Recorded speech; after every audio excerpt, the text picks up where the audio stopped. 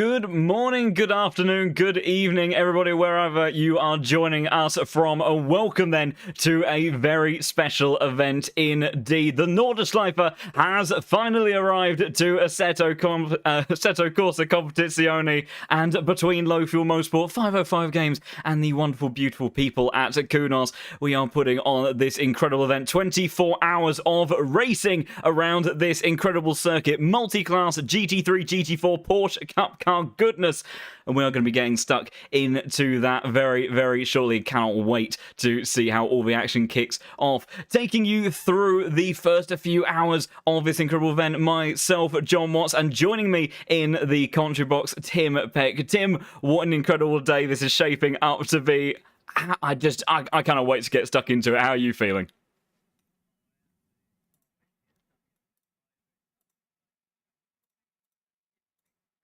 To be added into ACC since it started, and now we get to see a 24-hour race just a couple of days after launch. I'm so excited to see how this goes. Yeah, absolutely. I think everybody has just been in complete anticipation of this circuit for so long. And, it's understandable to, see why, because it is just such an incredible, incredible track. There is not really any other motorsport challenge, real world or virtual, that really compares to this. You have your grand historic circuits, the likes of Bathurst, Spa-Francorchamps, that all have their inherent challenges. They're big. They are sometimes a little bit deadly, depending on the conditions. They have a lot of dangers to them, but the Nordschleife is just something special. It's a really long lap around here. There is danger every single corner, and you have to be so confident around here. And it's going to be a really tricky challenge for these guys because they haven't had the greatest amount of time overall in terms of being able to dial in their preparations, because for some, this might be their first take at this circuit, especially in a competitive environment. And, the rest of this course is just so tricky because overtaking is limited at the best of times, so it's going to be such a thrill. I mean, Tim, have you ever taken yourself around this track, or has it always been one that's been a little bit kind of too much of a formidable foe to try and take on in the sim?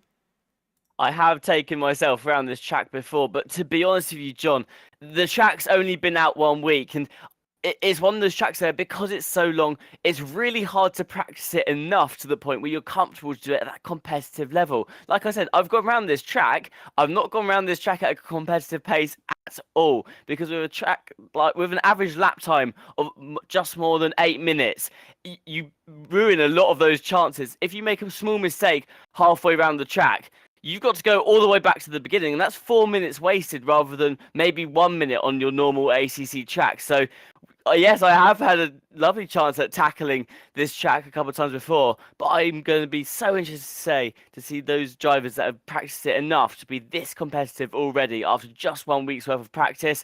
That in itself is a huge achievement.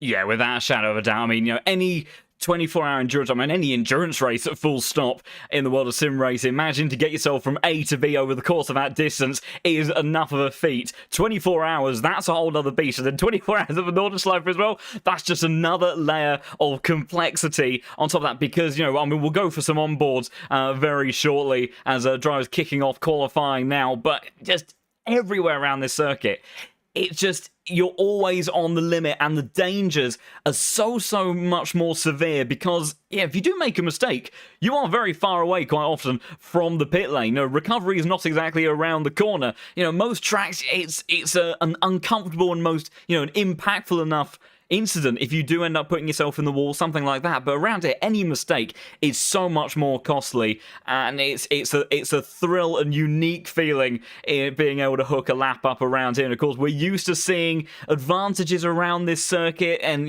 qualifying times being kind of in those margins of being within just a few tenths of a second. But Nordschleife, with how long the laps are, we may see gaps of anywhere between half a second or a second, but these incredibly talented drivers are going to be going toe-to-toe today. I'm sure we'll be bringing the margins very fine together. And like we said earlier, multi-class racing as well. GT3, GT4, and Porsche Cup in there. And it's going to be so interesting seeing how these guys deal with the traffic around here, because, most circuits, it's you've got some conventional opportunities to maybe try and dispatch on some of those cars. Around here, not only is the circuit often very narrow, very quick, and makes it tricky to go side by side, even with a like-for-like bit of machinery, but, the Porsche Cup car, for example, is an absolute rocket ship on the straight. That car's likely to be actually gaining a bit of lap time on that very long back straight. So you might, if you're in GT3, you might overtake them around the main portion of the lap. But as soon as you get to that back straight, you may have that traffic coming back through again. So there's just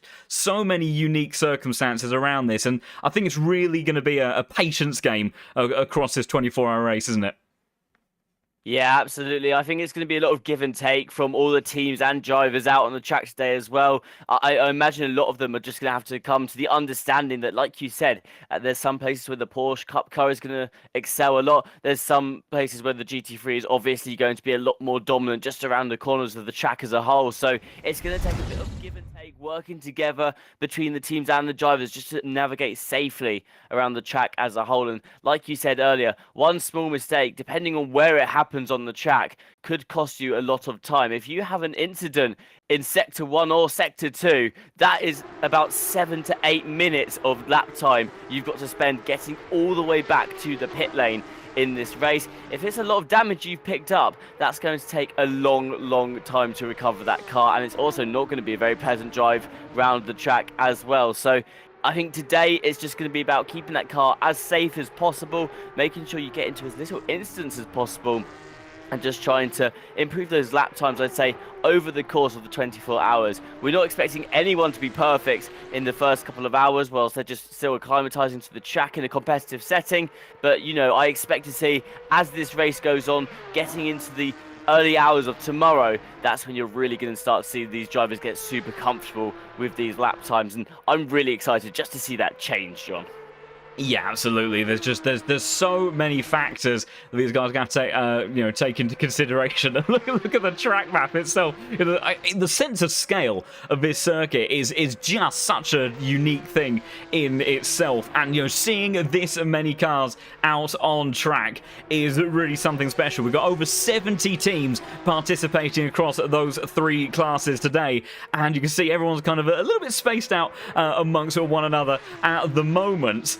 And considering that many cars on the circuit, when we go to other circuits, especially the multi-class event, the overlap between each of these sets of cars gets a little bit tricky over the course of these sessions, over the course of the race. But right now, these guys seem so spread out. But I'm sure once we get stuck into the racing, that it will very likely be a bit of a different story, and these guys will trip up over one another several times over the course of 24 hours, and it really is. It's something that typically separates the difference between a driver and a team that are able to deal with just a competitive difficult circuit, very high intensity grid, versus being able to manage that race over such a long distance. Because when you have this multi-class style traffic, there's that extra factor. You have to have that additional level of concentration.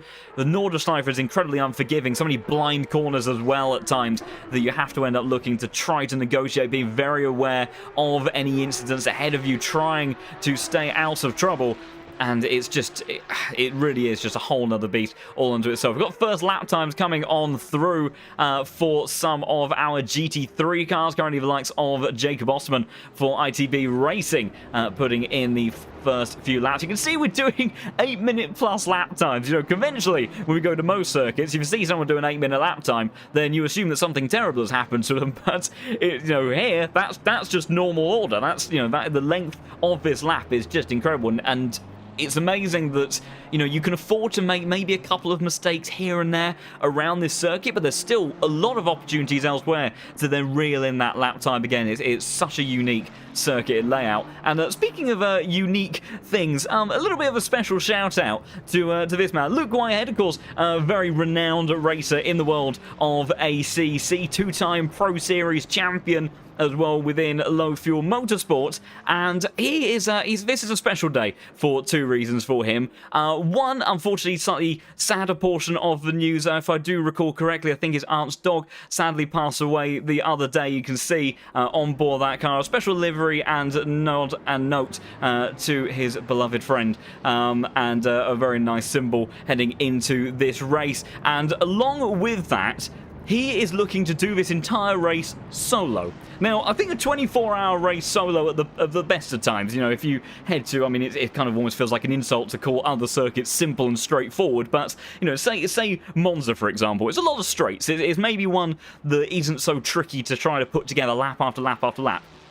24 hours around there, for example, would be a ridiculous feat in itself.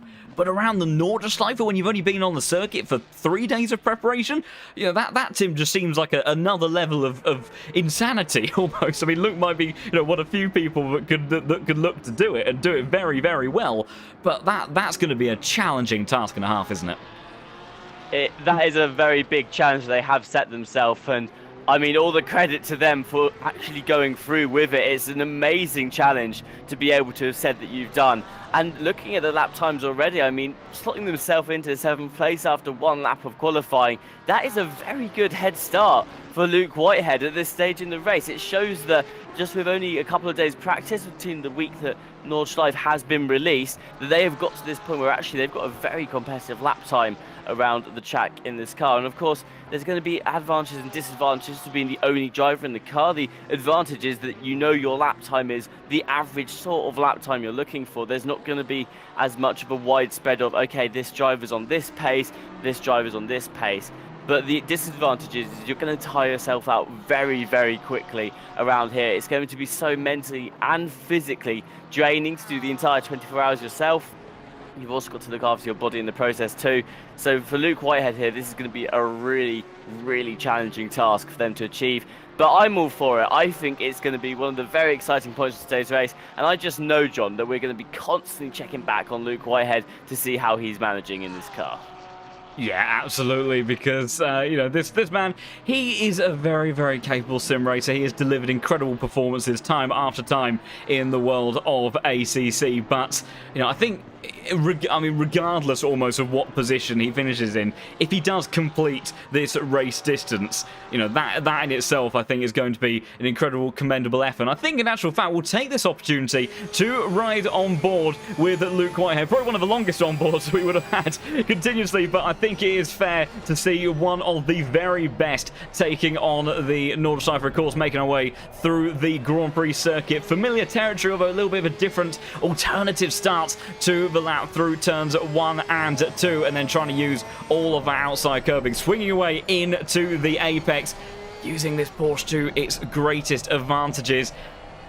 Of course, cornering, braking capabilities, the absolute strength of this car, the flat six torque as well is an absolutely beastly thing. But I tell you what, it's going to be interesting to see how this car behaves over the course of the race, because outside of maybe a few opportunities on the Grand Prix layouts, and you know the rest of the Nordschleife, like I said, it's very difficult to overtake around. So even if you have got a performance advantage, it's not really many opportunities. And then there's such a long back straight that perhaps, you know, even if you do make an overtake, you know, you could see the likes of some of these, you know, the BMWs that have often been very quick in a straight line. You have to see, you know, how the McLarens are shaping up as well, depending on how much, you know, rear wing they're able to take off the back. That car can sometimes have incredible amounts of top-end speed.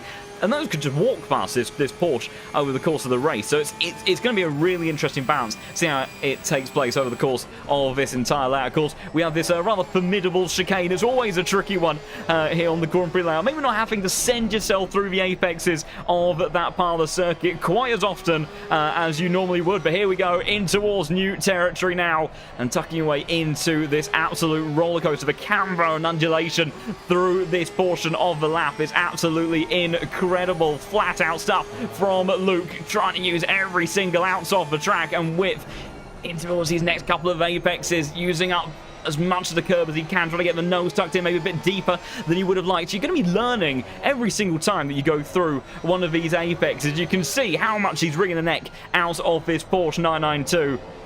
Clips over those apexes, down the hill, and the first bit of a little breather before heading through the floor pads. Tim, this is just such an incredible onboard to watch, isn't it? Absolutely, and he is really taking the track to the limits already, and it really goes to show the difference in all of the corners around this track as well. You've got so much variability across each sector as a whole. Right now, you know, you're in the early stages of the track. Some of the corners there were quite tight and challenging to begin with, and now it's getting a little bit straighter at times. So you're opening up for a little bit of a breathing point, I'd say, in the lap. The first one of, I guess, 3 across the track as a whole, that you've got another breathing point probably around the sector 8 mark, and then once you get onto the back straight, that is your last real breathing opportunity too. But you know, it just goes to show the variability of this track and how up and down it is as well. I mean, he just went very, very far down, and he's now going back up the hill again too. So really catching these corners is a lot to manage. And now back into a very technical section of the track. You can see Luke Whitehead going again, really pushing it up onto the curbs. I mean, to think that they're going to be doing this for 24 hours, that is absolutely amazing to think about. And so far, a flying qualifying performance from Luke Whitehead as well. Currently up on their delta by a couple of seconds, which is actually going to improve their time quite dramatically too. It just, again though, John, can they hold it for the next 5 to 6 minutes of this track? We'll have to see, but a great qualifying performance from Luke Whitehead so far. Yeah, absolutely. And of course, in this qualifying session, these guys have had upwards of 30 minutes to try and put these laps together. But around here, that's only 3 or 4 attempts, depending on how often you get on circuit. Luke Whitehead absolutely drifting the thing around and a half, going for a little bit of a jump over the grass as well. I mean, an onboard with this man is always a thrill and a half, because he really does like a pointy car. The steering inputs are super wild, but he really is trying to throw everything at this car and maximize the pace and performance. He has lost a little bit of time on his previous lap through those few moments, but he is absolutely flying as it stands. And the person that's flying is Jacob Osman for ITV Racing, the number 7 car, 1.5 seconds up on the delta. That would be a new provisional pole time to knock off Jordan Sherratt in the 255 car. Now climbing up this very, very long hill. This is going to be a place where the Porsche does start to lose out again. It'll be a very stable platform up here, but torque, straight line speed, still be losing out just a tad. Imagine that the cars like the Mercedes should be pretty competitive up here. It's got a lot of grunt from the V8 under the bonnet of that car as this flat six flies on through, absolutely flying through this portion of the lap, trying to use absolutely everything. And my goodness, you imagine you get a track cut warning around here. That must be almost soul destroying if you made your way through half of the lap. But at the same time, I always feel like, we're not going to see many track cuts, because the danger, as soon as you go beyond the limits of the circuit into the carousel, such a tricky section to get right, bouncing it away through there. But, if you do get an off track, that off-track is fundamentally likely to be putting you in the wall, and that's probably more likely the thing that's on your mind if you do go off the circuit. But if you do invalidate a lap around here, it's such a frustrating thing, trying to use everything that Luke can get his hands on. Absolutely brilliant onboard so far. The Porsche, always such a thrill to see drivers in this car, because it's a leery beast, but when you do hook it up, it's one of the most satisfying things. And just like that, the Nordschleife absolutely in harmony and synchrony with this flat six beast, make his way through those sequence of corners. Nordschleife is one of those things where you complete a lap and there's such a a sense of achievement when you really do put it all together. But I tell you what, that sense of achievement is probably going to start to diminish relatively quickly after entering a 24-hour race, because the pressure, the mental strain to do that again and again and again is just so huge. A couple of yellow flags out on circuit. Ostman did manage to hook up that lap. He almost got into the 802s.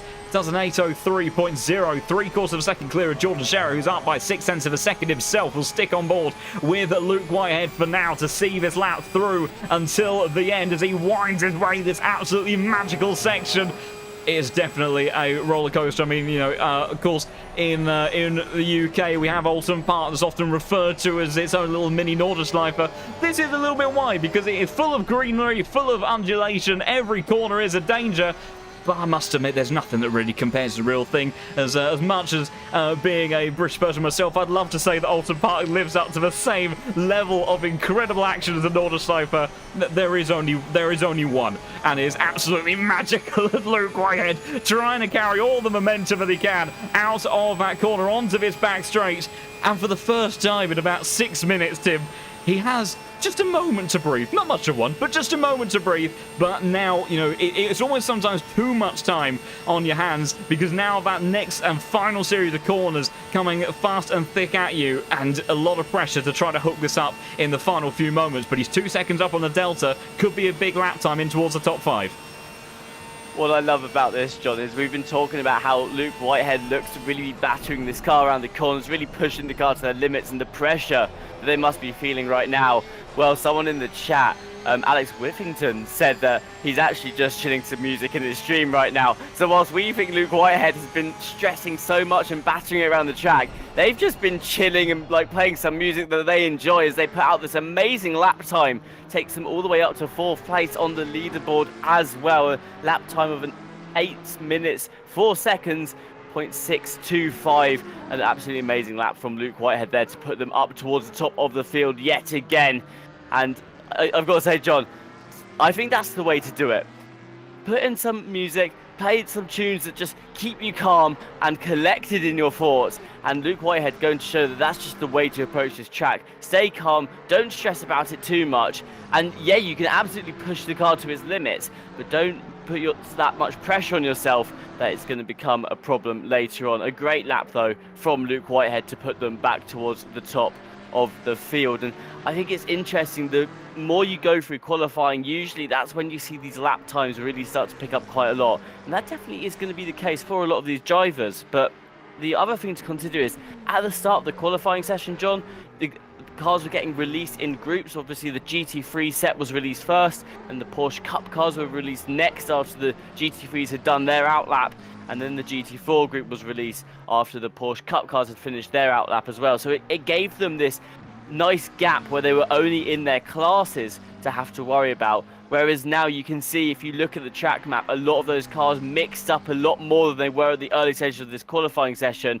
and that's going to make it more difficult, especially for the GT4 and the Cup cars here, just to navigate their way through traffic without losing too much time onto their qualifying lap as well. So do expect, as we see this qualifying session go onwards, you might not see those improvements across a lap that you do usually see in qualifying sessions in ACC. It may be more likely that actually that first lap could have potentially have been your one shot at a clean lap with no interruptions as well. And I think that's another balancing act that you've got to do, John.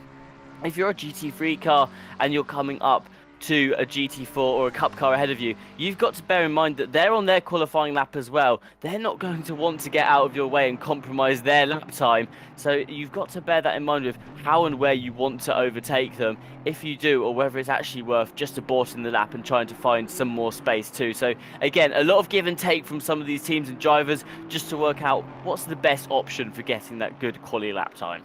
Yeah, absolutely. And you saw Henrik Gamble, while he was trying to make his way around, running into that very early on. He's decided to continue on with the lap. He's still maintaining a good delta, but it is a tricky thing to manage at the tail end of this session. We got one of the GT4 Mercedes, which these GT4 cars, it's going to be really interesting to actually see, you know, the differences in some of the lines around here. Of course, the GT3 cars have a lot more downforce on board. They're able to really stay planted. The GT4 cars, a little bit more forgiving of being able to really throw these cars at the curbs, and see in this Mercedes that Jonathan Hallomer for BTL Racing doing just that. It's probably a little bit more of a comfortable ride, but at the same time, it is still very, very tricky, and it's a lot more of a momentum game. You know, whenever we've kind of got these cars that are a bit lower on horsepower, don't have so much in the way of there. I mean, you know, these GT4 cars, they're still, you know, they are still very quick. It's not exactly something you'd be able to outrun very easily. These are very fast race cars.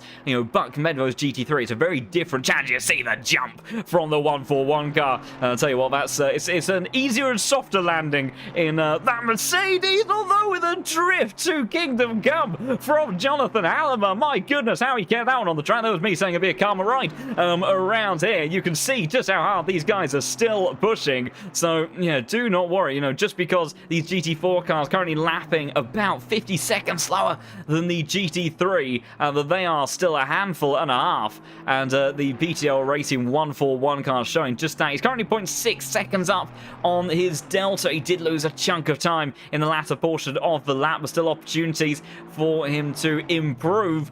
Not too many cars inside the GT3 class at the pointy end of the grid on major improvements. We have got Lucas Roda, who's found 0.9 seconds in the number 76.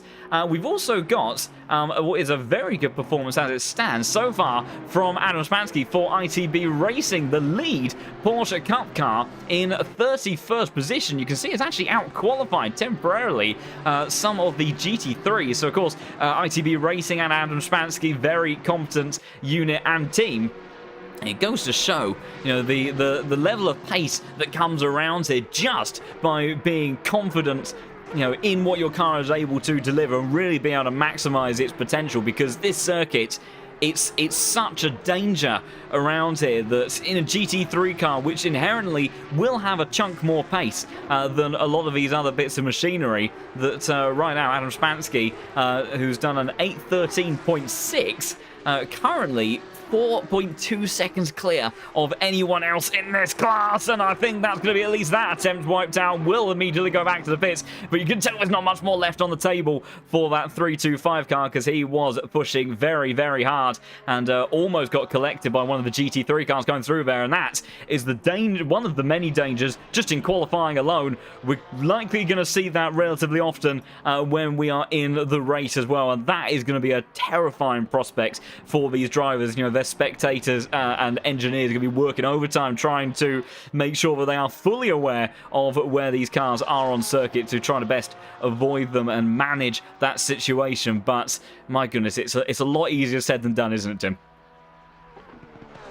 Yeah, absolutely. And as we've already talked about so many times in this stream, one small mistake, an early part of the track can see the rest of your lap time disappear quite quickly as well. So they're quite lucky that they have that time just to get out of the pits one more time. They should be able to make it around the track in the next 12 minutes and then still get one good qualifying lap time out. We'll see if they do choose to do so.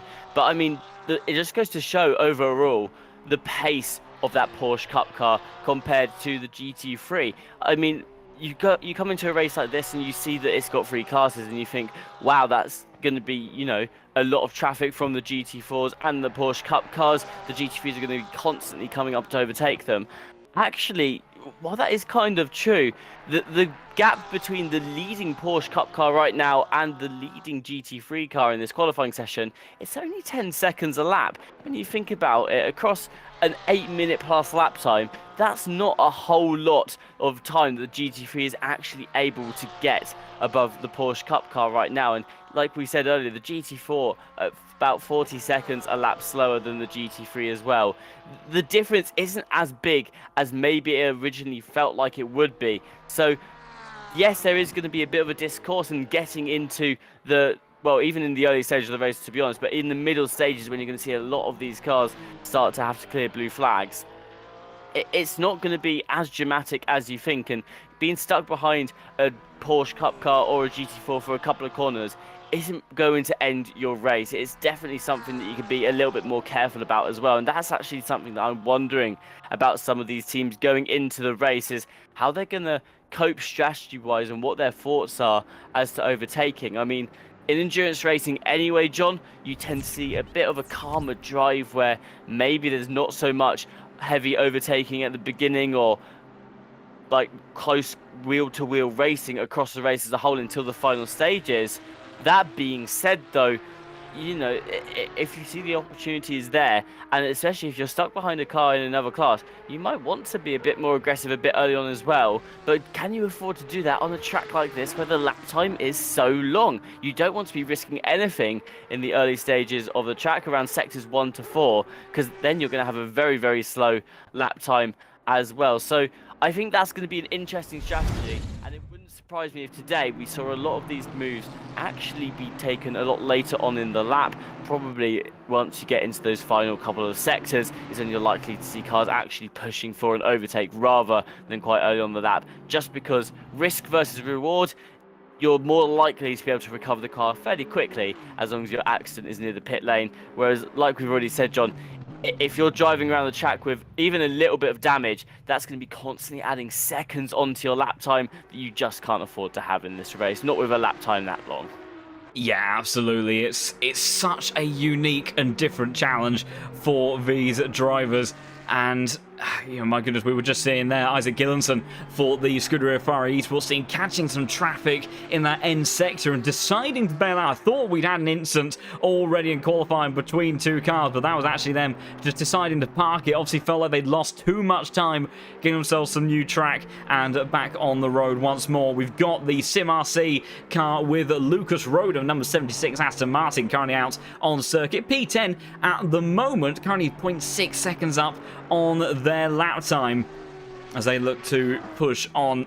And it's an interesting one around here, kind of a unique situation from the commentary box as well, because you can kind of, catch up from time to time with each of these cars. You can see, they've made their way into a certain portion of the circuit, and then you kind of, leave them there for a bit, and then catch up with them later on down the line. Also saw a question in the chat about, which other cars and how many cars do we have on circuit day. So we have multi-class between GT3, GT4, and the Porsche Cup car. And we have 71 teams on track between those three classes today. So a very, very long field of cars, and absolutely fantastic to see this many teams participating in this incredible event. As you see, Lucas Roder really trying to use everything, almost got straddled onto that curve. The second part of the second kind of mini carousel as such, using all of that camber that's available the inside of the circuit. Lucas Roder again trying to maximize the track width, kicking up the dust on the grass on the outside.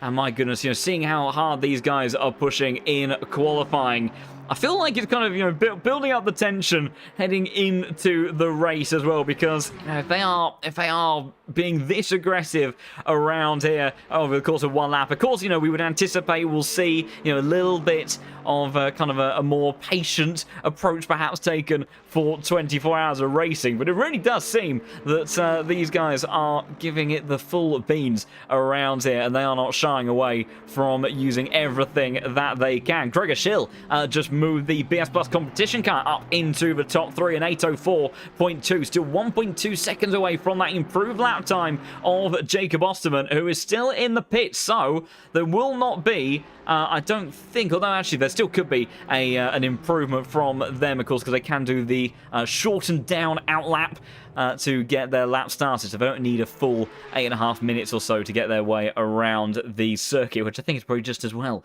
Otherwise, they'd be taking quite a while. And also infuriating there at the end for Lucas Roder. After 8 minutes of driving, he was 95 thousandths away from improving on his lap time. After that must be a little bit of a demoralizing thing when you've gone through apex after apex, just trying to get more and more time out of the car. You finally cross the line, and not only are you unable to improve, but you miss out by improving on your lap time by less than a tenth. That's a bitter pill to swallow. I mean, you will look to go out and have another crack around here, but that's a frustrating way to finish a lap, and probably not great for the confidence heading on to your final attempt. Yeah, that really isn't your ideal situation, but I imagine it's something that a lot of drivers have prepared for today. Again, John, like we said, going into this track, going into this race, you're expecting to have that one small mistake that ruins your lap time. If that does happen towards the end of the track, you do have to mentally prepare yourself that there's not a whole lot you can do aside from what's just happened. So yes, it's going to be a huge blow to their confidence. Yes, it's really not ideal that it's happened this close towards the start of the race, but then just look back across your lap time as a whole across that track. I mean, if you're originally up on your delta, then that is something to look at.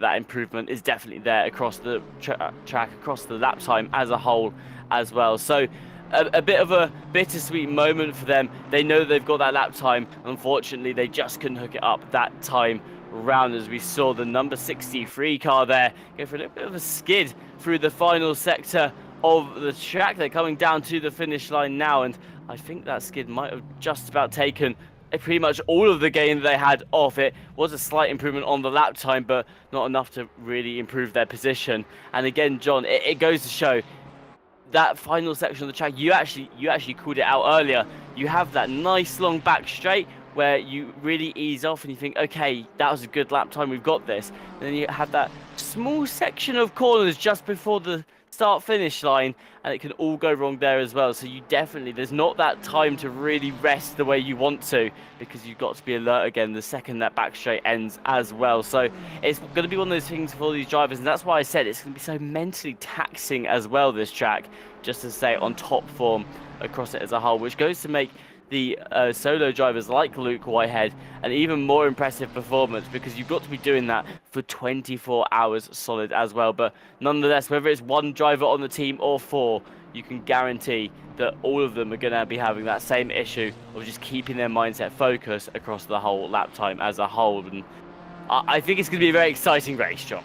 Oh yeah, absolutely. I think that was never in any doubt. I think anything that's around the Nordschleife immediately has the setup and premise to be an incredible, in this case, day of racing, because, yeah, 24 hours, and that's a little bit of a slide for Nils Harman. He found 2 seconds on this lap, and he's going to be watching that delta just tick away from him. Thankfully, not the biggest run to the next series of corners, so he's only dropped about half a second as a result of that error, but he's got some company behind him. That Ferrari 296 lurking very menacingly on the rear end of that car. We'll try to see who is that that is running just behind the white and orange car. I think they are actually on an outlap, thankfully, based on the map graphics, so I think they are safe from being overtaken, but it almost looks like this car's struggling with its tyres, trying to keep them alive all the way to the end of the lap, getting very, very close with that Ferrari behind, and I imagine that they're trying to get a bit of a shift on. Oh my goodness, look at the way the GT3 cars absolutely fly. Oh my lord, 24 hours of that in itself. Try doing that for 24 hours without pointing yourself into the wall. That's going to be enough of a challenge as it is. But my goodness, these guys absolutely flying around here, and that car behind is probably keeping the momentum up and keeping the pressure on. Not because they're on a lap of their own, but they've only got 2 minutes left on the clock to initiate their lap, or initiate their next lap, at least. So pushing on as it stands at the moment. We've also got a big improvement inside the Porsche Cup class, as interestingly, Adam Spansky has stepped out. Chris Warner for ITB Racing has now got into the car. That car has already been running very quickly for the Porsche Cup car, still 6 positions ahead of the next nearest competitor. And in just the Grand Prix layout of the circuit alone, Chris Warner has found almost a second, so very, very quick stuff already from this car. Could be looking to really displace even a few more of the GT3 cars around here. That car and driver combination feeling pretty happy, as it seems. Also, this man, Luke Whitehead, looks like that is all for him in qualifying. P3 as it stands at the moment, but could be displaced by the likes of Henrik Gamble, for example, who as well is improving 0.8 of a second, and they haven't even made it out onto the rest of the circuit. Someone I just heard went into the gravel in the background. No such issues for the Sprouts Esport McLaren. They've got a long way to go, 7.5 minutes or so of track left for the 717 car, and with the margin that Henrik has already gained in the opening portion of the lap alone, could very much see himself challenging in towards that top 5, as just 30 seconds left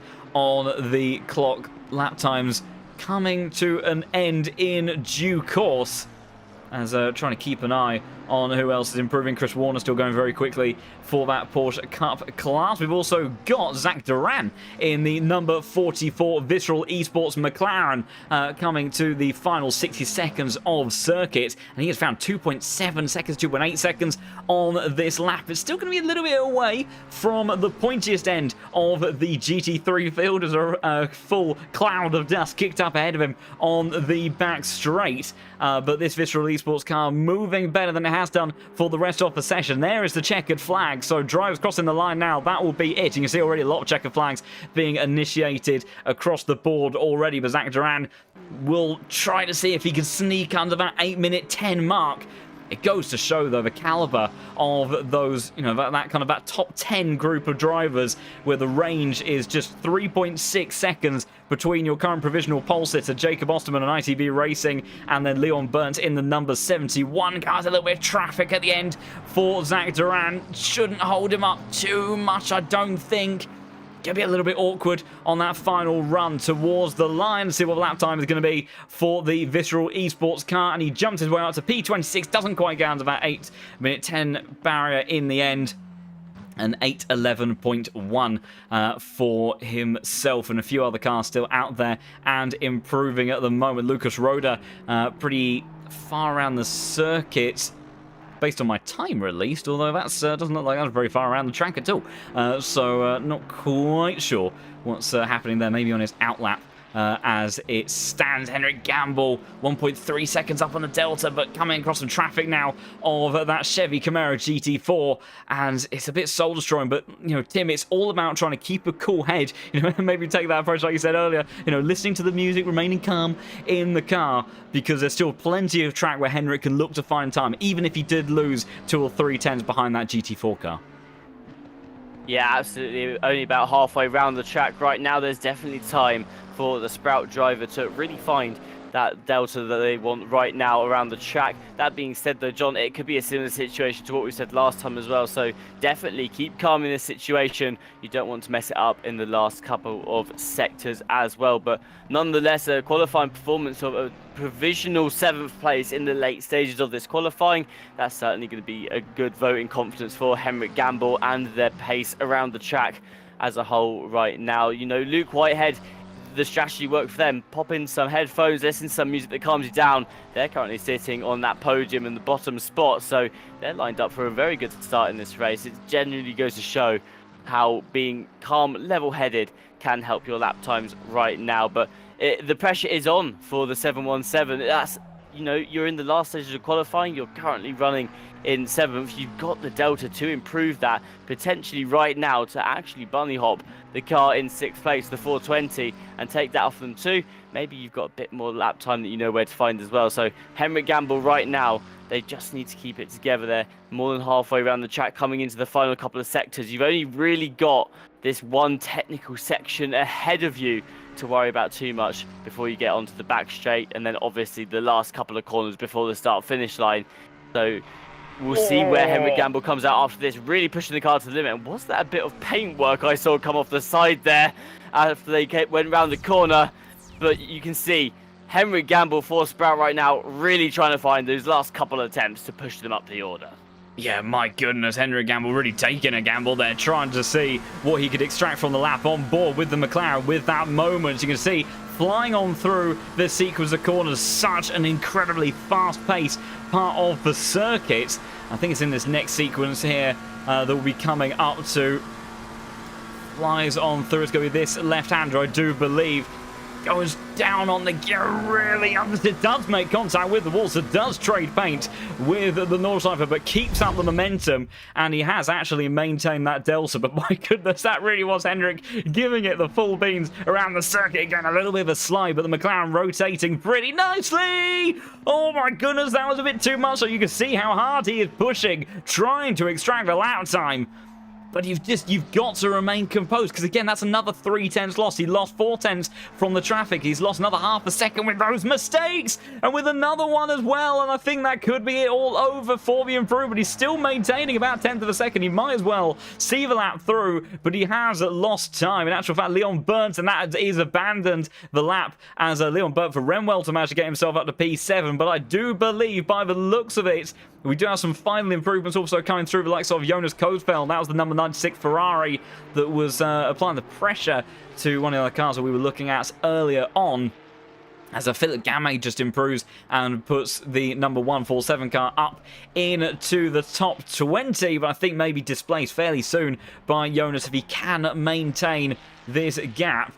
But Jacob Osterman for ITB Racing, but only 3 tenths of a second in the end. He didn't actually manage to improve on that other lap time, but he has taken that car to the top of the timing sheets with Jordan Sherratt in the 255 car, managing to join them on the front row. But we'll see Jonas flying on around as we see this qualifying session come to a close. We are reminded of just a couple of important things. One of them, Jorge Villa in the chat very wisely points out that whilst qualifying is one thing, in a 24-hour endurance race, 24-hour endurance race, it's almost negligible. And now, the reason why I say almost is because you definitely can move your way all the way from the back of the pack to the very front across 24 hours. If you've got the pace, if you stay out of trouble, it is definitely possible. But equally at the same time, even just on the opening laps, it's staying out of the carnage of that mid-pack where the Nordschleife can very, very easily throw a few issues from time to time. Is certainly, one where qualifying can actually make quite a bit of difference, just trying to make sure that you stay out of trouble in those opening laps. So we'll have to see how it plays out. Also, if you are looking at this Nordschleife goodness and want to be able to get your hands on some of this incredible DLC yourself, well then look no further. Head over to the LFM Discord, because keys are being provided by the wonderful people at 505 Games, where the raffle for that will be taking place for every 2 hours for that DLC. A handy little tow for Jonas Kothfeld behind the GT4 car ahead of him. That's going to help him find some extra lap time. But if you have enjoyed this absolutely crazy qualifying session so far, whilst these guys have been showing their mettle on hot lap 1 lap pace here at this fantastic historic circuit, and you want to get behind the wheel yourself and see how you can get on, then do look to head over to the LFM Discord and get involved with that. And we will see exactly how it plays out over the course and duration of this race. Jonas Kothfeld has found a few valuable dents, and that was a big slug of the GT4 car in the background. Definitely going to be a tricky one over the course of this race distance. Kothfeld gets himself up into 18th position, as then final lap times coming on through for Steve Falver in the number 27 car. I think a very small improvement. Actual fact, did lose out just in those final few moments. And as I try to look around, do we have any other cars out on circuit? We do have Nils Nauber down in 65th position, and is looking to try to find some lap time. I'm not sure if he is improving as it stands. Maybe just dialing himself into a circuit a little bit more, getting a bit more familiar. No harm in that. And there you go, qualifying over and done with. And an absolutely crazy, crazy session that we have had there, Tim. Race will be getting underway very shortly, and can't wait to get stuck into that. As also correctly mentioned in the chat, these drivers, 70-minute stint timer for them around here. So they're going to be in the car at least for an hour and 10 minutes at a time. And of course, that is going to be a lot of pit stops, a lot of driver swaps, unless you're Luke Whitehead, you're a little bit mad, and doing it solo over the course of the race. But, even just management of the pit stops, we've seen, how rated can be decided just by, a few valuable seconds of you missing a pit box, during that valuable changeover. So, Tim, this race, between the premise of the circuit, the multi-class action around here, and, every little ounce of influence that conditions everything that can have on the way that this plays out, is just going to be so important for these guys to try to hook up over the course of 24 hours. And it's just going to be an absolutely mad one, I think. Yeah, I have to agree with you there. This is a whole new type of race for a lot of these teams in ACC right now. Before, we're used to those short lap times of just over a minute, maybe just over 2 in some cases, but now you're looking at a race with a much longer lap time. That changes the strategy up completely, and like you say, every second is going to count, especially with the pit stops as well. So you will have to be really on form with that today too. The other thing that I think is interesting as well is, usually when it comes to a stint timer, you're looking at that lap time and you're thinking, okay, we've got time to squeeze in a couple more laps. That calculation has to start a lot earlier on a track like this. If your lap time is 8 minutes, then you've already got to be ready to be going into the pits probably about 10 minutes before your pit time comes to an end as well. So there's a lot of things to be taken into account for the teams today. There's going to be a lot of background work going on to work out what's going to be the best approach. And it's going to take all the drivers to be on form throughout the entire race. But I think the one strategy to go with today, and the one thing that all of these drivers and teams should take home as a whole, is you just have to take it as it comes. You've just got to keep calm about it. We've already seen in qualifying how remaining calm and collecting the head Luke Whitehead performed with a third place finish after qualifying has just gone to show how that is so important to those lap times and just keeping calm. You do not want to be getting frustrated. You don't want to be going for any risky moves that could see your car getting damaged at an early stage of the lap as well. And that's why I think it's going to be interesting going into this race, John, because you have to consider, a lot of the time we see in these endurance races, there's 2 hot points for overtaking, and it's at the end of the race, but also right at the beginning as well, where teams really try and get that first couple of positions before they break into that gap where they're confident and comfortable, just continuing at their own pace and maybe the quieter stage of the middle. We're not going to have that same opportunity today. You've got to be a lot more calculated at the beginning about where you want to place those overtakes. Honestly, it wouldn't surprise me if it wasn't turn 1 chaos, it was the final turn chaos instead, where teams are going for that dive more into the last corner just in case that something goes wrong and they pick up damage early that could see them taken out the pack as well. But that being said, there's going to be a lot of different strategies regarding that at the beginning of this race. We've already seen that there's a couple of the Porsche Cup cars in there that have qualified above the GT3s. The GT3 cars not going to be wanting to spend a whole lot of laps behind the Porsche Cup cars because they just want to be closing the gap to the other GT3s ahead of them as well. So a lot to think about today, and I think it's going to be a very, very busy and hectic first couple of laps in this race, although I do think it will be a little calmer than what we're used to on some other tracks as well. Personally though, John, I'm just really excited to see how this turns out. I can't wait to see some of the strategies that are going to come out of these teams.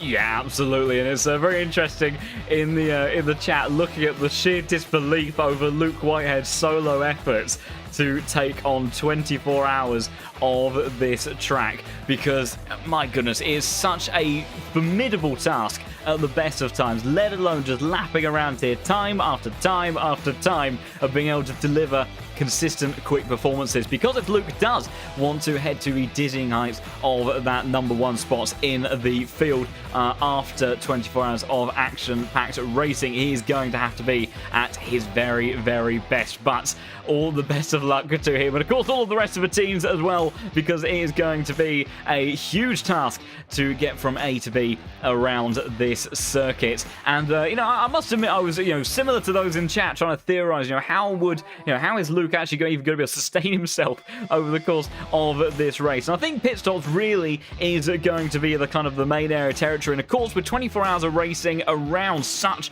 an intensive and demanding circuit, as well as going refueling, changing tires, you're also going to have to go into the pits to change your brakes at various points of the race as well, because they are going to really start to melt away after a few hours of being pushed. So, maybe during those longer pit stops where the brakes are being changed as well, maybe that'll be some convenient times that Luke can look to maybe grab something to eat and maybe a quick drink from time to time. And of course, that back straight as well does at least provide some degree of opportunity for him to try to sustain himself for this one, because it is going to be a mighty, mighty task to put all of those laps together, as 24 hours out of Nordschleife, incredible from the British driver. And you can see qualifying results from that session with 71 teams of participation, but it was ITB Racing that took that pole position spot with BMWs on the front row.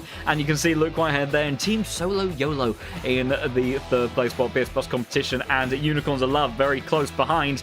An interesting mix of manufacturers. BMWs, 4 of them inside of the top 10. Saw questions being asked, you're seeing that kind of distribution of the manufacturers. It does seem like this BMW is a pretty stable platform around this circuit. It's competitive. It also have good straight line speed as well, which is handy for both overtaking the traffic and also being defensive against maybe any of those other cars that are applying the pressure later on in this one.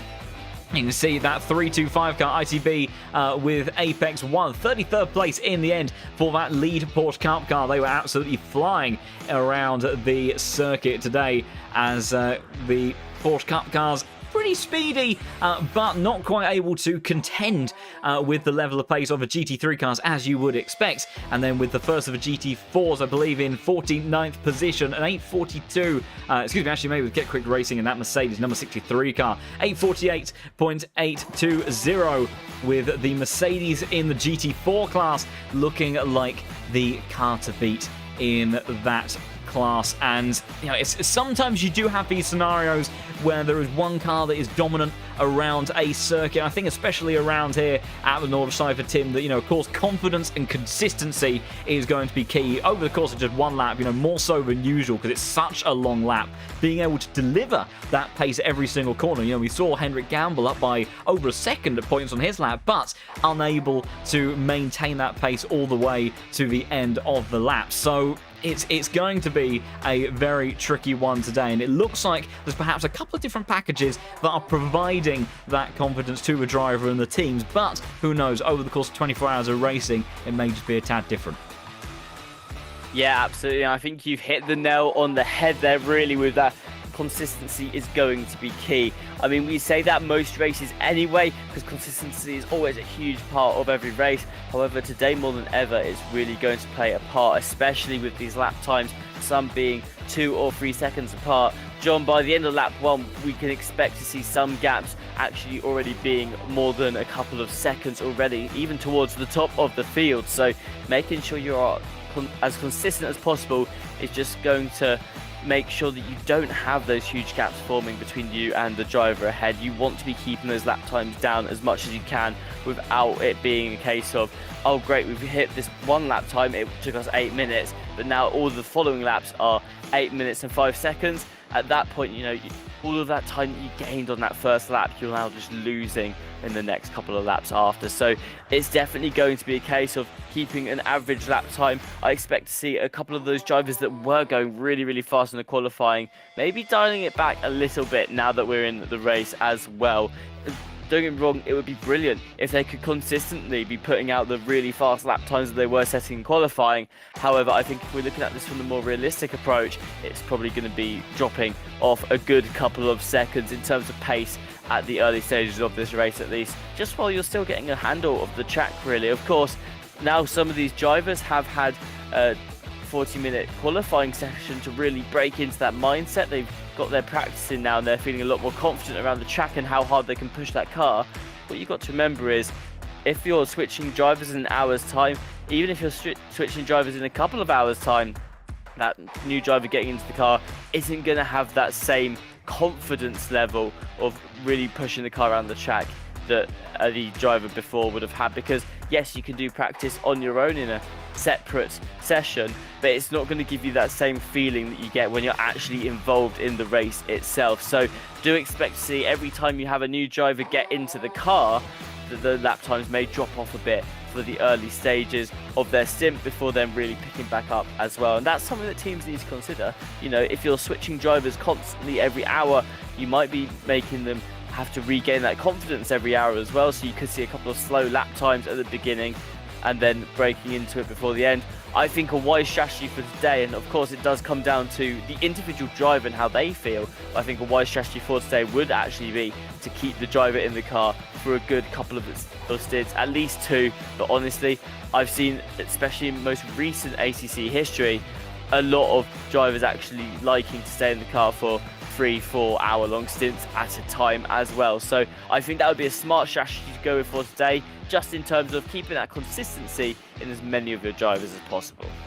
Yeah, absolutely. I think, more so than almost any other circuit that we go to in the world of ACC and, fundamentally just sim racing generally, that, being able to build that consecutive, layers of confidence lap after lap is so important. And if you are chopping and changing between drivers and having one person in the car, one person out of the car, swapping left, right and center, of course, on the one hand you get the advantage of maybe being able to maintain the energy over the course of a race, so that becomes a little bit easier. You get regular breaks for each driver, and when you've got such a demanding challenge like this circuit, then that does start play into that strength there. But on the flip side of that, being able to dial in that confidence and then, just be able, once you have got that consistency, especially if you have any changing conditions, the way that the track evolves, things like that. There is such a flow and pacing to this circuit, and is all of those aspects of endurance racing. They are just so much more enhanced and emphasized when you have a lap that is as long as this, and when you have a layout that is as technical and overall demanding as it is around Nordschleife. So it is really going to be a very interesting thing in terms of strategy. And of course, we have Luke Whitehead, where his strategy is, pretty simple overall for the duration of his 24-hour race. I think, he'll be just trying to go forwards as much as possible and stay alive on the circuit. That will be, fundamentally the only things that he will likely be aiming for this race, because, I think anything else, he will obviously he'll want to get the best results that he possibly can. Without a doubt, he is a competitor. He is a pure out-and-out racer at heart, and he will very much be looking to do just that. But at the same time, I think he'll be acutely aware of how much of a challenge this is going to be, and the level of concentration that he is going to have to maintain. And he's generally, when we see these, sort of sprint races and everything, that he is quite an aggressive driver in nature. We saw even with the onboard in qualifying that he really does, absolutely fly through all those corners in the Porsche. He is one of the drivers that really does put that car on an absolute edge in order to extract the lap time. But we might need to see a bit more of a conservative approach, not just from him, but the entire field today, to be able to, just avoid those errors, because the problem here is it's so easily done. Just slightly offline, catching a little bit of the dirty part of the track, being caught off guard by some traffic, an incident ahead, changes in conditions. It's so easy for then you to lose a car, and then that's a major impact on the course of your race. And of course, 24 hours of racing, if something does go wrong, the one good thing about an endurance race that is this long is that you do have the opportunity to start trying to make your way back up through the field and recover whatever damage has been done overall. But fundamentally, you want to try to avoid those incidents, at the root, because that will lead to your best overall results. So, seeing how these drivers, how the teams manage those aspects, and especially Luke, and I think we've got a couple of other teams that are a 2-man roster as well. So even a 3-man roster is going to be a struggle. It's going to be so interesting and important. Now, of course, Tim, this early on, before we've even got into the race, it's very difficult to make predictions. But based on the back of that qualifying, what we've seen from some of these cars, have you got any teams that you're keeping your eye on that you think could be an interesting one to see over the course of this race, how they might manage this one, or any cars that you think might be the handier ones to have for 24 hours worth of racing? I mean, undeniably, in terms of the car, the BMW has looked very strong in the performance today. Just look at that top 10. You've already got 5 BMWs inside of that as well. I mean, ITB Racing, they look very strong from the beginning. Of course, they're sitting on pole as well, so they're a very easy answer here to just say they're going to do well across this race as a whole.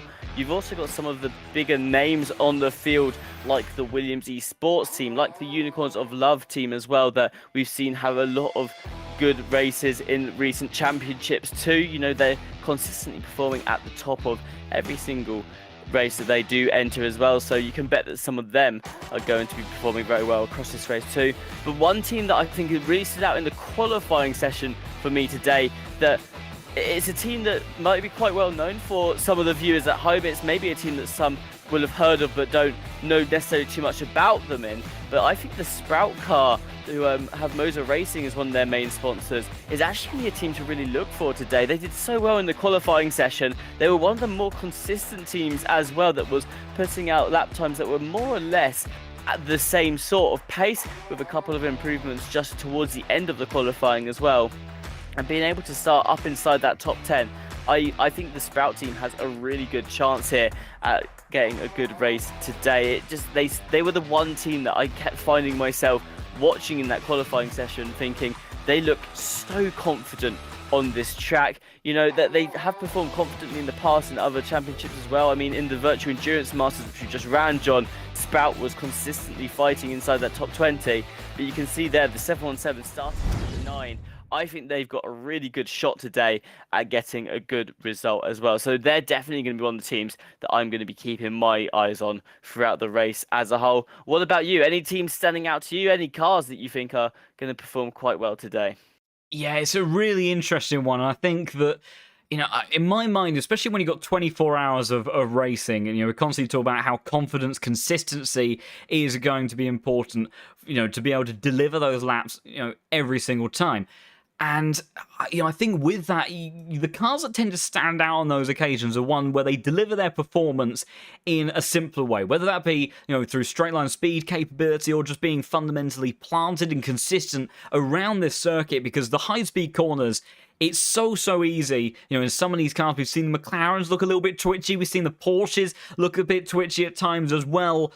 And, for me, cars like the Aston Martin, the Ferrari, the BMW, of course, I think that's, why it's such an overall strong package around here. It's got good grunt under the bonnet. It's got good overall performance.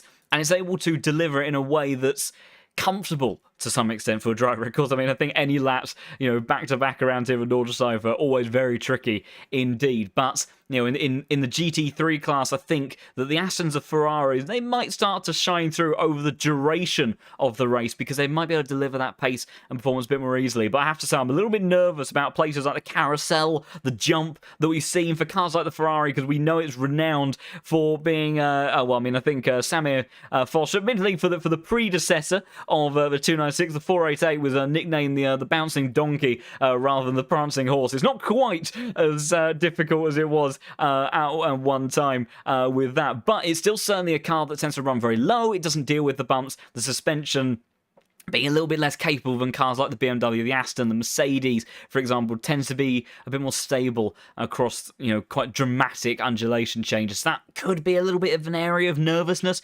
potentially for that package, but I think on the whole, if they can keep it, on the circuit, it will be a strong package indeed.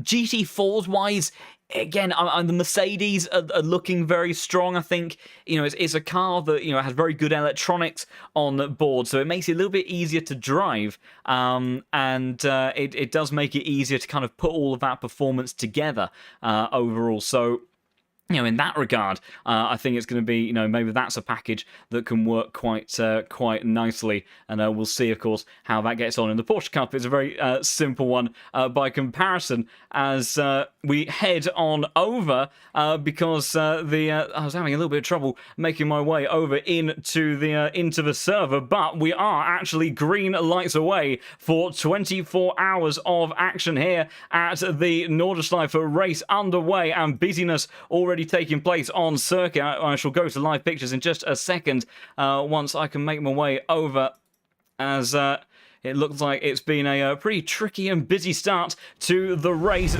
and a couple of yellow flags already out on circuit, but we are away, and we can see Luke Whitehead for Solo YOLO having an absolute dream getaway in that number 55 car, managing to get the jump when it counted, and with 24 hours of action drama already kicking off around this circuit, Tim.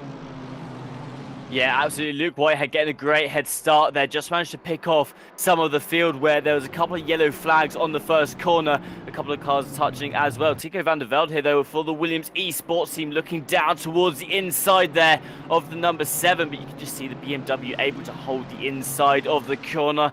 Will come out still on top. Tico van der Velde not quite able to gain another position there, but already up 2 places from where they started. Williams Esports definitely trying to capitalise off this situation, looking very feisty in the early stages of this race here today. But yeah, Luke Whitehead was able to capitalise quite early. I think the 255 car and the number 7 made contact on that first corner, which just helped Luke Whitehead for the number 55 to sneak their way up through the order as well. All in all, though, most cars still able to filter into their spots on the track. You can see a couple of positions lost just up and down the field, but that is about it. Some teams just getting that slightly better start down the line as well, and you can see here a couple of the Porsche cars now just picking off the GT4s that were in their way. And actually, looking at that, there's a lot of positions gained for some of these teams and a lot of positions lost for some of the others, so I think something might have happened towards the back of the field that even I actually missed there at the beginning as well, John. But nonetheless, a very exciting start of this race, and where I guessed that there was going to be quite a lot of calmness in the early stages and the overtaking would come later, actually looks like it's been quite ferocious in the early stages as well, as contact was made there between... Oh, who is that that's going really slowly? I think that was number 21 there that was losing a couple of places just as they navigate through that first sector of corners as well. But the number 255, Philip Minard behind the wheel here, closing back in on Luke Whitehead. They want to see if they can gain that first place position. Of course, they did start in P2, the 255 team for Low Fuel Motorsports, but they do want to be trying to improve that as well, especially seeing as number 7 now out of the running order up inside that top 10. Very, very exciting stuff at the early stages, John.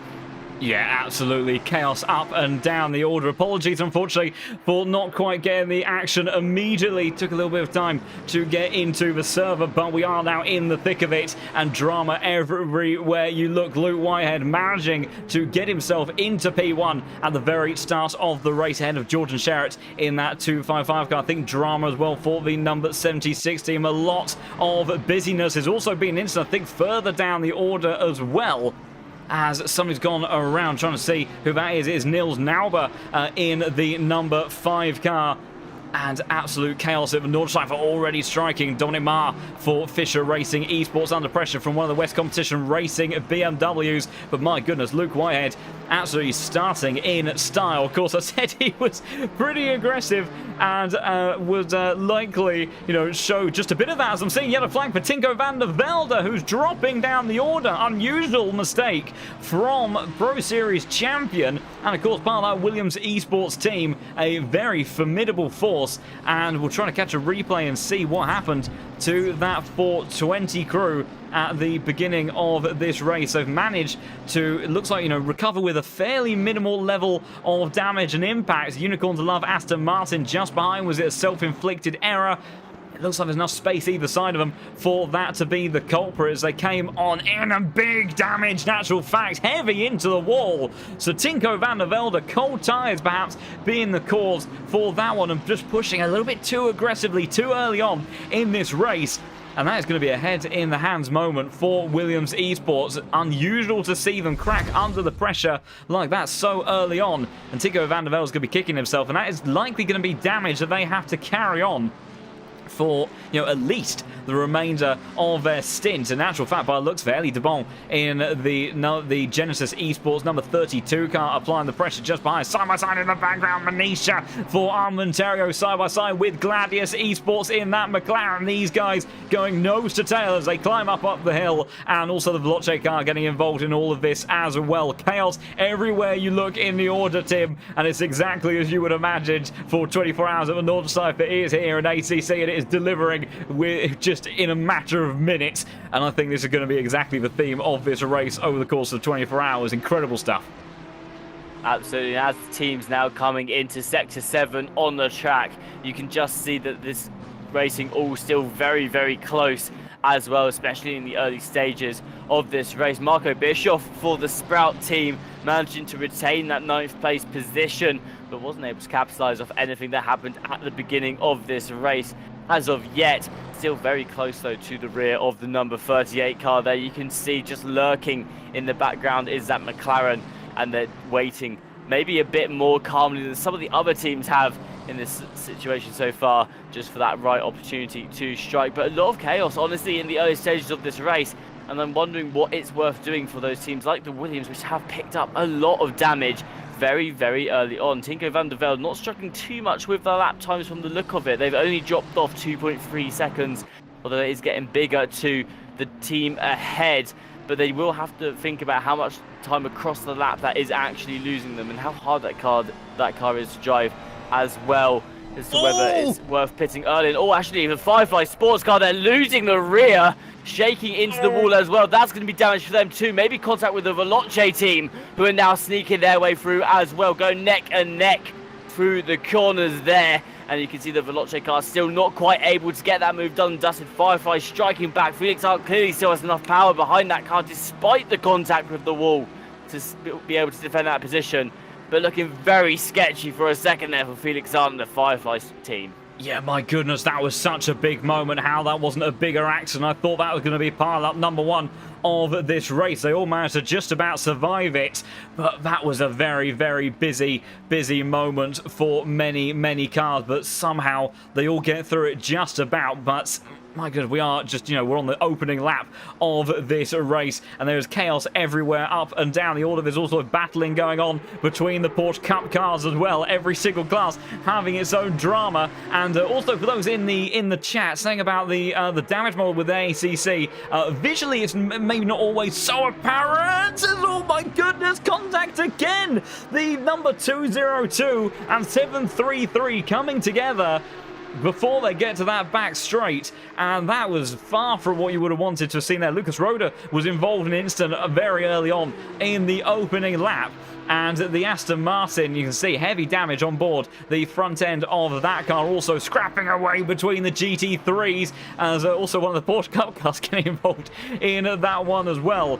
But absolute carnage around it. But yeah, sometimes the damage isn't always so visually apparent. The heavy impacts with these walls or other cars, do start to show their signs. But trust me when I say that in terms of the impact it has on the car's performance, it is very, very well handled. You'll see aero damage, suspension damage, steering issues as well.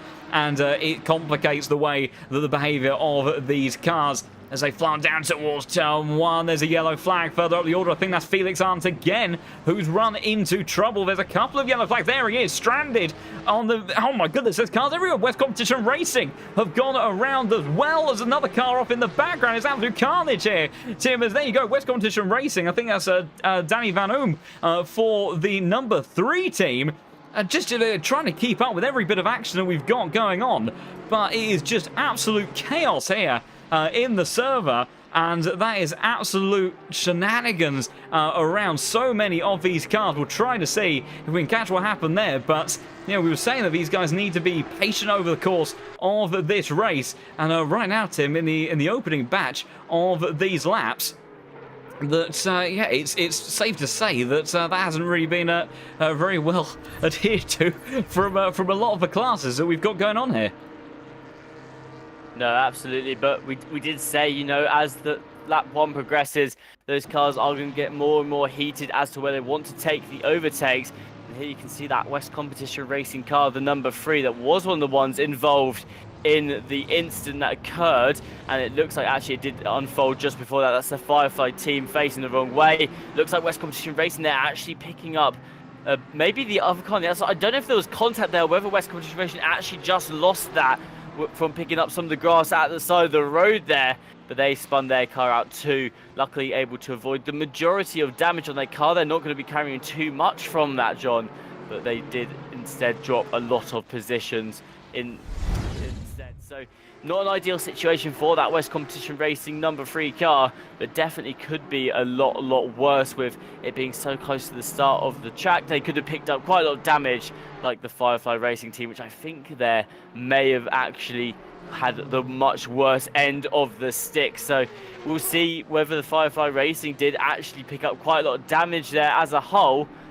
But, early stages of the race, we did say that it's likely some of these teams may take it easier. However, it's also not surprising to see towards the end of lap 1, at the beginning of lap 2, some of these teams may be just trying to pick off that extra couple of positions. Especially in that case, it looks like the Firefly team actually just made that mistake, which saw them block the track. So you never know what's happening. And the Nordschleife, like we've said, is one of those tracks where actually, if you have an incident, you want it to be at the end of the circuit.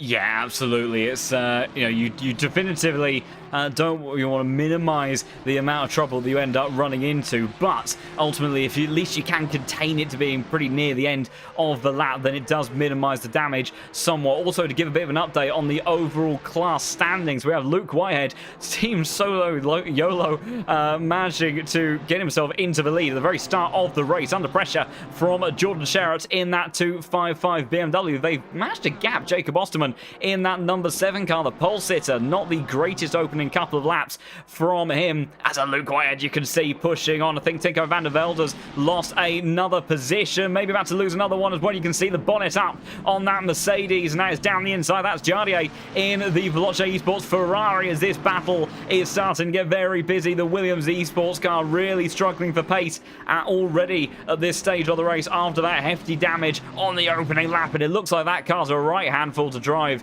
at the moment, doing his best to keep it all together and keep it planted on the black stuff, but he has been eaten up by so many cars now lining up behind him. Also well clear of the rest of the class. Adam Spansky for ITB Racing, the 325 car, currently 25th overall, as a yellow flag has come out briefly for somebody. I'm trying to see who that is. I can hear somebody going very slowly in the background. Didn't quite manage to catch who that was, but your Net Porsche Cup car leader by a good 7 seconds already over their next competitor, the 992 team. Adam Spansky for ITB Racing has managed to get himself into quite a neat little empty spot, has some clean air to run around it. It's a great job from him. And then there's a little bit of a scrap going on with Steve Fowler for SCL Esports in the number 28 Mercedes, who have managed to hold on to the class lead, but they are under pressure from Tobias Moberg in the number 34 Genesis Esports car. So right now, it is very close amongst a lot of these battles, and this is definitely one of them. As you see Tinko van der Velde taking to the grass in the background. All of these GT3 cars made their way past, and it almost feels like at this stage, you know, is that damage that's currently on board that car, is it worth it? Is it, you know, obviously an extra pit stop is always far from ideal, but you know, the Nordschleife is such a tricky track. Carrying that level of damage where you're quite clearly losing a lot of time lap after lap, you know, I'm uncertain as to whether or not, you know, staying out for the time being is the best way to go. Meanwhile, Alexander Secher in the number 23, the number 23 Aston Martin dropping a position, or gaining that one over Voltec Neuwirth in the 906 car. A little bit of mistake out of the carousel, and that is how easily it is done. You come out of the camber, you lose a chunk of momentum, and that is that. But my goodness, this is a fantastic little four-way scrap for positions just around the top 15 spots. Absolutely, and like you said about the Williams car, they're clearly struggling for pace quite a lot behind the wheel of that 420 right now, so it may be worth them considering just coming into the pit anyway. They'll put themselves out in probably a bit more open air. They won't have to worry too much about the traffic that they're currently trying to just fight through and hold on to positions from. I think it might be worth them considering a trip down the pit lane, but now you can see Jaroslav Honzik there looking towards the inside with this Veloce car. They're trying to put the pressure on the 201 ahead, and it looks like they might have just found a way through there. Down the inside goes Jaroslav, and that's a position gained for the Veloce number 39 team up into P13 with a nice overtaking technique there, just waiting for that door to open up just enough that they can push the front of that car through, and then able to hold it just through that section of corners. A great overtake there from Honzik, also known as Jardier, of course, to some who watch him and are involved with his YouTube community, but have also recently known that he just picked up a real-life drive as well in the Renault Clio Cup, so they'll be very excited to see how that goes for them, as well as I'm sure most of the community are excited to see how that turns out too. And of course, a big well done to Jardier for securing that drive as well. It's always good to see esports drivers ending up in real life driving as well. But for now though, back to the race, and that Veloce team we're watching from the rear of their car right now. No, never mind, we're watching from the rear of the 201 car, as it looks like the 51's going for a move as well. The 96 very close, looking to capitalise off this as well, and almost 4 wide here down the back straight. Instead it's going to be 3 wide, and you can see the Veloce car is just managed to give themselves a bit of a gap to this behind them, as 5 cars in a very close bundle just behind. It looks like the Jardier community team actually is going to come out on top after all of this. Number 23 there on the left-hand side, going to have the inside for the next corner, but on just hanging around the outside there is the number 51. They're able to hold on to that position, which they started with at the beginning of the straight, but a huge mess behind them means that the 23 is going to gain a couple of positions there. The good news though, John, is all cars managed to stay on the track for that. Yeah, to be honest, I've got no idea how. It's absolute chaos, and it's still continuing on the run down towards turn 1. Neuwirth trying to go around the outside. Secha losing out that position on the last lap as they go in towards the first turn. Sonotti as well, trying to go around the outside of Jonas Kofeld. Might just about have the exit, squeezes him out of turn 2, and as they continue to fly on down in towards the main Grand Prix circuit. But yeah, that back straight, that's exactly what I was talking about. You know, there's of course that massive slipstream kind of battle and you know, overall effect on the way the racing plays out. And if you're in a car that really struggles for straight line speed, you do very quickly end up just being swamped by the cars behind you. Thankfully, everyone managing to just about keep out of each other's doors in that one, but that was absolute madness on that. Also, I saw a question about the stint time.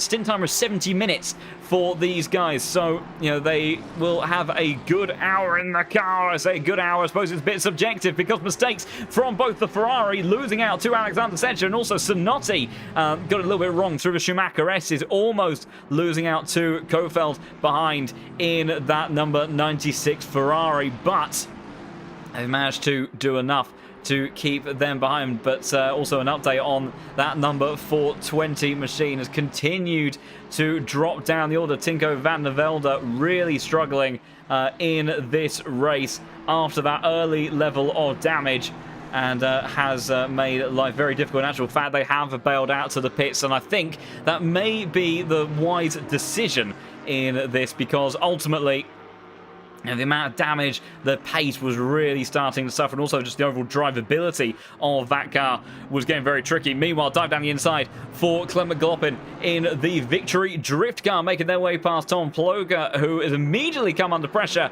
from Dieter Bletten for Get Quick E-Racing in the 770 car. There's also yellow flagged out for the number 93 team, further out on the outskirts of the lap. And that's Top Racing TV, our Spanish compatriots in their own comms box, bringing the action to life as well. And unfortunately, Alex Franganillo suffering and running into a little bit of trouble. Meanwhile, battles still kicking off in the GT4 class. The GT3s might be the fastest around the circuit and putting on a great show, but in each one of these classes, there is some fantastic scraps. I'll tell you what, these GT4s as well are going to be a right laugh down that back straight, because slipstream chaos and action galore for the GT3 cars, where you do have sometimes quite different performance in overall top speed, because they're so aerodynamically dependent that if you're in a car that has to run quite a lot of rear wing, it does start to have quite a dramatic effect on your overall pace. But these GT4s, they're much more mechanically driven. There's not so much aerodynamic performance. You see the number 76 car that ran into trouble early on, trying to make their way through past these slower cars. And the straight line speeds of these cars very, very similar. So definitely adds to a lot of interesting action. And in terms of also just keeping an eye, I think the Williams eSports car has gone back out on circuit, so despite running into trouble earlier on, they are looking to continue on trying to make up that time. Meanwhile, John Lynn for the number 86 crew running into trouble as they look to head out on to the main part of the Nordschleife, has got himself going once again. And I don't think there looks to be too much damage on board that car, so may have escaped any further damage or chaos. But my goodness, battles everywhere you look. Leaders, your top three separated by 1.5 seconds at the moment, which is crazy. Of course, only just a few laps into this race, but when you consider the challenge that they are taking on, seeing these margins is absolutely incredible amongst each of these teams and groups. And yeah, Tim, I think it's safe to say that it's been a pretty busy start to this race so far, continuing everywhere you look, every class, and this is exactly what we expected this race to deliver. It's been brilliant so far. Yeah, absolutely. Some of this racing has been absolutely amazing in the first stages of this race. Of course, there's some teams that maybe could have felt like it gone a bit better for them. As New Order Racing, they're going very wide on the exit of the corner, picking up a little bit of the grass in the process, which has helped the 333 car, the GT3, to move up the order as well. But nonetheless, there looked a a little bit wider than they might have hoped there, just to help the GT3 through on the track. But there may be some teams in this race that probably could have wished for a better start, but the thing you'd have to say to them is that they make a mistake and actually pick up quite a lot of the wall there. Does the New Order racing car, the 733, and then they skid again as well. That's why they went really wide on this corner too, just to get out of the GT3's way. I was wondering, of course I only caught the flip side of that, I was wondering what had happened to the car beforehand as well, but that explains what went wrong with the New Order racing team there. But they will be able to continue, hopefully not too much damage there. But luckily, like I was saying, 23 hours, 37 minutes left in this race, John. I mean, we talk about this all the time in other 24-hour races. There's time for these issues to be fixed. Yes, it's unfortunate that the Williams car had to pit that early on in the race, but across the 24 hours as a whole, depending on the timing of the stints and where they are able to pit, they'll probably find that actually they might not have to take that extra pit stop anyway. They might be able to have it so they skip that extra pit stop, that extra pit stop, just that then by then extending all of their stints to the maximum limit as well. So we'll see how that turns out for the Williams. Whilst it's not the ideal situation, it's definitely not the end of the world for them at this stage of the race. Yeah, absolutely. It's it's a very busy time out on circuit, and it's always such an interesting thing, actually, especially with these endurance races, because you can look to sometimes go for the tank mode, although disaster in the background, 2 cars off, and I think there's been a bit of a calamity, other cars managing to take avoiding action, some a little bit less fortunate, and there were 3 cars at least involved in all of that. And I was actually just about to say that, you can look to win these races on strategy alone, and just, sometimes a little bit of lift and coast, maybe eke out an extra lap or something in your stint if you can, and play the strategic game, leave yourself some extra flexibility as the race goes on. But the one thing that certainly puts you in a trickier spot overall is having incidents like that. And the Nordschleife once again absolutely biting at the first sight of danger. We'll try to see what happened. I think there was initial contact between the Ferrari and BMW up ahead. You can see running just in front, this is the 666 of Sasha Delic, and as they come on through into this very, very fast, action-packed area of the circuit, very close and small margins, and I think it's actually a little bit further up the course, so we'll see exactly what took place. But once again, it goes to show, there's the contact, the BMW into the barrier, the McLaren nowhere to go, unfortunately, just can't quite slow the car down enough in order to and almost ended up further contact with the Marlboro machine with that livery on the back. Coming up to the McLaren there, and unfortunately just a little bit of contact on the front end of the McLaren. I don't think a great deal of harm done overall, but certainly not ideal, and especially an incident that they'll be a bit frustrated about, feeling like there's nothing they could really do there. As meanwhile, another side-by-side moment, Isaac Gillenson has brought out the yellow flag further up the hill as well. So I think carnage in the GT3 class, and he's got back underway again, but there looks to be a lot of heavy damage on the front end of that Ferrari, Tim. Yeah, not an ideal situation. You can see how slow it is going now into the pit lane there. So their Ferrari team are going to have to also take an early pit stop in this race as well. They won't be the first team to do so, and I'm sure they won't be the last either. There's been a lot of just small instances, and this is exactly what we were talking about before the race, and you can see they're making a lot of contact with the wall. The nose went straight in and then rolling all the way across the track as well goes the number 51. A good recovery there from Isaac Gillison, who did manage to swing the car very quickly back onto the left side of the track. But unfortunately, the damage has been done. They are going to go straight into the pit lane. You can see as well the bonnet on that car pushed up. And like we were talking about earlier, ATC doesn't always show the extent of the damage on the car, but you can be sure the damage is there. And the fact that the bonnet's popped up means that there's clearly a lot of damage on the front of that Ferrari as well. So taking the trip down the pit lane to maximize their time loss is a very good idea for them there. Luke Whitehead, though, dropping back a couple of positions, have since lost out to the 255 of Low Fuel Motorsports, and the number 7 as well has snuck their way up the order too. So Luke Whitehead dropping back a couple of positions, still on for some very good lap times though.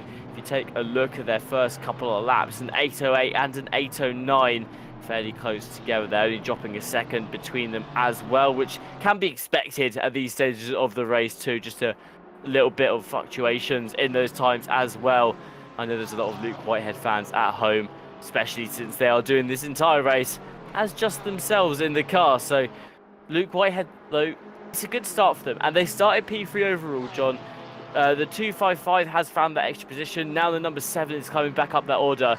For Luke Whitehead to still be running P3 at this stage in the race, it's a very good start for them as well. A 2.3 second gap keeps the top 3 safe from the rest of the field too. A very good start for them at the front of the field. And this is exactly why you were saying earlier, qualifying is still important. Yes, okay, it's not as important as the rest of the race. We already said that you can go from the very back of the field to the very top even across the 24 hours as a whole, but it's a lot easier to do so if you start at the front of the field. The number 11, they're going for a huge move down the inside of the Zaza Racing team. It's able to pick that up nice and cleanly with just a good dive attempt down the inside. A very good move from them there. But yeah, you can statistically go from the back of the field to the front, John.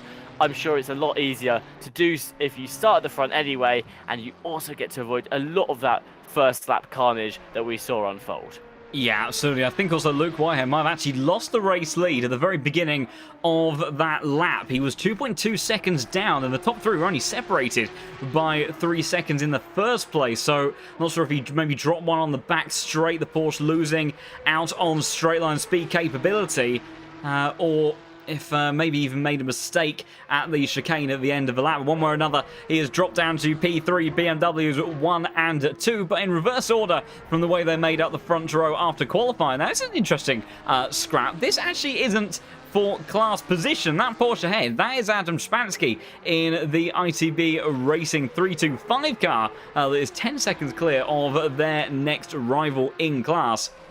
And currently being put under pressure from Jonas Hackler for the RWAG Nation Endurance, and of course you can really, it's such a feat from this ITB Racing team, the performance that they are extracting out of that Cup car and being able to keep some of these GT3s behind as there's a moment just about maybe avoids having major damage into the wall. That's number 33, as they're going to be very approached on by a great deal of chaotic action side by side.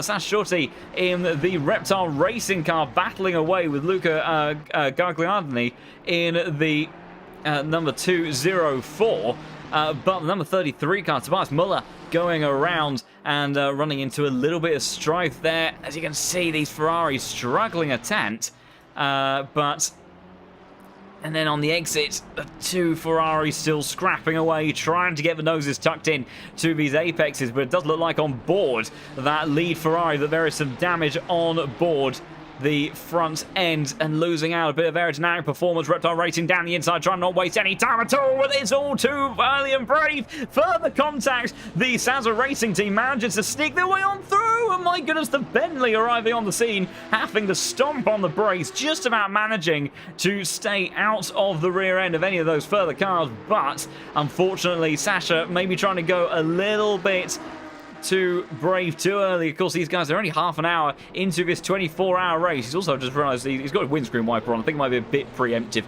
for any form of rain.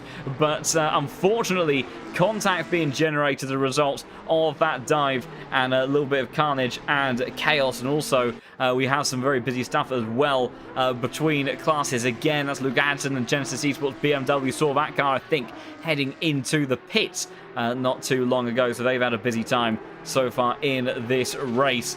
But my goodness, everywhere you look right now, there is drama. GT4s also battling away. Excuse me, actually, that is Stefan Vimazara in the number 69 Porsche GT3 car, making their way past Dominic Beck in number 20 as your class leader for GT4. Still looks to be this Genesis Esports Mercedes number 34 car of Tobias Moberg having a cleaner and more pleasant time in the server than I think their GT3 compatriot, and managing to have quite a comfortable position as it stands overall in this race, but very busy up and down the order. Things seem to have settled a bit inside of the top three. Luke Whitehead struggling to hang on to the pace of these BMWs out front. Gap is now 3 seconds between himself and Jacob Osterman, who does seem to be a man on the charge. You saw the improved line that he had, and Tim, with this long stretch down the back straight, the slipstream, 0.4 of a second, we could very well see the pole sitter head back on into the lead in a minute, and Jordan Sherritt already trying to break the toe.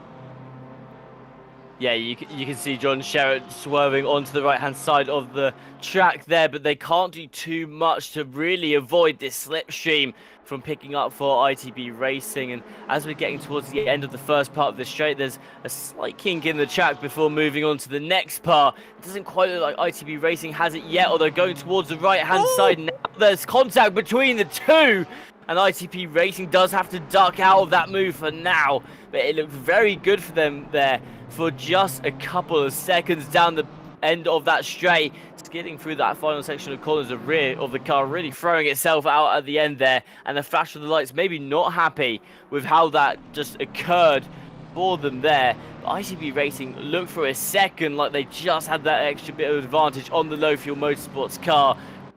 The contact between the two though did shut off any chance at an overtake for the BMW. Further down the field though, you can see Petrol Brothers Racing now going neck and neck with the 906, the Aston Martin fan club car. They can't quite find a way through there. They've had to duck back behind for now as the Aston Martin holding very strong in front of them.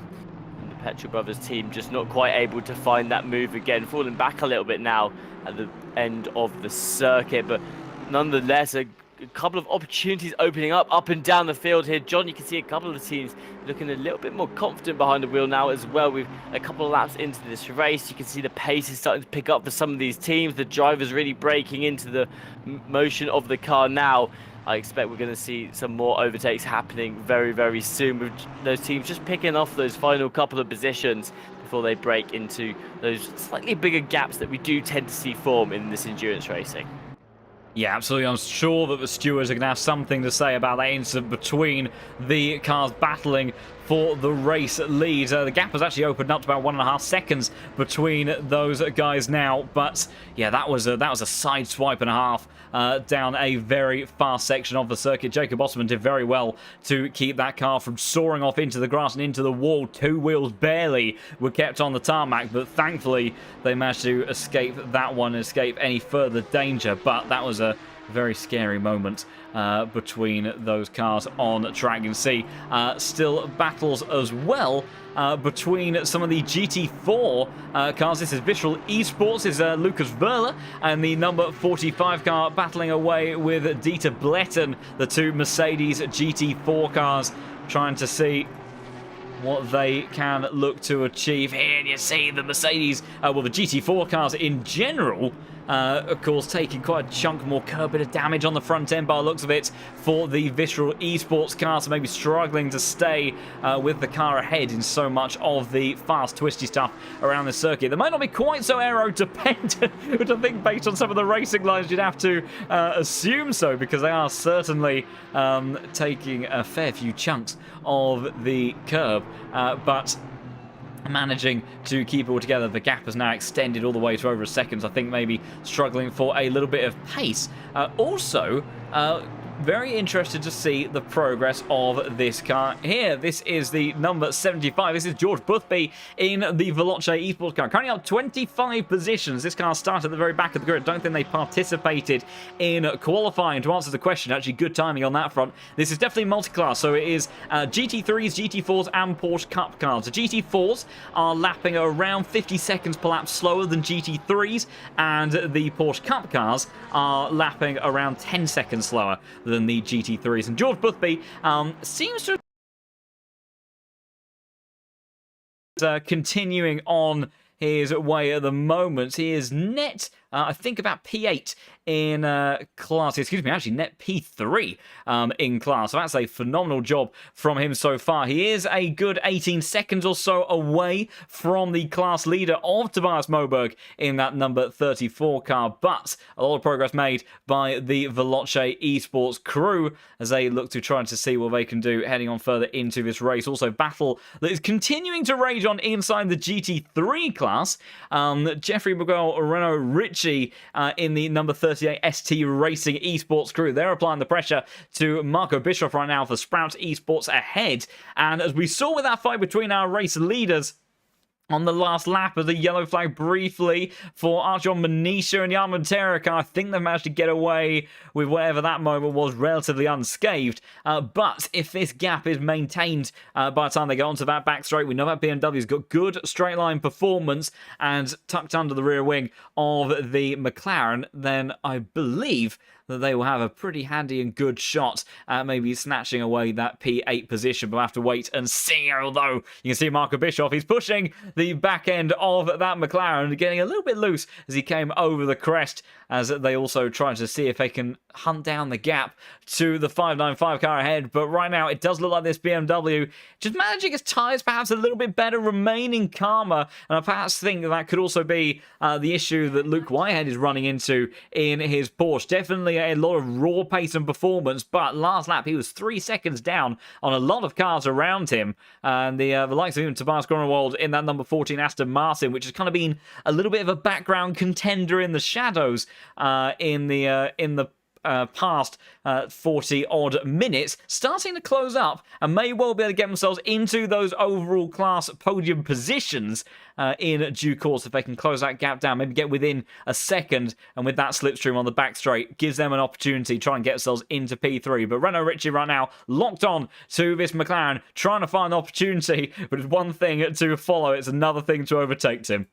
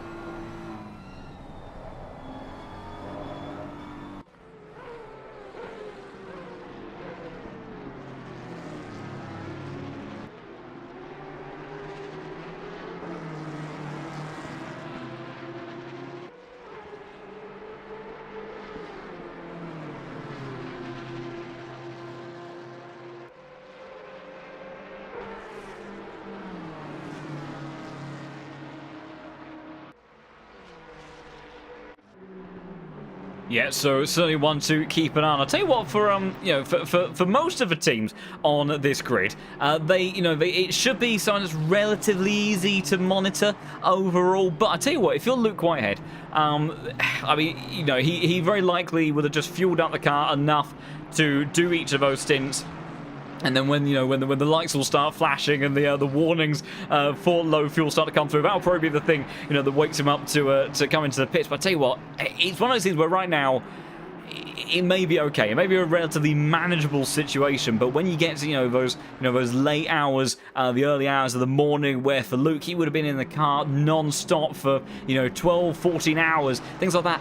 That's the sort of thing that's something. It's so easy to slip your mind. You've got so much concentration having to be paid to the rest of what you're doing and keeping it on circuit that sometimes just in terms of those aspects of the fuel management, stints, stuff like that, that is a very, very tricky thing to do in some of the other stages of the race. We'll keep an eye on that battle between Jardier and Manisha. It's currently up at 2 seconds, but this is a gap that is far, far narrower. Renault Ritchie for ST Racing Esports trying to make his way now past Marco Bischoff. We said if he could stay in that little tucked margin under the rear wing of the McLaren, he might stand a chance of making a move, and by the route of the slipstream, it looks like he has done just that. In actual fact, good bit of momentum carried as the gap was closed up to Carl Natter in that 595 BMW.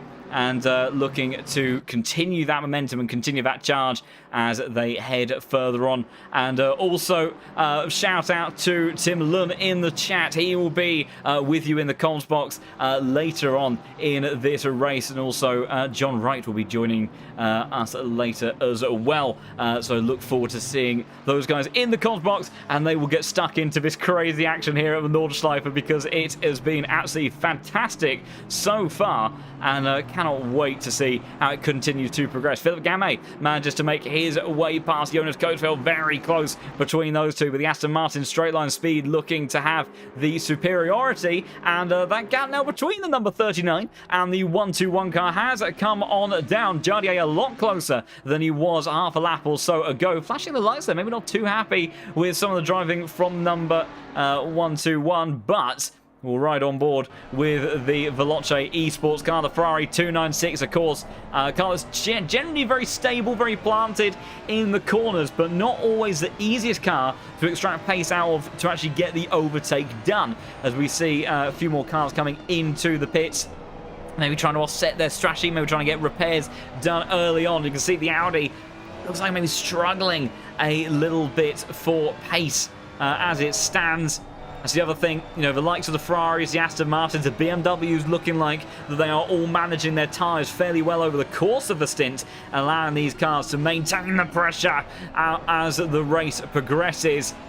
And you can see under braking a lot more confidence for Jardier, and he would have really wanted to have been able to dispatch the Audi before they get onto the outer section, but I think the V10 power of that car ahead may be just a little bit too much to get the job done, and he will be held up in the process unless he decides to send it down the inside. He is looking to side by side in towards the chicane. It's tricky enough at the best of times. The Audi's off onto the grass. Jardier makes his way through. Jardier up into P11 ahead of Manisha. We'll have to see if the stewards say anything about that. It was robust racing. Manisha will say he wasn't left enough space. Jardier would say that he should have backed off and allowed the Ferrari to head on through, but thankfully no major contact. They all managed to keep it on the black stuff for most of the time, and the number 39 Veloce Esports car manages to get himself into P11, 18 seconds away from the top 10, but now has clean air ahead to try to hunt that gap down, Tim.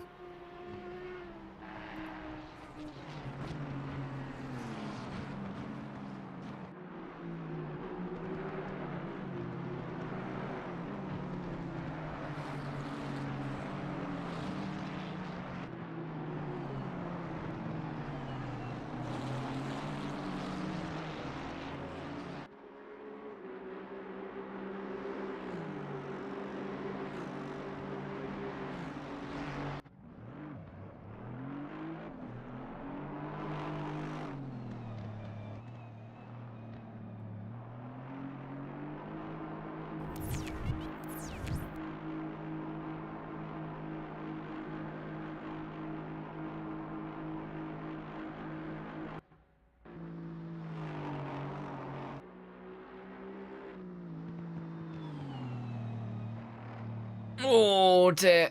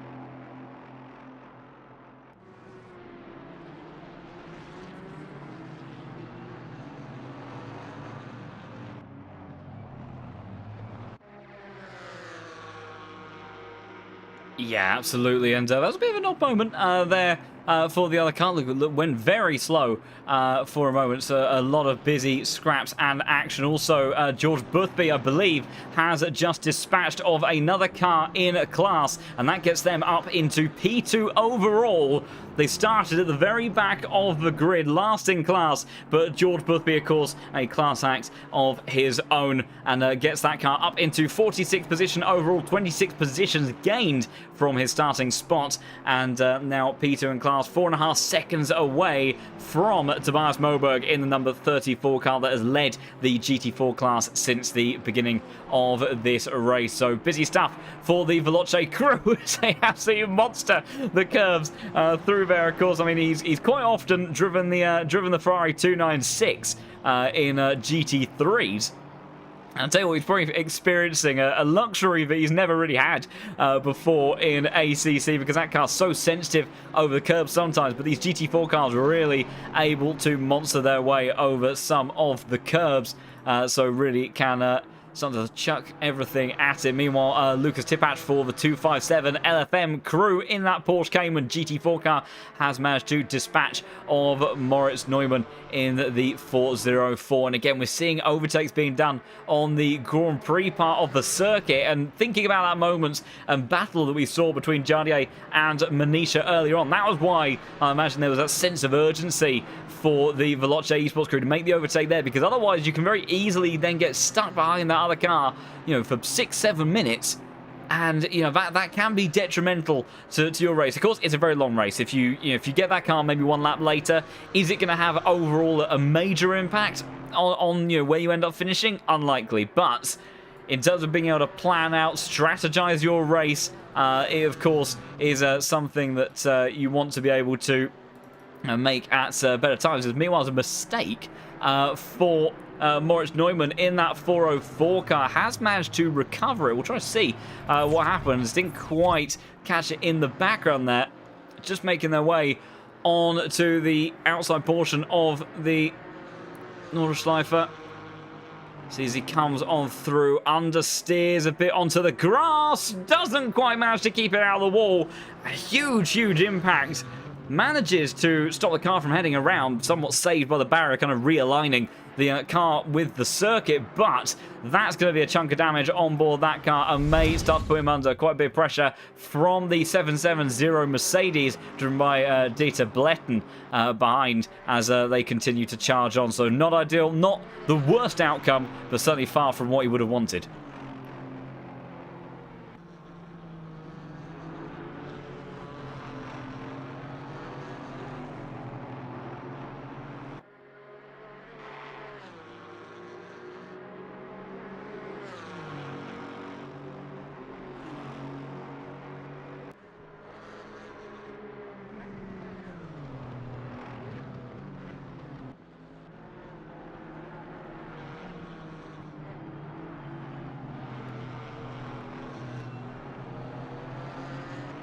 The track to open up a bit more before they really start to look for an overtake here, because I think in a lot of the time you're in that situation where you see the accident unfold, you think, okay, they're going to be carrying a bit of damage, now we can really start to force a move. I think Bletton's doing the smart thing here. They know they're still towards the beginning of the track, the opportunity isn't as big as we thought it was initially, and they're just lining up that overtake, waiting for the door to open a little bit more before they really go for a move there down the inside. And now watching as the ST Racing Esports car here follows the 595. This is the beginning of the track, the original layout for the Nürburgring, which is also its own track in ACC as well.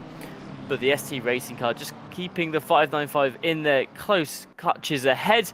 Not able to look for a move this far back just yet, but they're certainly able to line it up at this stage. And we have seen an overtake here already just a lap ago between Jardier and Manika as they went for a move up the inside towards the chicane as well. So we'll see whether they can replicate that situation. Jeffrey Miguel, Renault Ritchie behind the wheel of the BMW.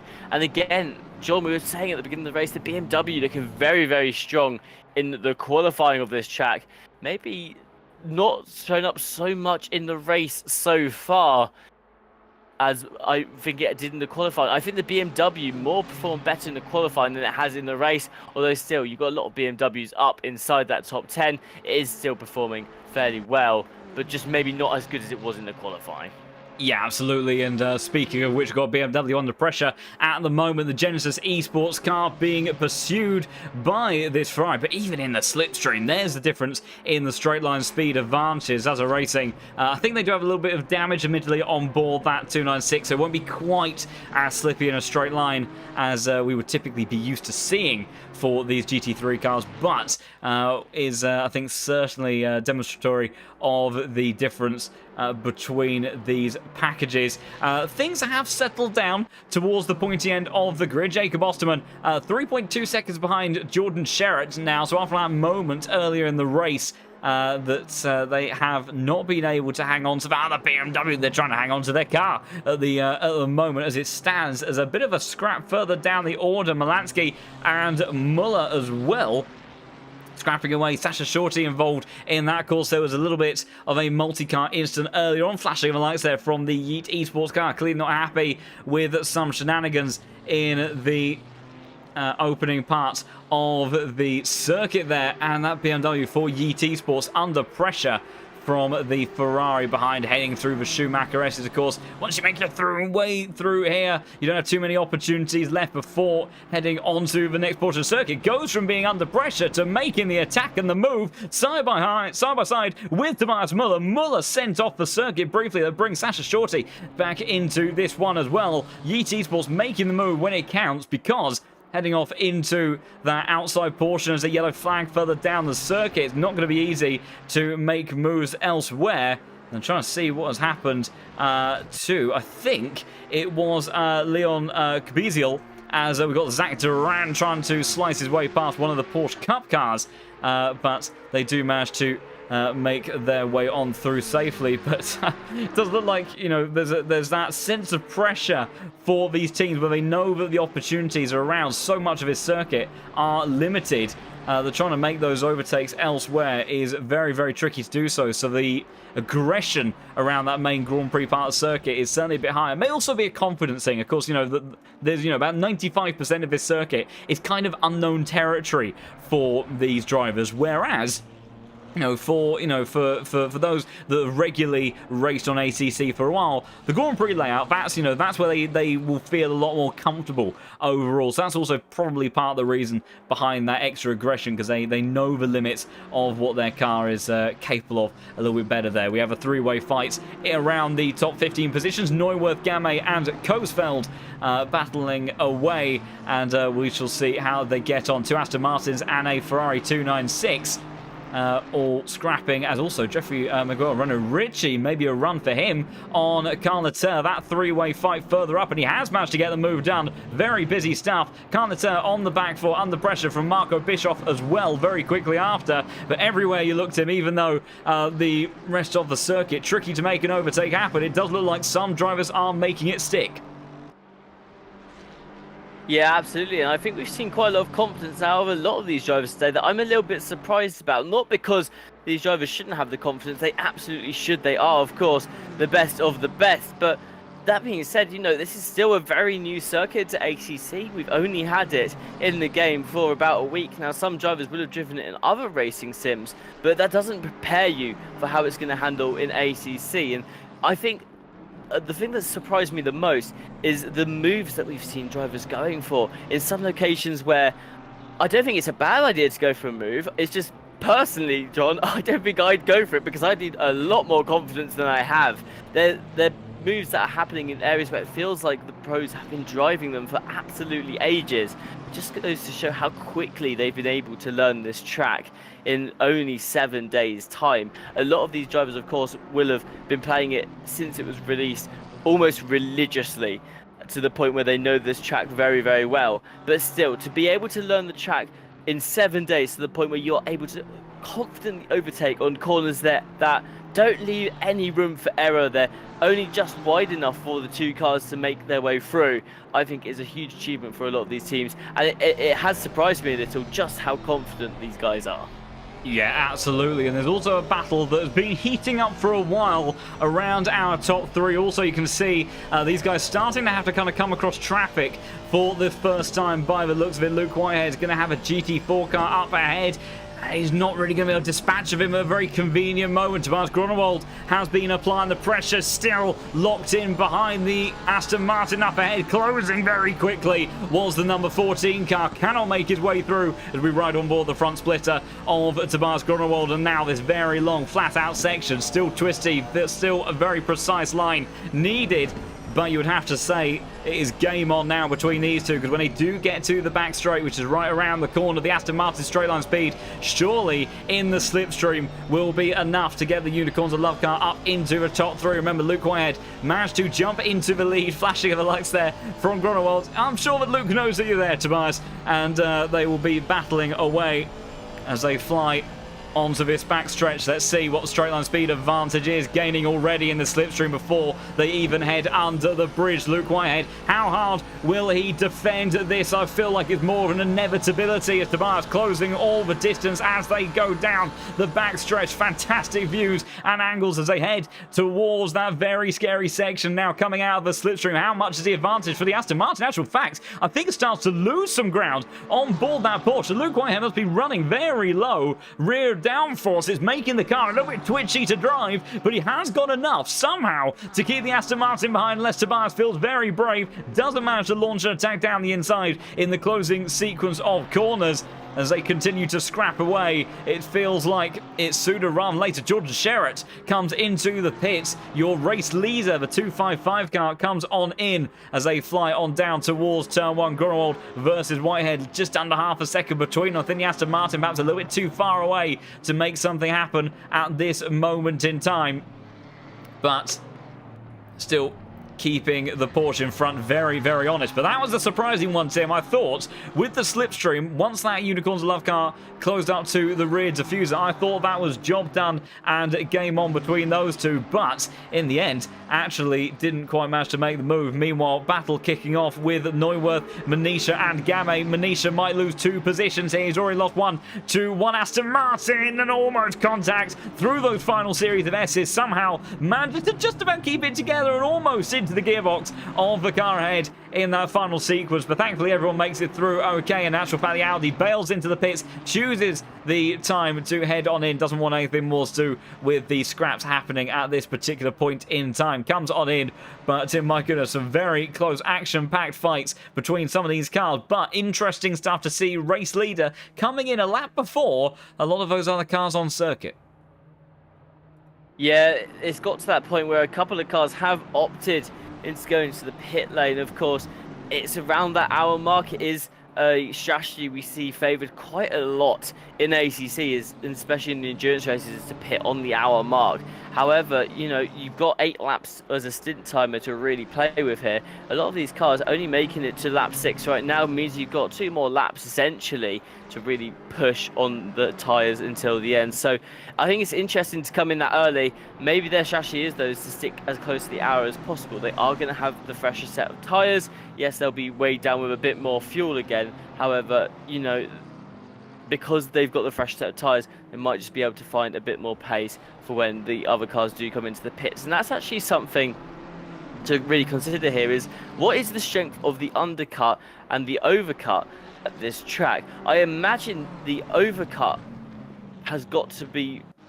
I imagine the undercut, has got to be really, really strong here, because usually what you're used to seeing is you come out onto a track, you've only got really like a couple of laps to get the, you know, pace out and get the move done, but a couple of laps equates to about 3 minutes in total, whereas on this track it's an 8-minute lap time. So if you come into the pits for the fresh set of tyres, by the time the other car has pitted, you've had 8 minutes to gain on them, rather than the maybe one to sort of 5 that you usually get around these pit stop strategies. So I think that's going to be a really interesting thing today, is how much time do you gain after pitting? Is the undercut or the overcut more powerful? And depending on which is more powerful, how much more powerful is it by? Because that could be a huge advantage it gives you, 8 minutes of lap time, you know?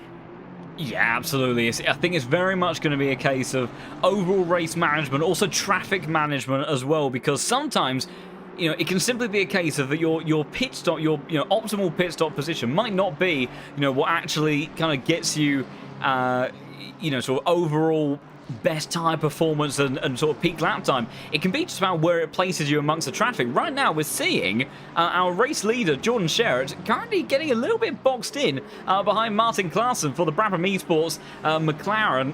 You see, of course, very recognisable livery on board that team, but we know that Jordan Sherritt will be a chunk faster than this McLaren up ahead. But right now, despite pitting, being on fresh tyres, they want to know where they can go.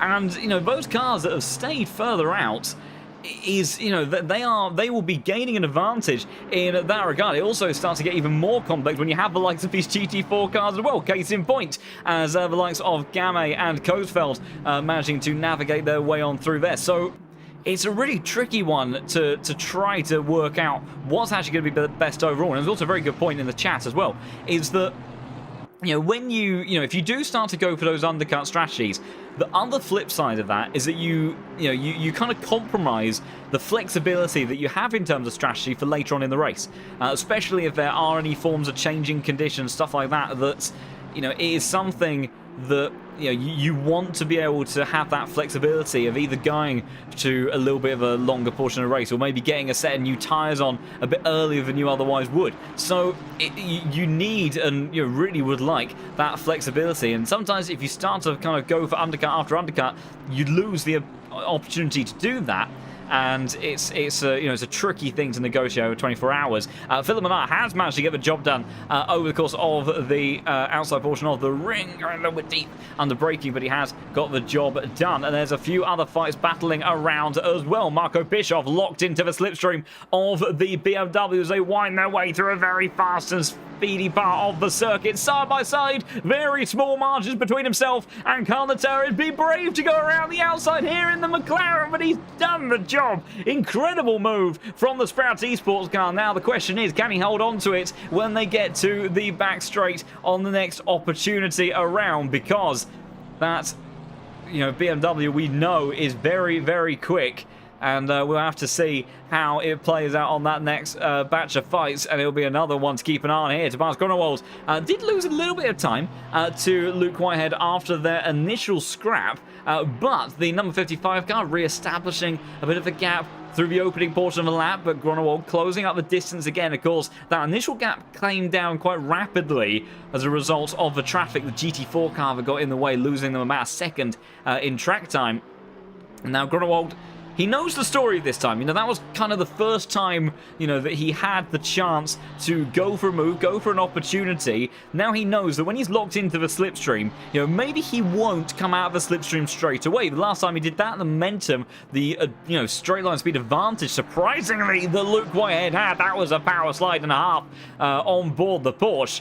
The advantage that the Porsche had later on, that counteracted that initial part momentum. So maybe if Grunewald, even maybe backs off a little bit, builds up some extra momentum in the slipstream, doesn't start quite so close, and then pulls out of the toe and tries to go side by side in that final sector, that might make things a bit easier. As meanwhile, Luke Whitehead again coming across some very tricky traffic, doesn't get held up quite so much on this occasion. In actual fact, Grunewald is the one that takes a bit more of a cautious approach through that part of the circuit. It opens up the gap now to almost a second. So that might help Luke Whitehead maintain that current P2 position on track.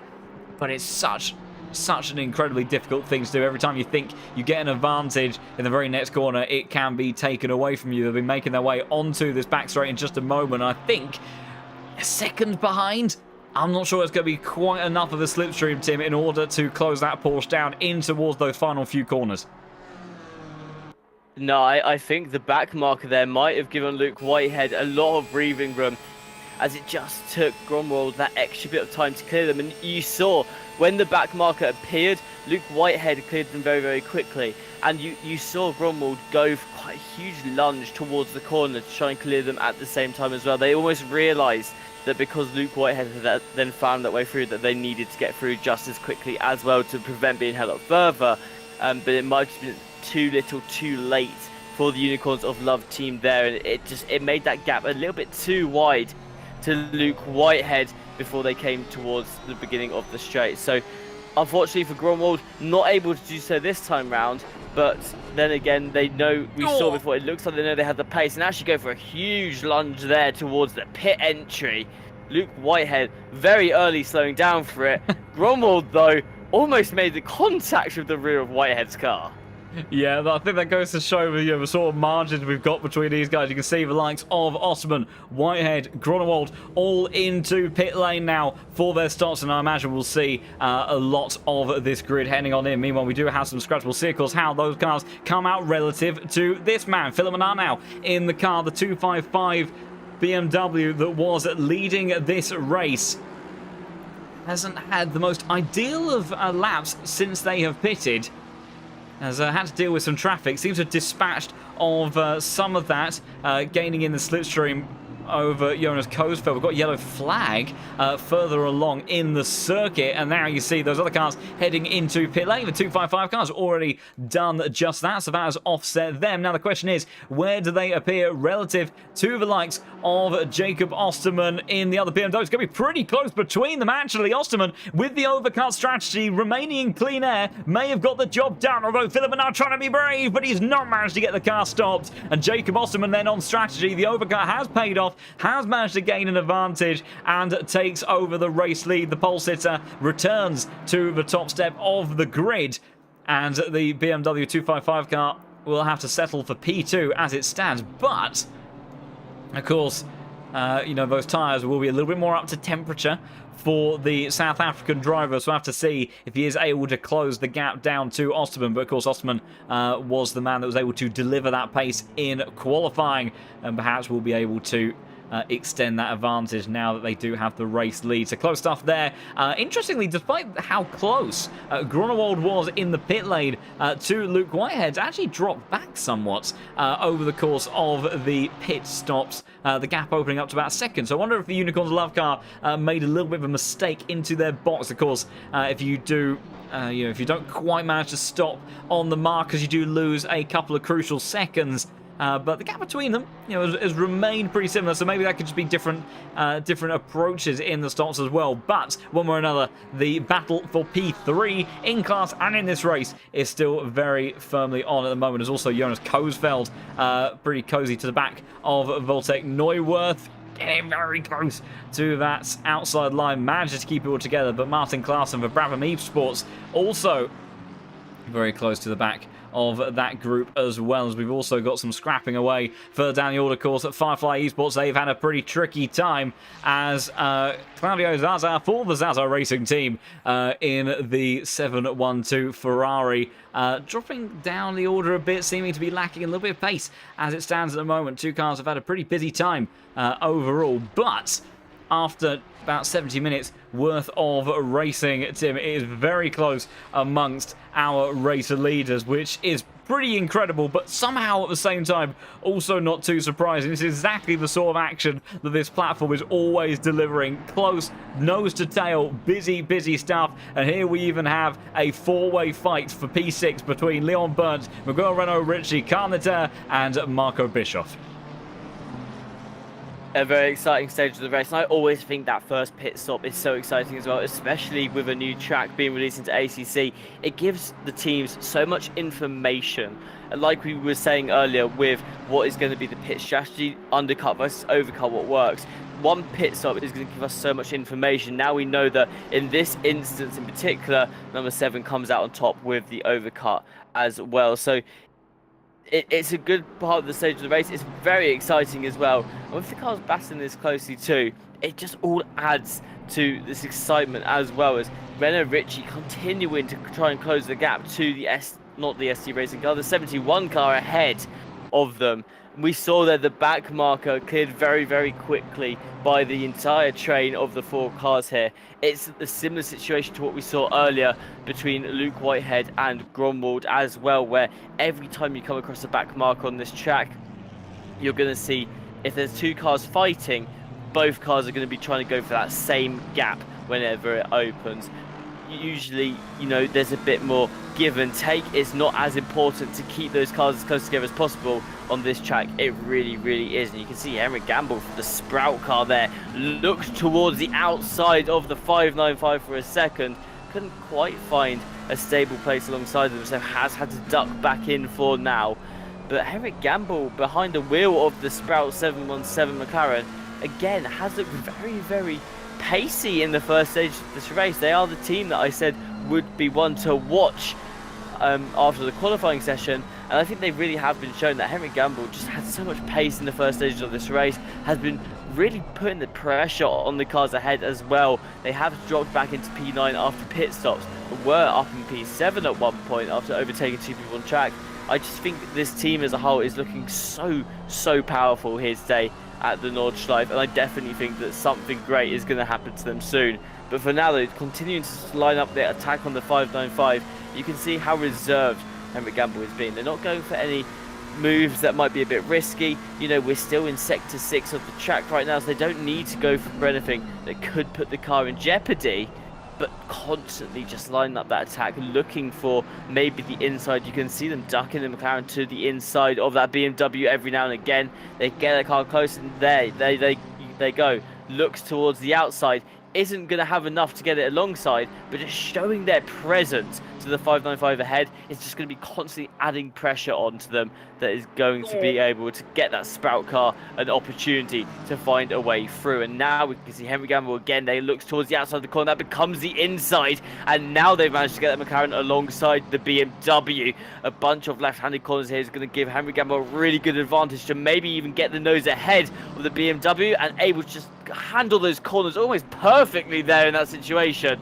Gamble was able to put that Sprout car up into P8 and just left the 595 really stranded on the outside there. I feel a very good bit of close racing from both teams. Yeah, absolutely. This Sprout Esport McLaren clearly very comfortable through the high-speed stuff as they climb up the hill. You know, Marco Bischoff was able to make a move around the outside a little bit earlier, that exact same section. This time around, Henrik Gamble managing to find the space down the inside. Fantastic, respectful racing between himself and Meinecker in that number 595 car, excuse me, and managing to get himself up into P8. A little bit of traffic to deal with, won't be too inconvenient overall, but all that scrapping has lost some 2 seconds of track time to the likes of Stubenrauch and Jonas Retsch up ahead.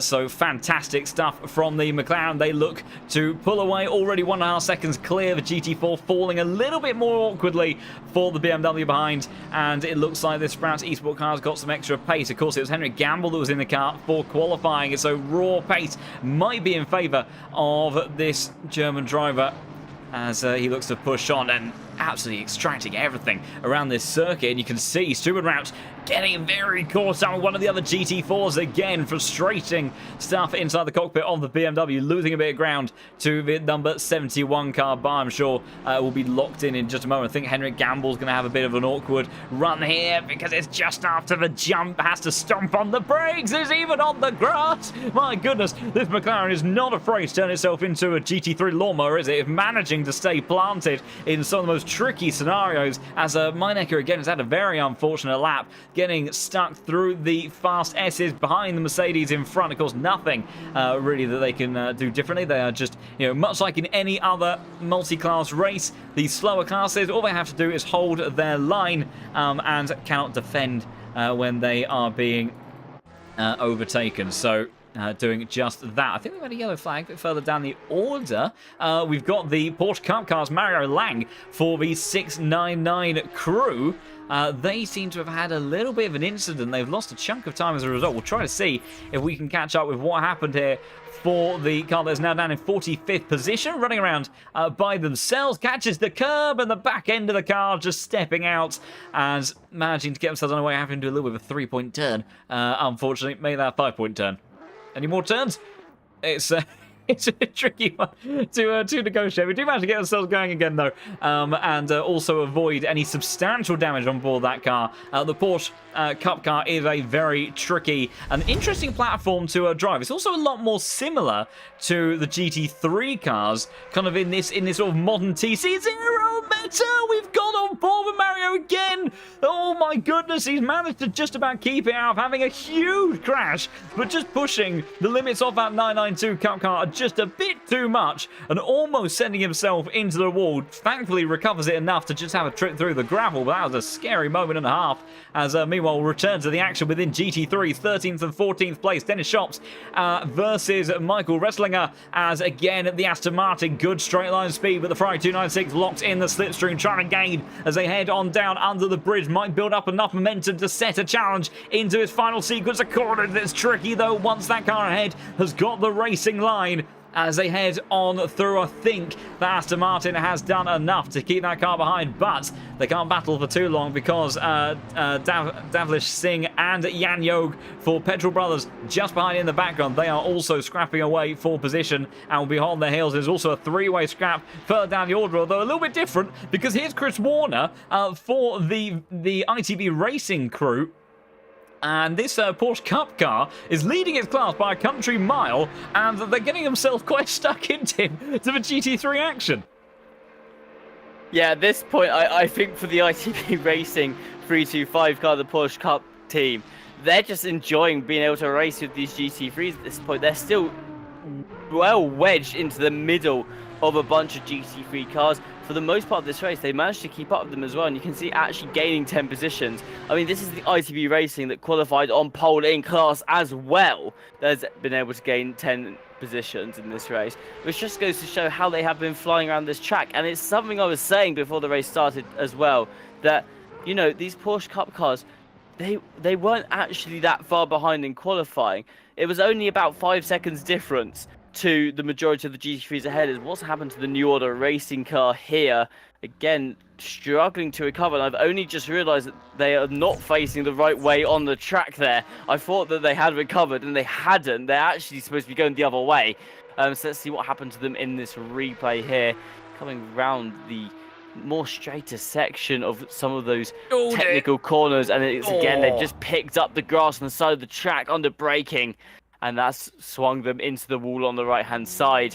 And you can see them trying to recover there, where I thought they had recovered, but they haven't. They need to be facing the other way. But unfortunate for New Order Racing there. Will have been able to recover the car, hopefully, by now, and they have. But I've lost my original point of what I was saying, to be perfectly honest with you. Ah, yes, the ITB Racing Cup car. Yeah, I was saying before the race started, the New Order Racing, they're clattering the inside of the carousel as well. That's going to slow them down a whole bunch on this lap too. But ITB Racing, you know, 5 seconds difference between lap time in qualifying to their fastest lap and the fastest lap in the GT3 actually isn't a lot in the grand scheme of things, John. And when you bear in mind the rest of this race as a whole, with teams dropping pace every time there's an incident or someone new gets in the car, or even getting held up by the GT4s, they actually do have a fair bit of competitiveness against some of these other GT3s. Like, the opportunity is definitely there for them to be capitalizing off it. And I think that's something that's really interesting about this racetrack in particular, and it's something that's definitely been an interesting point of today, is just how competitive some of these Porsche Cup cars are in relation to the GT3s in the middle of the field. A very sketchy situation there for Brabham Esports. Yeah, absolutely, and it's not going to help them because Jan Yog is coming at them like an absolute freight train in the Aston Martin just behind for Petrol Brothers. Won't be able to get alongside before this very fast left-hand that we saw complicate things some of the Porsche Cup cars not too long ago. But they managed to keep it all together. But yeah, they were applying a lot of pressure to the back of the Ferrari 296 ahead of them. But now they go from being the attacker to having to defend. And they've got the Aston Martin and also the BMW of Luke Addison in hot pursuit as well. We'll keep an eye on that fight. We also need to keep an eye on this one as well, because Luke Whitehead for the Solo YOLO team trying to go side by side with the car that was your race leader after Luke Whitehead dropped out of that lead position. It seems like this Porsche really comes alive at the beginning of these stints. It's going to get very, very tricky through here, side by side with one of the GT4 cars. Luke Whitehead definitely trying to find the space, trying to find the gap, manages to just back himself alongside. He's got the inside line to the next corner. Remember, this man has got to do this for another 22 hours and 40 minutes, and he's driving it like it's a sprint race. The two-time Pro Series champion knows how to fight. He's trying to go alongside with Philip Mannar in towards this next fast left-hand, and surely with that inside line, he can get the move down, but Philip Manar's kept him incredibly honest, and here comes Leon Otoki for Unicorns of Love. It could be a three-way scrap in just a moment, but Luke Whitehead managed to go through, and here comes Otoki trying to go down around the inside of an ex-right-hander. Can't find the gap, can't find the advantage. But I tell you what, Tim, the next time they come onto that back straight with the slipstream in full effect, Porsche versus BMW versus Aston Martin, that is going to be an interesting battle indeed. But the bravery from Luke Whitehead was extremely committed. And there you go, actually 2 mistakes simultaneously from both the BMW and the Aston Martin. That will allow Luke Whitehead to maybe escape and get the gap that he needs to avoid being re-overtaken by these cars. And that's an awkward moment for the GT4 car up ahead onto the gravel, onto the grass. Luke Whitehead then clean away from these two. But the battle inside the podium positions are looking very, very intense. And I think it's going to kick off again in just a few corners' time. But what a scrap that was between those two, Tim. And I'd love to talk about it more and get your thoughts. We've also got this side by side. Jonas Rich with Henrik Gamble, who's brave as you like again. These guys absolutely scrapping away like it's a sprint race and a half. The Sprout Esport McLaren on the move. You're one to keep an eye on. And Henrik Gamble working wonders at the moment. Tim, it's crazy stuff here. Atoki into the gravel. So maybe no opportunities for him, but just kicking off in just a matter of moments, and this is what the Nordschleife can do, isn't it? Absolutely, and I think for Luke Whitehead there, it's the perfect opportunity to do so. Like you said, treating it like a sprint race, yes, and really, really pushing it through those technical corners, but that's exactly what he has to do in the Porsche. Like you said, the second they get onto that rear long back straight, he's going to be so vulnerable to the BMW and Aston Martin from behind. They need to get as much of advantage as they can in the corners, but also that's where the overtakes just have to happen for Luke Whitehead. They're probably not going to be able to get much in terms of the straight line overtakes because the Porsche is just not well known for that. Whereas throughout the corners, the really technical sections, that's where the Porsche excels, and that's where Luke Whitehead is going to have to continue to push their lead and look for overtakes as well. So all things considered, it's really good for them that they did start high up the grid, because the least amount of overtaking they have to do possible is going to be ideal for that Porsche car. And a great overtake it was as well, just keeping that pressure up, not yielding even when it got really, really sketchy at times, the track getting very, very thin through some of those corners. Luke Whitehead keeping up the attack, making sure they really pushed that car to the limits. It was a brilliant overtake. The same can be said as well for the Henrik Gamble behind the wheel of the Sprout McLaren 2, just really pushing the car to their limits. It's now Leon Otoki for the Unicorns of Love, taking their chances on the low fuel Motorsport 255 as well. Holds the inside. This is down the straight here. Oh, and then once we get to the end, contact between the two drivers. These Unicorns of Love off into the gravel. And then they're going to come back on. And the low fuel Motorsport car this time sent off into the grass. That's going to be a bunch of damage for both teams there. Not the ideal situation that either of those two drivers will have wanted there. Luckily for them, has just happened outside the pits. Whether they will take the pit lane is another question. It looks like Philip Minard has gone straight into the pits to fix that damage. But either way, not the ideal situation for the Unicorns of Love or the Low Fuel Motorsport 255 team there. Yeah, absolutely, and there was chaos taking place. There we go, a GT4 cars, the Yeet Esports Mercedes, getting it all wrong. Oh my goodness, Genesis Esports there, threading the needle between the two Mercedes GT4 cars, but Brabham Esports taking a huge chunk of damage at the same time. But my goodness, Unicorns of Love and the Low Fuel Motorsport car coming together there, and I have to say, I mean, I do actually need to try to check on the stewarding situation at some point. The race has been so busy, it's made it a little bit tricky. But it's not the first time we saw that BMW take a bit of a sideswipe to another car. And unfortunately, through that very twisty, tricky section, it almost felt inevitable when you're moving around like that on the circuit. Of course, you know, one of them will say, you know, they'll argue it either way. But unfortunately, it's just one of those things where as soon as it goes wrong, how rapidly the circuit starts to kind of close up and slow up, you just don't have an opportunity to gather the car back again. And, you know, I think Unicorns of Love, if they'd been in more isolation, they might have been able to hold it together. But unfortunately, that, you know, secondary form of contact just making it inevitable for them to head on into the wall.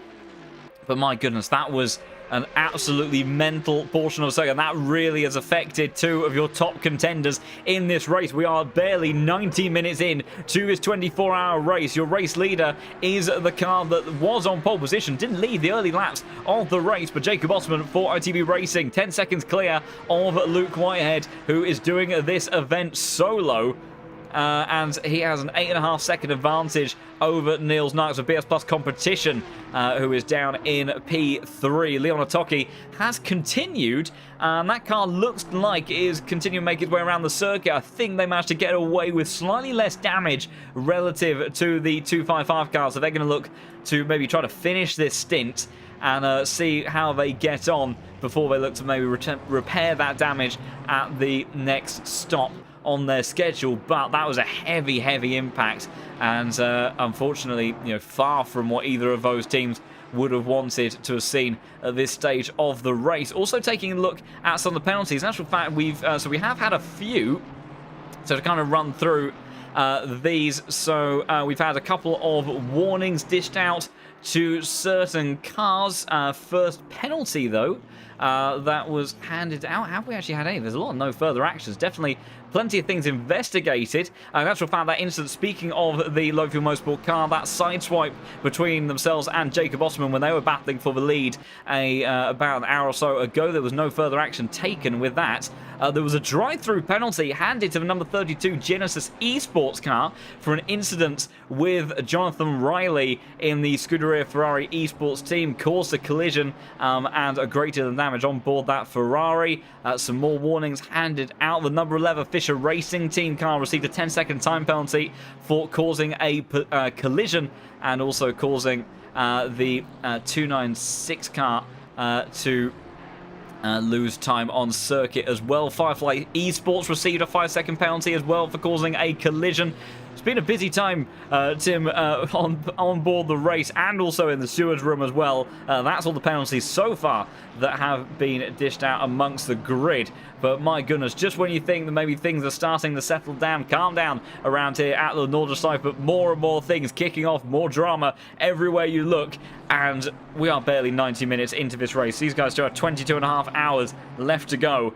And this just feels like this is, this still very much is just the beginning. And there's plenty of time and opportunity for things to go wrong. It's a bit of an awkward moment for the number 3 West Competition Racing car negotiating some GT4 traffic.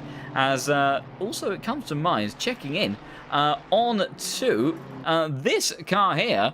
So this is now your net race leader, your net class leader for GT4, and I can't see that Genesis Esports Mercedes. Anyway, they are all the way down in 65th position, so something has happened. I think they may have been one of the cars we saw caught up in those other instances, but all the way from the back of the grid, gaining 27 positions. I'm going to lose one just a moment to one of the GT3 cars, but George Boothby, and now with Aidan Walsingham in the car, Veloce have got themselves from the back of the grid into the class lead for GT4, and now really, with the advantage that they've got is a hefty margin already. They can go into territory of just trying to bring this one home, and as they look to give some decent space of a GT3 car, but on board that McLaren, they've done a very solid job so far in the opening couple of hours. Yeah, absolutely. And 26 positions gained is definitely a huge boost to confidence for the team. I mean, the Veloce team, well known to be a very, very strong group of members behind all of the cars that they do field in events like this. But to be able to take it from the back of the grid up into first place in class is definitely going to be a huge boost for all of the drivers on that team right now. Brabham Esports here looking towards the outside of the 296. Couldn't quite find anything there. But again, the Brabham Esports car on our screens looking very feisty behind the wheels of that McLaren. Now, they had an incident early on in the race which saw them fall down 12 positions, and now they're just trying to minimize the damage from that. Another position gained for them down the inside of the straight there, and Singh now up another position into P33. But yeah, that car, the Brabham Esports, took quite a hefty bit of damage early after a mistake saw them go into the wall. Saying we said about quite a lot of these teams as well, just making that small mistake, picking up the grass, and it's this section of the track where it is the most dangerous to do so, as well as the 147. They go neck and neck with the 906. Is able to get the position, but contact being involved might have drawn some unwanted attention from the stewards, and now Genesis Esports looking to capitalize off this as well. The Aston Martin team just ahead, able to hold on to the position for now. But as we come out of Sector 7 towards the long straight in Sector 8 and 9, I'm wondering what the Aston Martin team is going to be able to do there, and actually going towards the outside of the carousel. Drops the position to Genesis Esports, and Aston Martin Enjoyers lose another position in that fight, find themselves dropping from 13th to 15th. Not a good section of corners for them. Yeah, a bit of an awkward moment there for the 906 car. Luke Addison having to negotiate that section very, very carefully. Initially, Jan Joog in that 147, very, very brave, and quick reactions needed from Dennis Schupps there in order to try to avoid any additional contact. And then just maybe feeling a little bit unsettled. When you have a moment like that, it can make you a little bit nervous, and just a small mistake in the carousel, very unforgiving part of the circuit. We saw the New Order Porsche Cup car getting it all sorts of wrong through there. Meanwhile, very busy stuff. This is Louis Alejandro, Zahenda, and Schoeniger for that recovering 420 Williams Esports car. They managed to get themselves back up towards top 30. They've dispatched of one GT3 car ahead of them. They're flashing the lights away. We may very well see them dispatch of another in just a moment. Of course, Tinko van der Velde got it all wrong. Uncharacteristic stuff for him, but Dennis in the car, cool and collected, and gets the job done. That Mercedes gaining 2 positions very, very swiftly, and continues their charge to try to recover time. Of course, they've got 22.5 hours ahead of them in order to try to make their way back up towards the pointy end of the grid. Familiar territory, of course, usually for this crew, and they would have been, well, Tinko would have been, I'm sure, absolutely gutted and infuriated by his mistake. But the thing is that sometimes the sort of the beauty and the curse of of these types of races, you do have the opportunity to recover your way up through the order and try to bounce back from moments like that. So a long way to go. Great pace usually on board this team and the Williams Esports outfits. We'll have to see what they can do as the race progresses. You can see very quickly gapping the other cars behind. Probably a little bit out of sequence in terms of pit stops as well. And something kicking off up ahead. I think that was one of the GT4 cars dipping a wheel into the grass. We've got Tom Gorka versus Ashley Coupland between the Firefly Esports and West Competition racing car, as they will be rapidly approaching that GT4 car up ahead in a little bit of an awkward spot. You can see on board with the BMW, the Firefly Esports Ferrari filling up the rear view mirrors, as then approaching the back of this GT4. Fantastic exit for the 77 crew, but they're going to be boxed in behind the Mercedes. It's very awkward through there. The Genesis Esports car, I think, actually ends up on the grass out of all of that, but Tom Gorka manages to side their way through as well onto the back stretch, and that becomes a question of who's got the advantage in a straight line. Yellow flag up ahead for Luke Addison, the number 32 car. I'm not sure. Sometimes we do end up having those triggered for pit lane entry, as I'm trying to see. In actual fact, I've lost him on the time board entirely, so I'm not sure what's happened to Luke Addison there. But meanwhile, under pressure, awkward moment as well with 2 GT4 cars side by side as the Firefly Esports Ferrari try to pull out the slipstream, try to find a gap, any advantage that he can, but just hasn't got the momentum to make his way past the West Competition Racing BMW, who will hold on to the position as they make their way on to the Grand Prix parts of the circuit. Absolutely nose to tail on the exit, the final corner, gaining in the slipstream of the car up ahead.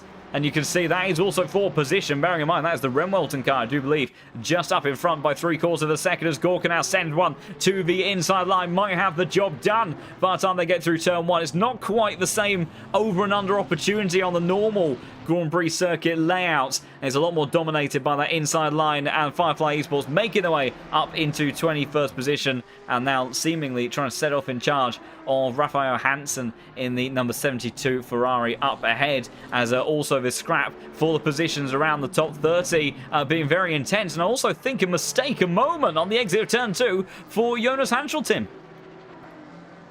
Yeah, the McLaren just backing slowly onto the track now. What the extent of that damage is, I'm not 100% sure yet, but race replay will show us how hard they went into the wall there. If they did actually touch the wall, they'll certainly be very close to it if they did so.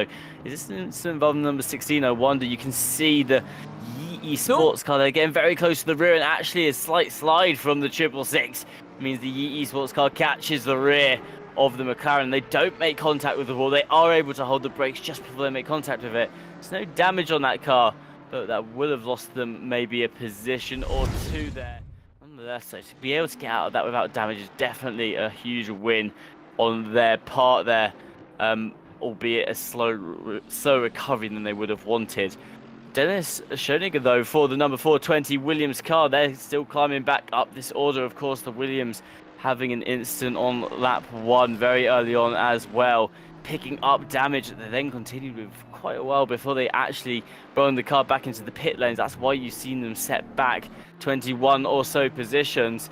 That gap was originally, I think, a lot higher as well. I think at one point it was 30 positions lost across this race. So Williams slowly recovering their way back into the race, and with Dennis behind the car, that should be fairly quick to do so. Recently, one of the teammates that won the Virtual Endurance Masters Season 2 just a couple of weeks ago. They're going to be going very fast, I imagine, around the track, in that car, as they're just on the route to recovery. It was right now Firefly Esports, another team that struggled quite a lot in the early stages of this race. They've now come up to the rear of the number 72 car. Is that one of the Renvelton liveries that I see? I think it is, and that's the Firefly Esports team now looking for a move. Ducks towards the inside, but a back marker here is going to complicate things. That means there's not going to be any room for Tom Gorka to place that Ferrari and find a way through. But either way, Tom Gorka here looking very, very pacey, and definitely going to be trying to find a way to dispose of that number 72 as quickly as possible. Yeah, absolutely very close stuff between these two Ferrari 296s. The GT4 car managing to just about stay out of the way, but very tricky to negotiate and navigate your way through there. But Tom Gorka applying the pressure onto the back of the Renwelson Esports car, and also to clarify some confusion that we have in the chat. This race did start an hour and a half ago for the 24 hours of Nordschleife, celebrating this incredible introduction of the Nordschleife DLC to the likes of ACC, but someone that maybe not enjoying it quite as much as they would like right now, Zach Duran for Visceral Esports, finding themselves having gone around, is just about going to recover and get on their way before other cars come on through.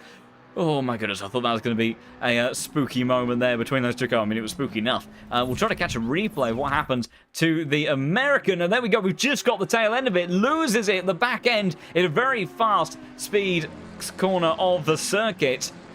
And McLaren just letting go out the rear, not having the stability that he would have wanted it to provide him. And I think just being also a little bit caught out with the grip as well from the exit curb of the previous turn. And there was the Ferrari managing to slide their way on through in all of that drama and chaos. But thankfully no one collected, no one suffering issues outside of the number 44 Visceral Esports team. But a frustrating moment there for Zach Duran. We'll look back towards this fight for 20th position between Rafael Hansen and Tom Gorka, as the two Ferrari 296s are scrapping away. It's also worth a note that the pace of your race leader, Jacob Osterman, has been absolutely on fire, because part of it is traffic management, and you know, sometimes that can start to distort the overall pace of some of these cars, but it's 2 seconds clear of Luke Whitehead, 3 seconds clear of most of the other cars behind. Meanwhile, a good run for Gorka. We've seen side-by-side moments up through this section of the circuit previously. The first time for two Ferraris going at it, though, and in the end,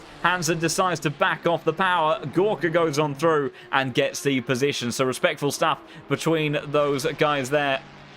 A very, very scary section of the circuit going side by side. It's interesting, actually, you know, that's become quite a popular spot for overtaking so far today in this race. We'll have to see if drivers are feeling quite so brave around that part of the circuit when they do start to enter the nighttime stint, and see how they get on. Now, we've seen GT3 action for quite a while. Time to catch up with some of the battles within GT4. We got Niels Ferreira in the number 70 car. You can see the Veloce Esports GT3 car on the way in the background. They'll be closing up in just a moment. They're trying to pursue the back of Jamie Luca von Kalben in the number 20 car up ahead. As an awkward one for the Ferrari. It's also going to compromise the car that we are looking at as the number 20 up ahead, able to take their line, carry the momentum in exactly the way that they would have wanted, and perhaps taking away the opportunity from this Mercedes. And also, just to make matters even worse, that number 20 car getting a nice tow off the Veloce Esports Ferrari, which will help extend that gap all the way down this back straight. But it does look like this is a battle that is heating up over the next laps or so. And really is the closest fight that we've got in GT4 at the moment. There is a bit of a scrap between 62nd, 63rd and 64th, which in actual fact has suddenly closed up with Christian De Pluy. That was the reason why for just a moment, because that Williams Esports 420 car making their way through the traffic and making these gaps just tighten up just a tad. So potentially a three-way fight on the horizon for some of these cars, but this was your race leader, excuse me, your GT4 class leader for quite a while, but unfortunately running into strife, dropping down the order, and now having to scrap away for positions that are more around, P10 in class, Tim. Yeah, absolutely. But Genesis Esports, they just need to try and find these positions back really to climb towards the top of the field. They know that they've got the pace to be at the front of that class. They just need to find their way back up there. And with 22 hours, 19 minutes left in this race, that's a long time, John, to recover for that lost positions that they've had. Like we said at the beginning, it is possible to go from last to first across 24 hours. I mean, it's still possible after 22 hours, let's be real. In the grand scheme of things, yes, these early stages of the race do matter quite a lot. As Genesis Esports there looks towards the inside, but I don't think that gap is quite big enough for the front of that Mercedes, as they tried to wedge in, just couldn't quite make it through there. But either way, going for a move there from the Genesis Esports car. And no, straight into the back there of the Hopeless Ambition team. Did they actually shut them though? I'm not entirely sure. There was contact. It just looked very, very, very close for a second there. But either way, 22 hours is still a fair amount of time to gain those positions back. And like we were saying, 24 hours, the actual goal of the first hours of this race is to give yourself as much of an advantage as possible, so that when those teams that are on a recovery journey do try and recover towards the end, that they've got to close so much gap lap time as well in order to get back into the fight too. So whilst it's not the end of the world if you have an accident this early on, because there's still time to recover, the more the other teams do to make those gaps bigger to you, the more climbing you obviously have to do as well, and the more pace you have to find on them again. So for Genesis Esports right now, a quick recovery is going to be their best chance at having a striking distance to P1 in their class by the end of this race. But like I said, an hour and 43 minutes in, it's not the end of the world. Those gaps still fairly close for the most part. I mean, they are now spanning to a couple of minutes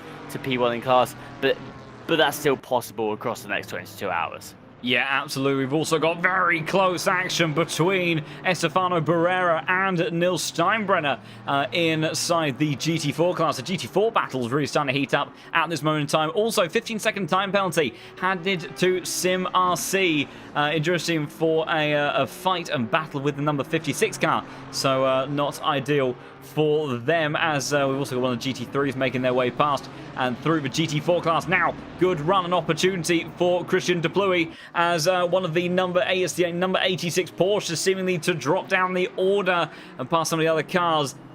And in the end, the AMG GT4, mistake under braking for Alexander Schaefer. Unfortunately, that provides the easy opportunity in the end for the number 34 Genesis Esports car to head on through. It's going to be a little bit awkward with some of these GT3s trying to navigate their way past as you're trying to head to that inside line as best as he can. Allows them all through. That allows Schaefer to reclose some of the distance, but just making a crucial and pivotal mistake there and allowing the Mercedes to head on through. Now, meanwhile, battle just a bit further up, the GT4 order still kicking off and away, just a few tenths of a second separated between the number 45 and the 257 crew, and trying to find any any and every opportunity, because we don't always see, the GT4 cars so much in action. So it's a really interesting one to see where the differences in performance tend to come. The Mercedes, a very good all-rounder. It's a car with a very stable suspension, good electronics on board as well, makes it quite controllable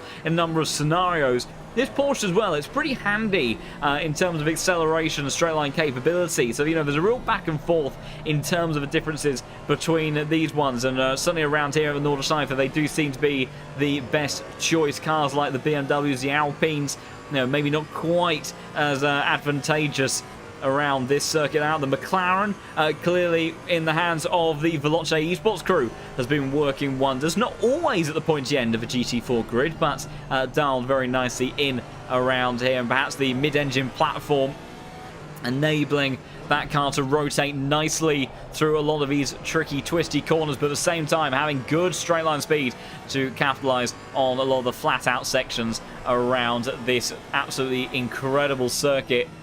You see the lines, the difference in the way that these GT4 cars have to try to take some of these corners. I do need to quickly have a look at the battle between Max Meinecker and Jonas Rech, who I think has made a little bit of a mistake on this occasion, has dropped the position down. There's also somebody's gone off. The 169 car has gone off further around the circuit, so things all kicking off. That was Zach Duran on my timing board, I believe. I'm trying to see where he's got to, actually, on my timing board, because I can't quite find him. He seems to have dropped out of my reach, but a moment further around the circuit for him, and also Jonas Rech making a mistake, allowing the BMW to head on through. Now, it's going to be a difficult one to recover, potentially, as we know the straight line speed on board that BMW is very, very good. Although we're going for a quick onboard with Max Meinecker, trying to deal with one of the GT4's cars that makes life a little bit awkward. Loses a bit of time to start with, but I don't think it's exactly going to be plain sailing for Jonas Rech either. They have to sweep around the outside. The Ferrari locked in under the rear wing of the BMW, punching a huge hole in the air, allowing that 296 to gain as they head over the jump. It's a tricky corner to negotiate in clean air. From Jonas's perspective, it's a very difficult one to spot your landing and braking point. Closer to gymnastics and sim racing at times around here at the Nordschleife. But I think with the momentum being built up through this fast series of corners, Max Meinecker might have enough of an advantage to hold on position, as a yellow flag further down the order for Ashley Coupland in this number 3 West Competition Racing car, the GT4, just ahead and looking like he's going very slowly, Tim. West Competition Racing number 3 does look to be going a little bit slower than normal. Wonder what has happened to them here. Race replay will hopefully shed some light on the matter. And yeah, they've gone wide on the corner there. Was there further contact that's caused them to go slower in the next part of this replay? No, it actually looks like the West Competition Racing car for now is going to be fine, but just taking the inside of that corner a little bit too wide there would have caused them to have lost some time on their attempt at an overtake on the Mercedes ahead, and that's why the West Competition Racing car there fell back a little bit on the car ahead, the Porsche Cup car. But either way, Jonas Rech here for Ren Velton Esports, trying to find a way through the 595 here. And something I've noticed actually is a bit further up the field, the 717 of the Sprout car has managed to gain a couple more positions as well. They might now find themselves in P5 with the number 38 behind them. And I think after looking at some of the most recent lap times coming out from the number 38 and the 595, they've had a couple of really slow laps in a row here. So I'm just wondering there if there's either damage on the car or maybe just a consistent problem with trying to get through traffic that has been holding them up. Just a couple of mistakes really that have been pulling out those slow lap times. And that's what's really helped the Sprout team to climb back up the order. And it's why we now see Jonas Rech all over the rear of that BMW ahead now. We saw last lap round they almost had the opportunity to get the move done. This time though, we're in the part of the track, the Grand Prix layout, sorry, where you see a lot more confidence from some of these drivers. Like we said, it's been the ACC a lot longer. A lot of these teams more used to the track layout. So you are quite likely to see some overtakes happen in that section of the track. As also expect to see a lot more overtakes happen on the back straight towards the end of the track, as well as here you can see the 1-2-1 really amping up the pressure on Gladius competitions, and taking a lot of grass there, and then quite heavy contact with the wall on the outside, bouncing back to the other side of the track. That is a lot of damage for the Armentario car to be carrying right now. And whereabouts are they on the track? I can't see them on the track just map. going to pit lane. Oh, they luckily for them, just coming to pit lane, because that is a lot of damage to have picked up in one go there for the Armentario team. I think a mistake there of just picking up too much grass on the inside on the attempted overtake just shot them into the wall.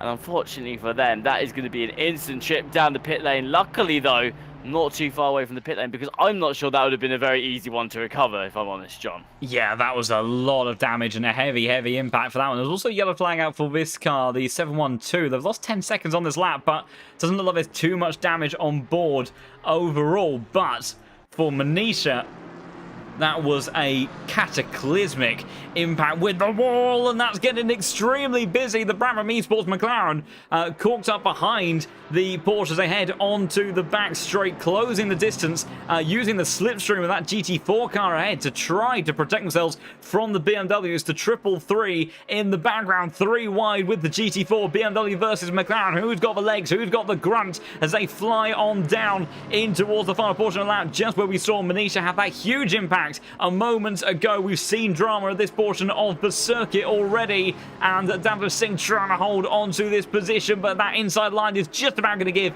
track position over to the number 333 for Virtual Drivers by TX3, and they head on through. But my goodness, battles galore where you look in the grid. I don't think it's over yet. Davos Singh, good exit out of the final corner. May fancy his chances in towards turn 1. Can he head up the inside in towards the hairpin? It's a tricky one to make stick, but the inside line is definitely more superior to how it usually sits.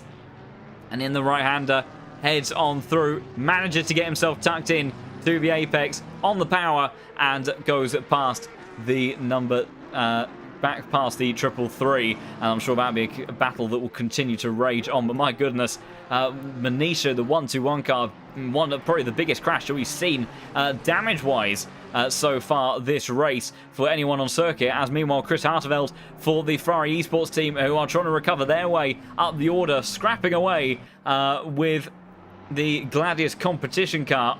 Pavlo Polovchuk currently piloting that one, and coming under a lot of pressure from this 296, trying to find an opportunity, see if he can repeat what Jardier did earlier on. Almost contact on the switch over between those two cars, trying to find their way through. Up into the chicane they go, and I think by the time they get on to the outside portion of the circuit, that they are not going to be able to make a move. Whether or not an opportunity presents itself elsewhere, we'll have to wait and see. But for Armentario in that 1-2-1 car, disaster for them. And also a yellow flag briefly for Zahenda as well. I think they may have taken a small excursion through that final chicane, but managing to negotiate it relatively well. But chaos, Tim, just under 2 hours into this race. It does not look like the carnage and the action is easing up by any stretch of the imagination. No, absolutely not. We've been blessed with quite a lot of really good battles out on the track today. Of course, the track being fairly new to ATC, we've also been blessed with a couple of exciting accidents to watch as well, although I don't think the drivers will agree that blessed is the right word for me to have used there, as it would have set them back in this race as well. But I've weighed 2 hours into this race and still quite hot in the action, but also means we should be coming up to our next 2-hour draw over here on the LFM Discord. So make sure you guys get on over to the LFM Discord as well. Today we are providing you guys at home with a bunch of keys provided by 505 Games. We're having a raffle every 2 hours for a key over here on the Discord as well. So make sure that you can guys get involved with the LFM Discord. I believe there should be a link to it in the video. There's not, but hop over to the LFM Discord and you can maybe land yourself a brand new key, courtesy of 505 Games, for the brand new track launch of this game, as well as there you see a car making a little bit of a mistake. That is the 201. Or is that the Gladius car on the outside there? Just making slight contact as well with the Scuderia Ferrari Esports team on the recovery. Luckily not enough to pick up too much damage there for either team, but a sketchy situation nonetheless, and looks like the Ferrari team just going to have to wait that little bit longer in order to really take that position back. Not quite able to capitalise off the mistake from the Gladius Esports car there. A bit of a good bit of restraint, I think, from Hartveld. It's very easy in that sort of situation, John, to go for the dive move, really try and bully your opponent back off the track and keep them on the grass there. I think Hartveld realising that's just not going to be possible in that situation. It's best just to let them back on to the track safely, as now the Mercedes back marker causing a little bit of problems again for both the teams, as they both managed to finally navigate their way through as well. A couple of sketchy situations going on for Gladius Esports there, so I think for now, John, they just need to break back into that consistency of things in order to hold off the Scuderia Ferrari team from behind. Yeah, that was very, very tricky through that section of the circuit. I thought it was going to go even more wrong. Thankfully, the Finn Zimbel on board that McLaren, the 201 car, managed to do just about enough to keep the car from skidding its way over further into the middle of the track. But that was a scary moment. Hartveld fast approaching, and yeah, trying to make his way past, didn't quite find the opportunity there. And then that GT4 made life even more awkward as things progress. So a tricky series of laps. Somebody who's in a pretty happy territory right now is Jacob Osterman. He's been lapping very, very well over the course of this race, constantly in the 808s, and anywhere between 2 to 4 seconds quicker than anyone else in the GT3 class. That is why he was the pole sitter for today. Perhaps a slightly pedestrian start for the ITV racing team, but in the end, managing to get himself back into the lead of the race and pushing on. Meanwhile, it looks like there might have been some chaos further down the order. This car, Jonas Hanschel, has already had a couple of moments on track. He's trying to rejoin. Think he should get away relatively safely, hopefully, and we'll try to catch what happened to the McLaren. But I think some chaos amongst all of that. Is it just going to be an isolated mistake? GT4 traffic on the way as well. That might have made life a bit awkward. And contact between the 257 car sent around as well. Manages to keep on going. There was the two cars that we were watching for a while. The Gladius competition, the Ferrari Esports car flying through, just about managing to thread the needle between the stricken McLaren and the slow-moving GT4, but heavy damage on board both cars, and McLaren coming off a lot worse, admittedly, but that 257 Porsche, I don't think I'd be too happy with that one there, and it looked, admittedly, we only sort of caught a glimpse at the instant there. We'll have to see what the stewards say, but at least from an initial perspective of that incident, it did feel like that was a bit of a squeeze from the GT3 car. And I have to remember, these GT4s, they can't turn as much as as these other GT3 cars. And all they have to do, strictly speaking, is stick to their line. As long as they don't then defend off that line from a car that's trying to make their way past, they're allowed to occupy that portion of the circuit. So I know it was tricky. We only had one camera perspective in that replay. The stewards, I'm sure, will review that one very, very shortly and see what they conclude, and we'll catch up with that incident. But that, unfortunately, is something that can happen in multi-class racing, and especially when you're on such a tight, twisty, fast, blind sometimes circuits like the Nordschleife. Chaos like that can occur, and the consequences shown there, very, very dramatic. Unfortunate stuff there, Tim.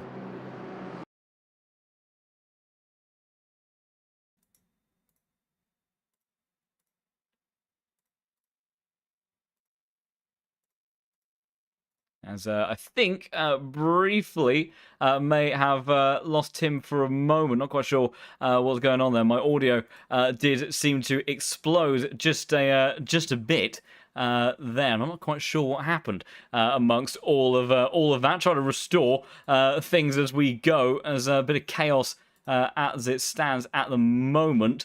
As we'll try to bring that back into effect as well, because I think we've lost game audio as well. Philip Manar has made his way by on the other BMW as they continue to scrap on down in towards turn one. They go, the ET Sports car trying to make their way on through as well, but in the end holding on to that position. We'll also try to bring Tim back over into this in just a moment as well, because I think audio went a little bit funky in all of that, but hopefully, give or take in one form or another, we should have Tim back with us there. Tim, can you hear me okay? Hi, yes, I'm back. Sorry, did my audio go there by any chance? I think unfortunately, I think it was at my end that things went kabloom in this, but we have got everything back online. We saw a scrap between Manar and the Yeet Esports BMW there, but a lot of crazy action and carnage at this stage of the race, and battles continue to heat up. And I think actually the next one on the agenda to keep an eye on is the likes of the 204 versus the 294 down outside of the top 40, although a yellow flag for the number 45 car. That is Estefano Barrera, and that's a lot of damage on the front of that Mercedes, Tim. That is a lot of damage on the front of that Mercedes for the Visceral Esports car. Luckily, quite close to the pit lane here, will be able to come in fairly quickly to fix that. That will really have slowed the car down. You can imagine if that happened a lot earlier on in the lap, that would have been very painful to navigate around with. And oh, we've just caught the tail end of it there. I was wondering how they picked up that much damage going slowly. It's because they'd already had the damage as well. So actually, it did happen quite a bit earlier on in the lap there for the Visceral Esports car. And it's just been a case for Stefano Barrier there to nurse that Mercedes all the way back into the pit lane. Of course, that's going to have lost them quite a huge bunch of time. You can see that bonnet popped up. So there's quite a lot of damage towards the front of that car. But able to get back to pit lane. Visceral Esports, 22 hours left to be able to recover from that situation as well. And also pit stop cycle, we're just past the hour, John, which means a lot of these teams have been heading down to the pit lanes anyway. So the good news is for the Visceral Esports car there, so there's not an extra pit stop they are going to have to serve in that situation. Yeah, it's very, very busy right now on circuit, and yeah, that was a weird one with the Visceral Esports car there. Coming stopped on circuit. You see Williams Esports trying to make their way past GT4 traffic. The two BMWs ahead. This is a three-way scrap for position inside the top 20. Eric Conrad and Ashley Copeland trying to go side by side in towards a very fast portion of the circuit. And Dennis Schoeniger, who's been on absolute charge over past laps, is coming up behind them thick and fast. I think we'll ride on board with the GT3 car that was in a lot of strife earlier on in this race in the hands of Tinko van der Velde. Got a lot of damage on board on the very first lap, but they've got the heads down, pushing on, and now trying to make their way through. It feels like it wasn't that long ago since they were scrapping inside of the top 30, and now it's full positions inside the top 20. That goes to show how crazy this race has already been. As glued to the rear diffuser of the BMW ahead, trying to see if there's any opportunity for a way through. Looking up the inside now. Can't make his move there. And I think, you know, they would have learned their lesson. Oh, I say that, my goodness, Senti around the outside. Eric Conrad, I think, letting the Williams Esports car go in a little bit of an unconventional place. I'm sure that would have come as a slight shock to Dennis, but be grateful at the same time. Makes his way on through, and now next target is Ashley Copeland in that West Competition Racing car. So progress continuing to be made for the 420 Mercedes, and as they look to work their way up the order. But very busy, very crazy stuff everywhere you look right now. And I also think there's a scrap taking place between Jan Joog and Michael Reslinger, who's got very wide on this fast left-hander. I think momentum in favour of the Aston Martin does allow the Petrol brothers to head on through. They move up into P12 with what was a relatively easy, a little bit dicey battle there. In actual fact, Dennis Schoeniger hasn't waited around either in making his move and position. Ashley Copeland already having dropped the position under pressure now from Eric Conrad. We'll try to catch on the replay how that took place, but Williams Esports definitely on the move. Yeah, that Williams Esports team, I mean, a lot of the community will know just how fast those guys behind the car can be. And that Mercedes, you can see there, just getting a nice move down the inside of the West Competition Racing car, up another position in this match as well. Seeing as they had that early on offset with the damage on their car too, it's been a so far for that Williams team as well. And ever since they've gone into the pits, they fixed up that damage, which they were quite hesitant to do at first as well. It felt like they just wanted to try and push it when Tinko van der Velde was in the car. They were really just trying to push it with the damage on, and then decided to pit a couple of laps later.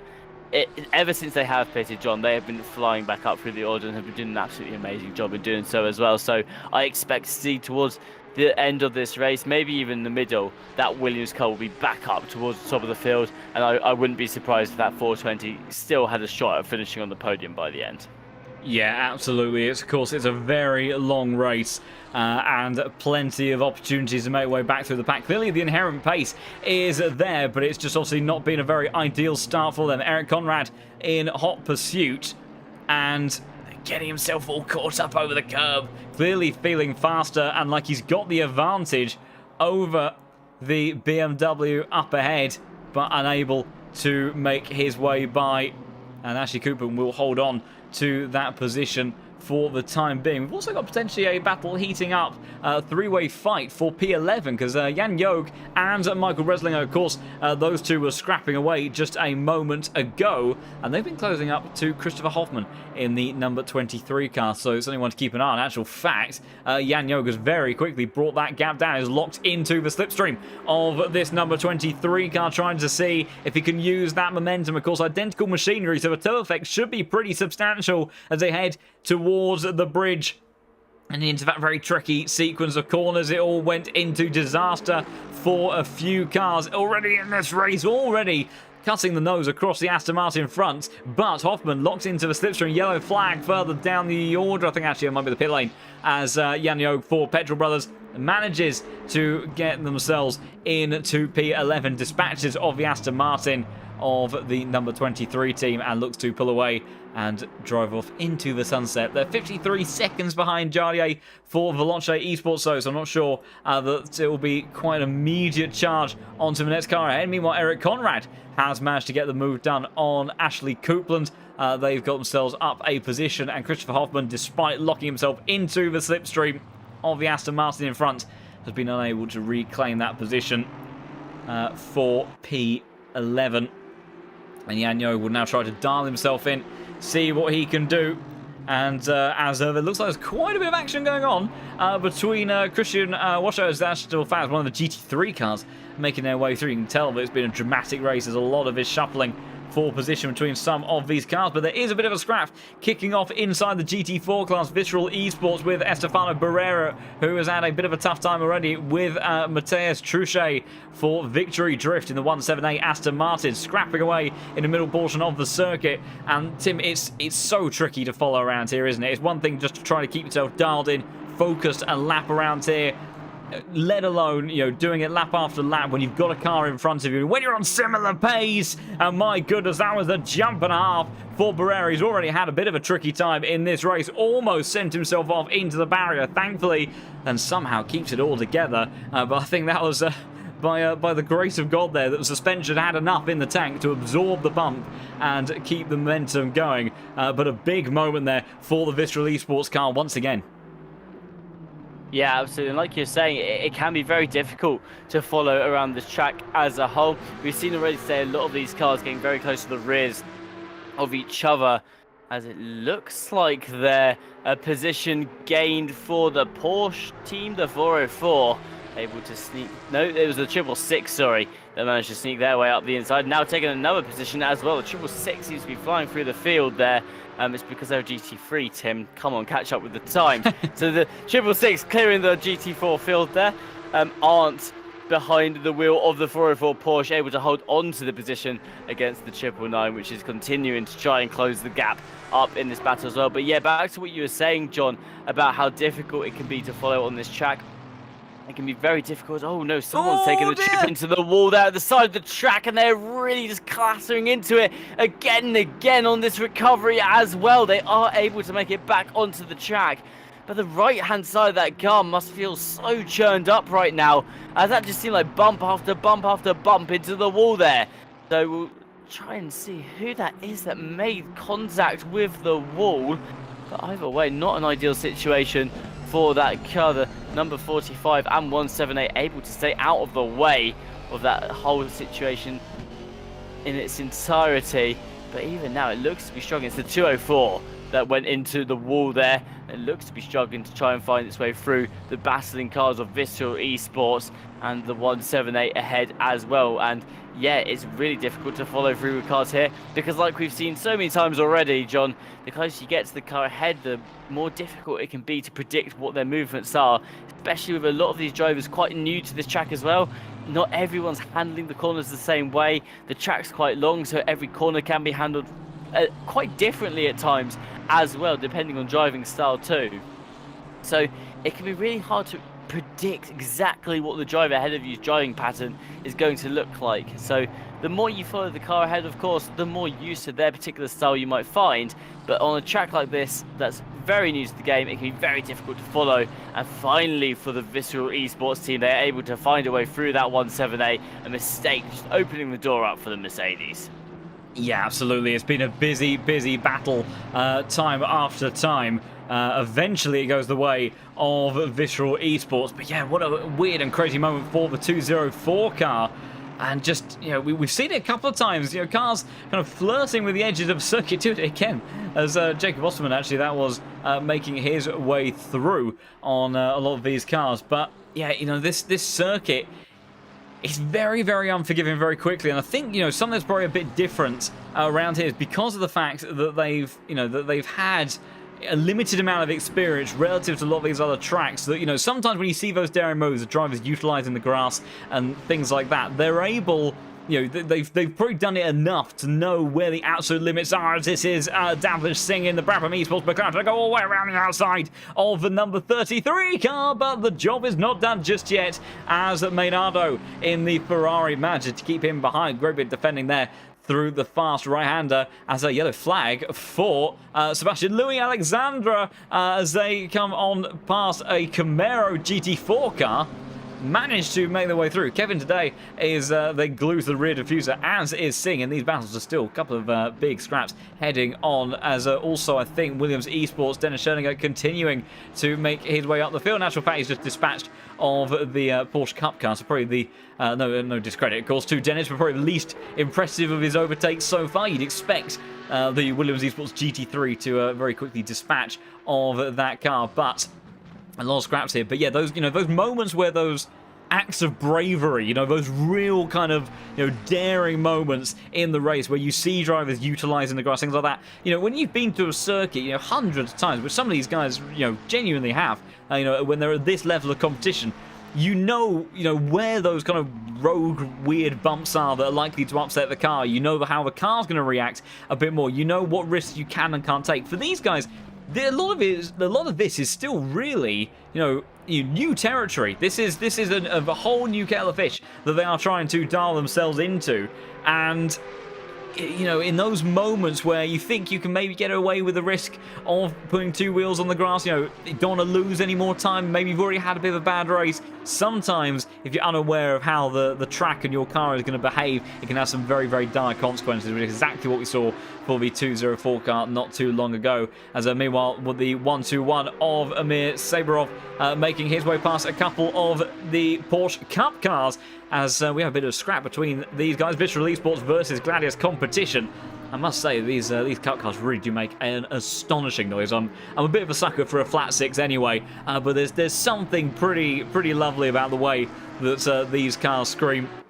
And I think this is the first bit of on-track battling that we've really seen between two of the Cup cars since the very start of the race. Although a bit of an awkward placement for a GT4 is immediately going to take that away from us, unfortunately. So we will head on back to these other scraps between the GT3s. But whilst we watch the likes of Singh and Maynardo continuing to fight away, Tim, any preference for you in terms of, sort of the kind of the engine sounds of these cars? It's always sometimes an interesting topic to discuss. I think there's certainly some common ones. I don't think, like for example, the BMW M4 tends to feature on many people's lists. It's an interesting, I think it sounds, it's got a pretty gritty sort of tone to it, but it's maybe not always the most exciting. There's some sounds on here that have got that kind of really raw motorsport style kind of quality to them. Is there any preference for you amongst these cars?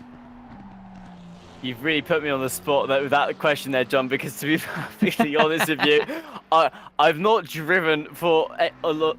I've not driven an ACC for a while now, to the point where I can't really remember what a lot of these cars actually sound like, because obviously I have it muted for the streams. But that being said, I do remember that I want to say the Ferrari was a sound that it sometimes did hit the spot with me, but then sometimes just really, really didn't in terms of the engine sound of the car. And I can't really pinpoint myself onto why I felt that way. But I remember because I used to drive it quite a lot around the tracks when I was doing some community racing. This is going back like a year and a half ago now.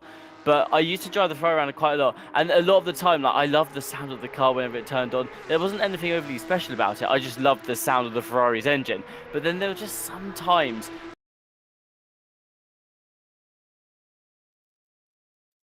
Unfortunately, we've had another audio explosion, and we've unfortunately in the process just lost Tim brilliantly explaining which car he was enjoying the most. Whilst I try to restore all of those elements, I shall flip over to myself actually, just for a moment in terms of where my preference lies. I mean, like I say, the flat sixes I think definitely are a kind of, they're definitely up there as a mighty one at that, because they do have such an incredible sound as we see these Porsche Cup cars screaming their way on by.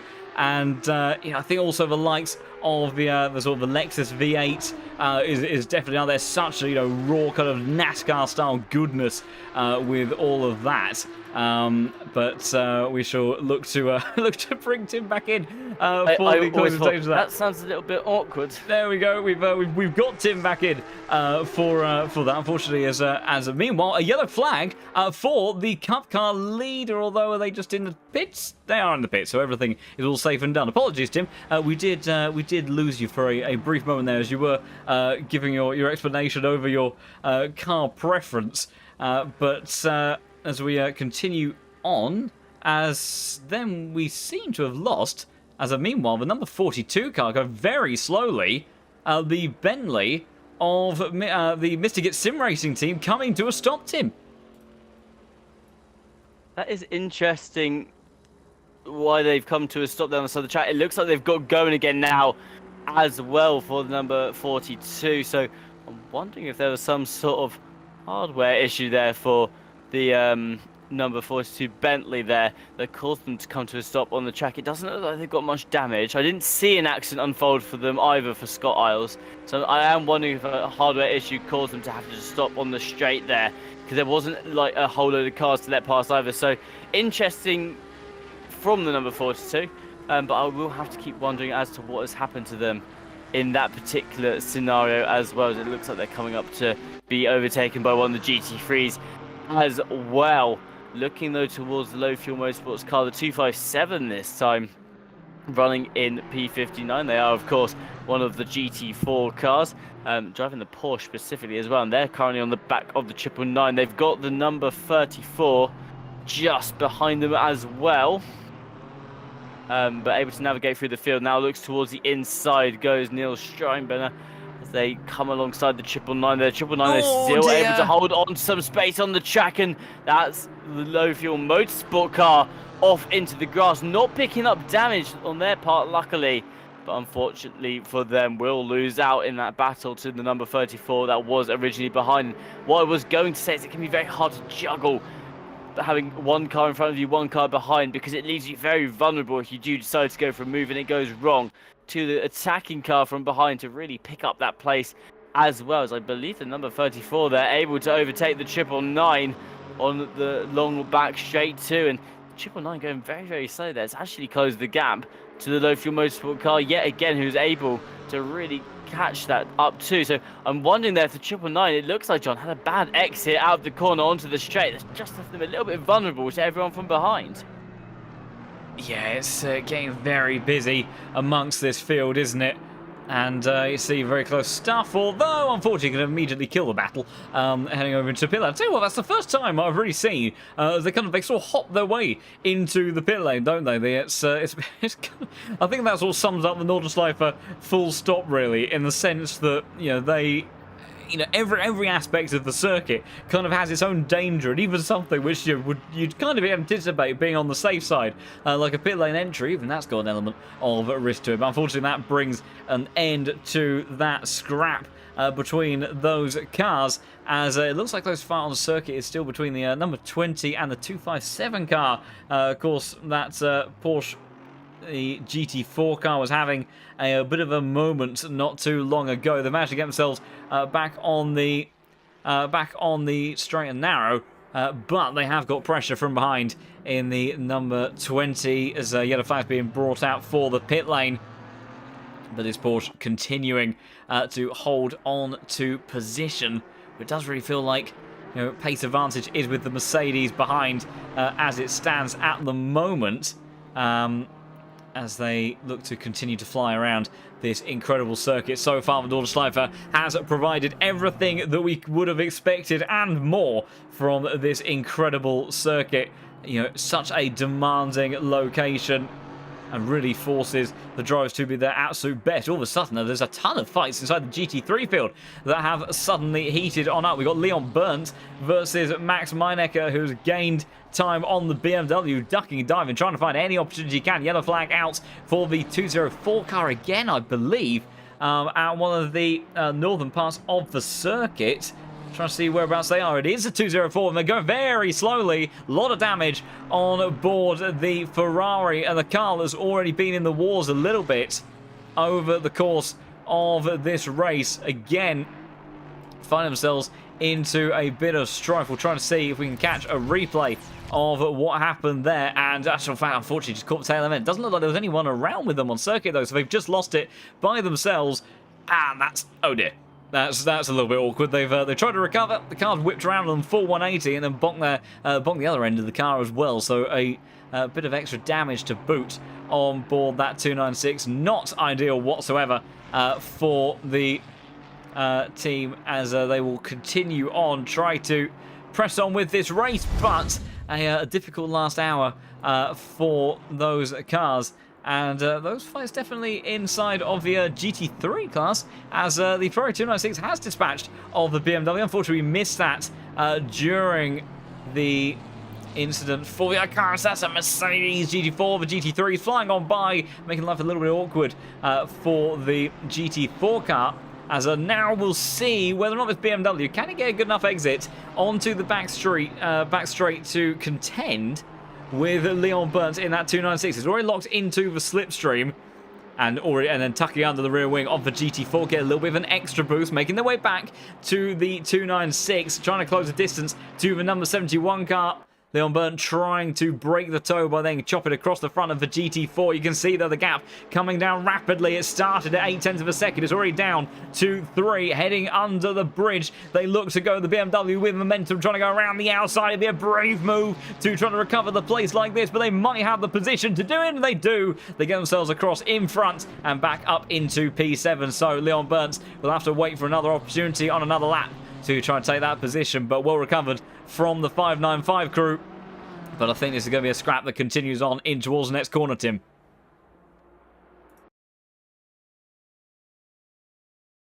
As unfortunately then again for a moment we've lost the audio, so we will bring that back in just a second. Down the inside though, Leon Burnt not wasting any time at all as he flies on through up the inside, turn 1 and turn 2, manages to get the job done and get himself back on through. So it might be a bit tricky from this point onwards to then get himself into position. The 595 car for Black Cats Racing might find it tricky to make his way back past. Maybe if he can hang on until the back straight. Again, he does have an opportunity perhaps on the cards, but it's certainly a tricky one to make stick at the best of times. But good stuff there from the Firefly Esports crew, making their way back on through and seeing what they can do as they look to push on as the race progresses. as also battling further down the order. Elie Debon and Philip Menard, the 255 crew, really not having a brilliant time as it stands, and after being in the lead of the race for some time, of course, had that massive crash with Unicorns of Love, have made their way back on through upper position, but into the pit lane they head, of course, a little bit out of sync with the rest the Black Cats of the car now cars on circuit. Unfortunately, Tim, I'm sorry, we lost you for a brief minute again with that, but we do have you now back. We just saw the 255 car heading into pit lane. Of course, a complicated day after that crash with the Unicorns of Love team, and they've got opportunities to recover their way up the order again, but it's a long old race, and whilst there is opportunities, there's also, unfortunately, opportunities for things to go wrong again. Yeah, absolutely. And it's actually something that, despite talking about how teams can climb up the field across 22 hours earlier, I was talking about as here it looks like the Aston Martin Joyous team going for a move down the inside of the 169. They are able to get it nice and easy on the end of the back straight there. But yeah, we were talking earlier about how easy it can be to climb from the bottom to the top across a 24-hour race as a whole.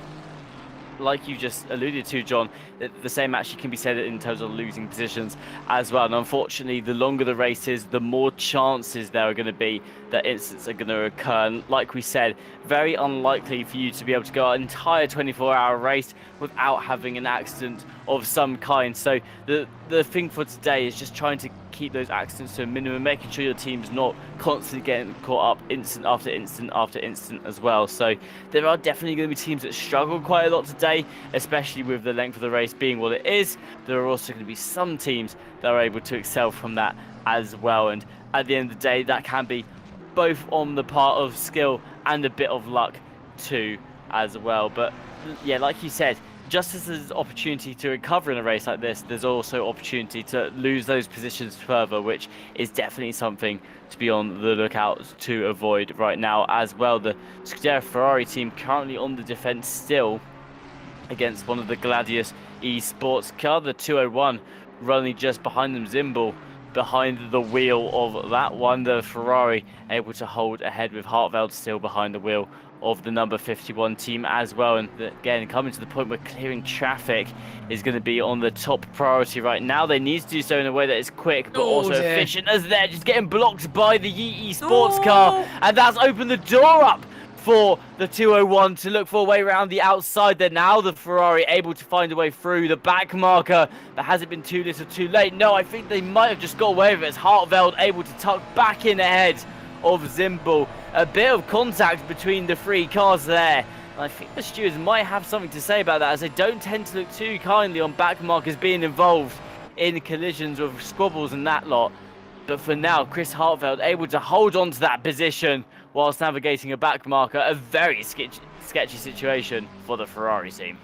Yeah, absolutely. That was a very, very awkward moment. They just about managed to hold on to it. Gladius competition trying to capitalise on that opportunity, and that really, the GT4 car was in a very awkward spot there overall. Thankfully, everyone made it out of that incident just about okay and pointing in the right direction. I think we've had a yellow flag somewhere in the audio. We've got Benjamin Tebble, who seems to have had an incident. Whereabouts is that? Can he hit? Oh my goodness, that was scary. That's Philip Menard for 255.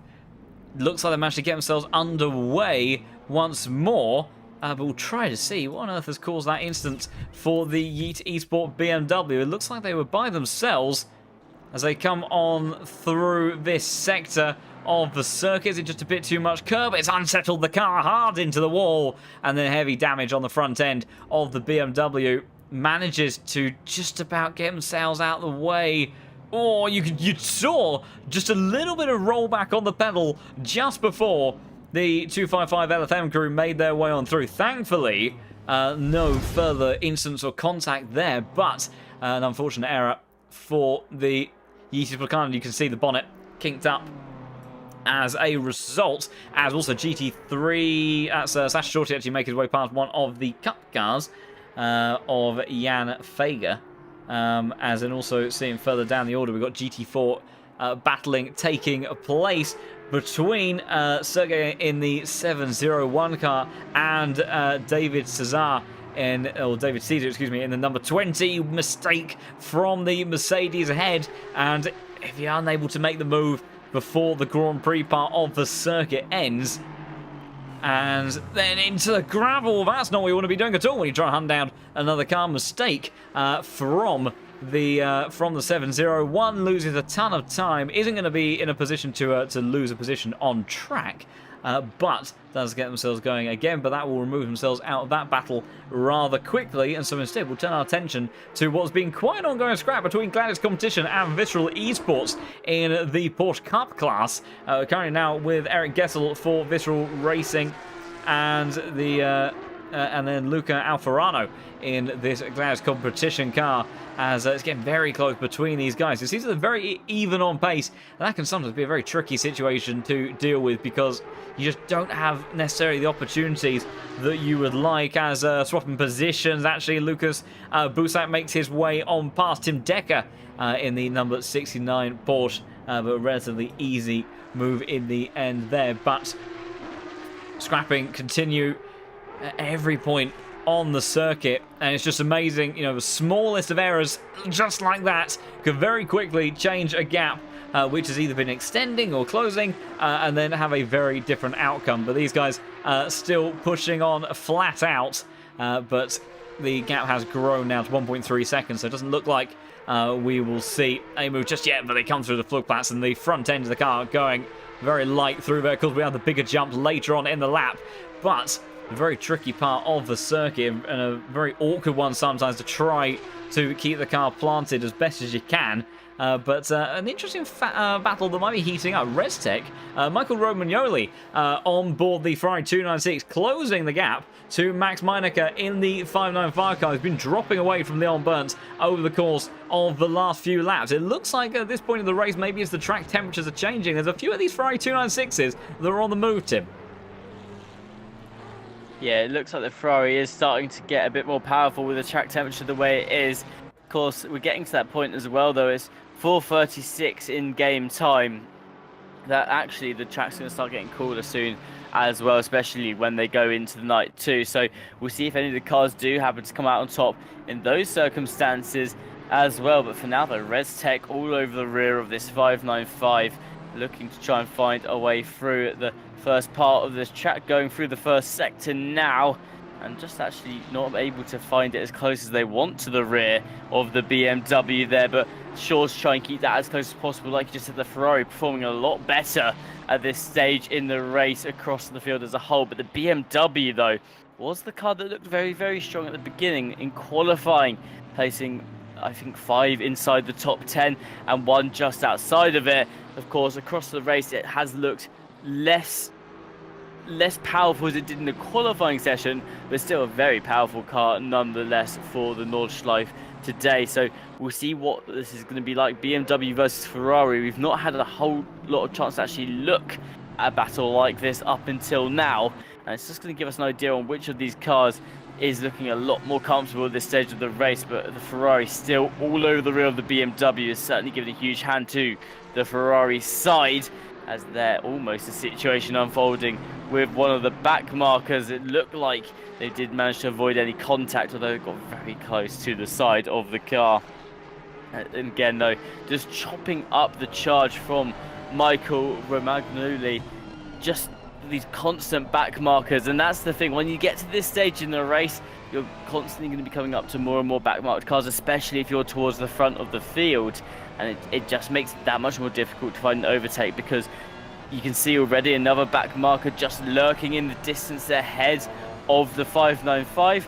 That again is going to ruin the opportunity of an overtake. So you have a lot shorter of a window to really find that moving than you do at the start of the race when everyone's just running on their own bit of track. This time you're just getting constant interruptions that you've got to plan and avoid accordingly, as well. As this is the Visceral Esports car closing the gap on the Aston Martin fan club team. Not able to find a way through though, and actually the McLaren there looking to be struggling a bit through the twisty turny section of the track as well, as Kevin Tadai coming towards the start finish line, has actually just crossed the start finish line on their chase against the 906. But the McLaren, it's been an interesting car today, John. I'm interested to actually hear your thoughts on how the McLaren's been performing. I'd say it's been one of those cars it's not stood out at the track today, but I'd say it's definitely not struggled the same way the Porsche has, especially in the straight line as well. I think the McLaren has just been one of those cars that seems, as it usually does, to be perfectly honest with you, fairly average, fairly standard for the events of today. Yeah, it's been a pretty well-rounded platform so far for all the teams utilising it. I think, Sprout Esport really managed to get that car to shine over the course of a lot of this race. Some brave overtakes delivered by the likes of Henrik Gamble, Marco Bischoff as well. They've now got Noah Reeder in the car, up into P5 overall in this race. And they're 10 seconds behind Tobias Grunewald in that Unicorns of Love car, which, bearing in mind, had that huge crash with the 255 BMW. The fact that they've managed to keep on going with the level of pace that they've had is really quite astonishing. But as they continue to press on, the McLaren of Noah Reeder and Sprout Esport it's demonstrated the fact that the McLaren has been an overall pretty good package. Good consistency in the high speed, medium speed corners, a decent amount of straight line speed, maybe lacking a little bit and being a bit weaker in certain areas as, not always able to make some of those moves down the back straight depending on the car that they've been contending with. But yeah, definitely a decent car. Also, the likes of the Ferrari 296 as the track temperature has began to drop. Because we sort of get further into the afternoon and progress our way towards the sort of first evening portion of racing. A 296 seems to have been a car that's bit by bit become a little bit more alive overall, and that's given it some opportunities in certain parts of the circuit, but it's a tricky one. Whilst its performance comes from being very confident, very capable in a lot of these high-speed corners, managing its tyres well, equally it means you have to be a bit riskier, a bit more daring, because those opportunities, it's not as straightforward as just trying to overtake down the back straight, because that Aston Martin front, for example, of Harseveld, is going to be a very difficult one to make a move on in a straight line. As meanwhile, the Cup cars that we were looking at earlier, as Alfarano trying to make his way on past the flat sixes, screaming as they head up towards the top of the hill again, bouncing their way through their downshifts, clunking their way down, making an absolute glorious noise. The transmission on the sounding absolutely to die for. And Eric Gettel, I think he may have a little bit of a run here, potentially to try to recover the position by the time they get towards turn one. You see that slipstream effect starts to build on up. The question is, does he dare to go down the inside? He is showing the nose up the inside. Does he manage to make it stick? The inside line is pretty powerful here, although well defended from Gladius Competition. Side-by-side action through the opening couple of corners. Traction down for the 202, and it looks like it's job done for the Gladius Competition car. Of course, we'll have to see if he can escape further up the order, as meanwhile also a lot of battling taking place between these three cars. Dapper Singh making his way on through. Thomas Reeder for the 76 car going on through as well. Might be trying to take two positions in just as many corners. Trying to go side by side. Oh my goodness, I thought there was going to be contact between the Aston Martin and the McLaren. They're around the outside. He looks to go. The BMW behind seems to be in a rather tatty state and unable to really scrap away with these guys that jump, hop and skip through the grass. Side by side, they still go very, very close. Both cars scavenging all over the curbs, and they get very, very unsettled through there. Somehow they stay out of each other's doors, and they manage to continue to progress. Bit of a slide from the number 76 car, but somehow, Tim, they all make it safely on through there. But that was a very scary moment for a few corners there. Very, very scary indeed, but able to not put it into the wall is going to be a huge benefit for all of those teams in that situation, not having to take that extra trip down the pit lane at this stage of the race as well. Just running down the order now, you've got the Funtech Racing team able to just keep that Porsche Cup car ahead. They have got a GT3 approaching from behind, and funnily enough, John, you said earlier we've not seen a whole lot of Porsche Cup car versus Porsche Cup car. What we have seen a lot of in today's race is Porsche Cup car versus GT3, where the gap hasn't actually been quite as big as some may have thought at first. And a race replay here for Top Racing TV, the number 93 Porsche. It's going to showcase, a bit of a drift there actually, as they peak the top of the hill and then turning it, just hitting the wall at the end. Luckily though, that car went very slowly into the wall, so minimal damage on the bonnet of the Porsche there. But either way, another incident which we've seen unfold on the Nordschleife today. Luckily able to recover quite quickly. Definitely could have been worse for Top Racing TV in that situation. And Franganillo able to continue now onto the track, back onto the back straight, where actually the Porsche again has struggled a lot today. A quick check up on the Williams 420 team as they come onto the back of the number 77 of Felix Arndt. And Dennis continues their charge up the field. Of course, the Williams early on in lap 1 ended up picking up quite a lot of damage that they then carried with them until they pitted a couple of laps later. Saw themselves drop 30 or so positions in the field. Now you can see they've managed to recover 18 of those back up into P18, and Dennis continuing the charge for the rest of the 420 team. Now comes onto the back of another Ferrari to see if they can fight their way through. They're going through the twisty turny corner section right now, but they're approaching that nice long back straight where we see overtakes very favourable for some of these teams, and I think the Mercedes might be one of those teams that does decide to try and take it if Dennis can keep this gap as close as possible to the rear here of the number 77. A good run out of that final turn before the back straight might be all they need to try and dispose of this quite quickly. And you can see just ahead of this battle, the 201 Zimbal behind the wheel is also in front as well. So if the Williams team can clear the 77 quick enough, they can also take a strike at the 201 as well. We'll see what Dennis is able to do as they're now coming onto the straight. Yeah, closing in the slipstream. Mercedes looking pretty handy in a straight line. Dennis Schoenberger's been allowed to charge. Interesting stuff. So he's going to bump draft. Oh my goodness, that was a little bit maybe too close for comfort. Bump drafts the Ferrari initially, and quite clearly doesn't actually have a great deal of extra top end. Comes out of the slipstream for just a moment, heads back in, trying to see if he can maybe get the job done in the corners, but the shorter run for the Ferrari is going to make it tricky to get the side-by-side action in towards those last couple of turns. It might be better to hold off, try to get the exit out of the final corner, and then on the run in towards the first turn, although Dennis sending it from downtown, manages to squirrel his way through under brakes there. A very, very brave move. Also, I think, kudos to Felix Arndt there as well. And a bit of a weave from Dennis Schoenberger. I think almost a sigh of relief that those guys that they're able to progress in all of that. But my goodness, that was some very, very close battling. And after, of course, it all went wrong for that 420 Williams car earlier on.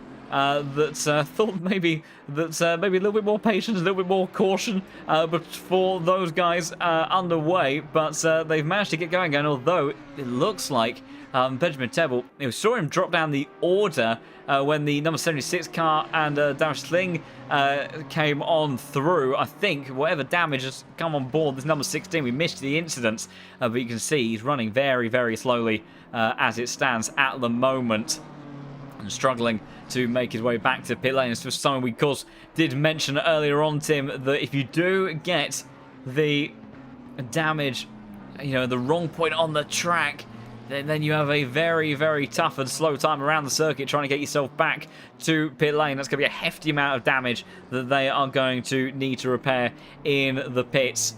And down to P30 at the moment, but a tricky time as it stands. As meanwhile, some other scraps within the GT3 class. A bit further down the order, Lucas Busak and Victor Rousselut in the number 11 car, having swapped positions as they scrap away just inside of the top 40.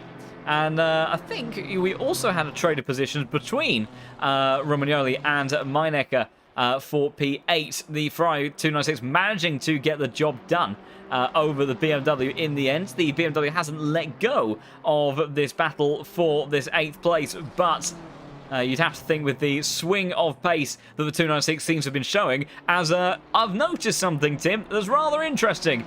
Look at the weather. 30 minutes time, we have rain on the way at the Nordschleife. Well, everybody, if you were starting to think that the race was starting to calm down and things were going to settle into a normal state, you'd be wrong. Everything could very much change, and life is going to get very dramatic for these guys. Now, the question we don't know the answer to just yet is how intense that rain is going to be. How long for? And, for a lot of these guys in terms of stint timers, this is where potentially those that have been on the earlier side of their stint timers it could start to cause them some grief now, because it's exactly when you have changeable conditions like this that the transition in those conditions, when you make that switch from dry to wet or vice versa, that's when you want the flexibility. You don't want to be forced into a situation where you kind of, the circuit isn't really ready for the wet tyres, but it would be, a bigger loss of time to then pit again and go onto wets. But if you, pit too early onto those wet tyres, they will burn up extremely rapidly on a dry circuit. And you really don't want to end up on those tyres too soon, otherwise that stint will be heavily compromised. So it's a real trade-off. This is going to be an interesting one in terms of how the team looks to try to judge this, because I don't think it lands very conveniently for a lot of the grid. Yeah, absolutely. And like you said, with the track lap time being a good 8 minutes, if you make the wrong call in the pit lane as to what tyres you're on, you have to spend a good 8 minutes regretting that decision, as opposed to the 1 minute that you would usually on another track. So it's going to be interesting when the rain does start to fall. And I know a lot of the people in the chat were actually quite looking forward to the moment that the rain did start to fall, just because it would be a good idea to get a whole sense of all of the different weather kinds on this track and how the teams perform with it as well. But I'm certainly very excited to see that rain in half an hour's time and how it affects the performance of these cars. And like you said, what the strategy call is going to be here. I feel sorry right now, John, for Luke Whitehead, who now has to worry about what they are going to do in the next half an hour all by themselves. A lot of these teams have several people in a Discord together right now discussing what the best opportunity to do is going to be in this situation, what the tyre strategy should be, how they should approach this situation. Luke Whitehead doesn't have that freedom opportunity here, because they're the only one behind that car for the next 24 hours. They've got to worry about that, as well as driving the car, as well as everything else, as well as Dennis again from the Williams team able to pick up another position here.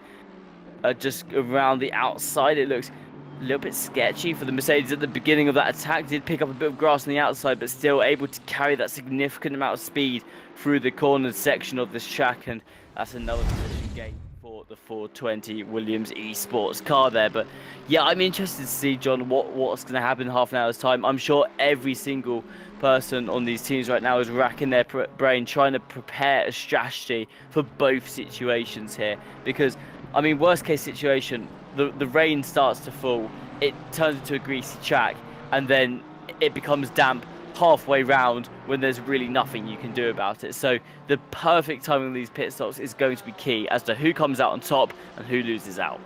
Yeah, absolutely. And I'll tell you what, as well as feeling sorry for Luke Whitehead, of course, for those that maybe don't know, have joined the stream a little bit later. First of all, welcome to this absolutely incredible event today. 24 hours of the Nordschleife brought to you by Lofi Motorsport and 505 Games to celebrate this incredible track being added to Assetto Corsa Competizione.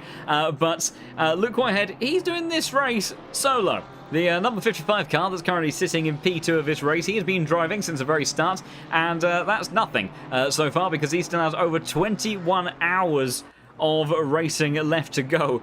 So he has got a very long time ahead of him, and as well as having the the threat of rain and how that's going to play into strategy, who knows? Sometimes the Porsche, it really flicks between the two. Sometimes the Porsche can be an absolute weapon in the rain. Sometimes it can be kind of a danger for you in that car. We saw, just how twitchy it was at the best of times for Luke earlier on in dry conditions.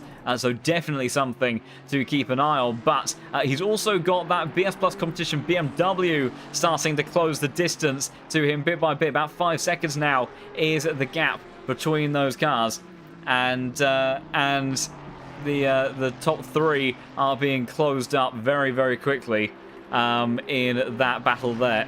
And we'll have to see how that plays out for them. We've got a brief yellow flag out for Suarez further down the order. Trying to see who that, whereabouts that is, but I don't think.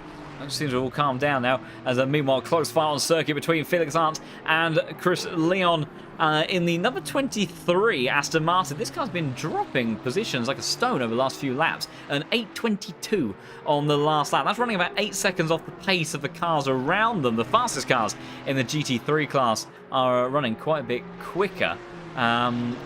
But see, it's going to get very awkward, very busy. We've also got a yellow flag out for someone in the earlier parts of the circuit. I think that is for Victor Roosloot in the number 11, but with the power of Slipstream of the Porsche Cup car, very nicely placed for the Ferrari, looks to be able to outdrag the Aston Martin. A handy bit of fortune, but it's going to get a bit more complicated here, because while the overtake may have been done, now they make their way past the Porsche Cup car. There's the Aston Martin lurking in the mirrors, but I think maybe just about enough of a margin to keep the number 23 at bay if they can spot their braking point and stay consistent and clean through his last sequence of corners, a little bit deep through part of that there for the Aston Martin behind, and the gap will open up to a second. So things aren't strategizing his way through an overtake, managing to overcome the straight line speed deficit that the Ferrari has generally had on the Aston Martin all day, and gets his way on through. We may see a move as well for Jonathan Seville in the 255 LFM car over Danny Van Oom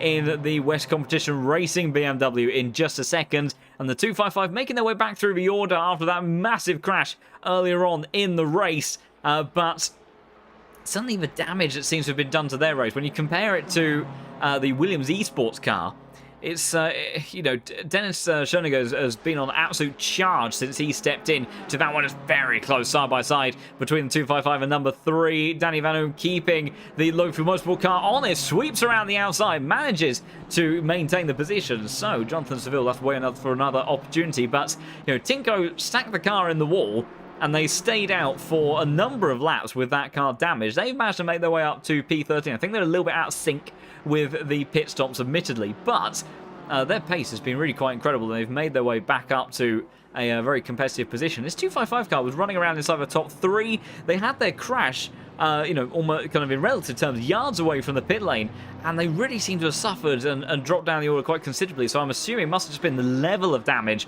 on board this car and how long they spent in the pit lane, and that's why the consequences have been so much bigger. But for a car that was really competing for the race win earlier on, it's been a pretty disastrous day so far for the BMW, but still, you know, 21 hours. We're only an eighth of the way into this race distance, 21 hours left to go. Plenty of opportunities to try to climb their way back through the order, but so far, a bit of a struggle.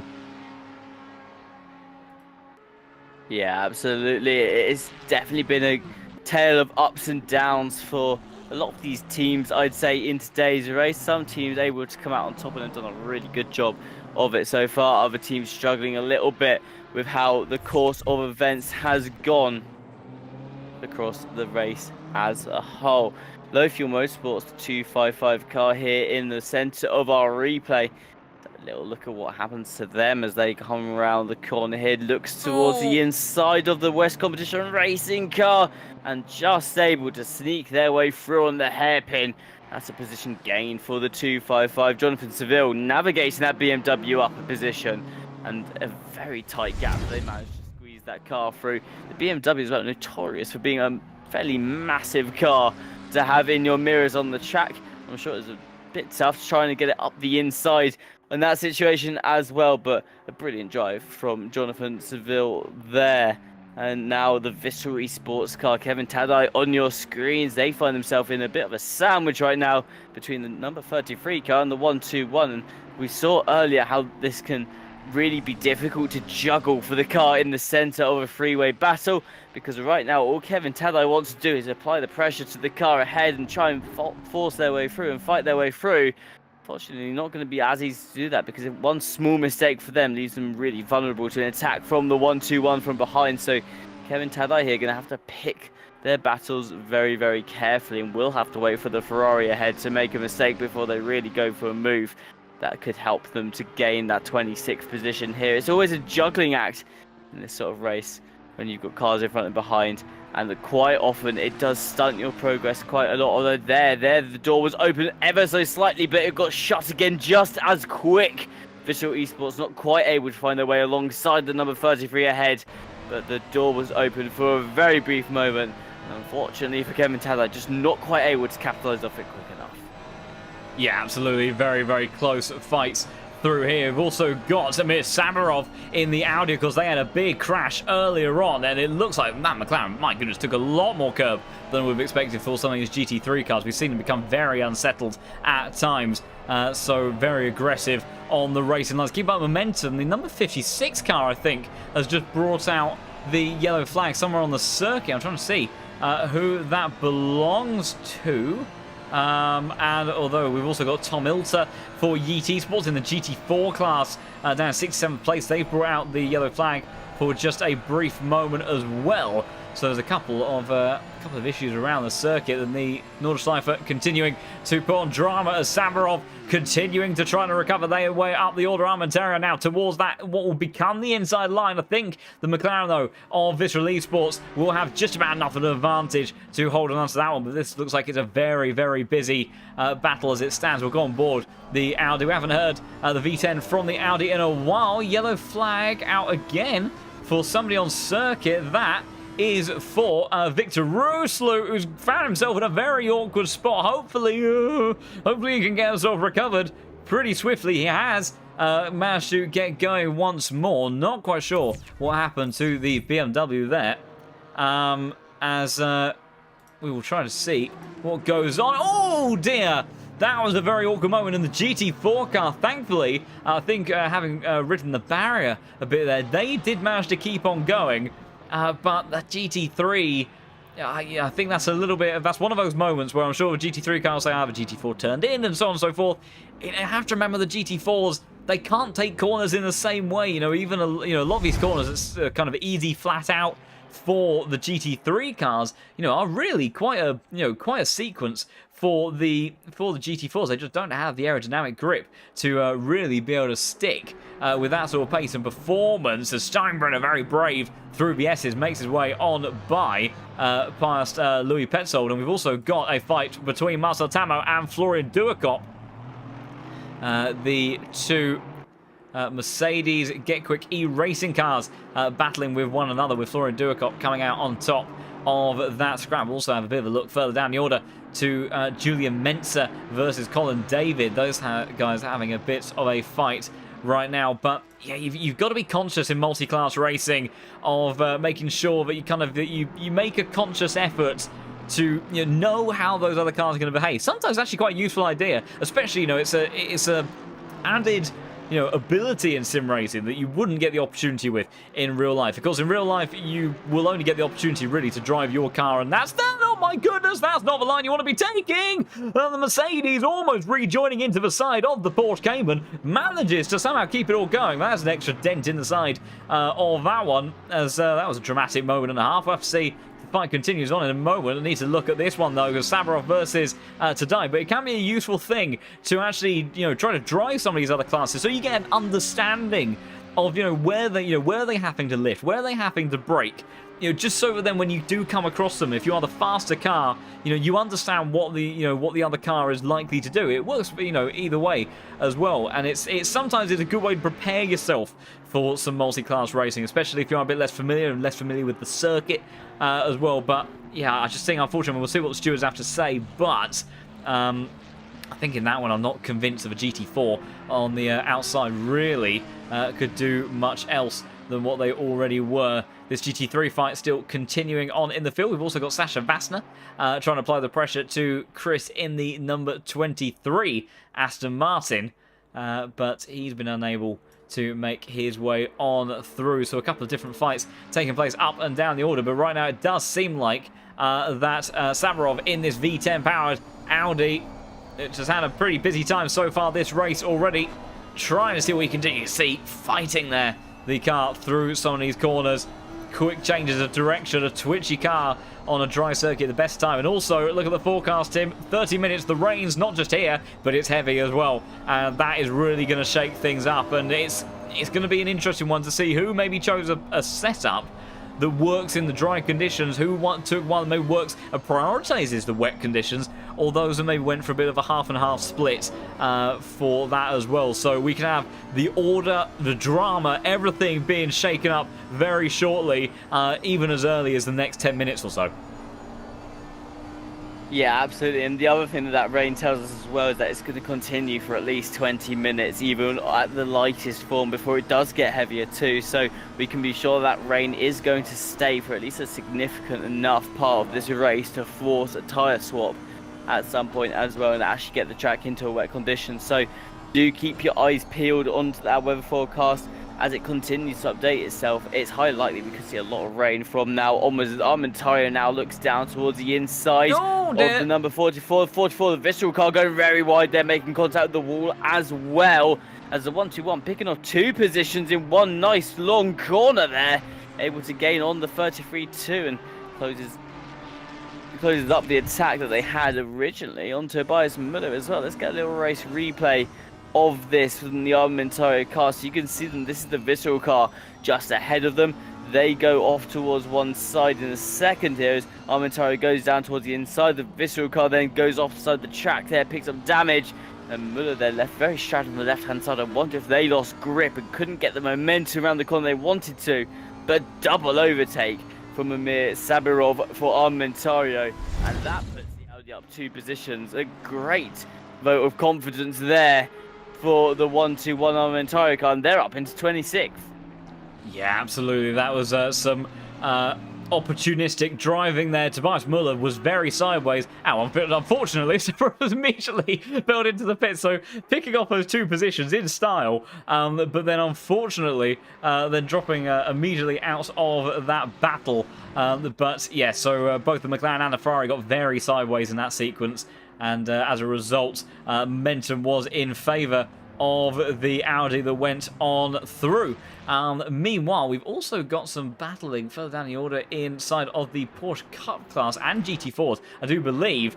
So we've got Julian Menzer versus the Porsche of Colin David once again.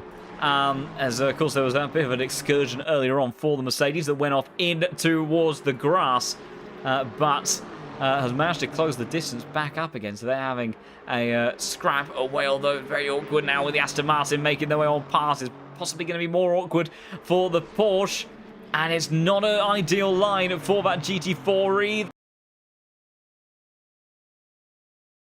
There through that sequence, so the Porsche of Colin David does manage to keep the Mercedes behind for the time being, but a little bit of a tricky one as they continue to progress around the circuit, seeing where the opportunities are going to come from, where they can perhaps find the time, because it's such a tricky one around this circuit. GT4s, they take the course a little bit slower. They've, in certain corners with the slower entry speed, they do have the opportunity to kind of place their car a little bit more freely overall, but equally, sometimes because of the lack of grip, the lack of aerodynamic grip that they have overall, that they do find themselves in a spot where they're not quite as easily able to kind of position themselves overall. They have to go with where the momentum of the car ends up taking them, and it can be a tricky one to then find your line. It looks like them again, the Mercedes running a little bit wide there, so not quite able to make the opportunity stick on this occasion, but we'll keep an eye on that fight as it progresses. And also one to keep an eye on, which could evolve also very quickly, of course, with the imminent arrival of the rain, is this one. Arthur Camara for BF Plus Competition has been closing the distance to Luke Whitehead bit by bit, and now that BMW is less than 1.5 seconds behind the Porsche that sits up ahead, and Luke Whitehead's valiant effort so far to keep that Porsche up inside of second place might be starting to become a little bit compromised at this stage of the race, and it's going to be an interesting one to see how each of these cars reacts to the rain, and also how the drivers react to the rain as well, because these guys, they've only had a few days to practice, just getting used to the Nordschleife. Some of them would be completely new to them, let alone maybe facing it in wet weather conditions. That's a whole different thing, and I imagine there'll be mixed feelings amongst the grid right now, Tim. Yeah, absolutely. In that situation, BS Plus Competition, though, on your screen, the number 87 closing the gap to Luke Whitehead ahead, 1.2 seconds. Currently splitting them up. It is fluctuating a little bit, of course, as we continue to navigate our way around the track here. but on the whole, if we look at their last lap time, about a second was gained on Luke Whitehead that last lap as well. So small gains across the track as a whole, but still good nonetheless for the BS Plus competition team there as well. Aston Martin Enjoyers around the outside of the 325 Porsche Cup car there. That's going to be another position gain for the Aston Martin Enjoyers. -6 up now into 18th. And hang on. Up into 18th. That means we have a Porsche Cup car right now. The 325 ITB Racing is currently running 19th overall in a race which has, I think, about, correct me if I'm wrong here, John, 32 to 34 GT3 cars right now. That just goes to show how well the Porsche Cup car can perform here today. And of course, that's not just on raw pace alone. That is also in part due to them being able to capitalise off others' misfortune and mistakes. But to be running 19th overall in a race with a lot of GT3 cars in, it's still a great situation for a Porsche Cup car to be in. It really gives them that buffer to the other Porsche Cup cars that are still behind them. Yeah, absolutely. It's been an exceptional performance, even from qualifying. You know, the level of pace that that team has been able to generate, ITB Racing, in that Porsche Cup car, being a very dominant display of performance. Always again awkward once again. Giulio Mensa trying to go up the inside, although compromised with the Genesis Esports BMW making their way on through. They'll then try to go around the outside of Colin David up ahead. That might compromise the line of the Porsche and give an opportunity. Unfortunately, with the beautiful forest that is the Nordschleife, we can't see a darn thing as they head through that part of the lap, and an awkward bump off the curb manages to just about keep it going. There's also a yellow flag a bit further up ahead, the 999 of Robbie Callaghan for Azam Makossa seemed to have run into a bit of strife. See, as the Aston Martin is going to come across them in just a second. We'll try to see if we can have a look. Oh, that's awkward line, although that, weirdly, that wasn't the main catalyst. So you would have thought that that huge amount of curve that initially this Porsche ended up taking, that would have unsettled the car. It looks still relatively controlled. Of course, you know, maybe on board it would have been more obvious. It could have been a chunk of oversteer on board that, but it really looked like that they sort of drifted just a bit further to the right-hand side. Then it was when they caught the grass, that was where it all started to go wrong for that Porsche car there, as I think also things have kicked off a little bit between these two. They've been scrapping away lap after lap, and suddenly 3 seconds after we lost, there's a yellow flag out for Callaghan as he's having a bit of a time down the back straight. We'll try to catch a replay of what happened between these two, because they have swapped positions. Colin David, I think, has he made a little bit of a mistake heading in towards this next right-hander? These guys have been pushing each other very hard. Yep, there's the error onto the grass and does catch the barrier. Almost catches a Mercedes on the way on through. Julian Metzer manages to just about keep his door out of the nose of the recovering Porsche. But Colin David, a compromised line at moments. And once you catch that grass, you just really cannot escape the trajectory into the barrier. You know, the kind of the nice thing to some extent is that you do sort of get coaxed back onto the racing line. The unfortunate thing is that you are practically guaranteed to hit the wall and then end up getting damage as a result. So kind of a blessing, a curse at the same time, as meanwhile as we wait for the rain to arrive in just a few moments' time. Arthur Camera has been continued to reel in the Porsche, which again seems to be struggling just a bit at the tail end of its stint, and the German driver dialed in, applying the pressure onto the back of the British driver, who's been driving since the start of the race. Still has barely made a dent into, of course, the overall time that he's going to have to spend in this car. But right now it does seem like that BMW is a bit quicker, gaining in the slipstream, and surely will have a good opportunity on the horizon next time that they go down the backstretch. But it might not be as easy as we would think, Tim, because the straight line speeders, there's the rain hitting. It doesn't exactly look like it's very light either.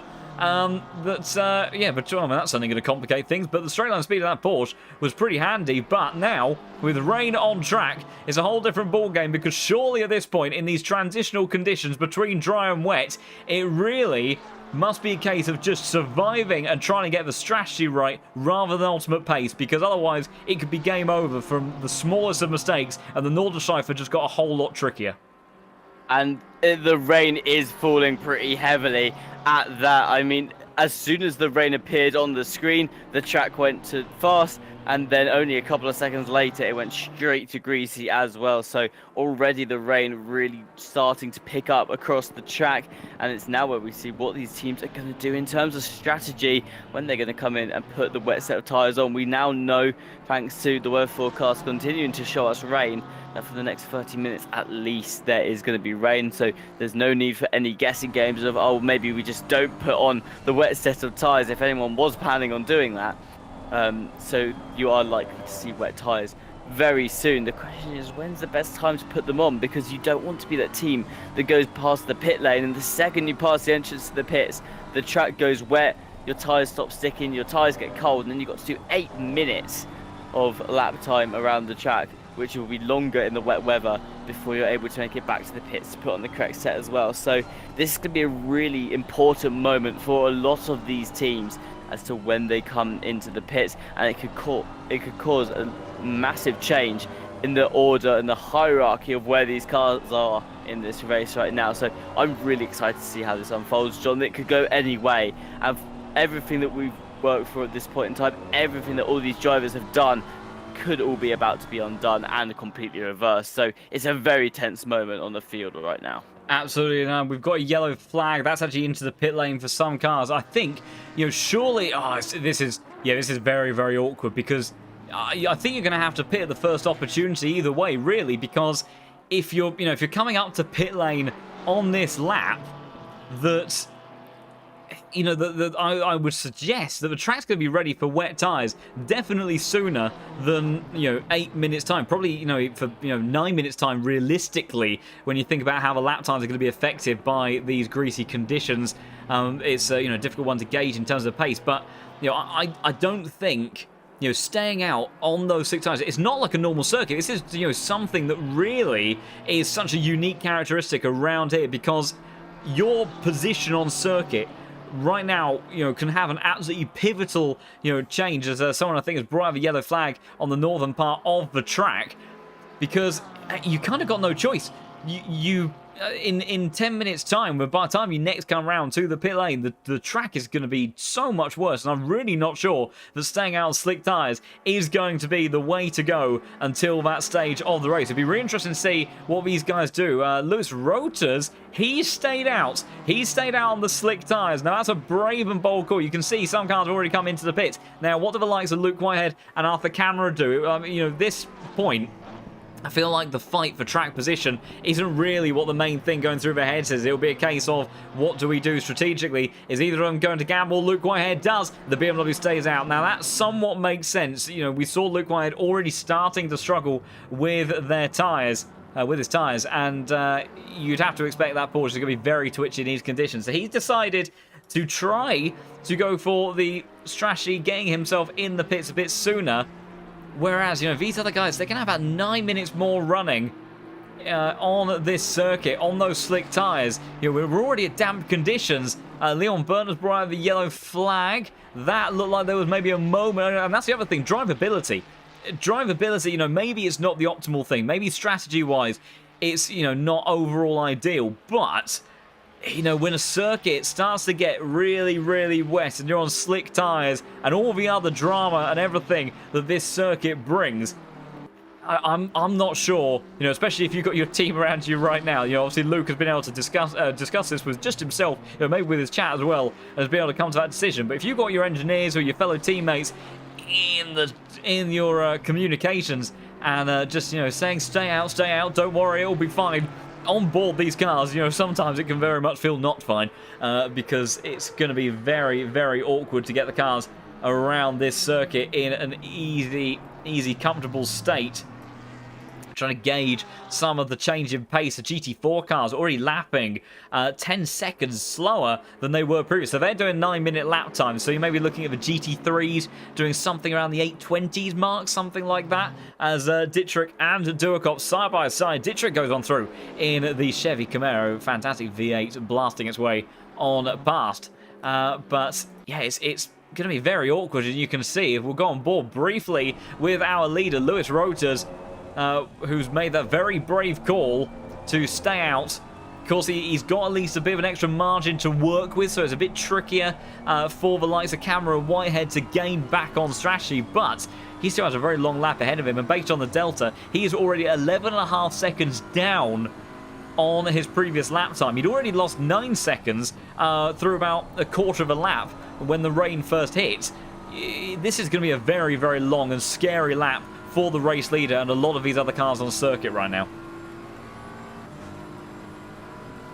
Yeah, I think this is a very difficult call to make, and a very daring one though from the ITB racing team to stay out on track, because like you just said, the track's hit damp and it's only going to get worse. They've got to go at least another 8 minutes on the dry set of tyres, and as you were saying earlier, John, it's probably not going to take 8 minutes for the track to get into that point where the wet tyres are optimal. So it's definitely been that interesting selection point for a lot of these teams as to what the best call was to do here, and I am interested to see if anyone else makes a different call. It looks like the number 87 has also made the decision to stay out on the dry set of tyres as well, so we'll see whether it actually does work out in their favour or not. But either way, I know that this is definitely a situation I wouldn't want to be in alone. It is this point where you need the team talking. Yes, sometimes it can be difficult because you're the one in the car and you know how the track feels compared to how they think it feels, but at the same time, like you almost need that course of debate to decide what the best outcome is going to be in this situation. And you can see already, like, a lot of these teams, a huge discourse in terms of the pace now between the wet tyres and the dry tyres, as you just saw there. The 256 was clearing the number 5 on the field. That was a GT4 overtake. But yeah, you can see the discourse between the teams that have stayed on the dry tyres now really starting to lose that pace, especially now that the track's got to damp. And I don't think it will be long, John, before that track gets into fully wet. I don't think it's going to take 8 minutes. Yeah, exactly. You can see more and more of these cars struggling. This is valuable time. I'm not quite sure what the flashing of the lights there was from GT5. I don't know if something happened previously. It did seem to be a little bit of one of those tip outs there. Looks like there's a moment for one of the Porsche Cup cars. That's going to be a very scary car to be driving on slick tyres right now. It's a bit of a handful at the best of times. Was actually saying earlier, I think we got kind of cut off in the conversation over it. But this Porsche Cup car is actually more tangible to the GT3 class than it's probably ever been, because we're seeing so much of this kind of TC0 era of GT3 racing on ACC, and so usually this car is has a big impact for that one. This one's a big handful compared to some of the other classes of car, but realistically, especially in these conditions where you've got a lot of these cars running on slicks at the time being, they're going to be pretty comparable in terms of how scary they are to drive. But of course, the aero on board the Porsche Cup car a lot less capable and advanced than the likes of these GT3 cars, so it's an even further disadvantage. No ABS as well, and I don't even think the option for TT. It's a fully disabled option on board that car, so it's at least in the GT3s you can start to up the TC in conditions like this, whereas those Porsches, very different story. As trying to see how Luke Whitehead is getting on, and if we go for a quick onboard with this man, he was P2 in this race. You can see he's still flying around the circuit. You wouldn't think that the weather had actually particularly changed, to be honest, from Luke's perspective, because he is absolutely hurtling on and trying to fly around this circuit. But yeah, in these slippy conditions, that Porsche looking just as twitchy as it did in the dry. But crucially, when you look at kind of the confidence he seems to be going through here with, and we'll go on board with the likes of Lewis Roters, your race leader. He's kind of about 3/4 away through the lap at this point in time. It's always a bit tricky with the BMW by comparison, because of course it's a much, it's a much lazier car anyway. But there does seem to be a sense of sort of a kind of slightly pedestrian sense in the way that these corners are having to be taken. We've actually got battle heating up between P8 and P9 as Carlenter versus Simone Lezzi in the 104. A couple of yellow flags out further down the order. Someone's around. Oh, that's a scary position. The 420. Williams Esports recovery through the field nearly went very, very badly wrong as cars struggling in these conditions. We'll try to go we're trying to catch what happened here. So this is Manuel Wagner for Petrol Brothers. Currently in the position at the moment. Coming on through, flying on around, catches the grass, goes around, then we'll go on board with Dennis Scherdiger. He's going to come flying on through, and there's the Aston Martin, and the late reactions from the Williams Esports car kept them out of harm's way. Dennis, again, absolute star for that crew, doing a fantastic job, and that would have been a heart-in-mouth moment. Sure, they would have been screaming down the comms channels, trying to get their teammate out of harm's way as best as they could. And we'll have a look. Lewis Roach going on to back straight now, so we'll very quickly start to see what they plan to do and see exactly what they do in terms of addressing the strategy situation. We've also got battles further around the circuit. These guys have pitted onto wet tyres with Reader versus Zimbal for 24th position at the moment. But Tim, it definitely looks like we are heating up to a very intriguing part of this race, and that weather is getting more and more intense as time progresses. Yeah, the weather only getting heavier and heavier as this race continues is definitely going to continue to shake things up for a little bit. It's also going to change the dynamic of the race for a lot of these teams as well, and those that have been maybe a bit more aggressive on the overtakes, consistently looking for those moves, are going to struggle a little bit more in this wet weather. So having that position higher up the field is key right now, and with that ITV Racing coming into the pits this time around to put on their wet set of tyres, doesn't look like actually that they suffered too much on that extra lap without the wet tyres on, continuing on the dry. So we'll see what happens there. There's a bit of an issue going on right now for the Aston Martin fan club and the Scuderia Ferrari team, still battling out even in the wet weather. And it's like the Visceral team I can see in the background as well of that battle. Philip Minard behind the wheel of that one, but you can see now Scuderia Ferrari Esports team goes around the outside of the Aston Martin fan club, and that's going to give them the position on the 906 driver, putting the number 51 up into P18. A great overtake there, and already you can see, I think that's a Visceral car just lurking behind in that battle, as well as Luke Whitehead continues down the back straight. They're going to see if they've been able to gain on the number 7 car, which is still in the pits there.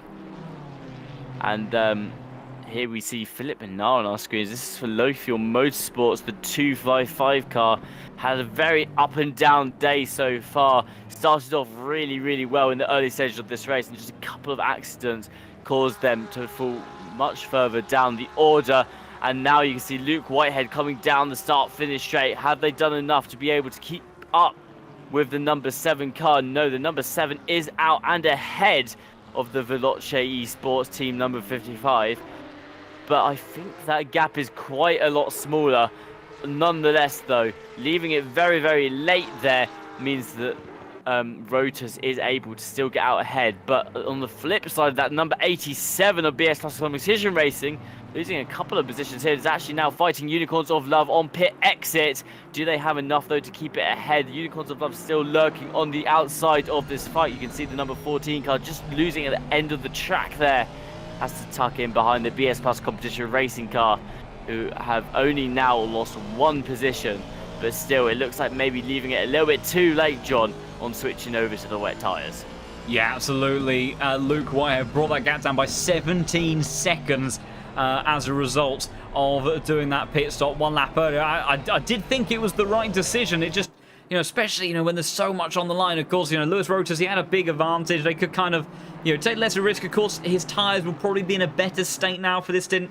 I don't think, Luke Whitehead would have suffered too much in terms of additional degradation on these wet tyres over the course, by taking those on a lap earlier. But generally speaking, that he has gained quite an abundance of time. Of course, he's now opened up the gap by 16 seconds. It was less than half a second to the number 87 BS Plus competition car previously, and that car has now got the threat of Leon Otoki for Unicorns of Love.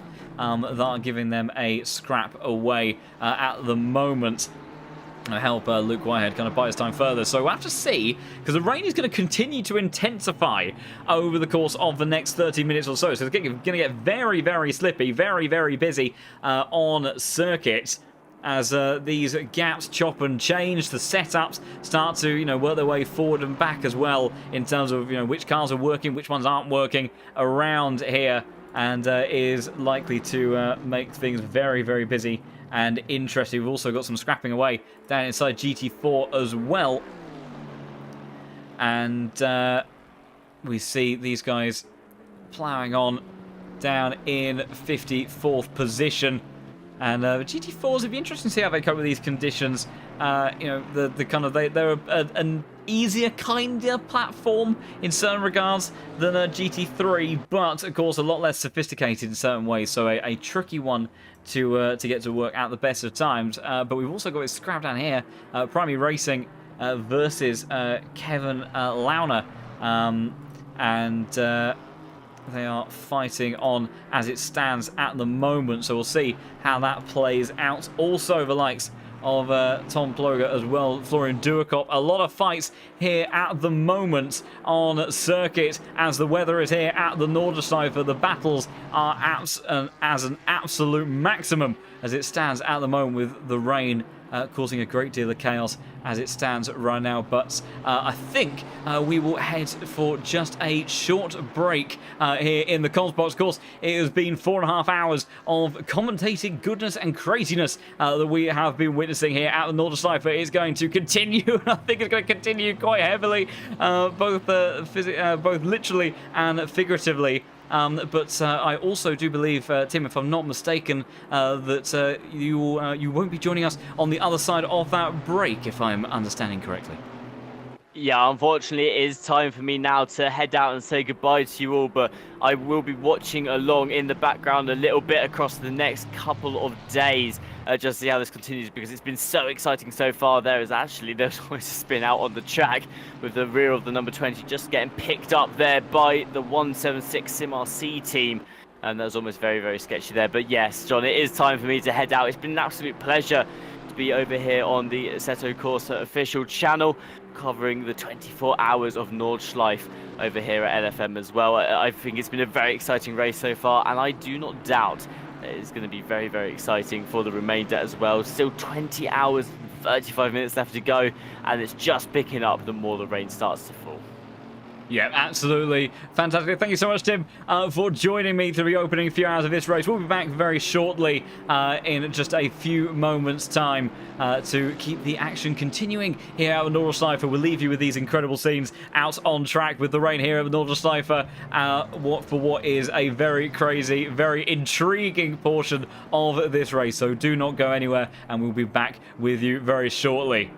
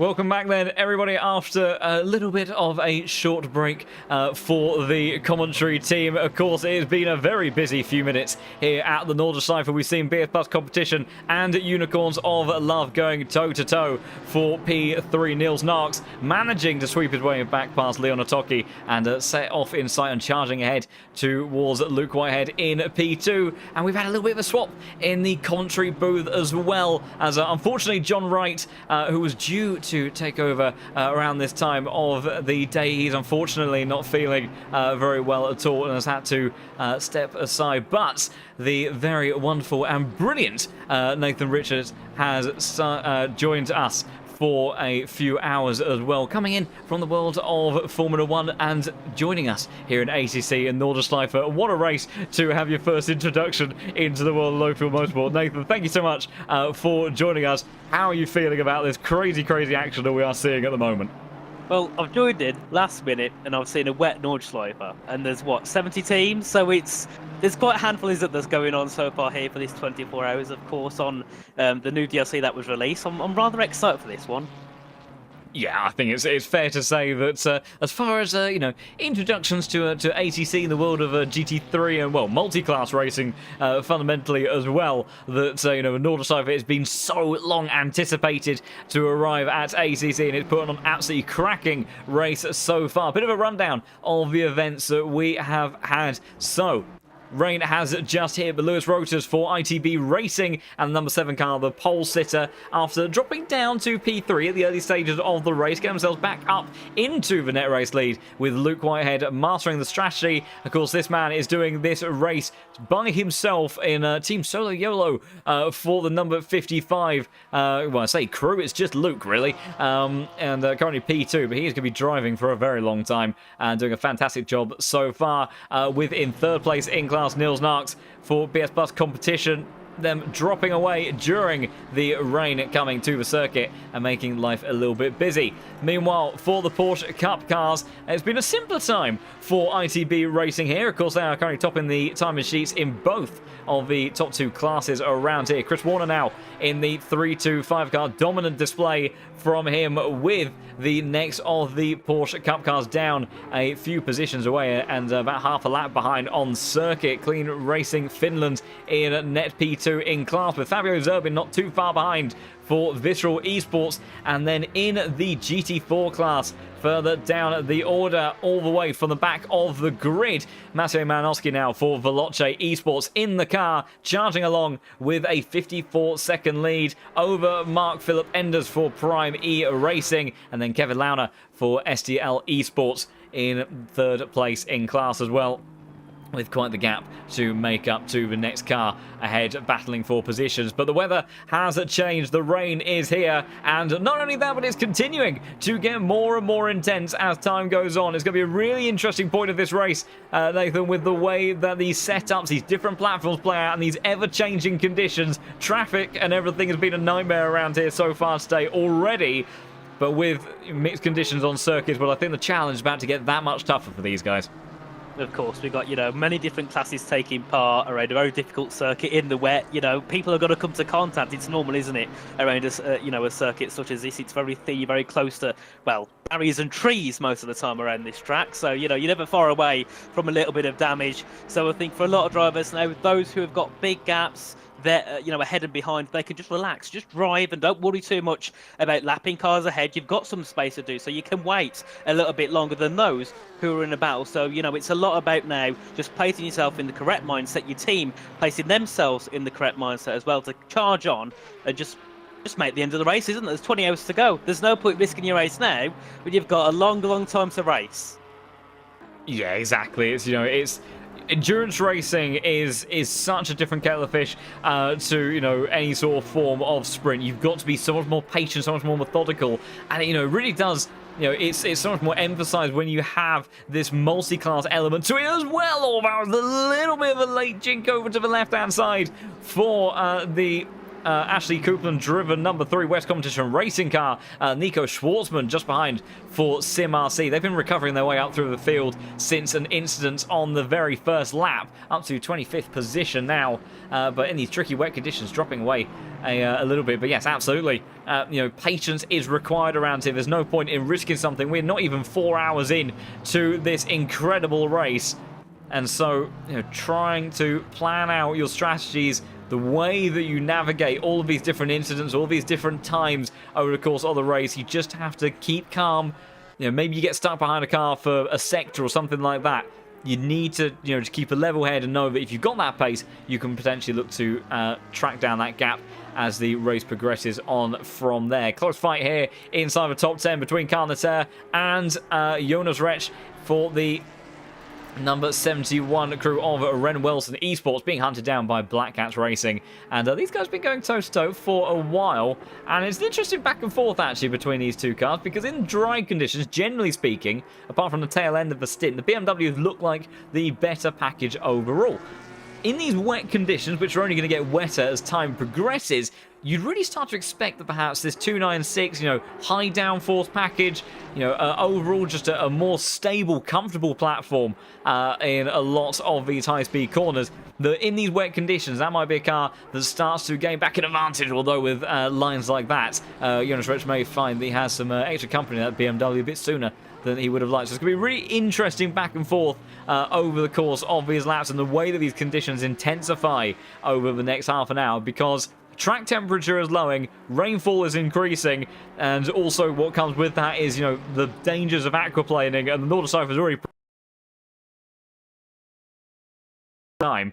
It's certainly going to be a tricky one for these guys to try to hold on to. Unfortunately, I think we've just had another little audio explosion, so we will bring in the collective portions of audio back in bit by bit as we then move on with this one. As you can see, Jonas Rech continuing to be put under a great deal of pressure at the moment, but is withstanding that as we progress on in this race. And I'm sure that all of those in their respective engineering boxes will have been looking at the way that forecast is changing, trying to understand what they need to be doing over the course of this race to get everyone in the best position possible for their teams.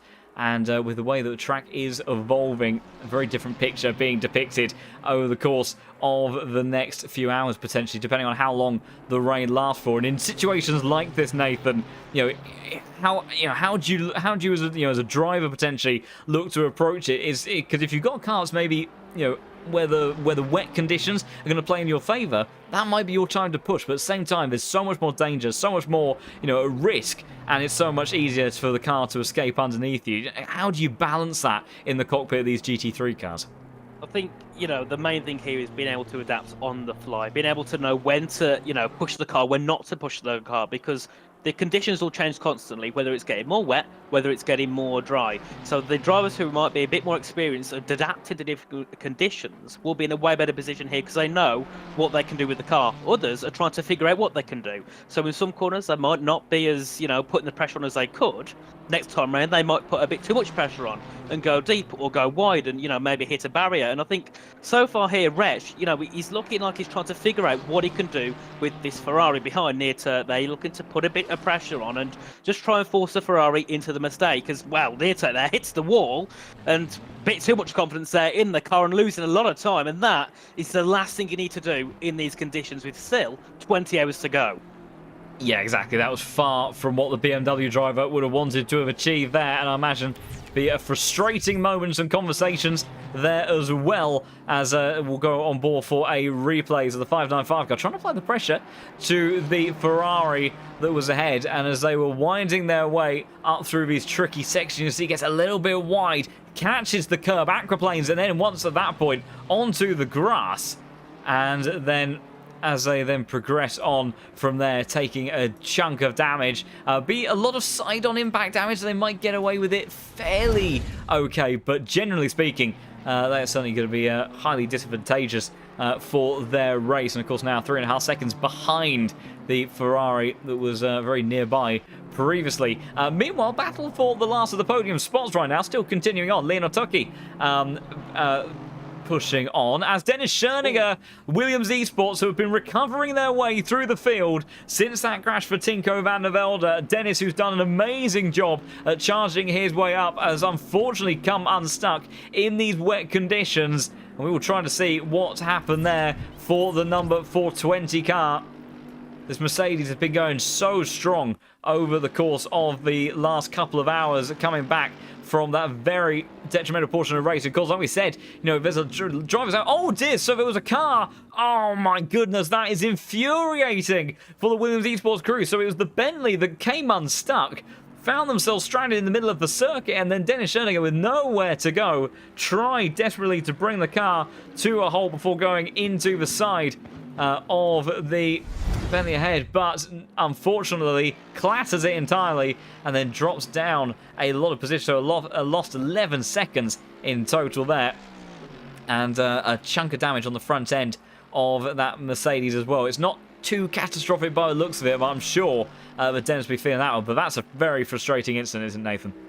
It is, and you know, he's just dropped back even further and further away from that top nine. And as you said, there was obviously recovering through. I could see they started up a little bit higher on the grid, as we can see. Another battle now for the podium. This will be Leonard Tucky there, apparently with, I believe, Nordschleife for P3. And he gets past the BMW as he heads his way now down in towards this next corner. And these two, you can see there, the BMW didn't really fight because he knows he doesn't need to. He can make the move again in the future. So just let the Aston Martin go through with the Tucky and then attack him back again when you need to. There's 20 hours to go. That's a lot of laps around a track like this. I don't know how many off the top of my head, but all I know is it's a hell of a lot. So, you know, they haven't got to worry just yet. And with the track conditions changing, the BMW has got even more opportunities to make that move past and put pressure here on the Aston Martin. And maybe this is a better position for, Nordschleife to be in, because he knows he can apply pressure on the back of a Tucky who's in third. Yeah, exactly. You know, it sometimes gives that opportunity to maybe see what the guy ahead of you does. You know, where was that pace difference coming from? Niels Knight showing his nose on the inside, of course, the recently crowned Pro Series champion and a man with a great deal of experience inside the cockpit of that BMW, absolutely glued to the rear diffuser of the Aston Martin there. But Leonard Tucky getting the job done. But yeah, absolutely. Sometimes it can be, it can be a blessing or a curse to follow another car this closely, because on the one hand you can find yourself in a position where your visibility is a little bit worse, and that you lose a little bit of aerodynamic performance off the front end of these GT3 cars. They're not quite as dependent as your single seaters, your prototypes, but they are still definitely affected. And at Nordschleife you want everything and anything that you can get a hold of, but at the same time, maybe it starts to give those opportunities to see what sort of lines, what sort of braking points is the other car taking around the circuit.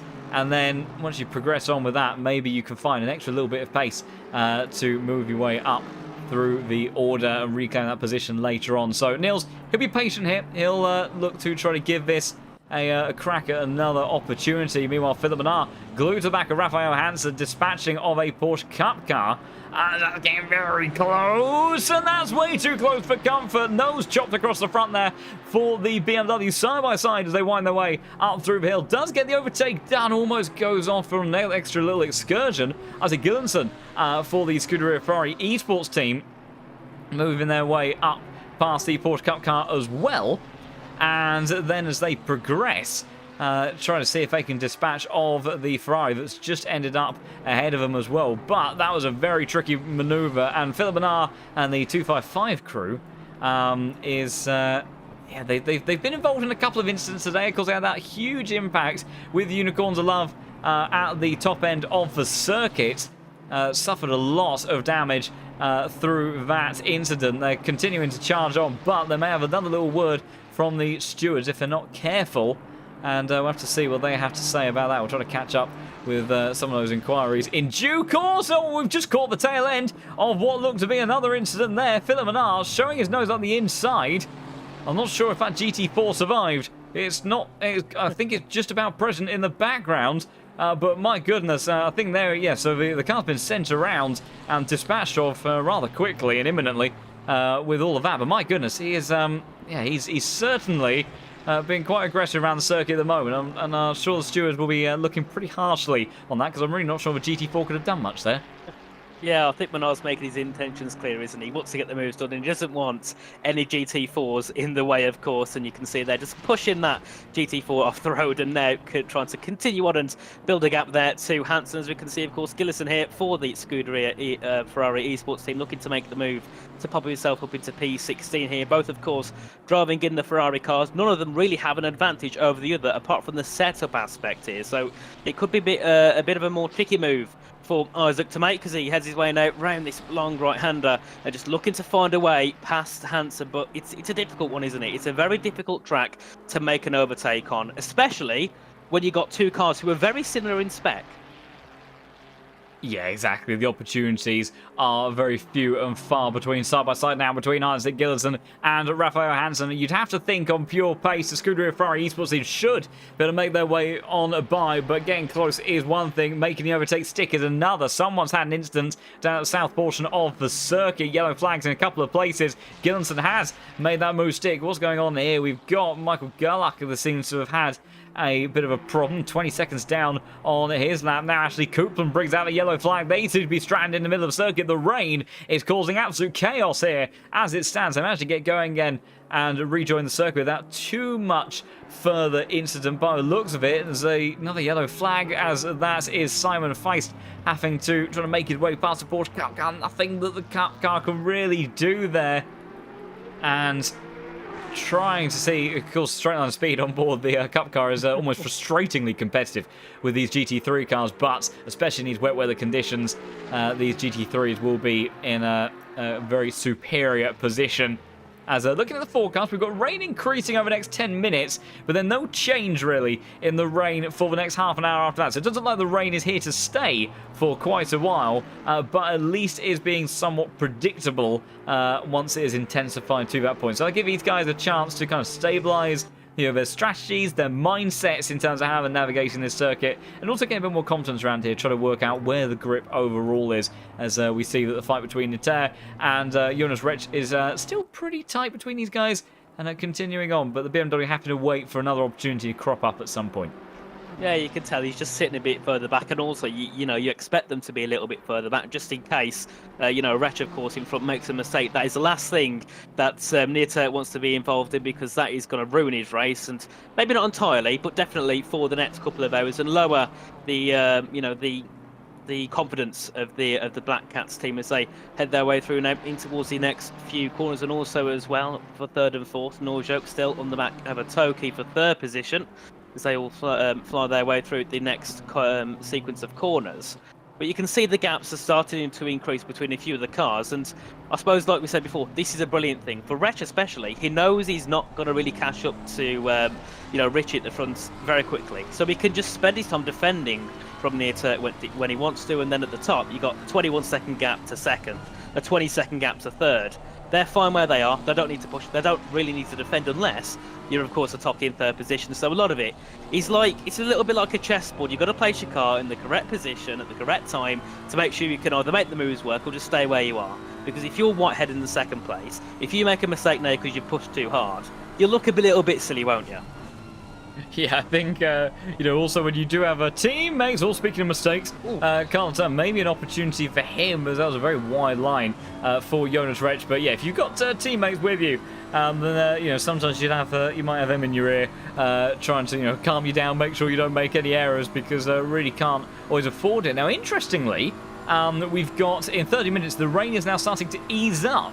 So it looks like we may, in a couple of hours' time or so, we could be back in dry running territory as the BMW, so much more straight line speed, climbing its way up the hill and gaining in the slipstream. A bit awkward though now, because we've got a GT4 car, but these guys are coming across. Jonas Rech managed to slide his way on through. A little bit more awkward before Carl Terry manages to squeeze around the outside. Thankfully, finds the opportunity and the gap, and but does lose 1.5 seconds to the Ferrari in front in the process. Also see questions in the chat around where is Mr. Yuko, Mr. George Boothby. Well, he is not in the car at the moment, but his teammate is Matteo Malinowski. George Boothby started the Veloce esports team at the very back of the grid. I don't think they participated in qualifying, but George was able to get them up practically into P1 by the end of his very first stint, and they've really never looked back in this GT4 class. Dominant display so far, 40 seconds ahead of their next year's rival. They did lose 10 seconds or so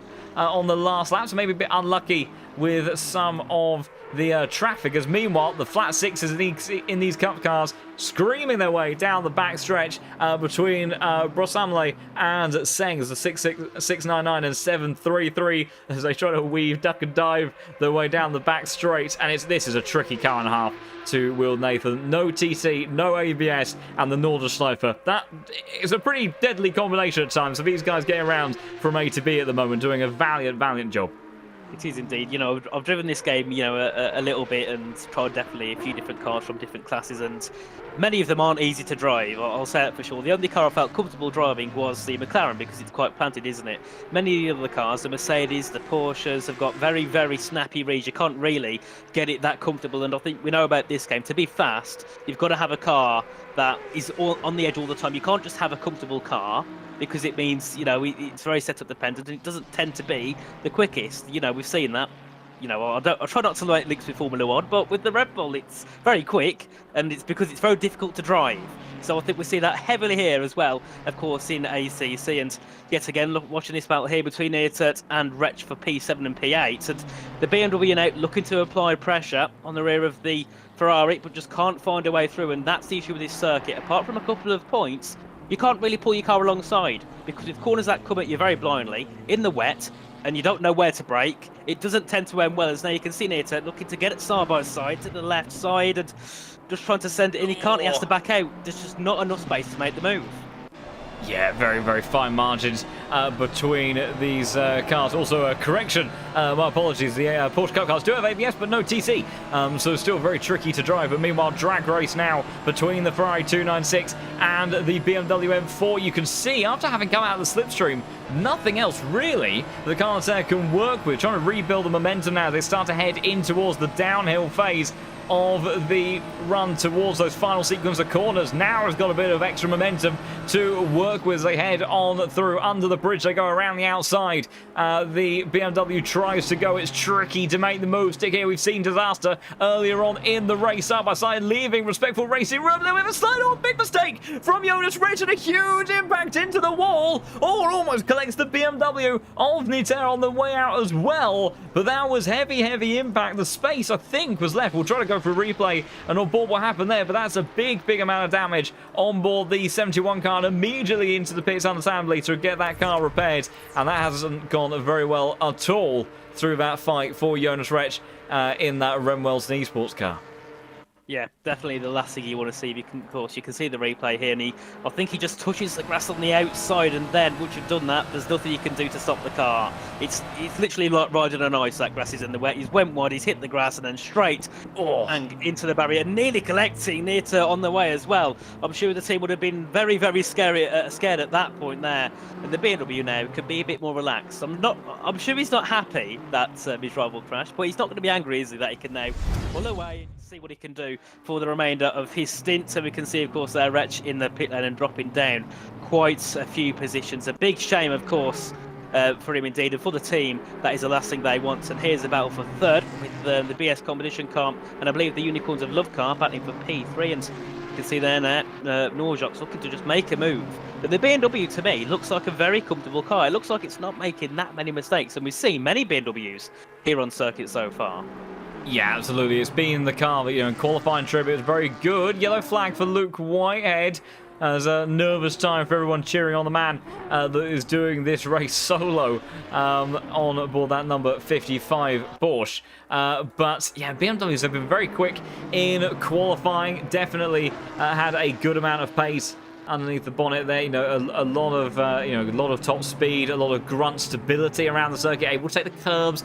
Decent balanced platform, and that's playing to the strength of a lot of different aspects here. I think the wet weather has allowed this Aston Martin of Atoki to come into a little bit more of a competitive position, but it does look like Niels Knight, for the most part, is a little bit at an advantage relative to the Aston Martin. Luke Whitehead's bit slow over the last couple of laps, losing some time, but it's so difficult. Oh, that was a wide moment for the Unicorns. Love Aston Martin slices across the front nose of Nils Knox, who craftily manages to back off just enough, then carries the momentum on the exit, gets the move done. But my goodness, that almost was a much bigger incident, but thankfully I think the experience on board the drivers of both bits of machinery there paying off. We'll go for an onboard from Nils' perspective. You can see as trying to overtake the GT4 car ahead, Toki just goes a little bit deep there. Then he's going to swing back across the grass, and then just beautifully timed by the reigning Pro Series champion, gets himself up into the top 3 as a result and pushes on from there. But unfortunately, damage being done for the Unicorns of Love Aston Martin, and with the pace it looks to have been in favour with the BMW over recent laps, you'd have to maybe anticipate that Nils would be able to extend that advantage over the coming laps. But of course, as we know, at Nordschleife, things can change very, very quickly, so who knows. But certainly, game on and right now advantage Niox. Yeah, indeed.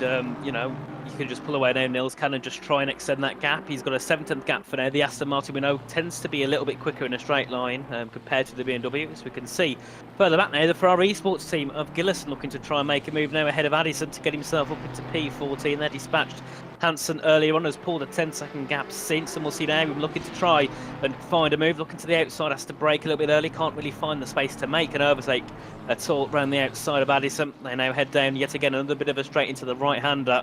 And the Ferrari looking a lot stronger here, Gillison. I don't know much about him at all, but he seems like he's, you know, he doesn't normally, he's not meant to be down in P50, he's meant to be a lot higher, isn't he? Yeah, you're a team of this caliber, you really expect to be at the pointier end of the grid. They've had a tough day so far. They've managed to recover their way somewhat of the order, but still far away from what you would anticipate from this group, although that's a bit of a deep moment, although just about gets his way towards the apex enough, does Addison, to keep the Ferrari 296 behind, but still very much under pressure from the number 51 car. But it's tricky to make a maneuver past these BMW M4s because they have been pretty composed. They're a difficult car to pass, they're pretty wide. Interestingly, they are actually larger in both width and wheelbase to their predecessor. You kind of think as the predecessor, the M6 that was in ACC from the very start, as being quite a large platform, and the M4 is nippier, it's a lot more agile, but it is actually physically larger, and what comes with that is it's very difficult to overtake, and combined with the straight line speed capability of this car as well, it makes it very difficult for Gillinson to try to make his way on by as they go through the floodplaats. Incredible sequence of corners, and really maximising what these GT3 cars are capable of doing. As meanwhile, Toki, he really hasn't given up on this fight for P3 with Nils Knox, Aston Martin all over the back of the BMW, trying to find an opportunity to head on through and trying to see what he can achieve, what he can do, almost touching the grass between the pair of them, managing to progress on by, but very, very fine margins in these wet conditions as the race continues to play on a few different battles around on circuit. But so tricky right now to make a move, so tricky to even just know where to place your car around the circuit, because conditions are at least relatively static now. But one way or another, it's a busy time as Marco Bischoff, I think, had a bit of a wide moment around on the Cup cars, who looks like they've had quite a bit of damage on board the front nose. I think we may have had an incident, Nathan, between some of these cars around on circuit. We'll try to see if we can catch up with that one, but looks like Multiclass Racing certainly having its moment. Of course, it's Multiclass. When isn't it going to be chaotic? I've watched a little bit of Multiclass here and there, real life and, of course, online and in-game, and a bit of a crash there, and, well, there's nothing I think he can do. He's hit one of the slower cars, of course, and he's made it through, but a bit of a silly way to make it through. I don't think the team will be too happy with that, because he's definitely got a bit of damage, and if a penalty comes his way, I wouldn't be too surprised there.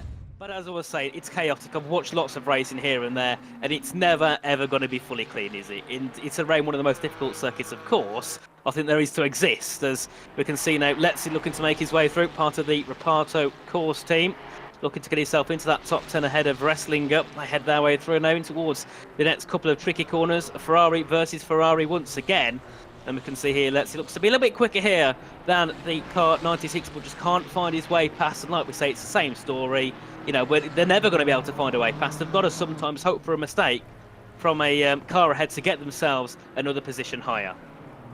Yeah, absolutely. It's a very, very intense bit of action, and unfortunately, Bischoff coming a little bit unstuck for that, and yeah, an awkward situation. But yeah, generally speaking, you know, the faster car, you know, also the one that's making the overtake happen, is generally the one you would regard at fault. But of course, the Nordschleife has its own unique qualities, and it's a certainly a tricky task for even some of the very best. I think Isaac Gillenson might be trying to make a move past Luke Hansen. Looks like he has managed to make that move stick. So we're trying to catch a replay of what took place there. The number 51 car up to P15 as it stands, and as they go in hot pursuit of the Genesis Esports BMW.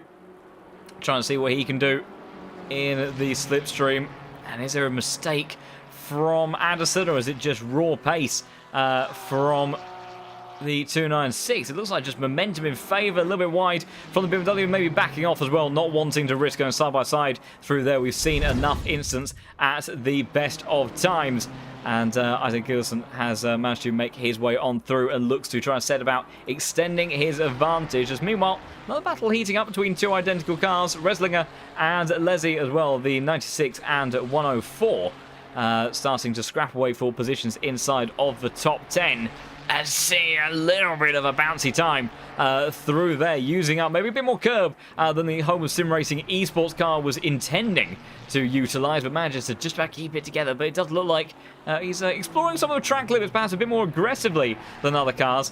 But it's, yeah, certainly, you know, when you have when you've got conditions like this, whilst this may, you know, play in your favour as you're hunting down the car in front, taking that bit of more of a risk, as we well know, very quickly things can turn on their heads and your race can suddenly be in a very different state. Although that looks like a very awkward bit of traffic for Simone Leslie, and that could give an opportunity here to Michael Reslinger.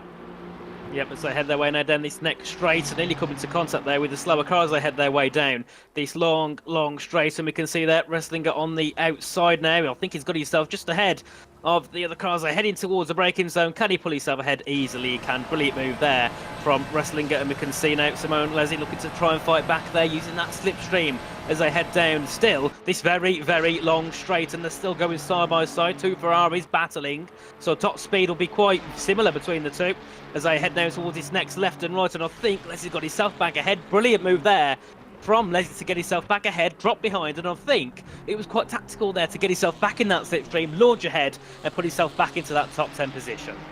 Yeah, that was a very intense scrap, and I think it's going to continue for the laps to come. But you can see, you know, the swing between one another in the slipstream. They've pressed on for the time being. Also seeing some yellow flags come out for some cars, but I think everyone more or less is just about okay. I've also seen some requests for an onboard for a lap, and I think that seems like a pretty good time to do just that, because we'll go on board with Michael Reslinger as he looks to try to wrestle this Ferrari 296 around the Nordschleife and try to see if he can reel back in Simone Leslie in that 104 car and get himself in towards the top 10. But you can see the spray off the GT car ahead, just making life a little bit more complicated, a little bit more tricky to place your car on the circuit when fundamentally, you know, there's so many dangers, so many risks around here at the best of times. We saw enough mistakes being made in the dry earlier, let alone when you are battling for position and have the pressure of someone else fundamentally in front as well. Trying to navigate your way through, search for where the grip is, you know, really struggling over some of those curves as well as flying on through the circuit. As trying to see, as I think can I actually get a full-on cockpit camera, because that seems to be what the request is in the chat. There we do. So we can see the steering inputs from these guys as well. So this is really the kind of raw perspective, at least from the 296 that these drivers will be having around here as he closes on in towards the final chicane. And, Nathan, this final chicane, usually that's the biggest threat around here. But Nürburgring, although that kind of goes to demonstrate as to why, getting a tank slapper on the exit of that second curb there. But, that's usually the part of the circuit that they have to worry about the most. But of course, when you're taking on the entire Nordschleife, that almost, fades into insignificance because there's just so many other dangers around here. Of course, I think that chicane becomes the least of your worries, especially when you're driving around this long circuit. You head off away from the normal circuit in towards the long, big, dark forest, and the corners get even harder, as we can see now. This will be Leslie trying to get ahead of one of the laps cars, just trying to slow down into the braking zone and just trying to get himself ahead to the outside. I believe that will be the Veloce car, won't it, as they head round the outside, close to contact. They do make contact, and luckily the Veloce car keeps itself. And he gets tapped there by Wrestling as they head down, and he's not going to be happy with that one at all, is he? In there, Wrestling has lost a lot of time to the rear of Leslie. Yeah, absolutely. Bear in mind, that is your GT4 class leader, who up until now has had a relatively easy time of it. And this is obviously not for actual kind of class or overall position, but it's been a very tricky time trying to negotiate that traffic.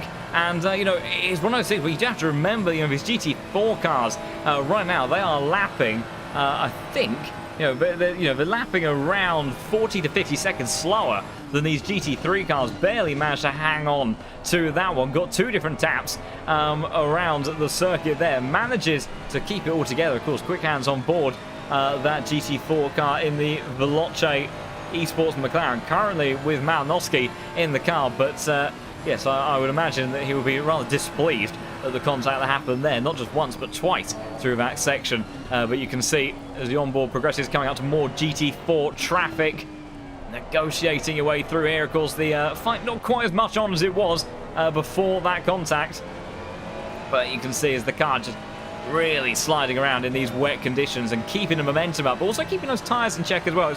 It's one thing to be quick around here in Nordschleife. Again, awkward placement for these GT4s for Reslinger, but keeping these wet tyres alive, especially as the rain starts to alleviate. The track is going to start to dry a bit, and once it does start to dry out, these tyres may begin to overheat as well. So it really is such a challenge in many different respects. But great onboard pictures here, seeing what the challenge for these guys is absolutely like.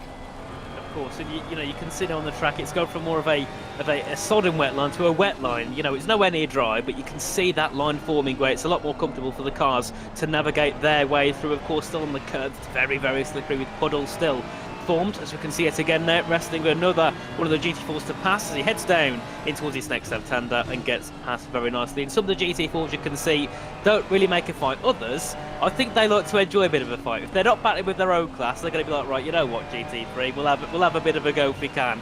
But you can see there the Aston Martin just letting Wrestling go through, and now he's got a 3.5 second gap to, let's say, in P10. And as well, it seems that all the battles have kind of died down over these past couple of laps. I think many drivers have had a few scares and thought, you know what, we'll back off, we'll slow down because I don't want to be in a wall again. Yeah, absolutely. Sometimes when you do have those moments, it's you lose that confidence, especially around here. Once you lose confidence, that can be game changing. You can genuinely start to lap seconds away from your potential pace just because you're just not wanting to take those risks. You're not wanting to push on with the car. As we've sort of gone just beyond the halfway point of this lap, and you can see, even without the car, sitting in front, having that additional level of spring, the twitchiness, this 296 is a pretty stable platform overall. Manages to make use of some of the exit curves relatively comfortably, and even taking a little bit of grass on a couple of occasions. So still see pushing on very hard at the moment, but even then it is such a tricky circuit to try to navigate and negotiate in any one of these cars. Remember, we have multi-class action here today. GT3s, your top class with GT4s, and then the Porsche Cup cars as well. Now, quite often the pace difference between GT4s and GT3s usually would see them be the overall kind of second second fastest class, but here today, the Porsche Cup car is actually on a pretty handy pace relative to GT3, less so in the wet, but in the dry condition, they're only sort of around 10 seconds or so off the pace. So it'd be very interesting to see as things progress with these changing conditions, how those gaps continue to evolve, and also which drivers are able to adapt to the conditions at the time. Because, again, Nathan, looks like rain not just alleviating from the circuit, but very much heading towards potentially being in dry sort of conditions again by the time that we get to maybe even from an hour from now. Of course, and I'm looking here at the at the front out the car, and you can see it's either no rain or very little rain coming down onto this circuit. And I can see further back there, P19 and P20 here, Warner and Klassen looking to battle here for pretty much at the back of this GT3 class there, the car 62 and the car 325. You can see Klassen here, part of the Brabham Esports team, a team I've commentated over a couple of times, and I've got to say they do a very good job. But unfortunately, down in 20th at this current point here in this 24-hour race. But then again, it's a newer track. Some drivers race it on other circuits, some may have not raced it before, and there we are. Pretty simple move there, wasn't it, from Klassen to get himself into 19th? And I believe that was one of the Cup cars, wasn't it? One of the Porsche Cup cars. It was indeed, yes. So especially in these wet conditions, you expect the pace difference to be a little bit more than usual. But this Team 325 car has very much been the absolute benchmark of this Porsche Cup class for ITV Racing. Of course, right now leading both the GT3 and Porsche Cup car class. And it's been very impressive, especially in these mixed conditions, how the pace has been maintained in that car, because the next nearest car to them is Fabio Zerbin down in 30th place overall, so a further 10 positions down on track, and the gap is I think it's about 2 to 3 minutes, which at most circuits would maybe be about 2 laps, but of course at the Nordschleife isn't even half of one. So yeah, the ITB Racing crew have been absolutely incredible so far today. But of course, it is a long race, a long way to go in this one. And of course, plenty of time and opportunity, because we don't want them to run into any form of strife. But unfortunately, it can happen.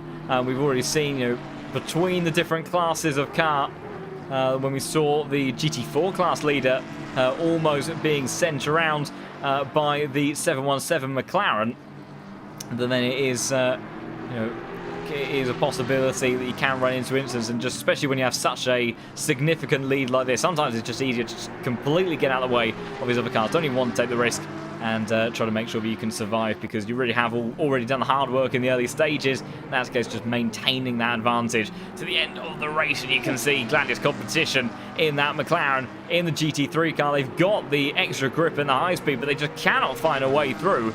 The straight line speed performance of this Porsche is pretty handy, and it's a bit of a world of pain right now. Some of the GT3s trying to make their way past, and then just to make matters worse, they're also coming up to a GT4 as well. So this really is such an example of the chaos and carnage that multi-class racing out in Nordschleife brings. Yeah, and I think Warner there just kind of lets Polowchuk through into 21st position, and then getting past the GT4, and we'll see Red Warner in the ITB car just flies past, doesn't he? No work needed there at all for the 325 car, and they're looking to close in and try and keep up with Hoje and Polowchuk for P20 and 21, and it looks like there that GT4 went a little bit wide heading gates onto the grass. And yeah, there was, unfortunately, as the audio has briefly taken a bit of a battering again, yeah, we'll restore that in just a moment. One of the other cars has brought out the yellow flag, I believe, by the looks of it, and that is Leonard in the 404 car. Not quite sure what has happened to him further down the order, but we'll try to catch up and see exactly what did take place there in just a moment, as he does get himself back underway. So we'll go back on the replay and see what happened to the GT4 car further on down. Spins themselves around. You can see the incident, in actual fact, has already happened and taken place. So not quite sure what the issue was there for him, but I think, at least in terms of rejoin, managed to get himself going again and pushing on forwards as well. So thankfully, not too much overall harm done. Gets himself going away and off on his way. But a little bit of a tricky moment down in the GT4 class, as we will look to try to restore the audio over to Nathan, as unfortunately a couple of technical issues so far today, but fingers crossed if we do a little bit of that, yes, again, the last place you want to be. That we should have Nathan back in with us. So unfortunately a little bit of an audio explosion down here, but we are back on our way, and so is the GT4 car that we saw having a bit of an incident a moment ago for Rice Colburn Racing. But they have at least got themselves underway, overtaken by one of the Porsche Cup cars just about through a very fast section of the circuit. But once again going to show just how quickly and how tricky it is. And there we go, case in point once more, New Order Racing, not the first time today that they've had an incident. And David Brasamley for the 733 crew seem to have had a bit of a crash around the halfway point of the circuit, Nathan, and we'll try to catch what happened there. Yeah, and yet again, drivers making mistakes, and we can see coming through into this next corner, hits the grass, and there's nothing you can do. Yes, again, it's like ice, he just gets pulled all the way around, being pulled along the barrier, and then stops in the middle of the circuit. And luckily, no one coming in. Oh, it goes down 2-4 there and hits the wall, but luckily, no one there to kind of get it, well, to hit him and for him to get in the way of, and he continues on with a little bit of damage in that Porsche Cup car. Obviously, Brasamley down in 45th position, you know, the car 733, definitely not having the best day at all at the moment, but like we said, there's still another, 19 hours left to go. He's definitely got a lot more time to try and gain some positions and hope other people make mistakes. As we can see there, the car 666, the Devil's car, it seems, in the pit lane, that'll behind him, obviously making his pit stop, and I believe swapping drivers. Is there anyone here taking this solo, John? There is indeed. We have one man that has decided to take on this task. That is Luke Whitehead in the Veloce Esports car. He's having a bit of a slide. It's always a wild time inside the cockpit of the well, almost any car that Luke drives. He's a very aggressive driver in terms of style, but he's certainly in this Porsche. It's a very, very twitchy beast, and it is continuing on at the moment, but he has continued to lose time to Lewis Roters, lapping relatively similarly to Niels Narks in P3, who has slowly but surely started to gap Leon Otoki after their little scrap not too long ago. But Lewis Roters has been very consistently quick over the duration of this race, pushing on as it stands at the moment, leading the way, and 34 seconds lead after, bearing in mind, at the beginning of this wet phase of the race, it had been cut down to 12 seconds. So that goes to show the difference in pace and also confidence that they have been lapping with. And just we say that, Luke Whitehead heads on into the pits. So making their stop. Of course, we'll go on to wet tyres again, but next time that they head into the pits, you'd have to think it might be transitioning over to slick tyres territory, because the rain is alleviating over the next 30 minutes or so, and it could be a poignant and tricky part of the race once again in terms of how you play that out in terms of strategy. Of course, and well, normally we'd be saying that there'd be a swap for driver, but no, Whitehead's got to keep in that car himself and make that swap of tyres and fuel and whatever he needs to make the change onto that Porsche, and then he'll head away yet again, and he'll drop down to P3, I believe, or might even be P5, not sure, depending on how long this pit stop will take. Of course, it's still Rotors in the lead, and we've got Wagner here looking to battle with Halama for P53, the 141 and the 20, both in Mercedes cars. And I've got to say, these cars, I don't know about you, John, but are probably my favourite cars in the GT3 and the GT4. I don't know what it is about the Mercedes, but I absolutely love them. They're brilliant cars. Yeah, oh dear, is Wagner actually making a little bit of a mistake there, heading off into the gravel, manages to get himself going again without too much of an issue, but of course losing a bit of track time, not too ideal for him at this point of the race. We've also got a scrap though further up, as how on earth has this happened? I'm not sure if this is being out of sync in terms of pit stop. Malinowski has lost 20 seconds on this lap, and right now has got Mark Philip Enders, the GT4 class battle taking place right now, and this gap was previously very, very significant. I'm not exactly sure how this has come down so quickly. They've got a GT3 that's locked in behind them as well. A very awkward time for that Ferrari to arrive on the scene as these guys scrap away. The Porsche trying to go all the way around the outside primary racing, trying to find the space, make a move, stick. Does seem to have got maybe a little bit of extra grip and traction can't make it happen. And there goes Nazar Racing, the 296 really struggling to find an opportunity through here, and then just have to wait. And apparently, the number 75 has got a double puncture. A double puncture, no wonder they're losing pace. The fact that that car is actually even on the circuit right now in itself is a bit of a miracle, but they've been very aggressive on board the tyres there, and it has cost them dearly. So a race that was looking like a very, very simple one to bring home has been suddenly turned on its head. Catastrophe for the 75 crew. I mean, they've had such amazing pace today that they may be able to recover it later on in the race, but you can see that McLaren very much pitched down to the ground and has been absolutely just left to just fall further and further down the order. They should still be P2 in class, I think, by the time that they end the lap. They're about a minute and a half away from the pit lane, but you can see that Malinowski is not exactly slowing down in this GT4 car. He's desperately trying to keep it going as quick as he can, but that is a very significant and frustrating error for a team that previously, for the opening 4.5 hours of the race, looked like they had absolutely everything under control.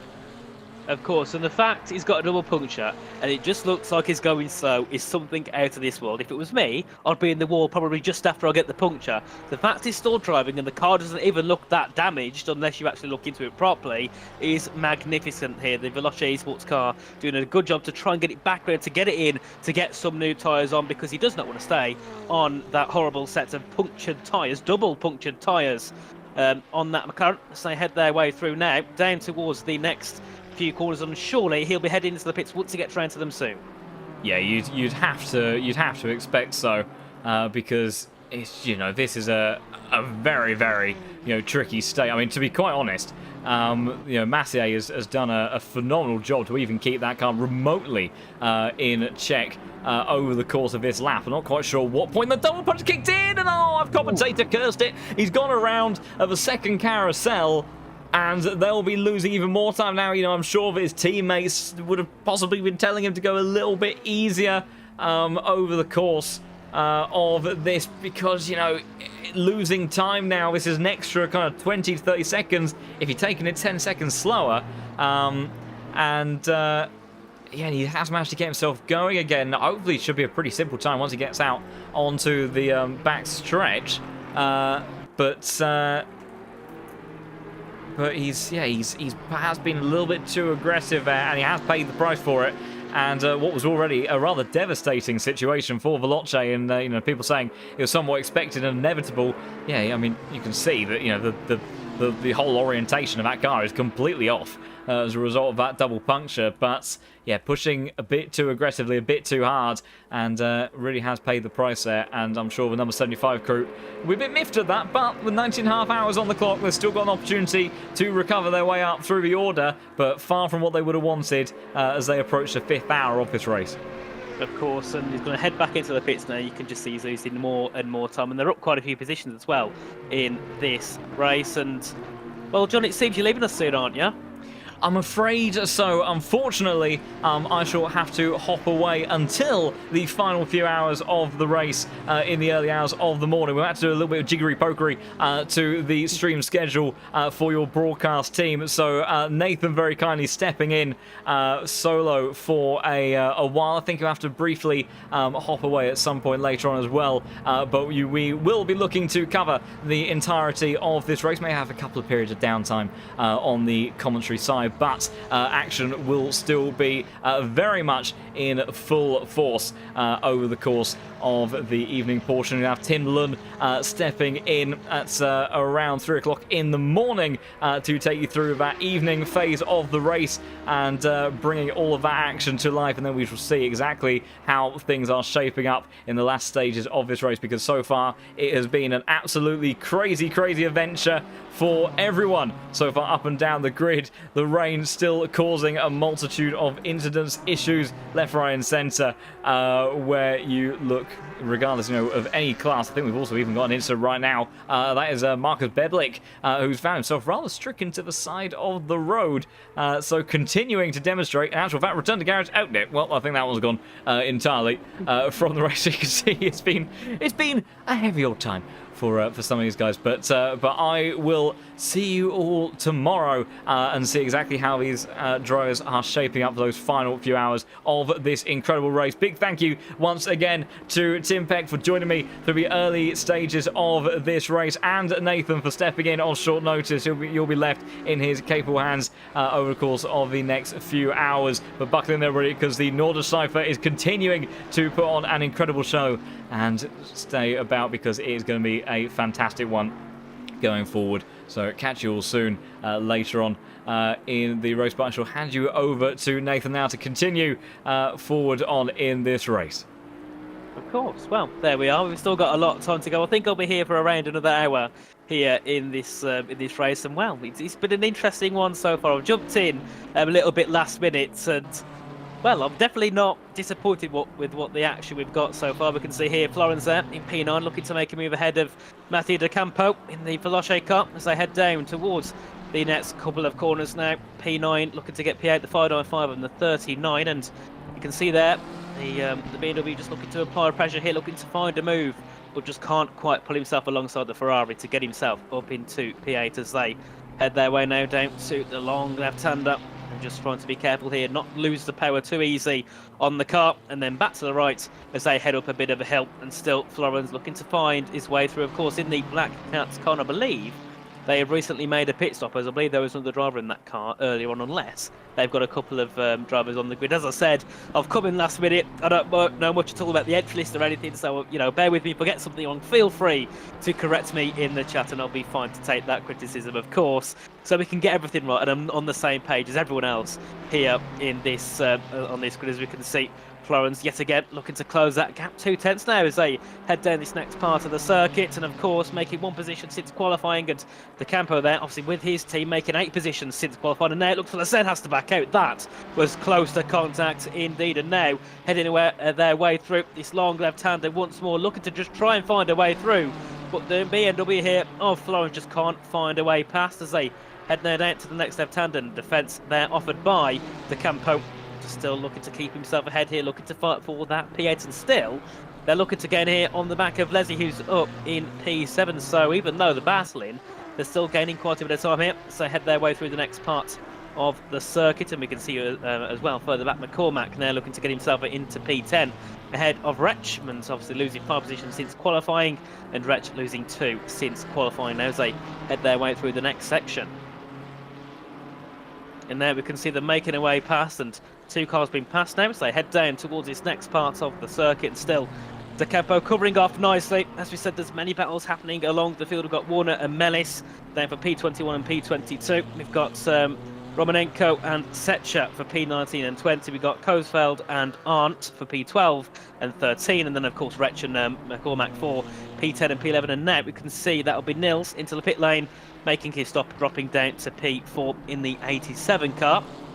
As we can see them still heading their way through, and this battle definitely not far from over. And McCormack now closing in to the back of Retch, and I believe we're on the auto camera, so we might not get shown that battle until the camera of the game decides to pick it up, as obviously John has headed away to do whatever he needs to do. So we'll have to bear with the cameras for now, guys. So if they don't swap, I'm very sorry, I have no control over it whatsoever. And there we are, we can see McCormack now looking to make a move ahead of Retch, and Retch has been in a lot of battles so far in this race, and now it's the Williams Esports turn to now try and make a move. And this was a car earlier on that had a bit of a spin and got into a bit of contact with another car. So still looking to pile forward here in the Williams car and get himself a few more positions. And they're looking to try and take P10 away and looking for an opening there, but just couldn't quite force the move. And got to be careful here, he doesn't hit the back of the Ferrari because he's closing in very quickly into some of these high-speed corner zones. And of course, with the rain getting lower and lower, and on our screens you can see that at the top right it just has a picture of a cloud in 30 minutes time, which means the rain will stop and the track will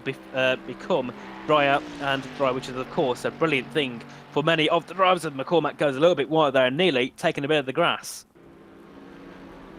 As they head round now, yet again to the right, and then we can see Wretch here just defending hard from the Mercedes Williams esports car as they head their way through the left-hander now with the carousel section, and McCormack just trying to find a way through, but still can't find a way past them. We can see ahead, of course, Florence now making a move ahead, or looking to make the move ahead of De Campo, and they're pretty much side by side, it seems, from what we get to see on the cameras, and we can see them now going side by side. And then we can see Florence obviously on the right, on the left-hand side, and then we can see Florence on, we can see De Campo on the right-hand side as they head their way now down towards this next, I believe, will be left-hander. You can see them going round. There we are, and I think the BMW has got that move complete. No defence really offered there from De Campo at that point. As also we've missed McCormack getting past Resch as well for P10 and P11, and further back there we can see many people, I think, looking to get into incidents or something happening. I can see loads of red names there from 21st downwards, and obviously Romanenko getting himself up into P20 in the 201 car, and then we can see Leslie as well in the pit lane, so he will drop a few positions back. Obviously going to be making whatever changes he needs, whether that's going to be his fuel tyres. There's lots of things they can change, as that is going to be Coesfeld down and dropping positions. I believe that might have lost a position to Arndt, I'm not quite sure there. You can see obviously having a bit of a spin, as we can see Klassen now getting in a battle with Apple for P17 and P18. As we can see him trying to defend, trying to get through a GT4, trying to get through a Porsche Cup car, and just can't find a way past, and he gets away past. But then we can see behind as well Appel looking to also make his way through in the number 72, and does make his way through, I believe, on those laps cars, or those that are a little bit slower than them, as they head their way through this next section. And also, guys, let us know in the chat what your favourite car is, because there's lots of cars in this game, and it'd be quite keen to know what you all like and what car you think is the best. You know, I've always personally liked driving the Ferrari and the McLaren, but that's because they're easy to drive. You know, apart from that, they're not the best cars. I think the Mercedes possibly is the quickest to drive, but then again, I'm not quick, so I don't handle well with a very oversteery, loose reared car. As we can see now, Klassen pull away from Appel in P18, and you can see that gap now going up to 1.6 seconds, and De Campo also dropping back from the rear of Florence, and Arndt there on the back now of, I believe that would have been Klassen. I'm not quite sure. You can see Gesell there in P30. I'm not sure what's happened to him here. Part of the Visceral esports team in one of the Porsche Cup cars, just heading his way through now into the next part of this race. We can see as well Melis now on the back of Warner. This battle was heating up earlier on as well. It's a Porsche Cup versus a GT3, so we know that Melis has probably got the pace to make his way through. But these Porsches have put up quite a bit of a defence here so far in this race, as they head their way through. And obviously part of the Aston Martin and Joy's team here is Alessio Melis and Warner. Not sure what team he's part of, but I'm sure we'll see shortly if we get to see what we get to see his off-board camera as they all head their way through. And actually, Melis is losing time here to the Porsche Cup car, so it seems that this Porsche is quicker in different parts of the circuit compared to Melis in that GT3 Aston Martin. There they head their way down this long straight once more, and on the track map it doesn't look that long, but when you watch it, it's a very, very long straight. This circuit is just, it's out of this world, isn't it? You look at this circuit and you think there's no way this is a racing circuit. It's that long, it's got that many corners. You know, there's got to be over 60, 70 corners on this track. I'm not quite sure, because it's not a track I'm, too familiarised with. But there's, it's a difficult beast to get your way around. You look at the normal Nürburgring and think, oh, it's a bit of a hard track. But here, complete different story, of course, around the full Nordschleife circuit. As we can see, pit stops being made, or a bit of a glitch on our screens. We can see someone making their way up quite a few positions, it seems, on our screens, as they all fly their way through. And Arndt now on the back of Leslie for P12 and P13, and those two, obviously, since Leslie came out of the pit lane, Arndt's been on his rear a lot and been hot to get a move through. Of course, the 104 and the 77, and of course I can see that Tim Lee saying, I love the Porsches. Well, who doesn't? I think they're brilliant cars. I think they look brilliant, they drive brilliant, and they of course sound very, very good. And yes, we know that there's a bit of an issue there with the FPS on the server, but I'm sure there's many different reasons why I'm not broadcasting it. I'm sure the game, I know itself, is quite difficult to run, so that will also play a factor. So please bear with us, of course, with these technical difficulties, or these not ideal scenarios. Of course, we've still got another 19 hours to go. I think there's a few other broadcasters that'll jump in here and there, so maybe it'll be fixed later on in this race. But of course, there's nothing we can do about it, unfortunately. As we can see Warner now defending off Melis. Still, this battle heated up constantly between Warner and Mellis, and of course I can see in the chat as well. Nordin saying I like the Jaguar, sounds so good. Of course, never driven it, but it sounds very nice. I've got to agree, it is a very nice sounding car, and it always looks very nice as well. I think it's a very good looking car. As they head their way through, and Mellis still on the attack here, but just can't find a way past the Porsche, and this is going to be an issue that he doesn't want because they're losing time to Setcher in P20. So they've got to keep going, they've got to keep pushing and just try and make a move past Warner in the Porsche. Obviously the 325 here doing a brilliant job of defence so far, of course, in this race. And unfortunately, we can't see the top 10 because they're hidden. So we'll see. We'll obviously see there once something happens ahead, but I think for now it's quite calm in that top parts of the pack. And then we can see Fabio says in the chat, the Aston Martin is #1 IRL, followed by the Merc and the Lambo. You know what?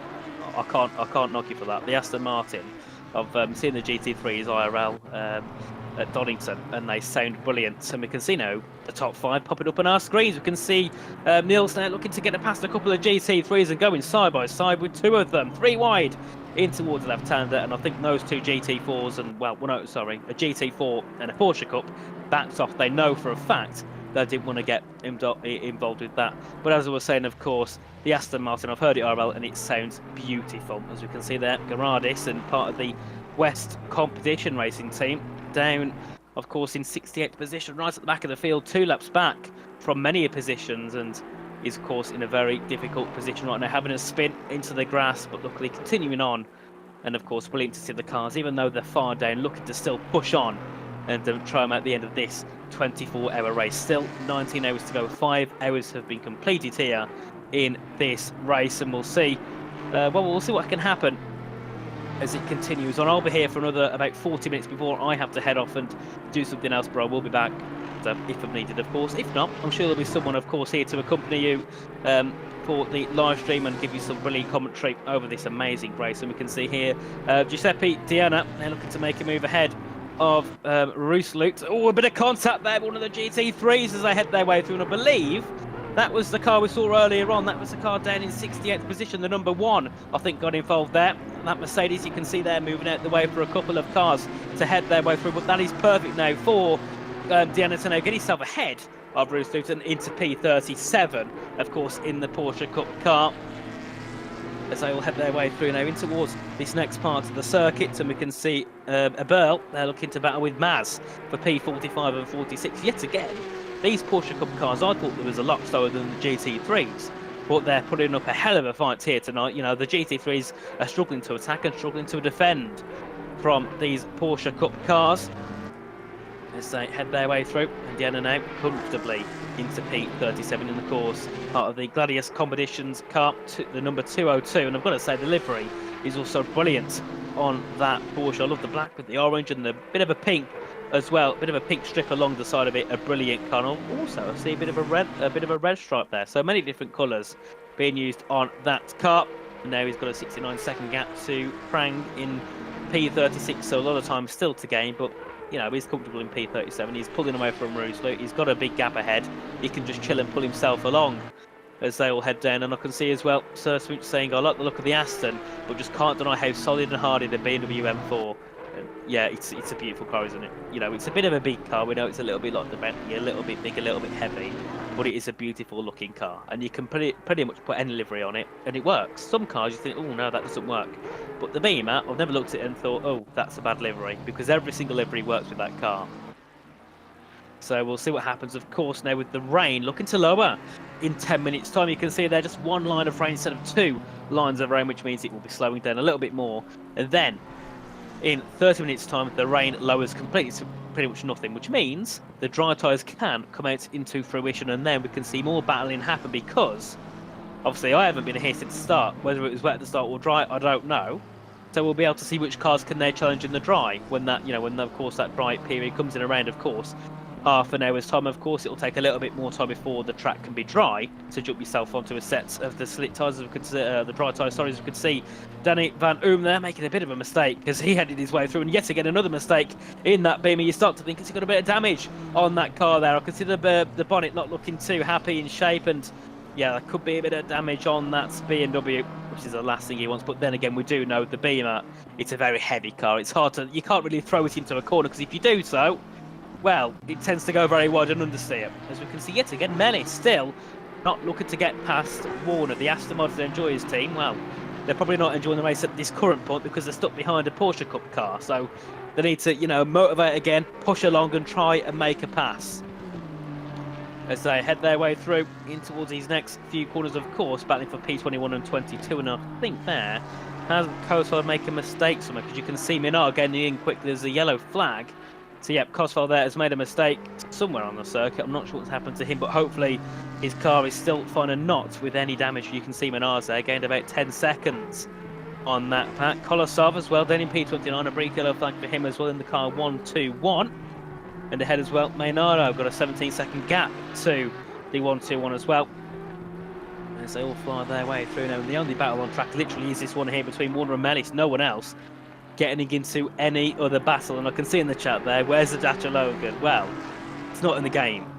And I think by now it would be lapped about a million times, because from what I saw, it wasn't the quickest car at all in the real 24 hours. And I'm sure with the way these drivers are driving at the moment, there would have been a lot of contact with it, and I don't think it would have headed into the pits in much of a solid state. I think there'd be a few wheels, a few bumpers, you know, a few nuts and bolts on the car hanging all around the track, because I'm sure people would not be happy at all with that thing driving around. As we can see there, a yellow flag for Appel there. The car 72, it seems, making some sort of mistake, but he will continue along now with a 5-second gap to Setcher in P19 in the 23 car. And Harteveld as well in the 51, looking to close in here to the rear of Minar. So not sure what's happened now, unless there's a mistake being made, or Harteveld just got brilliant pace and just pulling along and trying to get himself into P13. As we can see, Minar also closed into the back of Coesfeld. So I'm presuming here maybe the car 96 there has got a bit of damage, because Coesfeld had a 6-second gap after the spin or the contact. He's now got a 1.3-second gap. So might not be looking too good here for that car indeed. And then, of course, Mellis now looking to try and make a move for P21 once again. He's got a good run now down towards this next left-hander. He's pulling closer and closer. 3/10 is the gap. The gap will shortly get down to 2/10. Can he pull himself alongside? He's going to look for it, isn't he? He's closing in quickly now. 2/10 is the gap. Can he get it to a 10th? He'll look for it. If he can get to the outside, he does get to the outside now. And now the question is, can he make the move? Because that Porsche looks very quick in the corners, looks easy to turn, and well, no defence offered there at all. Well, if any defence was offered, it wasn't very good at all, was it there? From Warner, who now concedes that P21 position. And then we got Harteveld there looking closer here to the back of whoever's up in the front. That'll be Coesfeld in P15, who's been passed by Minar and now going to be passed by the Ferrari of Harteveld. To the outside he goes, or shall I say to the inside. Oh, and that's yeah, definitely damage on that car. Went out very wide, did the home of Sim Racing Esports, number 96. And well, you can see there the front of that car got loads of scratches on, a little bit of a dent as well. So not looking too comfortable in his car at all. So we'll see what he does, and we'll see when he decides to make that pit stop. The question was depending on when he made that pit in the first place. We can see it again as well. Warner on the rear once more of Mellis. So Mellis now just needs to learn to defend the car ahead of Warner and just hope that the Porsche Cup car can't find its way through. We can see as well Appel defending there from Setcher for P19, looking to just keep that gap to a decent chunk. And Harteveld now looking to close in on the back of Minar. Got brilliant pace in the number 51, and you can see now, yep, Coesfeld, he must have some sort of damage because he's sliding all over the place. He's nearly hit the wall, he's hit the gravel, the grass for a second, I think, and he's caused a yellow flag. I think he's gone round once more in that car, and then we can see, of course, that was the Visceral car there, I think, making a move ahead of one of the other cars just ahead of him on circuit. But Coesfeld, it's not looking too good at him for him at all, so I'm wondering when they bring that car back in. Because it's definitely not in the best shape at all. I think it's got a bit of damage. Well, at least it looks like it. As we can see, here we are. Setcher looking to make a move ahead of Appel, the Visceral Esports car. It says Yardia Community on the side. It's a brilliant livery, isn't it? That there, the purple, black, white, brilliant livery indeed. And then ahead of him will be Appel. Not sure what team he's for, so we'll see if we can see the offboard, so we can see what team is part of the car 72 shortly. Looks like a bit of a tiger skin on the front of that car with the blue on the back. It's, you know, these liveries, I've got to say, whoever designs them does a very, very good job, because no matter what game they are, they look beautiful. iRacing, ACC, Normal Assetto Corsa, R-Factor, the cars look brilliant, and the liveries, top notch. Probably better than the IRL cars. I think we can all agree on that one. As Coastal yet again having a spin, he's caused another yellow flag on circuit, and it's just spin after spin, damage after damage, hitting wall after wall for the car 96, the home of Sim Racing Esports car. Definitely not going to be too happy at all with the performances produced on this stint alone. And we can see Setcher yet again there looking to close in on the rear of Appel, but can't find the move yet again. And you can see they're going a bit wide there in the Aston Martin. It's a very wide car, but not as wide, of course, as that Ferrari. The 296, of course, I believe one of the newest additions to the ACC game, and I've got to say, it controls brilliantly. I love that car, but the issue I have sometimes with it is it's a little bit hard to set up from what I've seen, so that's the only reason why I don't drive that car. That's why I stick with the McLaren, because it's very easy to drive, very, very easy to drive in my experience. There's always a bit of contact there for P15, because Devon, it looks like it was hit Coesfeld, because they both brought out a yellow flag temporarily, so let's hope no contact was caused there, as Sergio literally pushing Appel through these next corners, looking to try and go around the outside. Defence made there from Appel, so can't find his way through there, has to go to the outside. He's looking to force a way through, but just can't find one through here. As we can see here, McCormack now looking to get on the back of De Campo. These two battling early on, and now battling for P8 and P9. I believe is it the Veloce and the Williams looking to come to battle. On other games I've seen these two teams battle quite a lot, and believe me, if they go by their F1 drivers, they can battle very nicely and very cleanly along any circuit they get produced with. As we can see, McCormack now looking to gain in once again in that Mercedes, and I'm not quite sure here which car's quicker, because they look that equal on pace. They look like no one's quicker than each other, and that's the issue here that McCormack's got. And I've seen McCormack, I believe, over on the ESL, and he's a very quick driver, of course, isn't he? One of the big names, I think, here in the world of sim racing. And De Campo, I used to see him over on F1, then moved over to ACC, so I've seen him around a little bit as well, hopping around. He's also a very good driver, so these two, I'm sure, will bring us a very good battle as this race still gets on. And Harteveld still on the back of Menard for P13 and 14, the 255 and the 51, as Appel has caused a yellow flag as he came to contact with Setcher. I hope not, because those who had a brilliant battle on the last lap.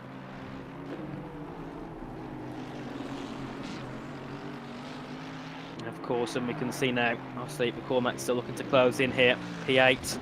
P9 is on the cards. Obviously, De Campo having a good start in that car for the past couple of hours. Now got it up 8 positions, and McCormack, well, obviously, if he's had another driver with him, I'm not sure. They've lost 3 positions over the course of this race, so it's not looking too well for the Williams compared to where they started. And now a GT4, I believe, will get in the way of these two. Slipstream being offered there, as we can see. The Williams car, I think, get himself ahead. He's got a long side here as McCormack. Can he get the move done in the left hand? He's going to have to keep it round the outside, and I think he's just about pulled ahead. Can he get ahead of the Veloci car? I think he has. No, because De Campo is going to stick himself up the inside, but no, nothing he can do at all there in the Ferrari. So now it's the Williams Esports car up into P8. Brilliant overtake there from McCormack in the 420. And De Campo now down to P9 in the 39 car, and just going to look to just stick on the back of McCormack here, unless McCormack's like, yep, I've overtaken you, goodbye, I'm off, as they will continue on now for the rest of this stint and race. And we can see there Romanenko down in P20 looking to close in on the back of Appel as well. So that contact that I think the 72 and 23 came to when they came to contact has caused a lot of time loss here for the 72 mainly. Obviously Warner as well, down into 22nd in the 325, and there looks like a bit of a scent possibly from De Campo was there. It was the yellow flag from Rotors in the lead. Our leader looked to make a mistake because he's dropping down. Look at that gap, 16 seconds, 15 seconds. He's continued on, and I'm not sure if he came to contact possibly with one of the other cars, but his gap was what, 30 seconds? It's now only 13 as he brings that gap back up once again. Now I'm not sure if there's a bit of a glitch there, or if he actually did make a big mistake as they head through the next car. So the leader, ITB Racing, making a bit of a mistake there, and Whitehead, who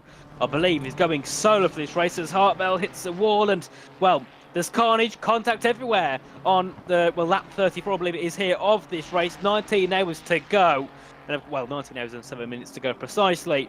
And well, the drivers have, some of them probably have had enough of this race already, and there's still another 4/5 to go of the race, and that's Erbel there, Maximilian Erbel, part of the New Order Racing car team, gone round the 733.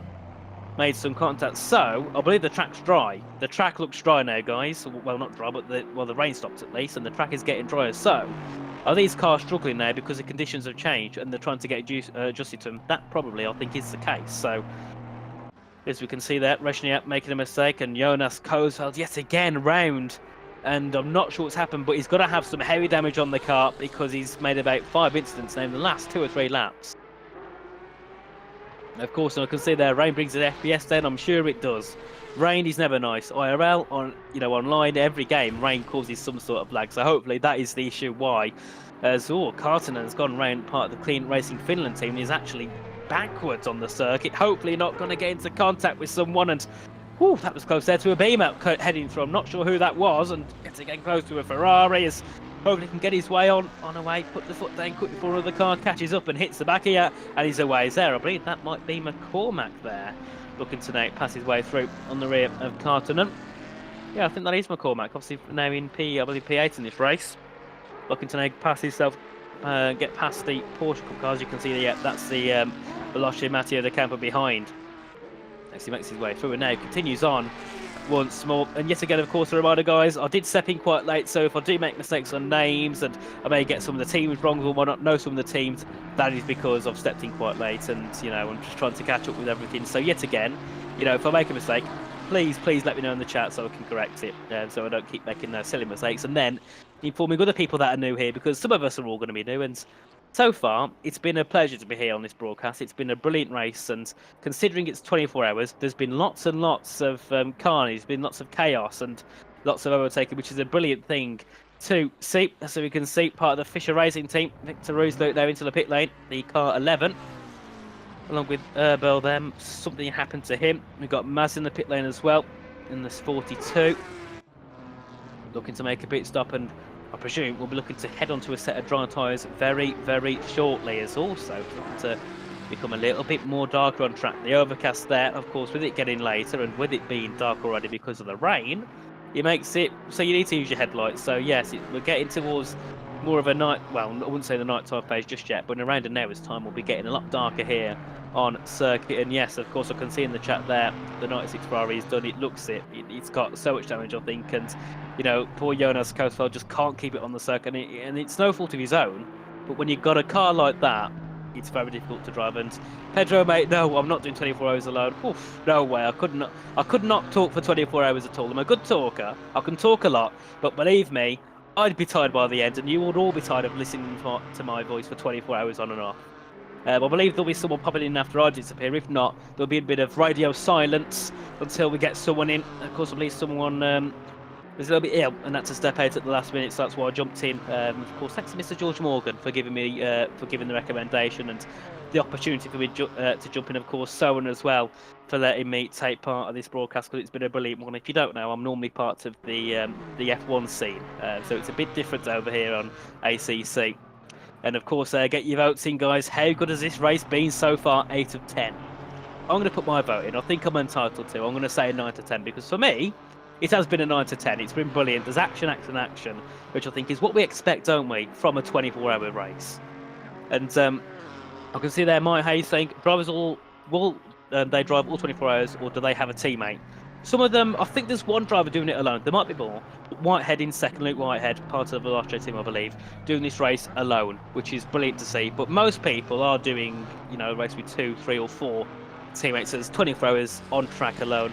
That is it's a long 24 hours, especially if you're a little bit further down. So I do believe that there will be teams with multiple drivers.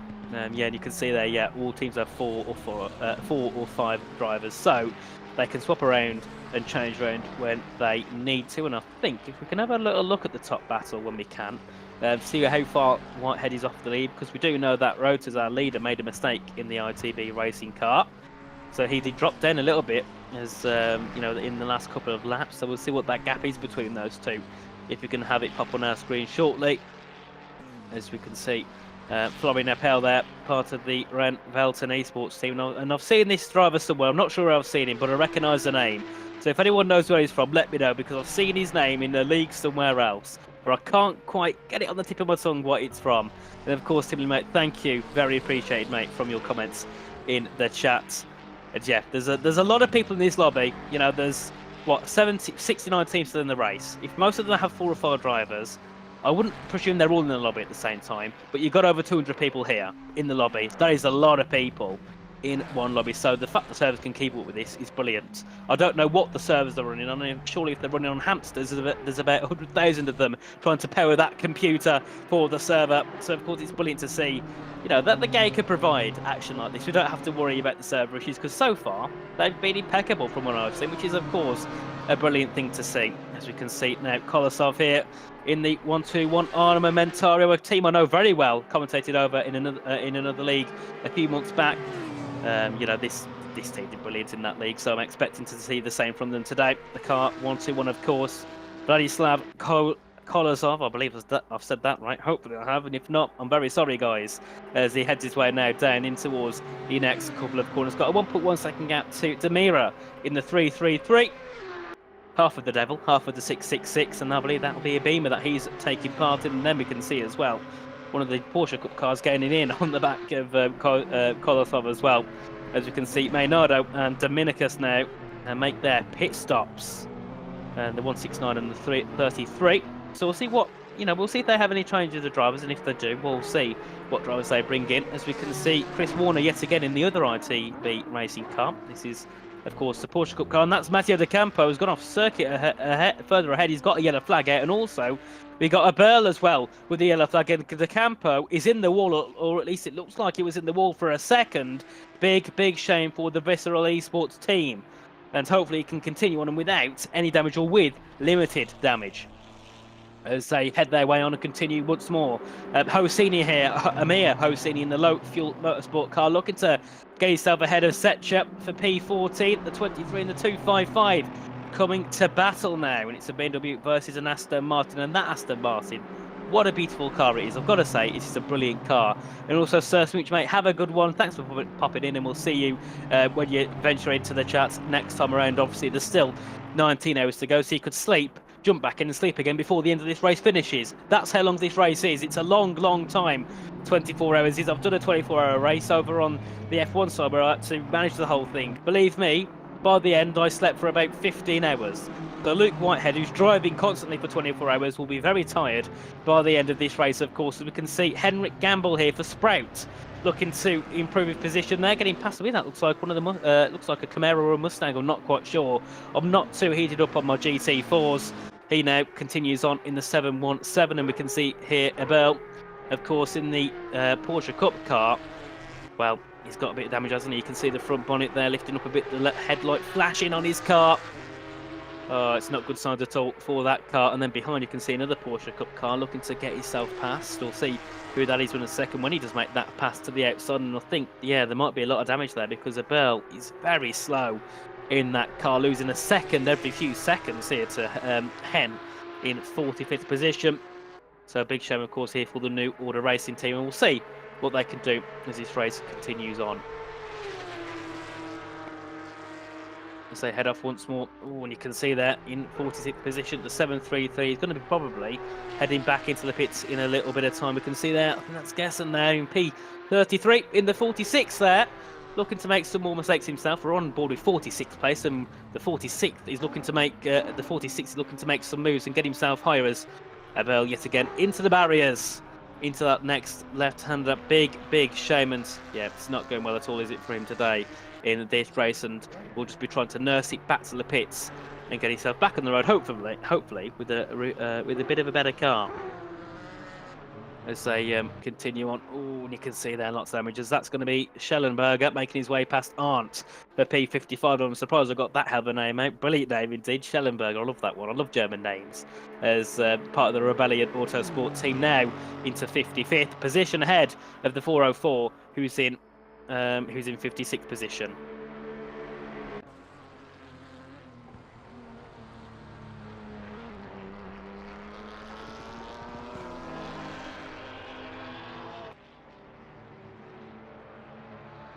As that is there, that's the ball again, hitting the barriers once more.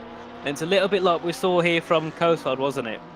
You know, he's just hit the barriers constantly. And, oh, it looks like is there a push on the car? Because look at the wheels, they look very, very odd from my screen. But then again, it's quite hard to kind of see what's going on. But it could be a bit of a puncture there on the car, or maybe just extensive damage on the front suspension of the car.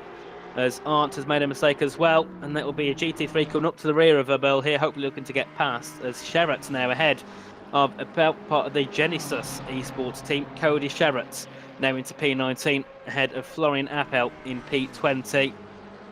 As they head their way down now in towards this next left-hander. And Klassen and Setcher making a pit stop now, the 62 and the 23, 16th and 17th position. So they're going to be off into the pit lane and now either making a change of driver, if not, just making a change of fuel tyres to continue on for the rest of this race. And Burnt as well, looking to make a move ahead as we head back to Eberl with yet again another damaged Porsche. As you can see, Arndt still with the yellow flag. He's completely stopped on circuit somewhere, can't get himself to go again. They're down to P56, so hopefully he can try and work his way back. As we can see, Deploy as well in the pit lane as well. Just heading out of the pit lane in 50th position, of course, in the car number 34. They're going to continue on for the rest of this race, well, for the rest of his stint. Normally, I'm used to saying the rest of the race, not rest of the stint, because it's a 24-hour race. We're only expecting Luke Whitehead to not change driver. And I hear what's the average lap time in this race? Well, about 9 minutes, I think, something like that. That whole build it though. I don't know much about the circuit. I think it's around 9 to 10 minutes. That is the average lap time around this track. And I'm going to say it again, you know, props to drivers for doing 24 hours around here, because it is a very difficult track, of course. And we can see there, the question being answered, an 8:06 was the fastest time. And of course, that would have been from probably one of the leaders, as we've got Panofsky now in the lead of the race. I believe still to make a pit stop in that car. I'm not quite sure as they continue on. We've got Richter as well in P3 and Schill in P4, as that's going to be Schill passing a car that's just clattered into the barriers. As now another car into the barriers. It's just all the cars just paving their way for him to head his way through. Of course, in P4 in the number 87, and of course we've got Steuben Roch in the 38 as well. In P5, working his way along, and we've got McCormack yet again looking to make another position, this time for P7. Looking to get himself ahead of Vessel in the 595, as we got to Burnt, part of the Ren Velton esports team there, looking to get himself into P10 ahead of Letzi. Oh, no, that's changed. It's going to be, well, I guess we won't see that. We're going to switch back down to a ball. Then we'll go up to Sengs in P44. We're jumping around all over the place. We can't see who to get on board with. As we can see as well, Gluck there getting ahead of a car. As we can see, Burnt there looking to get ahead of Romanoli for P10. Can't find the move. Just looking for it, though, as they head their way through. And that's a GT4 yet again in the way. And that's what's causing the issue here for Romanoli. We're nearly into the grass there. I think both of them touched the grass a little bit as they headed their way through.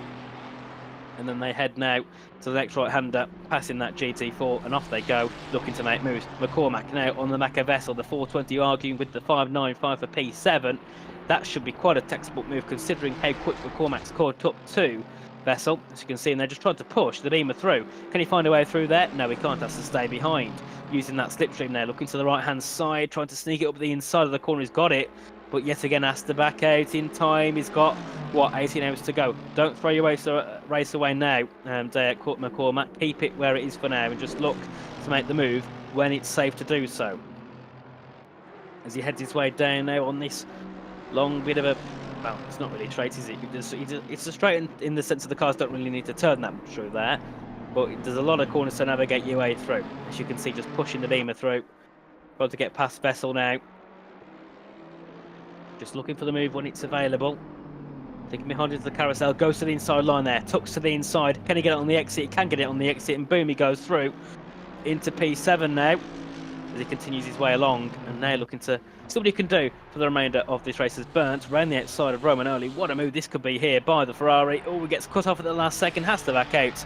And unfortunately can't get his way past on that occasion. And now they all push their way down into all this next section. You can see Burns here to the right. Then going to look back to the left here, looking to find the move ahead of Romanoli. But the defence here from the 104 is absolutely superb so far here in this race. And just looking to the inside, has to back out once more. You can see he's playing it well. He knows when he can go for it. He knows when he has to back out, which is what we love to see from drivers having a race in an endurance race. Because racing in endurance is different to racing in a bit of a sprint race or, you know, a bit of a shorter race. Maybe a 1 hour race, you'd race a lot differently. You'd send it. Here, you can't afford to do that. You can't because, well, you crash. You've got 19 hours of pain left at this point. And you can see now the track is greased, which means it's dry, but it's slippery. So be careful, in other words, is what it's saying. And of course, the track temperature is 16 degrees and the air temperature is 16 degrees. So, yes, relatively quite low. As they will fold their way through. And Burns now looking to make his way up into P10. Romanoli still going to defend it. But the slipstream being offered here to the Ren Valton Esports car. Just going to try and find the move when he can. Closing in, keeping to the rear. As we can see further back as well, Wiebelhaus looking to get past Romanenko for P18. And also we got Spansky, I think it is, on the back ahead of Wagner, looking to fight for P20 and P21. And well, apart from that, there's no other battles on circuit. As we can see Richter now looking to gain in on the back of Whitehead. That gap's 26 seconds. That gap, I believe, has came down by a couple of seconds. So they are gaining in, and Whitehead as well, sitting where he is on the back of Pelowski, but just not also even anywhere near looking to make a move. I don't think he's bothered, is he, Whitehead? I think we know that it's about endurance and about just keeping your consistency rather than pushing every single lap and ruining tyres, and also giving yourself a higher chance of hitting the wall.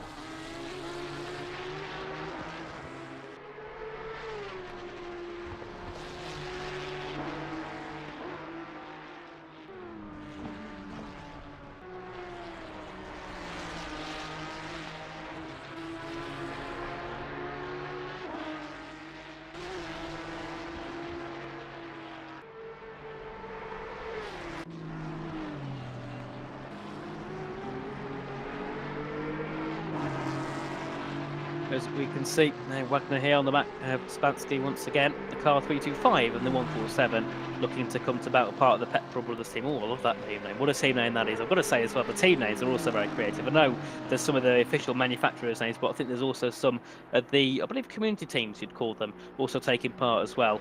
And you can see at the back there, you need petrol. Well, to do a 24-hour race, you need a lot of petrol, and you need a lot more than petrol as well. You need a lot of things to navigate yourself around a long 24-hour race. As Burnt on the back of Romanoli still looking to find a way into P10, but could just never get there to make the move. And that's the issue he's got, because he's been held up, very held up here in P10. That gap to De Campo, 31 seconds. Does he want a 31-second gap? Ideally, no.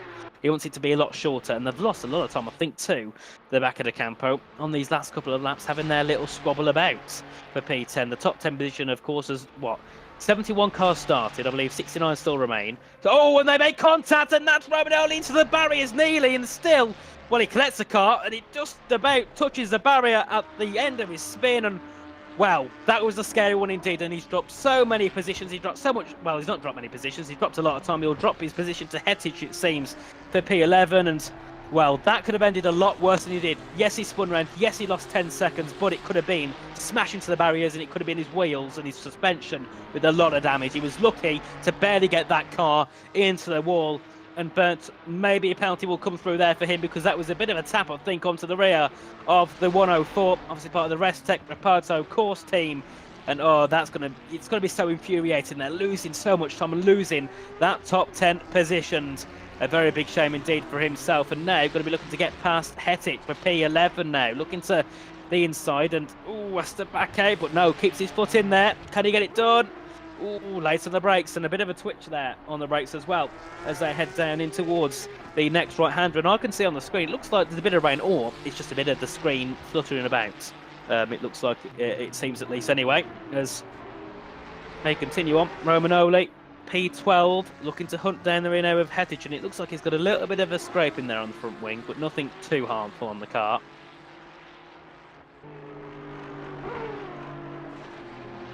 So continue on once more, and Romanoli pushing along, just losing time now, so maybe that damage is more bigger than he would have wanted.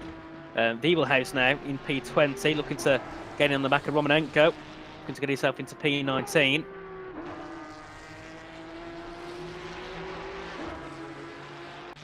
as they now head their way down in towards the next few corners, and Romanelli's brought that gap down, but we've got Wiebelhuis down the back of Romanenko this time for P19 as they head their way through down this long straight. So probably a couple of kilometres, I believe, this straight would have been, as they head their way down it. And yeah, as you said, Romanelli very, very lucky there to not clatter himself into the barriers, well, harder than he did at least.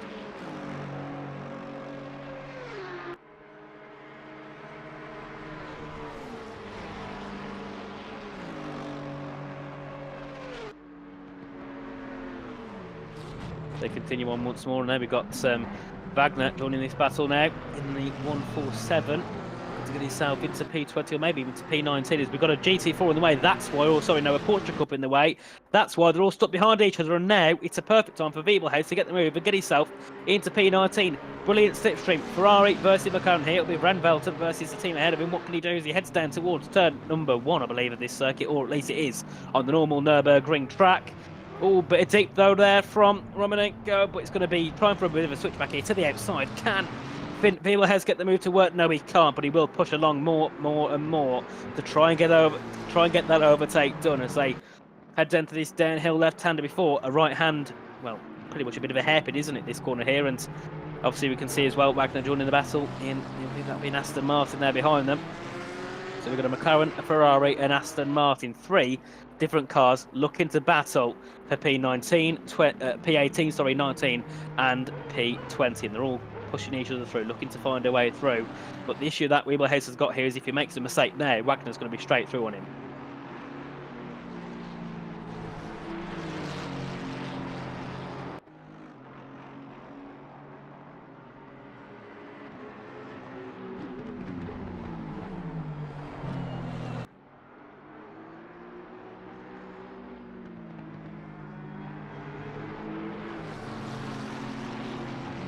As we can now see, Wiebelhuis looking to make the move side by side here. They're going to go 3 wide. Oh no, this could not end well at all. The Aston Martin going to get cut off there, and that's one into the gravel. That'll be Romanenko into the back gravel there, spinning the car around the Gladius Competitions car down to P21. As we can see as well, Spansky gets past him in the 3.25. The question is, what can he do now? That's someone spun on the entrance of the normal Nürburgring pit lane entry. That's definitely not an ideal scenario at all. Not sure who that was there, but it was someone obviously having that bit of a mistake as they head their way down now in towards these next few corners. As Wagner looking to get himself up into P18. Can't find the way through yet, but just looking to get his way ahead. As we can see as well, Harteveld down in P14, looking to make his way through in towards P13 ahead of Hosseini. And then Romanelli now looking to still get ahead of Hetic, but he can't find a way past, so maybe damage is imminent on that car, the 104 of course, who came into contact the last couple of laps, hit the wall after having a big spin and hopping a chicane fully. And luckily that car is not totally done for. There's Wagner now closing in to get himself ahead of Wiebelhuis. And looking to find the move past, can't do so yet. We'll have to look for it then towards his next right-hander. It's a long run, of course, over this bit of a hill. Back down the hill as they flurry away. And we'll see what he can do now as we can see further back as well. Coesfeld got himself back into a more comfortable position. Now on the rear of Romanenko for P21 in the 96. Coupland there made a bit of a slight mistake in the number 3. He had a bit of a yellow flag for a second there on circuit. And now we've got, 18 hours and 43 minutes left to go in this race. So I'm going to be heading off shortly in around 5 minutes time. I'm not sure who'll be taking me over, so hopefully I can get a bit of confirmation of who'll be jumping in. So we don't have to leave you to radio silence for too long here, of course, with commentary, and hopefully we can get something to hop in and give you some brilliant commentary. Because so far, I've got to say, my first, time here commentary, doing commentary here for the Assetto Corsa, and it's been brilliant. It's been absolutely a brilliant time, and the racing's been brilliant, of course. The welcoming in from the chat as well. Can't say it's been a bad time at all. And Chris Scheller says, my son drives a number 70 at the moment there. So supports here from family or friends to the number 70. And I'm not sure what car that is. I can't see him on my screen at least. So he's either near the front or near the back. One of the two. Say, all continue on. And Wagner now looking to close in here and make the move ahead of Wiebelhuis. Harteveld looking to get himself ahead of Hosseini still for P13. And then obviously Coesfeld there looking to get himself into P21 ahead of Romanenko as they head their way through.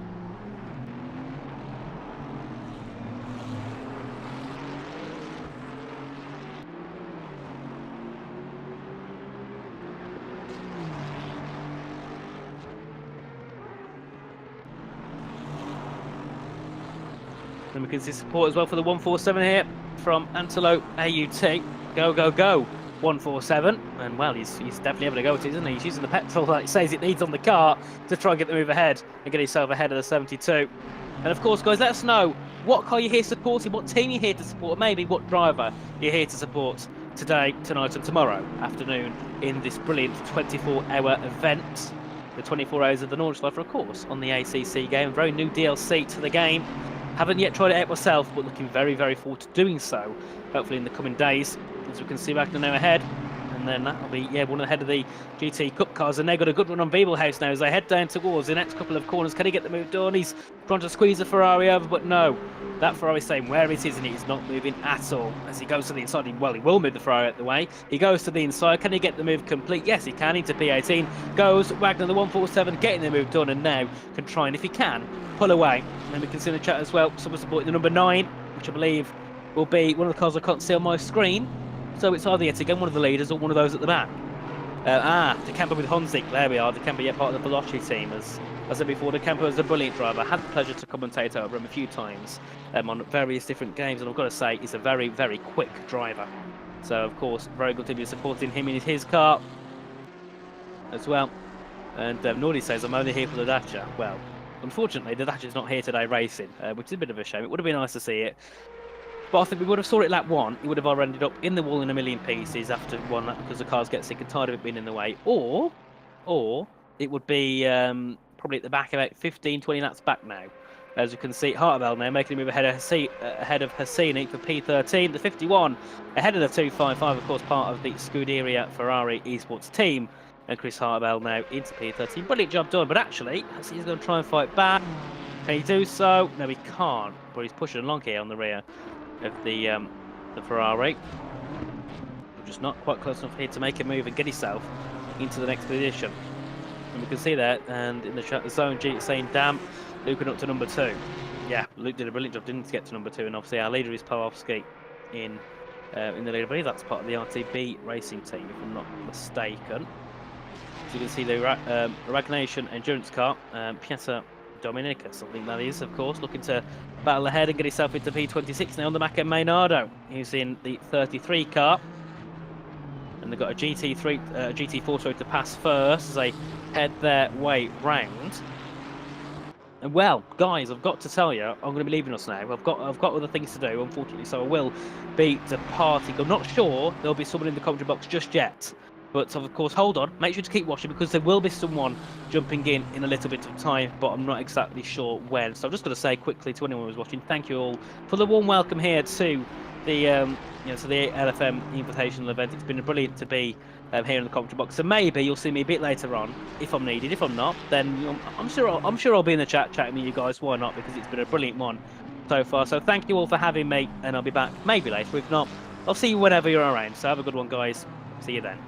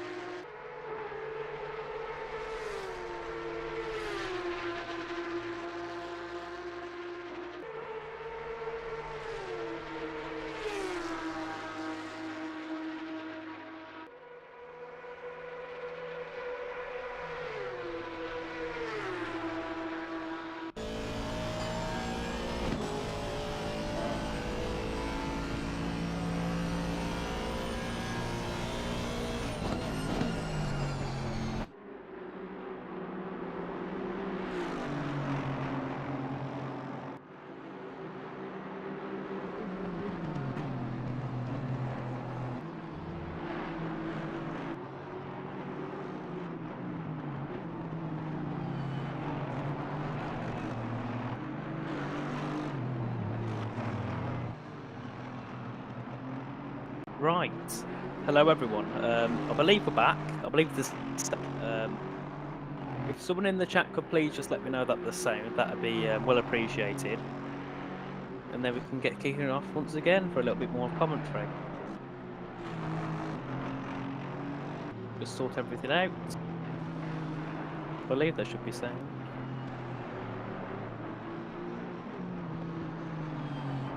I think there is sound, isn't there? Right, perfect. There we are. Brilliant. So, welcome in everyone again. We're back once more for some more of the commentary here of the 24 hours of the Nordschleife. I'm just going to pop everything up on my screen and we can get kicking off once again. So, hello. So, if you haven't seen me before, hello, I'm Nathan Richards. I'm filling in for a couple of the commentaries. If you saw me earlier, then hello, I'm back.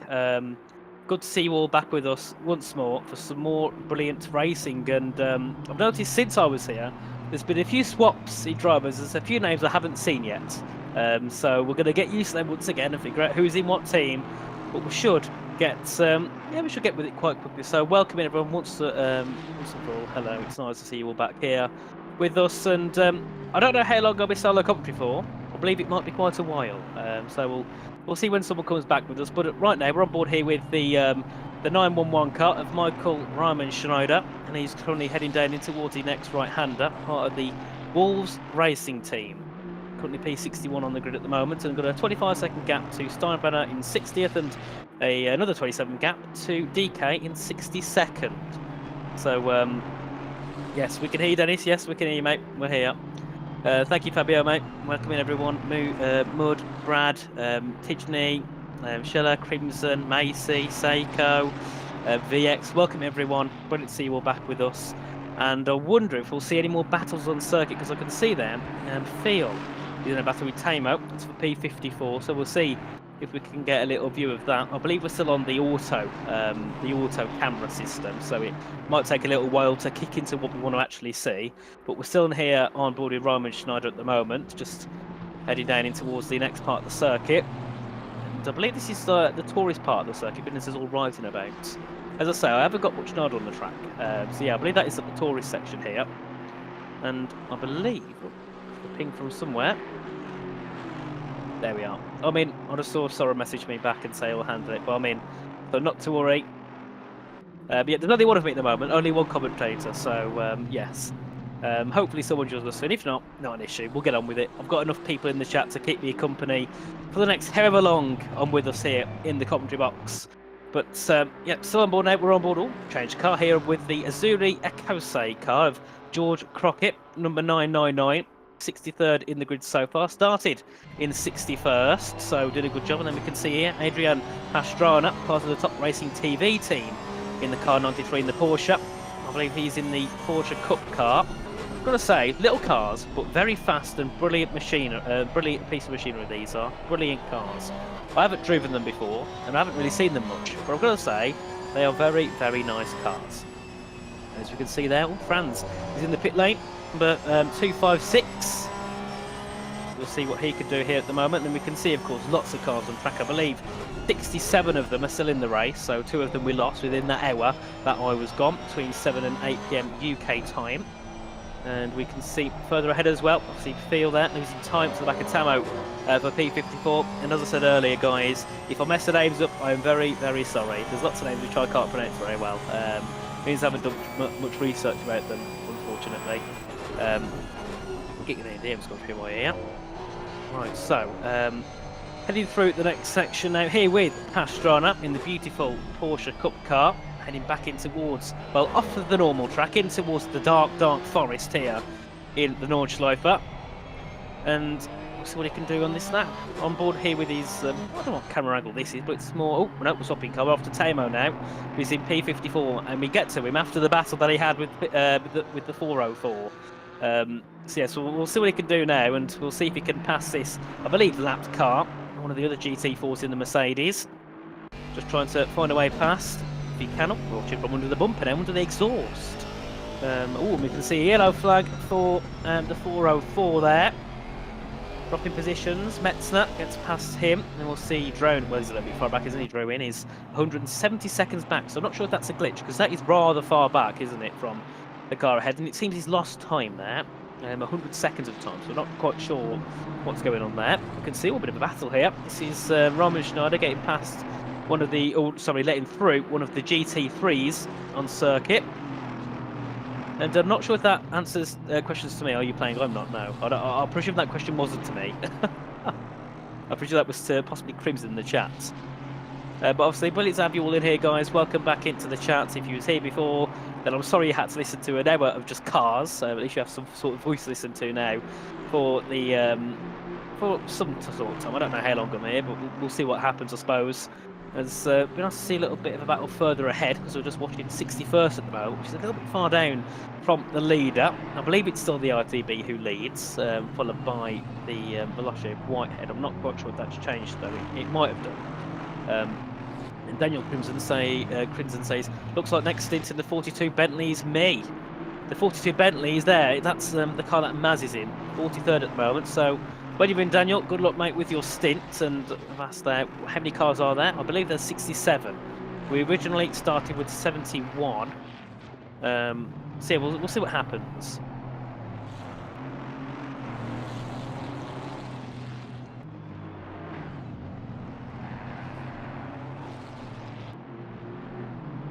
As I now head down towards this next section, we've got Halimar trying to face down Wagner. We saw Wagner last on the last stint quite a lot, didn't we? Had a good couple of battles with cars ahead. So we'll see what Halimar can do here to get past the number 20. As he's gaining in very nicely. We're still on board with Ryman Schneider at the moment. Michael Ryman Schneider, part of the Wolves racing team. And yellow flag for Halimar. Back a few positions now. 2.4, 2.6 seconds. So yeah, a bit of a mistake. Has dropped him back quite far. So we'll see now what he can do, as he is Roman Schneider trying to pass one of the lapped cars, another GT4 Mercedes. No, sorry, that's Halimar here, sorry. Looking now on the back of Wagner. I believe he's had to let through a GT3 car. Could be wise. Another GT3 passes through. That might be the LFM car. I recognise that burgundy livery. So he tries to make his way past Halimar to the right, and a bit close to contact there, but nothing too harmful. And there we can see the LFM car fly off into the distance. I can see in the chat there, if I'm not mistaken, replays are 30 FPS, so I'm not sure.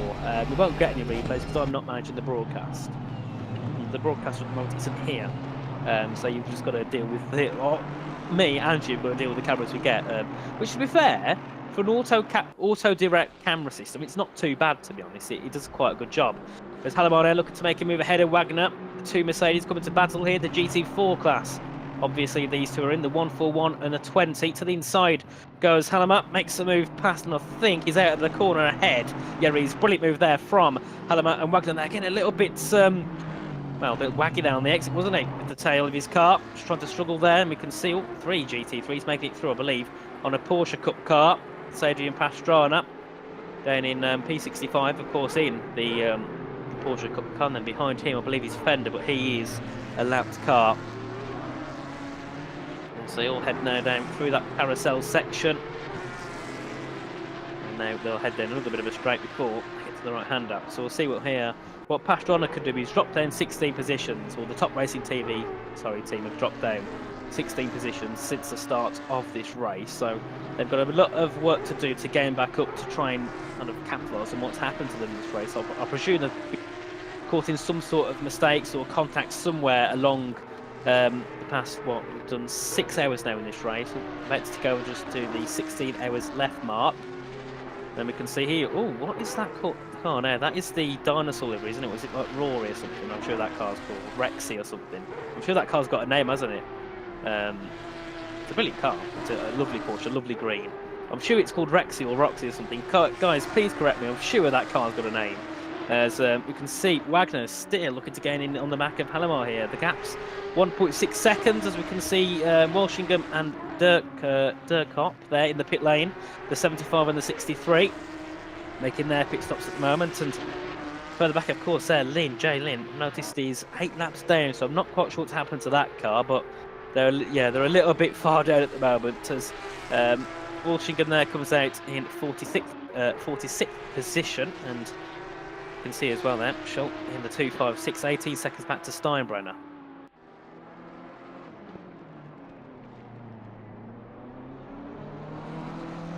corners.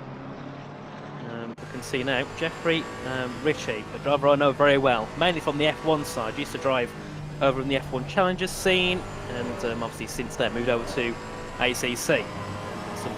Some places I can't blame him, but there we are. So he's doing a brilliant job, of course. Now in a different class of cars, in the GT3s, he's been in a couple of teams I've noticed from. Well, we'll have a look in a second what team he's in right now, because I'm not fully up to date with that. As we can see, Niels Steinbrenner, 59th position in the LFM car, the Low Fuel Motorsport, which I believe is the company which sponsors or hosts this event. So brilliant to see them in the grid, but unfortunately to see them down in 59th position out of 67. But then again, not all races go well. As we can see them all heading through now towards this next section, and I can see there in the chat, Denny's saying it should add spectating. Well, there is.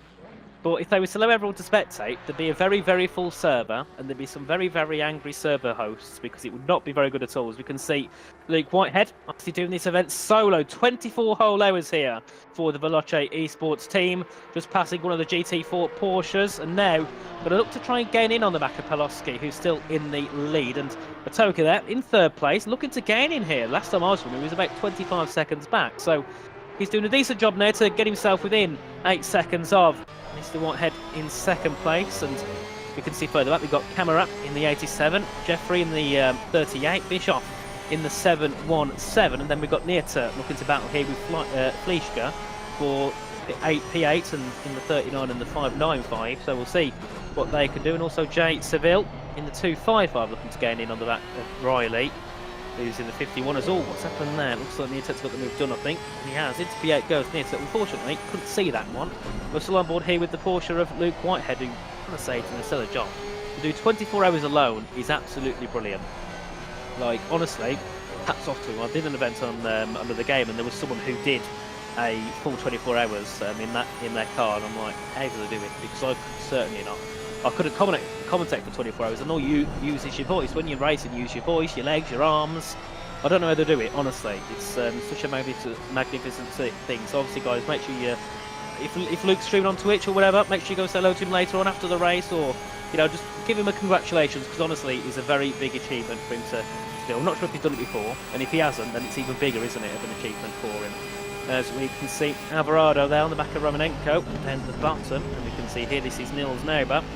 In the number 5 on the back of DK. I'm sure that is not DK because he's got a 151 second gap to 62nd place.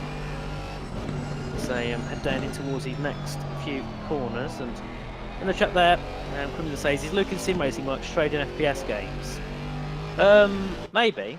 I don't know. I don't really follow GT3 much, so possibly. He's very quick, and I'm sure Strade's very good at FPS, so maybe, but I'm not entirely sure. As we can see here, Felix Arndt in the... Oh, he's gone now. I think it was Firefly team or something. Then we got Mark Henninger in the Funtech Racing team there. Beautiful green livery on that Porsche.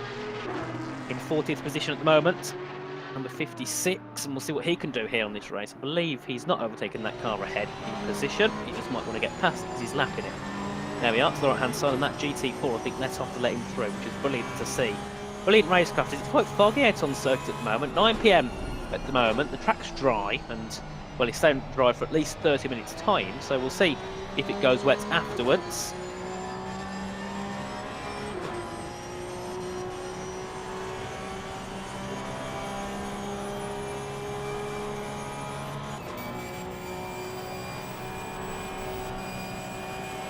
So yeah, we'll see what we can do. We can see Pump Allen as well in the 992 in 33rd position.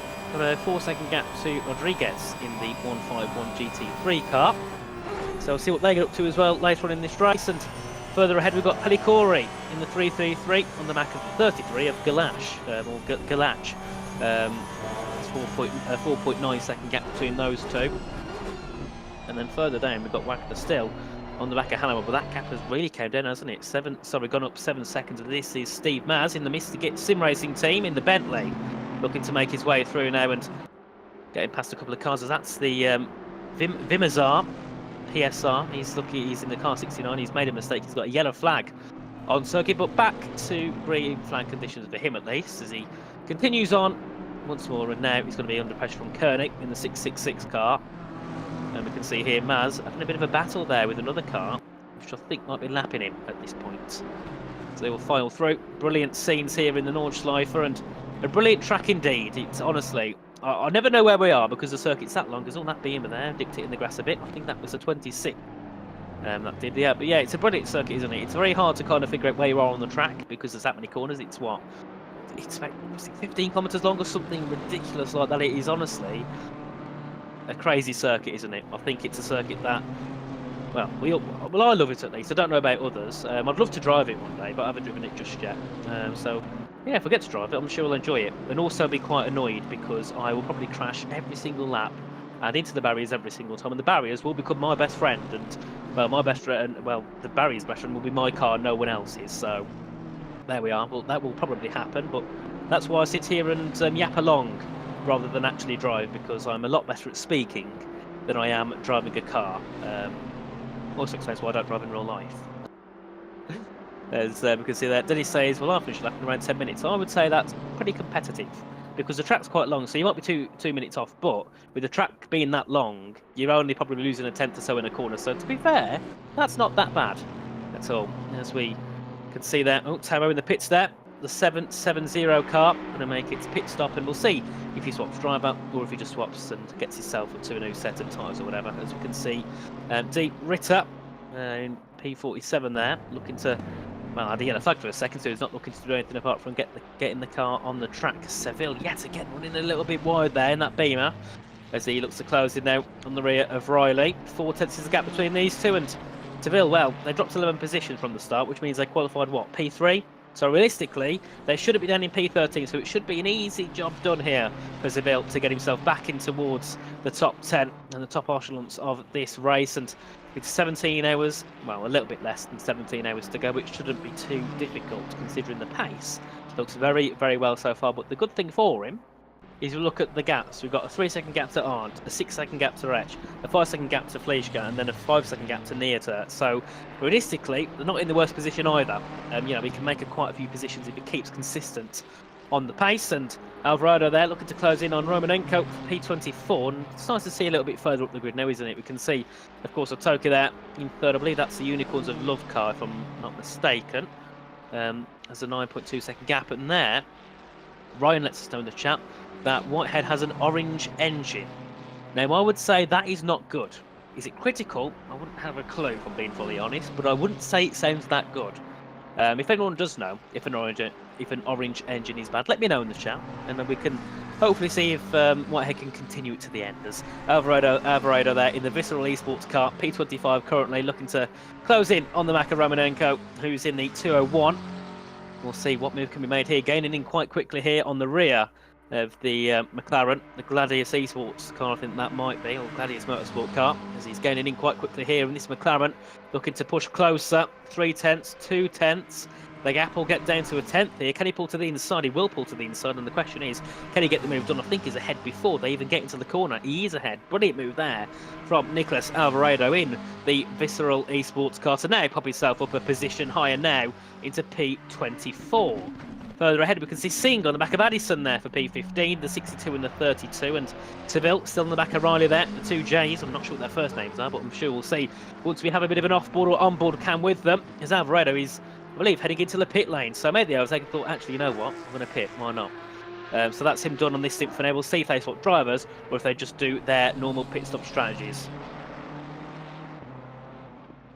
As they continue on once more, this is Seville now on the rear of Riley. We'll see what this battle can do. Jonathan Seville here at the moment in the low fuel motorsport car.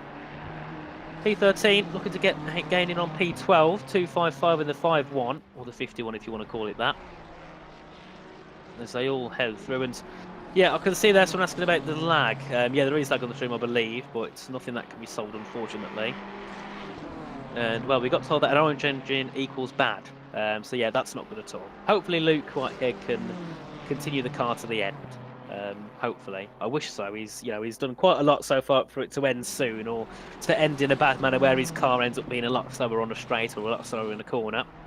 Because it would definitely be a big shame for him indeed. And taking the car by yourself, I said it earlier, brilliant. 24 hours in that car. Well, he spent more hours in that car than he probably has in his bed for the past 5-6 days. So, it says something, doesn't it, that in his seat.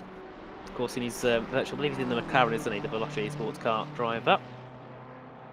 As we can see, of course, Seville now looking to just close in on the back of Riley. Nothing too much happening at the moment between these two. He's just looking to just sit on the back of him, pull himself along, and bring that gap down when he can. Because, like we know, there's 16 hours left in this race. There's no point really making a move now and risking it for you to possibly bin it if you make a move. So just sit back. You've got a 1 second gap. You've got 17 hours. That is rather a long time. That is many, many laps. We've done, what, 50 laps in the past 8 hours. So you've probably got, what, 150 laps to do in total? That's a lot more time for you to make a move on someone. You're probably taking the corners of probably about 2,000 times or something ridiculous like that. Maybe about 1,500 times in total. So there's more than enough time for Seville to get that move done on the rear of Riley, or for the 255 to get the move done on the 51. As we can see, Wretch, Riley and Seville all into the pit lane. The 71, 51 and the 255 all are in, and we'll see what they choose to do, whether they swap driver, keep their driver and continue on. As we have 16 hours, 51 minutes and 47 seconds to go here in this race. That 50 of how many we get to finish. It's still going to be Pavlovsky in the lead ahead of Whitehead, ahead of Atoki, and Camera in the top 4 with Jeffrey, Ritchie in the top 5, then Bischoff in the top 6. As we can see, I think it's that Blair in 7th position, looking to gain in here on the back of Bischoff, P6 at 420. We'll see what he can do in that car. And we can see as well, of course, now. Let's see, we'll see if can he get past these ahead of him. We're not sure what the gap was originally. I'm not sure if Addison can either get past him as well, unless they decide to dive into the pit lane. And Max Appelt there, part of the Hopeless Ambition team. That's what I call my team. Yeah. You try and have hope, but you can't have any. And you've got to have ambition, but you can't have any hope for your ambition. So, yeah, that's what I call my team indeed. And I can see the Bosch on the side. I'm not sure if that refers to Bosch the company, or Bosch in the sense of what people just say the word Bosch for the sake of it. If something happens, that's good. Maybe, I don't know. As he's on the back of Steinbrenner for P57. The 19 car. Doing a decent job so far as they continue on. We'll see what we can do on this lap alone, and no other battles really happening on circuit at the moment. Of course, got obviously, unfortunately, Crockett, Fenderlin at the back, not really getting much done here in this race, unfortunately, which is of course a big shame. It'd be nice to see them a little bit further up. I don't like it when cars are too far back, because I actually feel bad for them, because you know, when you're 8 laps down, why do you want to continue driving 17 hours? Because it's going to be so hard to gain it back. So honestly, to anyone that finishes the race from that far down, props to you, because it is a hard thing to do. I struggle to finish a race that maybe is an hour long, but I'm a second down, because I'm like, oh, well, there's no point now, I've lost the position. So, yeah, honestly, brilliant to anyone who finishes the race and they're that far down. As we can see, Enders in the 177. Having a bit of a yellow flag moment, having a bit of a spin or a bit of a touch to the barrier, and still got the yellow flags out, so rather a long halt in his progress in the race. And of course, guys, let's know on the chat, I've seen a message in there, you know, what do you drive? Let us know, guys, what car do you drive in the game? What, if you play this game, of course, what car do you choose to drive? If it's a GT3, GT4, what one is it? Because for me, if it's a GT4, I think it's the Supra or something. I think I love to drive. I don't know if it's very quick or not. And then the GT3, I love to drive the McLaren, but I love the sound of the Mercedes. That's it for me. The Mercedes I can't drive because it's too hard to drive for me. It's very oversteery. It's very snappy on the rear, but I love the sound of it.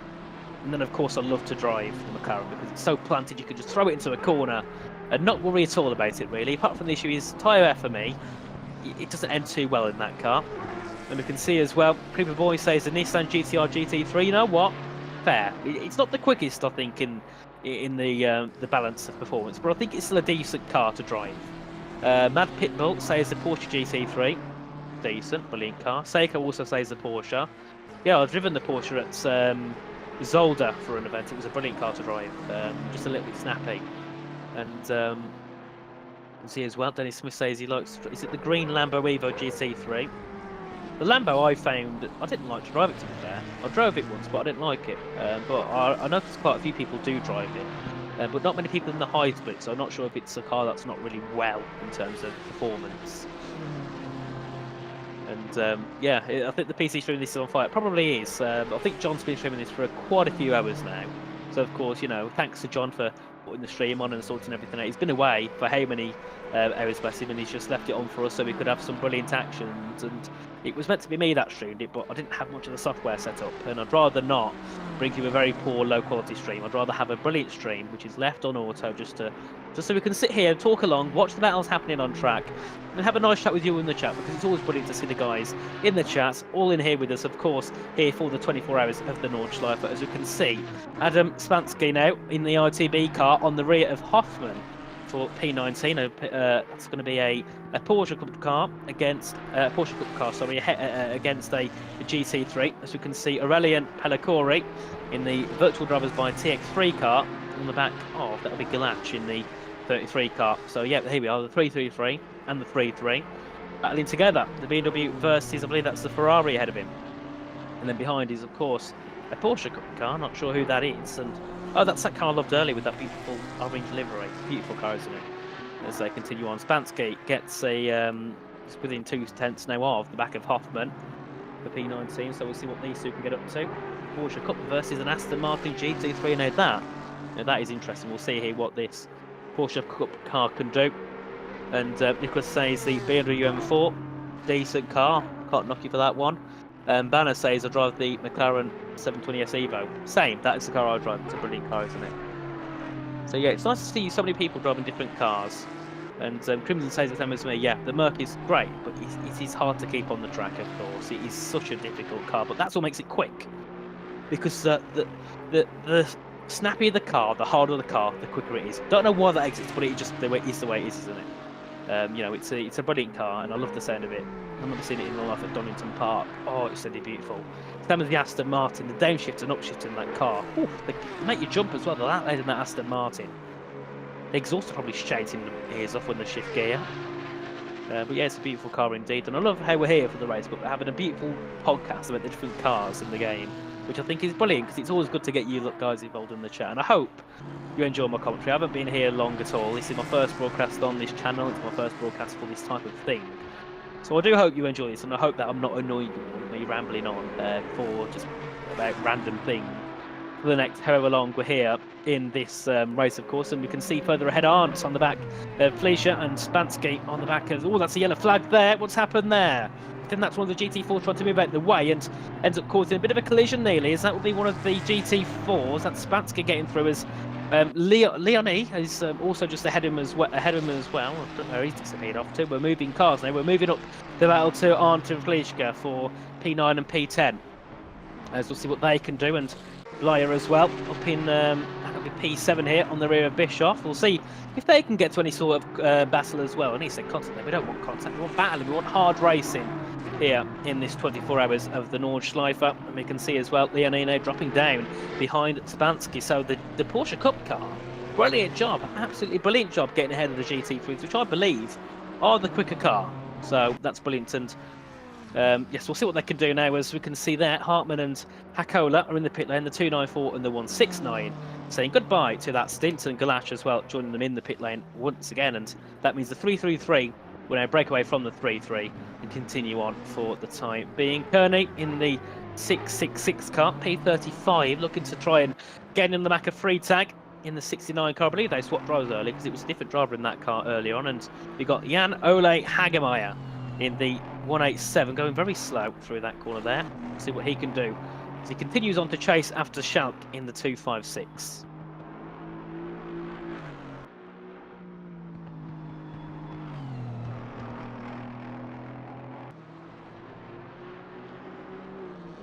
As we can see, further back, Lena's made a pit stop. Poor old Lena. I do feel bad for that car, the 86. I do really feel bad. But they're continuing on, which is something I think we can all appreciate. You know, you're so far down, but you still continue with this race.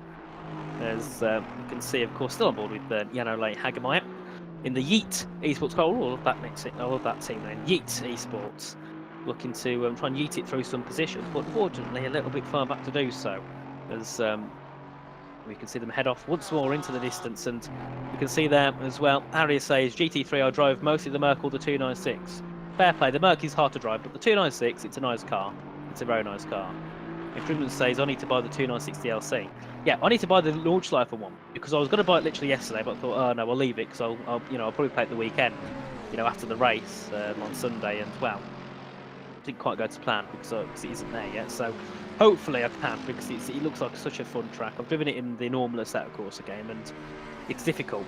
It's safe to say it's a difficult track. I did hit the wall a few times. I don't think I actually completed a clean lap, and that was after a couple of hours of trying. So yeah.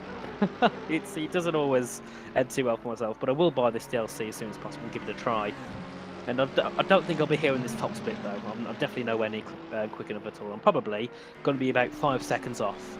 No, sorry, 5 minutes off. 5 minutes off on the lap times.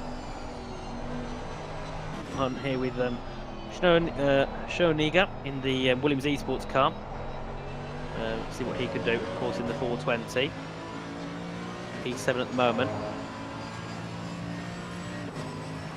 I believe a German driver, I believe that name is, for the O with the 2 dots on top. Let's see what the German can do, and if not, it's not too long, I'm very sorry. As we can see, Master Chase after Bischoff in the 717.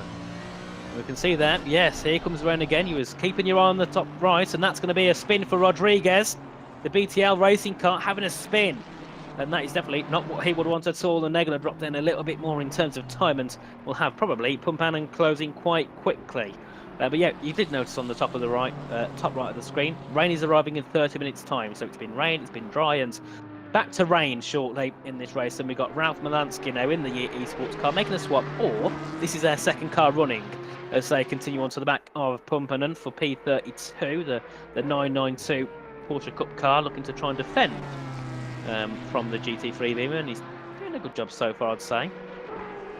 As they all head along now, and this bit of a small straight, a bit of a bump down, then back to the right up a bit of a hill. But honestly, it's up down this circuit. It's a little bit like Spa, isn't it? Oh, and he goes really, really wide onto the grass and has to get back on, and luckily doesn't hit the barrier. That would have been a scary moment there for the GT Sports team, and then he GT it pretty much across the circuit, across the grass, and luckily keeps himself still within touch of Pumpanen in the 992 Porsche as they continue on. And yet again, I keep seeing that happen to Romanenko's car. He goes green and all those below go red. I'm not sure what that actually is about at all. As we can see, Hagemeyer now on the back of no one, still bringing along, and this must be the second GT Sports car. Yeah, there we are, there's two. We've got the one in the 16, then the other one which is a little bit further down on the grid. And yeah, the Porsche does look smaller, but this I think is a smaller variation of the Porsche anyway. This is the Cup car, not the GT3, so that's why it's so small compared to that big Beamer. But then again, the Beamer is a big car, isn't it? Massive car, the BMW is. Gigantic. It's like the Bentley, so heavy, so making a move in it's quite difficult. Going side by side is quite difficult because you can never really rotate it as well as other cars such as a Porsche or a Merc.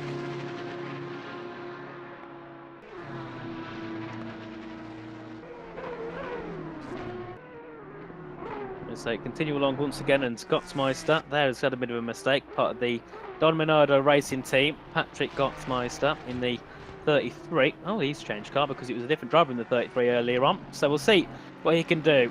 And Schoeniger yet again on the back of Bischoff. Obviously it was McCormack earlier on, and they've made a change to Dennis Schoeniger now to continue the stint. Oh, touching a bit there, a bit too wide on the curb. I don't have liked that too much there. Would have definitely hurt your bum if you were sitting in that car in real life. This is on the back, I think, of the Sprout car, I think it was called. Remember that one. Bischoff is the guy in P6 in the 717. And of course, this is a 420. That's Dennis is driving a beautiful car. This Williams Esports livery is. And of course, it's a beautiful Mercedes, which sounds amazing. Unfortunately, I can't hear the game from my end, so I have to listen to nothing. But I know you in the chat can hear it all on the live stream. But I've got to say, the cars do sound fantastic. And if my voice wasn't playing through it, I would be listening to the car sound as well. As we can see, Dennis now looking to gain in on the back of Bischoff. We can see Hardeveld on the back of Hetich, Singh on the back of Game, and Beans on the back of Holm. A little bit further down on the grid as well. So many battles starting to form now in this race, and still Osterman is leading the leader. He's in the lead of the race. Obviously, they made the pit stop from Palowski, and now they've got Osterman in the car ahead of Luke Whitehead and Huben in P3. They've also made a switch in the 14 car, and they've got Schill and Stubenbrook as well in the 38 in P5. So that is your top 5 so far here in this race. And I'll continue along once again now. Lap 52 now. Of around, I think, 150 if I counted right. It might be a little bit less, it might be a little bit more. So we're roughly around a third of the way through in this, well, it's a Grand Prix, but it's not a Grand Prix, it's an endurance race. It's 24 hours around the Nordschleife, definitely a lot harder than the Grand Prix. As we can see there, Beans to close on the back of Holm. And Schoeniger on the back of Bischoff as well, P6 and P7. We'll see what they can do for now, as you can see Bischoff being gained in here by the Mercedes, by the Williams Esports driver. Can Dennis make the move? He's going to close in. Is he close enough to close and make a move? You can see his headlights there. Oh, very close there to the rear. Oh, and they're getting past the GT4, and that's contact there for the Williams Esports car. One of the GT4s flies into the wall at full speed, and that's damage there on the Mercedes and the Williams. Big shame there. I don't think the GT4 quite saw Dennis go up the inside and come into contact, as that's also John Lynn having a mistake as well further down, obviously down in P67. And is that an issue there for Enders? Because I can see that looks like a yellow signal on the left, a yellow warning signal. So I'm not sure what that means, and I presume it's not something that means anything good at all. As we can see Schoeniger yet again on the back now of Bischoff, looking to get back into P7 now. Well, that was definitely a very scary moment there for the Williams car. And a bit of damage, you can see there, the bonnet lifted up a little bit due to that damage from the GT4. I think it was a Porsche Cup Porsche. So they continue along now until the next corner. We'll see where can a move be made here by the Williams Esports driver. Looking to gain in here into the braking zone. Closes in, not enough to make a move. And now, the only thing here that Dennis can hope is that a GT4 gets in the way. Gets in the way, and you can see that Bischoff look getting through, and it would have been ideal for that Mercedes, sorry, to be in the way of Bischoff. So, you know, Dennis could just shoot through. But obviously that is not going to be the case at all. So that is what the Williams is hoping.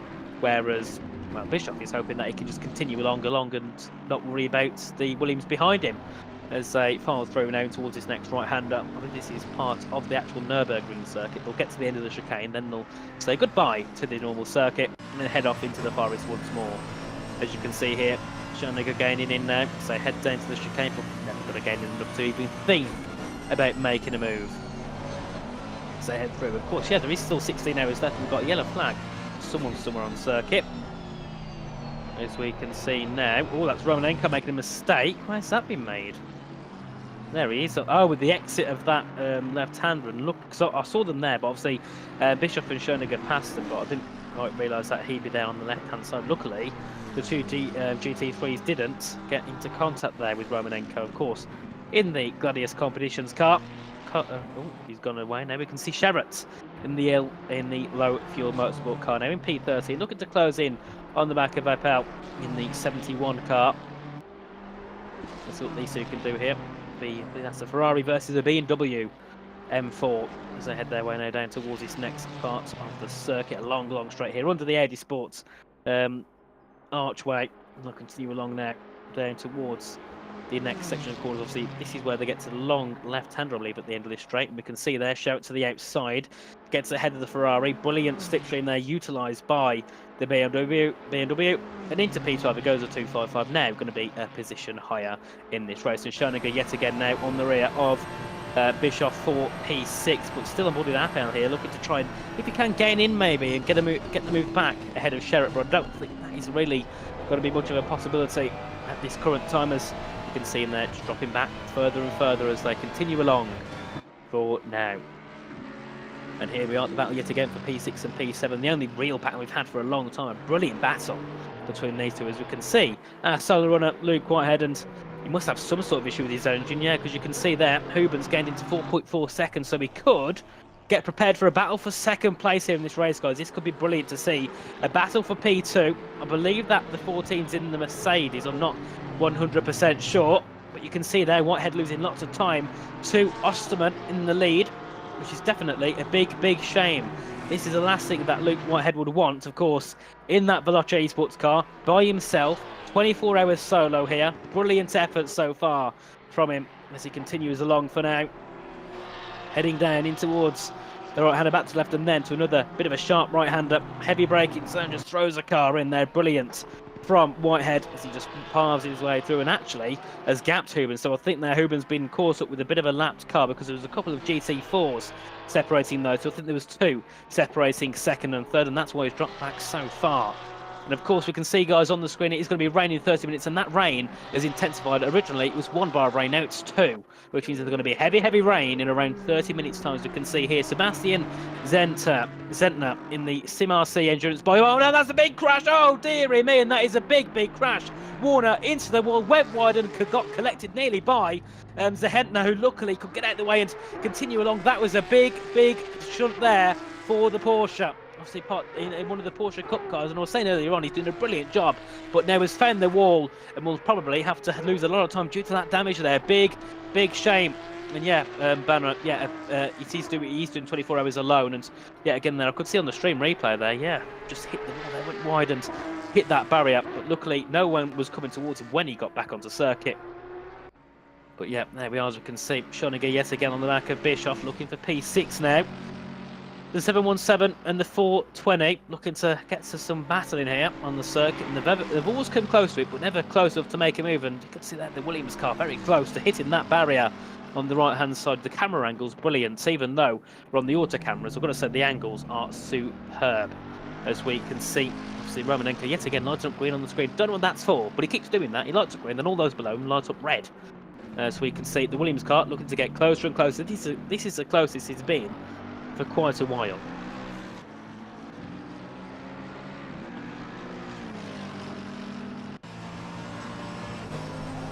As I can see there, how much gas do you start with? I presume it's around, I thought it was about 110 litres, at least it was in the car as I've driven. So yeah, we'll see what they can do, and we'll see how long they can go without having to fuel up. So they continue along, and still this battle raging between the two, P6 and P7, as this is Giovanni Lanone there in the Gladius Competitions car. P38 so far, looking to try and find his way through. And Giovanni's a driver actually I've seen before as well, and he spins. Oh, well, he catches it. Brilliant catch there by the Porsche. Oh, that was a very scary moment there indeed for the Porsche Cup car. The 202. So he continues on once again now down towards the next couple of braking zones, and we'll see what he can do and maybe get ahead here of Zaza in the 712. And actually it looks like Zaza's going to let him through, unless that's a GT4. No, that is a GT4, sorry. Letting him pass as he heads on once more, and that's the Ferrari he's going to have to chase down there, the red and white Ferrari, as this is the battle for P6 once again between Bischoff and Schoeniger. Yet again, just getting more intense and more intense as the race gets on, and nearly touching the grass there was the Williams car. Luckily not getting into contact, and you can see his car looking a little bit twitchy here. That damage definitely looking to affect him a little bit more than it did well before he had the damage, because you can see him just trying to twitch the car around as a GT4 gets in the way. Full beam, say move, move, move, and he gets through the inside, and this time doesn't get into contact when trying to make a move on a lapped car. As the gap to the front still 37.6 seconds, and the gap to third still around 5 seconds. So realistically, it hasn't came down that much on this last lap, and I'll keep saying that because I'll keep forgetting that this lap has been going on for about 5 minutes, as yet again Dennis touching the grass and running him a little bit wide and losing time now on the back of Bischoff. 1.4 seconds, so definitely that damage is having an effect here on the Williams car, which is not what he wants. They started P6 now, they're in P7, so either way it's not the worst result in the world, but you don't want to be a position lower. If you start a race in 6th, you want to finish 6th or higher, not any lower than that. As they continue on now, heading in towards this next braking zone. Of course, the left-hander before they have to go through, and then they head onto the brakes. As so they're just heading under that bit of an archway, bit of a bridge. And we can see further back as well, Harteveld looking to close in here on the rear of Hetich there for P9, and further back as well, Game on the back of Adam for P15, the 32 and the 147 looking to get to contact. And yeah, Tibbs, the Porsche does sound brilliant. I can't hear it, but I know it sounds brilliant. So it's a good thing to see, and it's a good thing that we can hear, or you can hear, all these brilliant cars that this game provides us, because there's so many different cars, and each of them sounds so realistic. You know, I played the game. I've still played the game quite a lot, and then I went into a real life race with the GTs, and you think, hang on, they sound the exact same. There's no difference in sound. They sound so realistic. They control so realistic. They look so realistic. Honestly, these cars are superb. So it's brilliant that we, of course, have a simulator that can, of course, work with them. This is Bischoff in. Oh, is this a different Bischoff in the MK Racing car? Max Bischoff. This is P41 so far. In the rear of Kubizil. In the 56th, 40th position, of course, there in another Porsche Cup car. So they continue along once again now through this next section, and There we are. Into the pits comes Bischoff for these. Well, I presume he'll change tyres and maybe. Well, he will definitely get his fuel back up to a full tank. As you can see, Hanschel now in the 666 looking to close into the rear of Freitag in the 69. Sitting P34 and P35. The 69 and the 666 looking to come to battle. We can see. Here we are. This is the battle here with the Liamert esports car. Jonas Hanschel in 35th position in the 666. And we can see Philip Gamet there looking to make him move ahead of Adam. To the inside he goes in the Petrol Brothers Aston Martin car. And I said earlier on, I love that livery because it says you need petrol. You need petrol and he uses the petrol to get himself past Adam and in towards Pete number 15. A brilliant job from Philip Gamet in the 147. Aston Martin, and yeah, you can see that now Schoeniger dropping down to nearly 2 seconds off the back of Bischoff. And yeah, we've got 2 Bischoffs, both beginning with M. Brilliant to see. As we can see them continuing on once more, and we'll see what happens next time around. And we'll see what other battles we get presented with in this race. Because so far, honestly, I've been here I've been here about an hour. About half an hour now. I was here an hour earlier on, so about a good hour and a half, and it's been action-packed the whole way. We haven't seen anything where there's not been really any battling, because as soon as the battle ends, another one begins, or there's already some going on. So honestly, these drivers are putting on a real show for us, and it's brilliant to see. The driving standards have been very clean. We've had a few, some butts there, but it happens. It's not always going to be the most clean race at all, because you're driving a car at full speed and you're trying to make pass through solo cars and getting past your rivals. And we can see Edward Weens there, making his way past one of the lap cars there, the 96 there, Home of Sim Racing esports car in 23rd. But I've got to say, these drivers are doing a brilliant job. Every single driver on circuit, whether you're at the back, whether you're at the front, you're all doing well. And Grand C says, how realistic are the physics? Well, I presume they're very realistic. I haven't driven a GT3 car, unfortunately, in real life, so I can't confirm. But from what I know, and from what IRL drivers have said, the physics here are very realistic, very, very good compared to the real cars. The sound, the looks, and that are enough to go by. I'd say that gives you some sort of idea. But yeah, realistic. The physics are very realistic, and the good thing is as well, each car, it's not the same car, even though they look different. They've all got different characteristics. They all act like the actual car does, which means you can create a race where you have a championship where you have 3 different races, 3 different tracks, and because of the different cars, it could be a different winner each round, and it could be a dominant win, which is a brilliant thing to see about these cars. And I'm not sure what car's are fastest around this circuit yet. I don't think they've really figured that out. I think they're still trying to figure out which cars are fastest around this track. And obviously, the DLC's only been out for about a week, I think, at this current point, so they haven't had much time to really gather much data on what cars better. But I have noticed a lot of Ferraris, a lot of McLarens on circuits. Well, a few Porsches here, a few Beamers as well. No Lamborghinis. I've only seen one Bentley, so you kind of tell what cars they tend to lean towards. Going in towards these 24-hour races, and of course you want a car that might be quick, but you want one that can be quick over 24 hours. There's no point having a car that can do 1 lap pace when you've got over 100 laps to do around a Nordschleife, which it's quite a long way. And if you compare it to a normal track, you're doing a normal 24-hour, you're doing endless laps. You're doing so many, so you're probably getting 7-8 laps of a normal track 8 on this one alone. So you're not going to be doing too well at all in a car that can't last the whole race in terms of the tyres being well. As we can see here, Jimmy Holm making a move ahead of, well, that'll be Weens there in the, I believe, the Ferrari, as they just lapped another Porsche. And we'll see what Jimmy can do. The Aston Martin enjoy his team at the moment, and that's going to be Bischoff, the other Bischoff now in the Porsche Cup car, making a bit of a spin. That was one of the carousels there he spun out, I think it was anyway, as he continues along now in the Porsche, and he's got a 9-second gap to Rooslu in P42.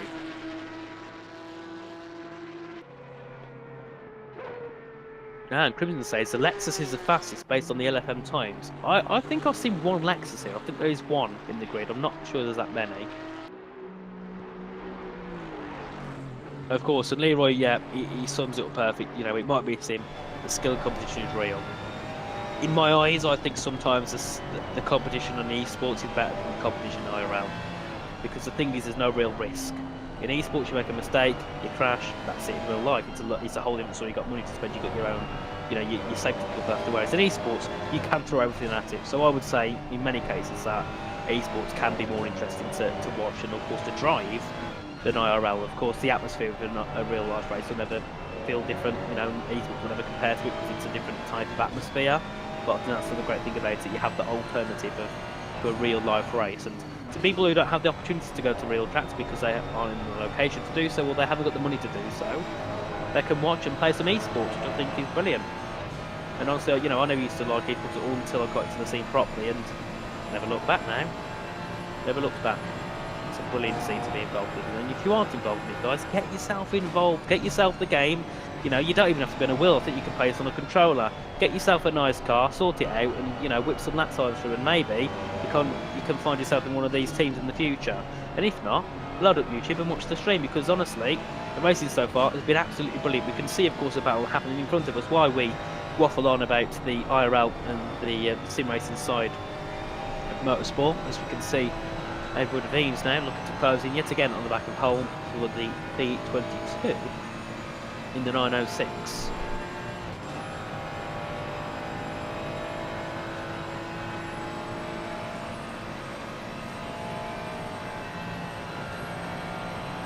As we can see, still looking to gain in here is Veens. He's gaining in nicely on the back of, I believe that is an Aston Martin ahead of him, or a Ferrari. Can't quite tell from this distance. We'll see what he can do now as they head down this long bit of a left-hander. And I swear, every time I look at a car, it's at this section, it's at the section over the complete opposite side of the track, the long stretch. That's where we see everyone all the time, as they all fly through. We are onto the normal Nürburgring circuit, and they'll take a lap around the circuit, and then by the time they get to the chicane, you go back off into the forest. I'm not sure what the name of the forest is. Is it the Nordschleife forest? Might be, I'm not sure. As we can see now, Veens gaining in, and oh, bit deep there, nearly taking out the rear of Holm as they continue on. Back down towards the next left-hander here, and Gottsmeister has made a mistake somewhere, as you can see, backing off a bit there. I think has made a bit of contact with the wall, which is definitely not what he wants at all in this race. That is the last thing you want. You've got 16 hours to go. Making a mistake now and ruining your race is really not good at all. It really lowers your confidence, it really lowers the team's confidence, and also you see drivers think, actually, you know what, I'm just going to leave it, I can't be bothered. And that is the last thing you want to see. But then again, these drivers, from what I've seen so far, are the best of the best. You know, they're top split, they're the best drivers there is on this game. So we can't put anything past them. If they make a mistake, they make a mistake. They're on a new track. Some of them, yes, they might have driven this in a certain course or in other games, but some of them might have never touched the track before. So they've got to get used to it, they've got to learn it. So, you know, either way, brilliant job from all the drivers in the teams. And of course, I presume some teams, such as Williams, you know, the manufacturers, have probably got some sort of engineers and people working with them, of course, to, you know, help them get the best result possible. And then to the teams that don't, they, you know, rely on their little team of people together. You know, the team of racers. Normally, you know, you have your engineers being your other teammates, and believe me, I've had it before. Well, not very good, but you've had it before, where you've got you know, where you end up becoming an engineer for your mate's stints, and then you get back in, and then they do the same thing to you, which is also a brilliant thing to see in racing as well. When friends come together and have a nice battle on the track. And we can see, obviously here, Pellicore on the back of McConnell for P27 there, the 169 being overtaken by the 333, and now Edward Veens looking to make a way through, but can't find anywhere to get past. This GT4 then, of course, home ahead of him, and look at that now, he's been held up by the Mercedes GT4, has to go to the outside, cuts it to the inside, the GT4 is not letting him through, bit of contact as they head their way through now, and can he get through? He has to go a little bit too deep, the Mercedes goes into the wall, and gets himself back on track, and luckily, no contact hit with that Mercedes there. That GT4 is not going to be happy.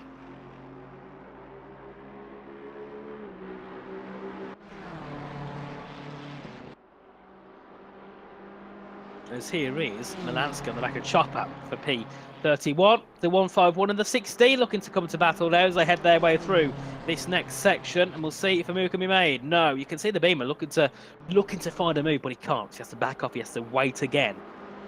As this will be Sven Hettich in the Firefly Esports car now, looking to get himself into P8 ahead of Vessel in the 595, and they'll continue on now throughout the circuit. There we are, off they go. Then that little bit of a straight then to the left, and yet again we're seeing that part of the circuit once more here on track, as we can see Hartwell as well looking to gain in here to the back of these guys. So we'll see what he can do and what he can make of this battle for P8.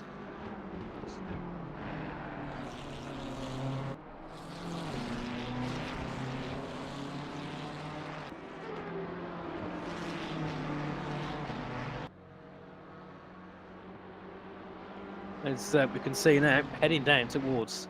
Normally it's turn 1, but I'm not sure what turn this is classed as here in the Nordschleife layout. As you can see Vessel now on the back of Hetich, and the track is getting darker. We're nearly hitting 10 PM here, track side, and you can see the clouds coming over. You can see the headlights getting brighter because they're coming into more of a darker period of the race. And when we get to night, it's a different story. Because when you're racing in the night, you don't see your apexes as much. And then when you're racing in the night in the wet, it can be dreadful and well. Bad news for those that don't like that. Look at the top right, the rain's going in 10 minutes, and then we have heavy rain in 30 minutes. So, hell break loose in the next 10 minutes, guys. So make sure to keep yourself strapped in. If you're not, if you're going to head away yet, wait. Don't head off just yet, because we've got a brilliant sequence of the race coming up in the next half an hour, where we get to see the drivers tackle the dark and tackle the wet together. We know it's hard to drive in the rain. We know it's hard, but it can be hard to drive in the night. Mix them together, it creates a whole different story. So, keep yourself around, guys. Maybe it's the perfect time to get a snack, get a drink, and you can come back, of course, right in time for when the action is plenty here around the Nordschleife circuit. And Harteveld now on the rear of Vessel once again now for P9. As they gain in, can he make a move into the chicane? This is what we love to see. To the outside he goes, backs off surely. Yeah, he does. No move being made at all. Yep, and there we can see Jorge Villar says night and rain, nice cover, of course. Guys, that's on the chat. Do you like driving in the night, and do you like driving in the rain?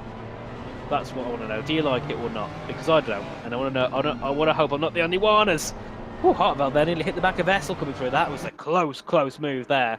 As we can see, Pendergast, Kieran Pendergast in the Brabham Esports car now into P16 ahead of Adam, making a brilliant move now, and you can see the Beamer looking to keep with him. A bit of porpoise in there on that Beamer, and cut him off at the last second. That could have been close to contact there. As they head on more, and they head through this next section, you can see there the headlights beaming now on the circuit. A big bright headlight at the front of that McLaren there, for Kieran Pendergast's Brabham Esports car. And then, so Ari says, night yes, rain yes. Brilliant. I don't like them though, but I can't stand it. That's because I'm not good at the game. Or the sim, that's realistically why. And then you can see Grand C says a lot. Great to hear. So I guess I'm one of the only ones then that doesn't like the rain and the wet. And sorry, the rain and the night. But we can see it now getting darker by the second. 9:48 it was dark. It's even darker now. We're only at 9:50. So maybe by 10:30 we're looking around it to be maybe close to pitch black.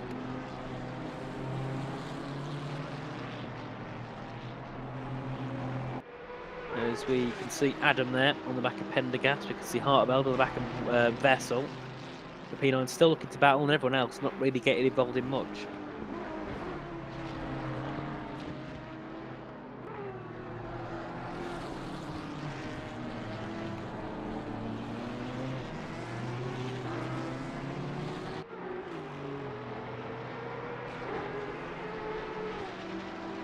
As we can see now, Harteveld gaining in here on the back of Vessel, looking to make a move for P9. He's going to gain in. Gaining here in the Ferrari. Can he find a move? Not into this left-hander, no, but he's gaining in quickly, and you can see that gap there very short between the two as they head their way around there to the right and back on the power. And actually, Vessel's being held up by here by that GT4. That's Roxy, isn't it? Or Rexy, that little dinosaur. Can't take, got all the sharp teeth on the front of it on the bumper. So now that has brought Harteveld right back into this battle with Vessel for P9. As we can see there, Gamma getting a yellow flag, dropping down the positions. We've got Adam on the back of Prendergast, sorry, for P16, and Harteveld gained him, but it looks like he's dropping back. He's gaining and dropping back. That's what's going on for him so far in this race, and well, we'll see what he can do as it continues on.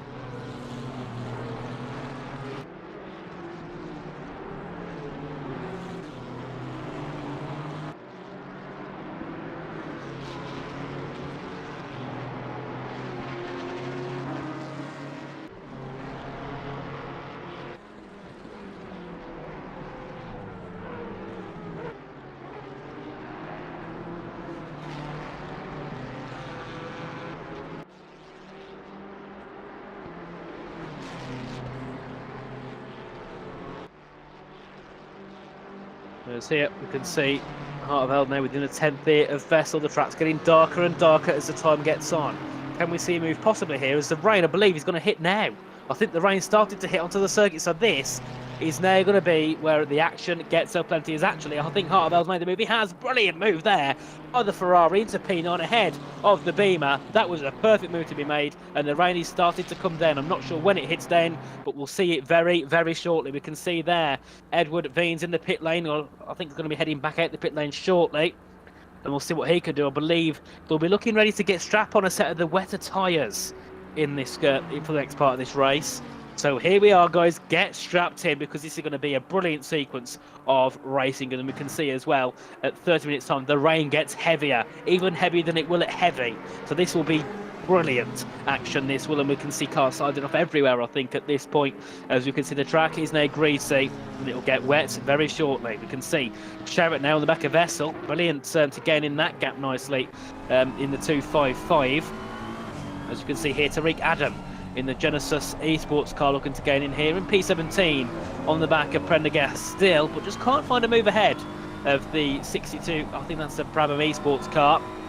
So they still look to try and gain in and make moves, and we can see Sherritt here is going to be looking to make a move, guys. He could be looking to get himself into V10 by the end of this next lap, because that gap is coming down and down and down.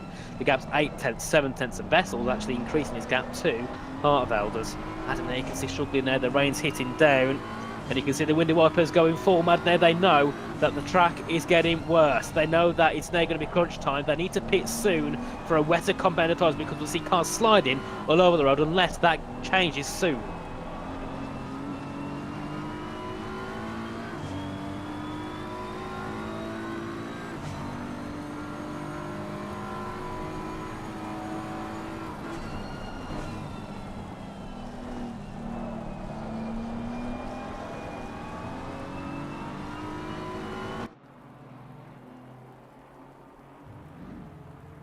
That's a spin there. That's going to be Roosloop, Victor Roosloop. They're making a mistake, and, well, we knew it. Rain comes. Carnage is...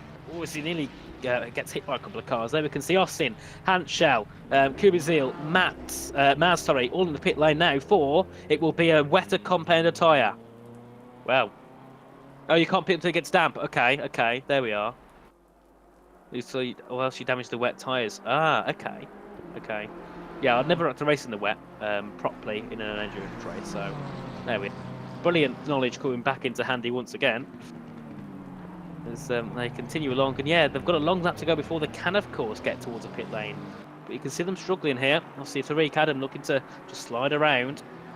And he's going to be heading down towards this third part of the circuit here, just heading through that carousel corner. Sherritt on the back of Vessel for P10.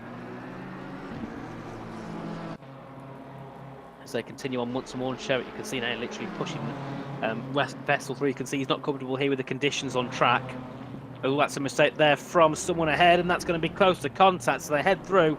Ooh, and that was very close to contact there. I believe that was one of the Mercedes, I think, there. It is, I think, or a Beamer. I can't quite tell who that is, as you can barely see anything in the dark.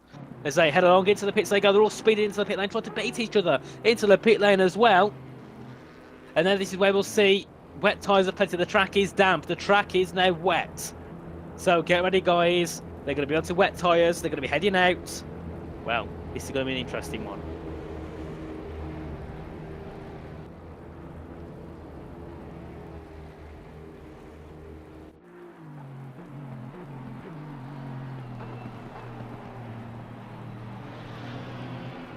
As we can see here, we'll see what more people heading into the pits. We've got Appel. Let's see. They'll all be fitting now on this lap, and then all those in the lead have to go around again before they can make a pit stop. So they continue heading along once more, and on board here with Luke Whitehead. You can see just sliding around the car, not comfortable. He's catching up now to the rear of, I believe, one of the lapped cars. That's going to be lap GT3 he's catching up to. And to get himself another position higher in this race. 55th lap they are on now. So next on the go around it will be 55 laps completed. As you can see, Luke Whitehead there a lot quicker than that Aston Martin ahead, and Hardwell, Vessel, Sherritt now all out the pit lane as there we are, move's been made by Luke Whitehead, not waiting around at all to get himself past that with Aston Martin. Now we should see him pit when he gets that opportunity to, but the gap to the leader, Osterman, 50.3 seconds. That gap is gigantic. It's going to be hard for anyone to bring that gap down.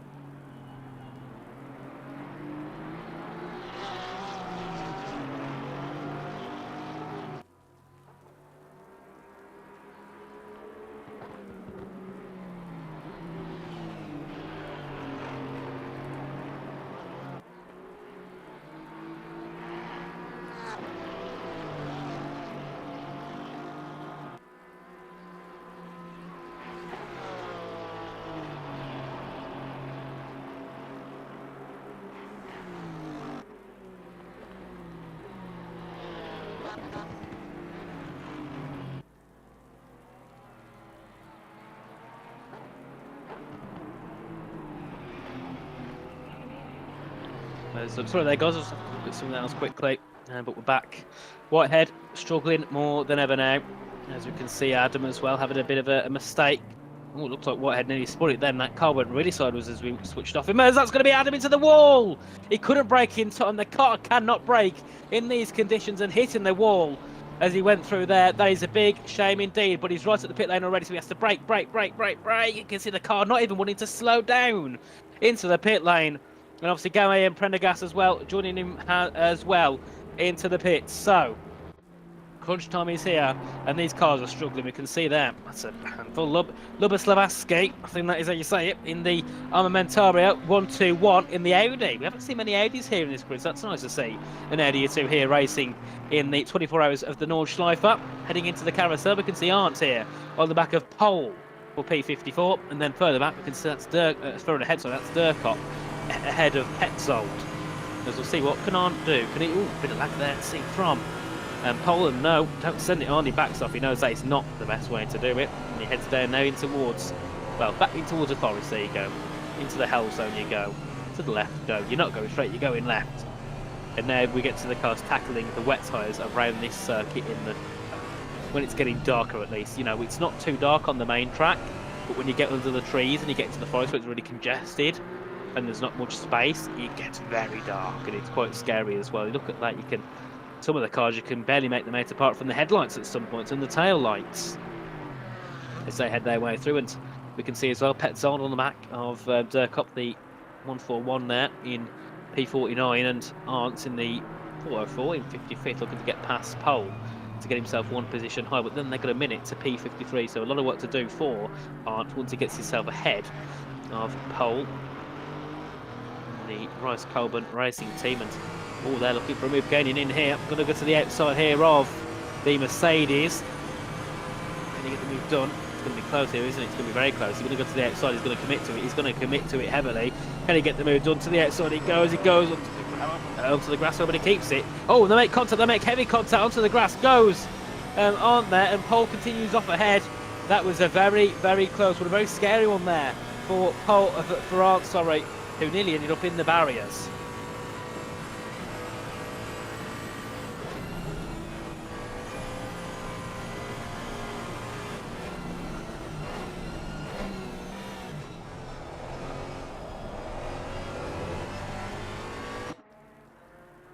As you can see here, Steinbrenner looking to defend from a presume this will be a GT3 trying to make a move as they continue along now. And Newman in P15 here on the back of Tamo, P54. We'll see what these two can get up to as they continue along now into the next part of this race. Doing a good job so far. Very good job so far. And yeah, this is a multi-class race, mate. This is multi-class.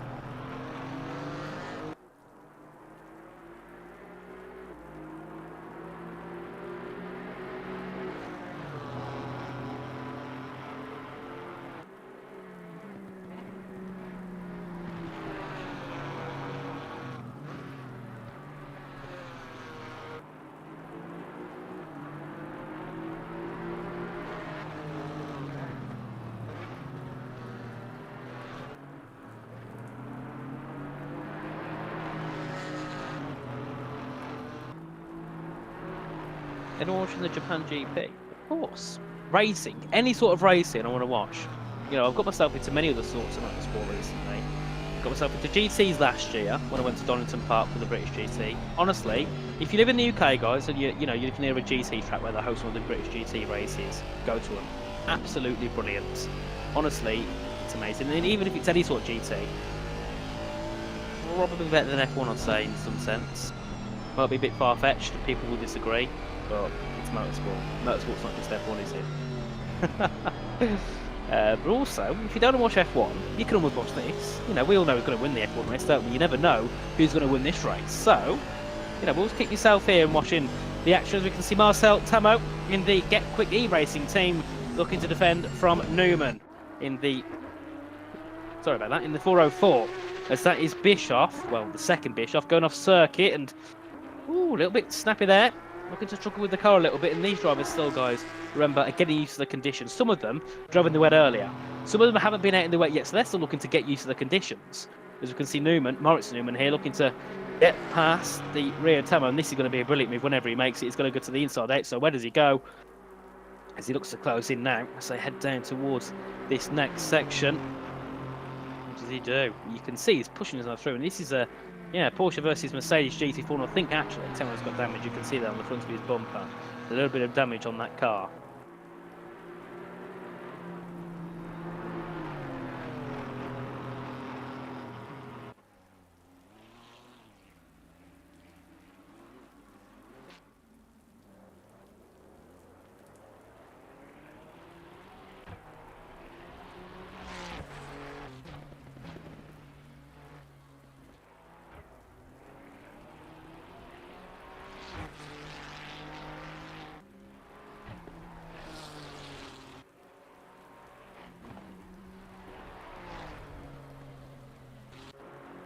As we can see here, Newman yet again looking to close in on the back of Tamo. P54, of course, and we can see that just sliding through the corners.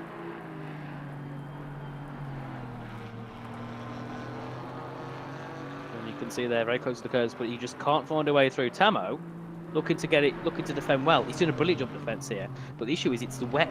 You know, it's the wet conditions. All it takes is braking a little bit later. In the dry, it's fine. You get yourself back on track. In the wet, you brake late. You're not saving the car. It's going to go straight into the wall because there's not much runoff. So, you know, as much as Tamo's going to be defending here and enjoying it, he's going to also be very pressurised here with Newman right behind, looking to close and looking to send moves wherever he can.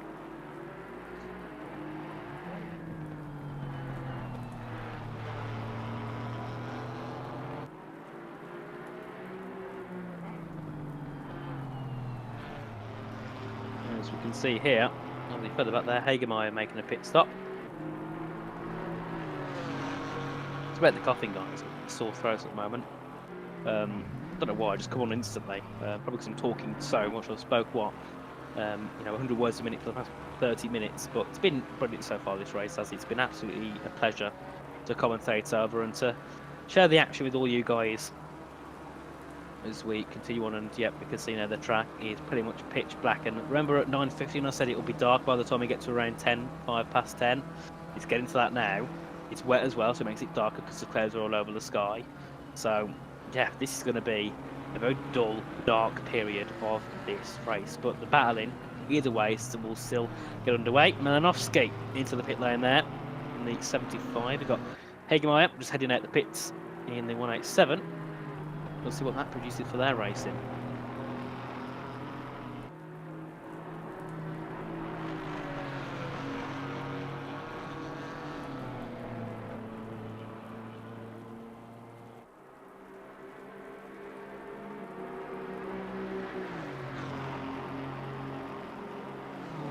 As here we can see Newman looking to make him in for the back of Tamo once again. The 404 and the 770 looking to come to battle. This time Newman's closer than he's been all race long, or at least all stint long. Can he make the move yet? He goes to the inside here. He's going to look to brake later than he can over Tamo. Can he get it done? He can. You can see there, covers off the Mercedes. Got quite scared, I think, Tamo. You can see him flashing the headlights like, oh no, don't hit me, as they went through there. But now Newman broken clear from the 770 car, and they can rush away and try and catch up if he can to Tamara in the 701 and a little bit further ahead. In, well, about 60 seconds ahead actually. That's quite a far way for him to go. And of course we can see in 10 minutes time the rain gets worse, then in 30 minutes time the rain gets less. So yet again, it's literally like the UK weather. It decides when it rains, when it wants to. It decides when it wants to be dry, when it wants to. So we can see Van Oom there making a move ahead of Anshel, and Wirth making a move ahead of Chopper. as they head down now towards the next few sections. And oh, that's Sasha Vitsny, I think that is Sasha Vitsny. They're making a mistake, and we can see there he's going to continue on, part of the Fisher Racing Esports team. He's got a 52-second gap to the lead, to the car ahead, which is Negrini. And Addison's made a mistake. He's dropped down past below Vassner. He's spun it around completely in these wet conditions. The Genesis Esports car was doing good earlier, but at the moment it's really started to struggle. The BMW and Addison is not enjoying this circuit. We've hit 8 hours. Yeah, 8 hours completed here in this brilliant race so far. And what the action has been, I wasn't here for about half of it, and I've been here a little bit here and there. And honestly, it's been magnificent. I can't imagine what the first lap was like. I would have loved to know, guys, what that first initial start was like, because that would have been absolute carnage, I guarantee, at the start. As we can see, Dominic First now making the move into P33 ahead of Chopper. Brilliant move there by the 69 car. Goes to the outside, pulls back in. Brilliant, absolutely brilliant. As he heads his way around once more, the gap 8 seconds, and we've got Van Oom, we've got Hanschel as well. Brilliant battle here for 33rd. We've got 33, 34, 35 and 36th place, all looking to battle here for position. Absolutely brilliant. As we can see now, Verse looking to get past, I think, one of the Porsche Cup cars. That'll be one that's lapped. And then we can see Chopper come through as well. He'll look to get past as soon as possible, and then also Van Oom and Hanschel when they can.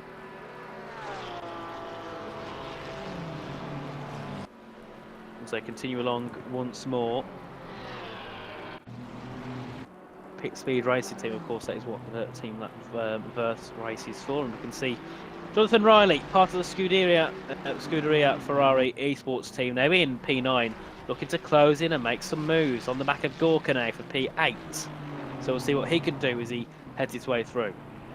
As they continue along now, heading towards these next sections. Here a live stream somewhere. Not sure where I heard that from. That's an odd one indeed. As indeed as they carry on, and Riley now on the back of Gorka. Burnt there, 14, 15, 16 seconds now. Having a bit of a spin there in the Ren Velten Esports car, and big shame for him there to drop so far down on this grid.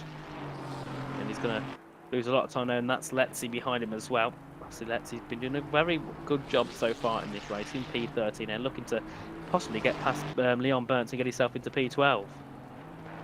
As they head down out into this next section, Addison is 8 seconds back from the car ahead, and that's Hanschel there looking to battle with Chopper still. 2/10 separates these guys, and he pulls to the inside, the outside, gets away. What a move there from Hanschel. That car, it looked like a different class, and they're both in a GT3. Brilliant, brilliant move.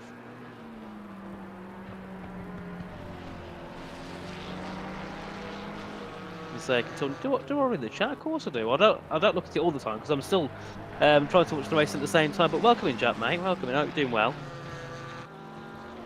As they continue on. Yeah, I'm not being rude, by the way, mate. Sorry. I've just been looking at the race at the same time because there's been lots of battling on track. But yeah, welcome in, Jack, mate. Hope you're doing well.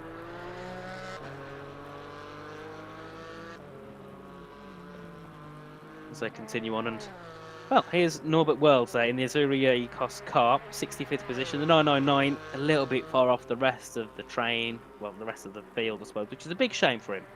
Because, you know, like I said earlier on, it's always a shame when the driver's so far back. Because they have such a hard time of getting back up, as that's Piotr Dominicus there, part of the Romagnation Endurance team, getting himself up into P28 now, or at least lapping a car to keep himself in P28. Welcome in, Swindle, Matt, mate. Welcome in, of course, from North Carolina, USA. So I believe it's a little bit earlier for you. It's it's 10 PM for me, so I presume it's about 4 PM for you at the moment. There's 2 rounds from Germany. Hello from Germany. I'm myself from the UK. Not the best country at all, unfortunately. I live here, so I have to deal with it. And you can see as well. Yeah, of course, it is the GT3, the GT4s, and the Porsche Cups. It's that's Gottsmeister, making a mistake.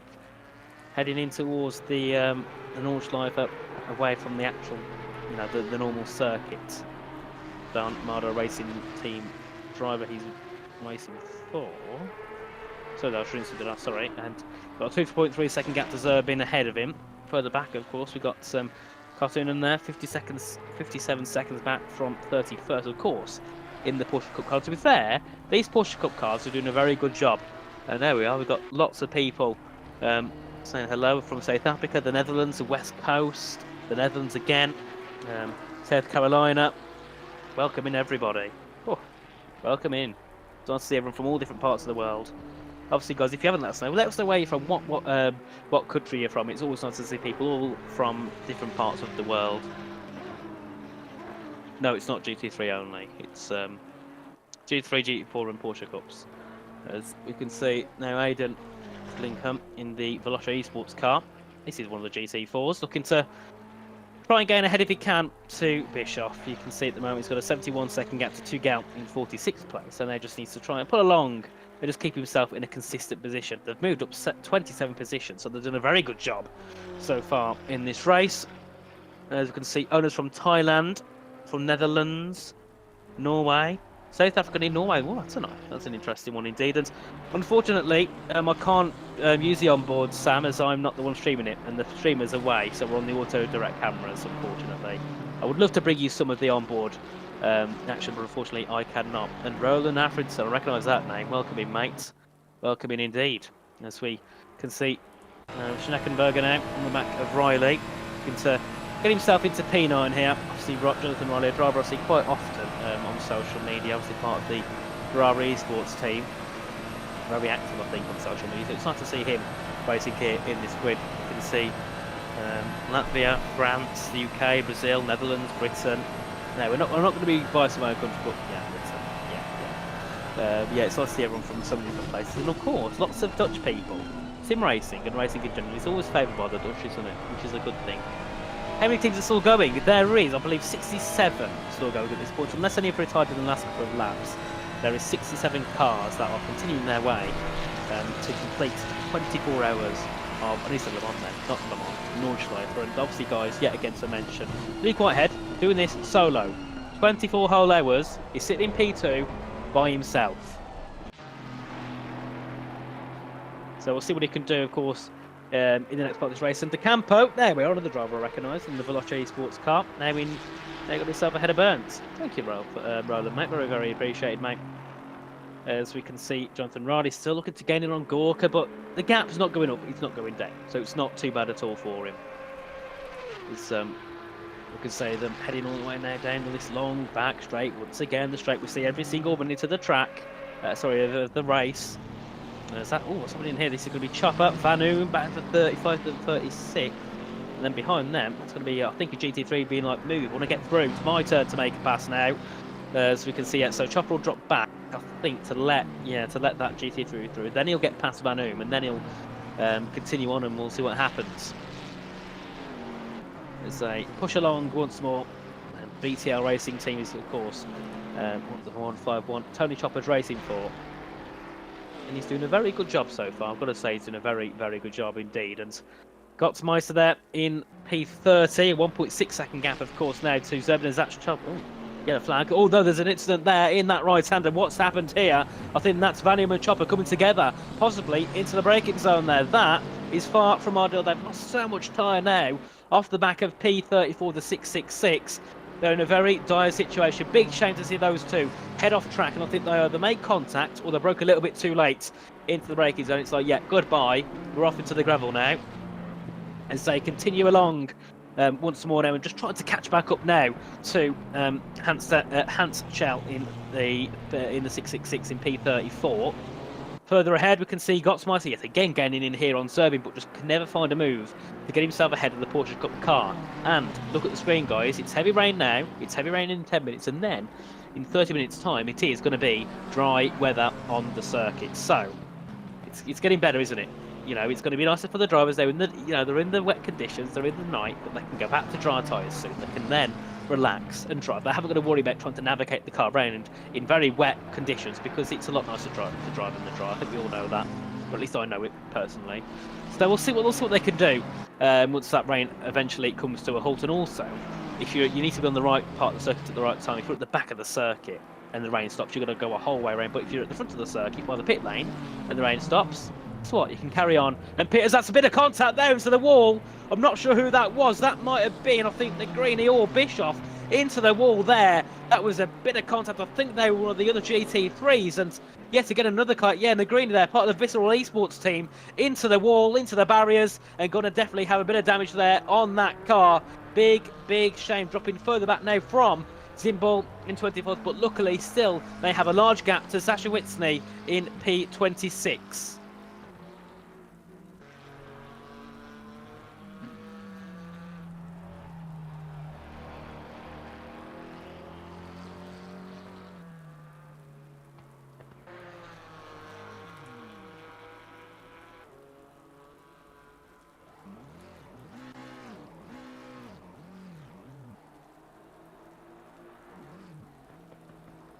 As we can see once again, oh, this isn't Negrini stopped on the circuit. Is he spun it again? I was looking at something else for a second, and he's gone straight into the wall. Oh, this is not either. It's on the lag, or yeah, I'm not quite sure what's happened. There's that Porsche there, nearly hits him as they head through and back into the pit lane. Oh, what a shame that is now for the Visceral Esports team. And guys, that just shows one mistake in the wet can cause your race to be pretty much over, or at least feel like it's over. As yet, look in the chat again. Looking through, yeah, same guy, yeah, making a big mistake, and that's Bastian Offerman. That was, I think, was that our race leader at one point, wasn't it? Obviously, you need to make a pit stop, but he was leading the race for a good chunk of time. As Pavlovsky is now, of course, back in the lead. He's now down into P11 and losing many positions. Oh, he's got a bit of damage on the front of that Beamer. He has indeed, and that's going to be one of the. Oh, he's pulling over. Oh, into the wall he goes. I think he's. Oh, his car's definitely not in a good position at all, is it? Just moving out the way and hitting the wall in the process. Looking to get the low fuel motorsports paint on the barriers. Yeah, he pitted, so yeah. There we are. Big shame here for Bastian Offerman, who's now going to be down to P11 and also shortly under pressure here from Letzi. He's in the 104. Riley he's in the 51. He's got an 8/10 gap to Gorka. Still gaining in here, and actually he's going to gain in even more. Is there a mistake there made? I think there might be there, as now it's going to be Jonathan Riley looking to make a move to the inside here with the Ferrari. Pulls it side by side. Can he get it done? As they head into the left-hander, close to contact, nearly into the barriers there for the car on the outside. Can Jonathan Riley get ahead? No, he can't. Just about behind as they head out of that left-hander, and now to the back to the drawing board here for Jonathan Riley. Went for it, couldn't quite get it. Went for it again, couldn't quite get it, and now he's going to have to think it all over again. What can I do? What can I do to get past Gorka here in P8 in the 77 car? We can see, of course, there Offerman in the 255. Got a 1.3 second gap now to Letzi. Letzi's got past him, and now that damage on that Beamer has really harmed him. Big shame. I think Offerman's actually one of the front runners here in this race, as he's.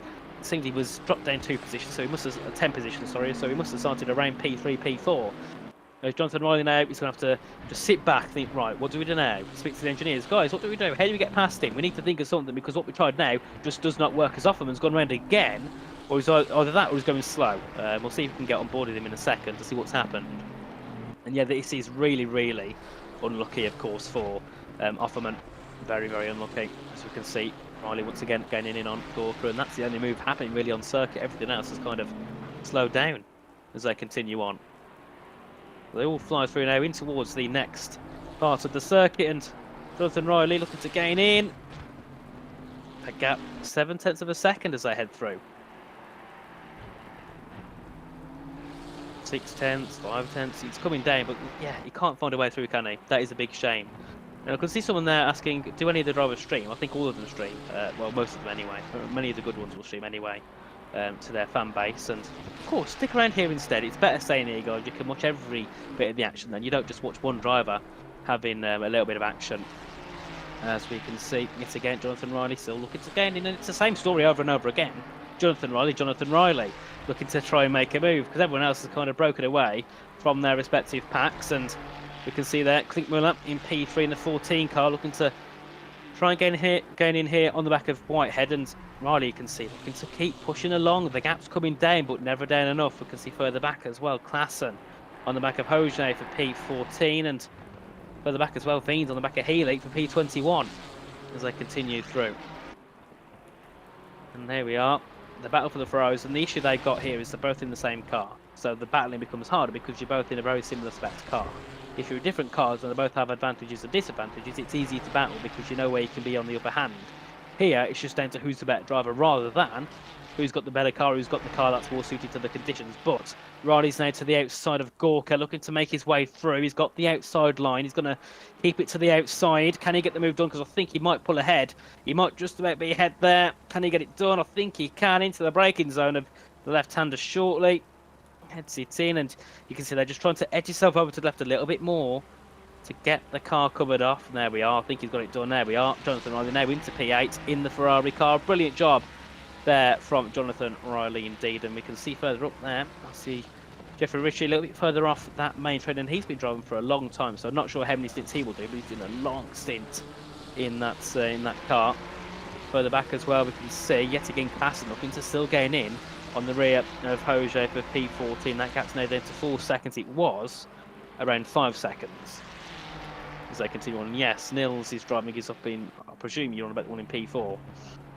Tom Gorka there, obviously part of the Firefly Esports team in P9, looking to continue along and maybe not charge for a move after Riley, but just try and stick with him for now and just pull himself along and see what he can do. Maybe a mistake from Riley is what Gorka wants here. They head now into this next braking zone, and Burnt making a mistake there somewhere along the circuit and causing a brief yellow flag for himself on the track.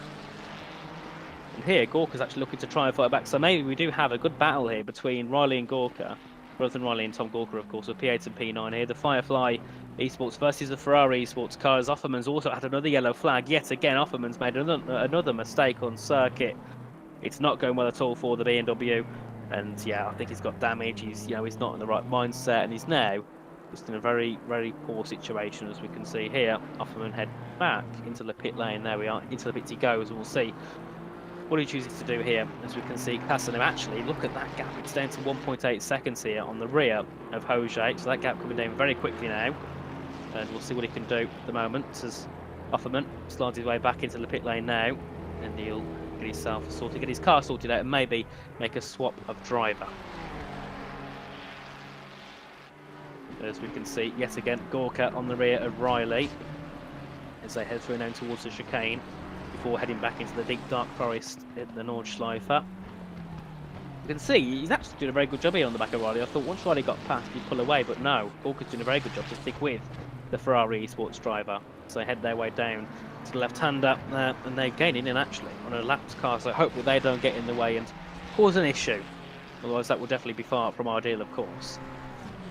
Here we are, the slipstream being enabled here for Tom Gorka, and of course, a bit of slipstream here for Jonathan Riley on the back of that GT4 that's ahead of them, I believe. I believe it's a GT4 indeed. Ahead, or it's one of the other GT3s, I'm not quite sure. I think it is a GT3 McLaren actually. It is ahead of those two. So we'll see when they can get past him, and hopefully it doesn't really make too much of a fight, because that is the last thing that they want. As we can see, Offerman, of course, still in the pit lane. Obviously making it along alongside, I presume, trying to get that damage sorted, trying to get himself, back into the right mindset to go out again, because you can tell, once you make a mistake, your mindset's gone, you're distracted, you're annoyed, so you're not going to do as well as you would otherwise. So, it's also trying to have a bit of a mind reset, have a bit of a relax, and just get yourself back into the moment, and then go out again and push it, unless, of course, they make a driver swap. As we can see now, there they are, they're catching up to that lapped GT3 ahead. Obviously, it won't be McCall on that, because he's 158 seconds ahead, as Riley's only a few tenths back from this one ahead of them, as they head through their next section, of course. And Adam, thank you very much, mate. Very, very appreciated. I'm sure there'll be someone around later on after I disappear around 12 AM. If not, you'll be radio silence around 3, and then tomorrow morning you'll have someone back, of course. But it's very late in the UK. Well, it's going to be getting late in the UK at the moment. Around 10 AM, 10 PM. Sorry, I'm going to be up till 12, but I will be up all night anyway. Of course, for I'll watch a bit of WWE, and of course go and watch the F1 later on. So I'm going to be very tired tomorrow. So I might miss the end of the race because I'll still be sleeping after a long weekend indeed. I've been awake all weekend. My sleeping pattern's completely out of order. It's not gone quite so far, but the good thing is I've come through out of the blue for this broadcast, and I've enjoyed it heavily. It's been a very, very good evening, and the chat has been more than respectful. I'm from a different side of the community, the F1 side, and to be honest, the chat is ever this nice. So thank you all for being so welcoming to myself, and also helping out with a bit of facts here and there when I need a few tips, because I'm still trying to learn a few of the basics, of course, of who's in what team, what they're trying to do, of course, because it is, of course, a very different game to F1, of course. And, well, it's not that hard to figure out, is it really? It's a bit of a cars. That's going to be someone going wide for a second. I think that was Gorka going wide as we missed that one. As we go back to Klassen now on the back of Hojay for P13. And we'll see what Martin Klassen can do in the Brabham Esports car. And as I said before, Brabham Esports are a team I've commentated over once in the past, and let's say that they do a decent job. They're very good at what they can do. So we'll see if Klassen can try and just get himself ahead of that 147, ahead of Hojay, and in towards P13. So head down now in towards the next section of the circuit. And Gorka on the back of Riley, still that gap 1.1 seconds, 1.0 seconds. It's just hovering around the same gap, and that's good for Gorka because he knows he's not dropping back, so he knows that the pace isn't really an issue. You know, he can just sit where he is and just pull himself along with Jonathan Riley. They're happy. You know, Jonathan Riley's not bothered if he's sitting behind, and I'm not sure Gorka's too mad about having a bit of a slipstream down some of those back straights. And as you can see there, Sasha Visny, they're making a bit of a mistake, and there's going to be another car into the barriers. That's one of the Porsche Cup cars into the barriers, and well, because they're the Fisher Racing Esports car, luckily getting away unscathed. But there we are. That'll be Leon Kubizil in the one of the Porsche Cup cars, part of the Funtech Racing team, and a few cars going around the side of him. Luckily, not making much contact. Quick, wait for the few cars, then reverse and go, go, go. Don't stay there for too long, because if someone else makes a mistake, you're going to end up clattering together with them. As they head down towards the next section here, what's going to happen now? That's Crimson also making a mistake, or a bit of a yellow flag for him at one point, as obviously part of the Mr. Git Racing, the Sim Racing team, and of course, the Bentley, there's one of them, I think, on the grid, and to be fair, it's a brilliant car. I love the Bentley, it looks beautiful. I would always buy a Bentley IRL if I had the money too, because they are very, very nice cars. As he heads his way now through in towards this next section of the circuit, the carousel section here, the long left-hander, just pulls the car around, keeps it low, gets back on the power, and off he goes, and launches the car away once more. As we can see as well, and to be fair, his lap times are very consistent, a 9:01 and a 9:02. So for a track which is very similar, to be within the same second is very nice, of course. And of course there for Martin Klassen as well, within a second of his previous lap time from 56 to 57. As they continue through, and yes, Luke has been going by himself. Don't know how. Brilliant job, absolutely brilliant job from Luke Whitehead here in the Blosh Esports car. So obviously, guys, you know, give him a congratulations after the race, because I'm sure he'll want it. I'm sure he'll need it after going such a long time. And I believe as well that the Yardley team is also a two-man team, so yeah, 12 hours each for those guys. It's a long, long night and day. A very long, long night and day. As here's Klassen out on the rear of Hojay. That gap coming down now, 0.4 of a second. Can a move be made here by Klassen, the 62 on the back of the Petrol brothers? Oh, Jan Yoshi, I believe that's how you say it, hopefully, as he heads down in towards these next few sections. And we'll see what happens here. Newman making a mistake, it seemed, for a second. And thank you, guys. Well, thank you, everyone in the chat, for the support. Thank you, teammate. Very, very appreciated for the support in the chat. And then Skyfox says, seeing this just made me want to buy the game. Buy it, get it. It's such a brilliant game, honestly. Make sure you get this game, and obviously buy the Nordschleife, the new DLC which came out very, very recently. I think it was like the 2nd of April or something it arrived, or a little bit earlier than that. Get the game, it's brilliant. You know, I'm not very quick at racing, but this is one of the games I'd say, right, you know, what game can I play? What sim racing game can I play? I'd always recommend ACC, genuinely. It's so good. And, you know, for a start, the broadcasting aspect of it is brilliant as well. You know, all the different camera angles you can get, all the different softwares you can for camera angles. We all know many other games which don't do the same thing. So, yeah, it's honestly a very good game. And we can see as well, obviously, Tom Gorka in 9th position so far. 1.3 seconds now to the rear of Jonathan Riley. Looking to just keep himself with the back of the Scuderia for our esports team driver. And, of course, Klassen here in the Brabham Esports car, looking to get himself ahead of, I believe, the Petrol Brothers car for Jan Hojay for P13. And so far, the gaps are coming down as McCormack, he's getting in as well to the back of Gamble for P6. So we'll see what the Williams car can do now. Obviously, McCormack coming back in after Dennis Schoeniger was in the car earlier on. So we'll see what McCormack can do now he's back in the Williams vehicle. As they continue on once more, Klassen, there we are, that gap's 0.2 of a second, guys. Get ready for a brilliant move, because this is going to be an absolute superb battle. Klassen, you can see, having to kind of lift because he knows he can't keep going as fast as he normally would, as he'd end up in the back of José's car as they head through that left-hander downhill. Back again, and you can barely see them as the lights and the darkness in the sky. They're going to be getting in the way of the driver's view and going to be causing a real havoc for those who are trying to battle. So they all head down into this next section, and the issue they've got now is a few lapped cars are in their way. So they've got to clear them as quick as possible, especially Klassen. He's got to get past as soon as José goes go as well. There we are, brilliant there from Martin Klassen. Now his time is here to try and make a move. We can see Gorka gaining in once again. A yellow flag for Wassner. McCormack dropping back a little bit there after gaining into the rear of Gamble, and we'll see what Klassen can do. He's got a long straight soon, and once we get that long straight, that's when he can make the move, because he can pull into the slipstream, pull to the right hand side or the left, and then bottom straight up the inside or outside and get the move complete. Let's see what can happen now. There's Klassen looking to gain in here now. Pushing along, and that's the GT4 ahead, and you can see there the blue flags, move is what the stewards are saying, and also is what those in the GT3s are saying as well. So one goes through, and there we are. Ooh, that's close to contact there between Klassen, and nearly ends up going into the barriers after coming to contact nearly with one of those Mercedes GT4s. That was a very, very close call there, and surely a cold brain moment prematurely for Martin Klassen, as he still continues on there, looking to just try and fight and get past Jan José in the 147, I believe the Petrol Brothers car is in, and there you can see a long straight. This is a perfect time for Klassen to try and gain in, but the issue is that incident there with the GT4 means he dropped back, so the slipstream not as effective as they head down once more. You can see that gap coming down 4 tenths, 3 tenths of a second in a second. There we are, 3 tenths of a second. Is it enough to try and close into for a move this lap around? I don't think it will be.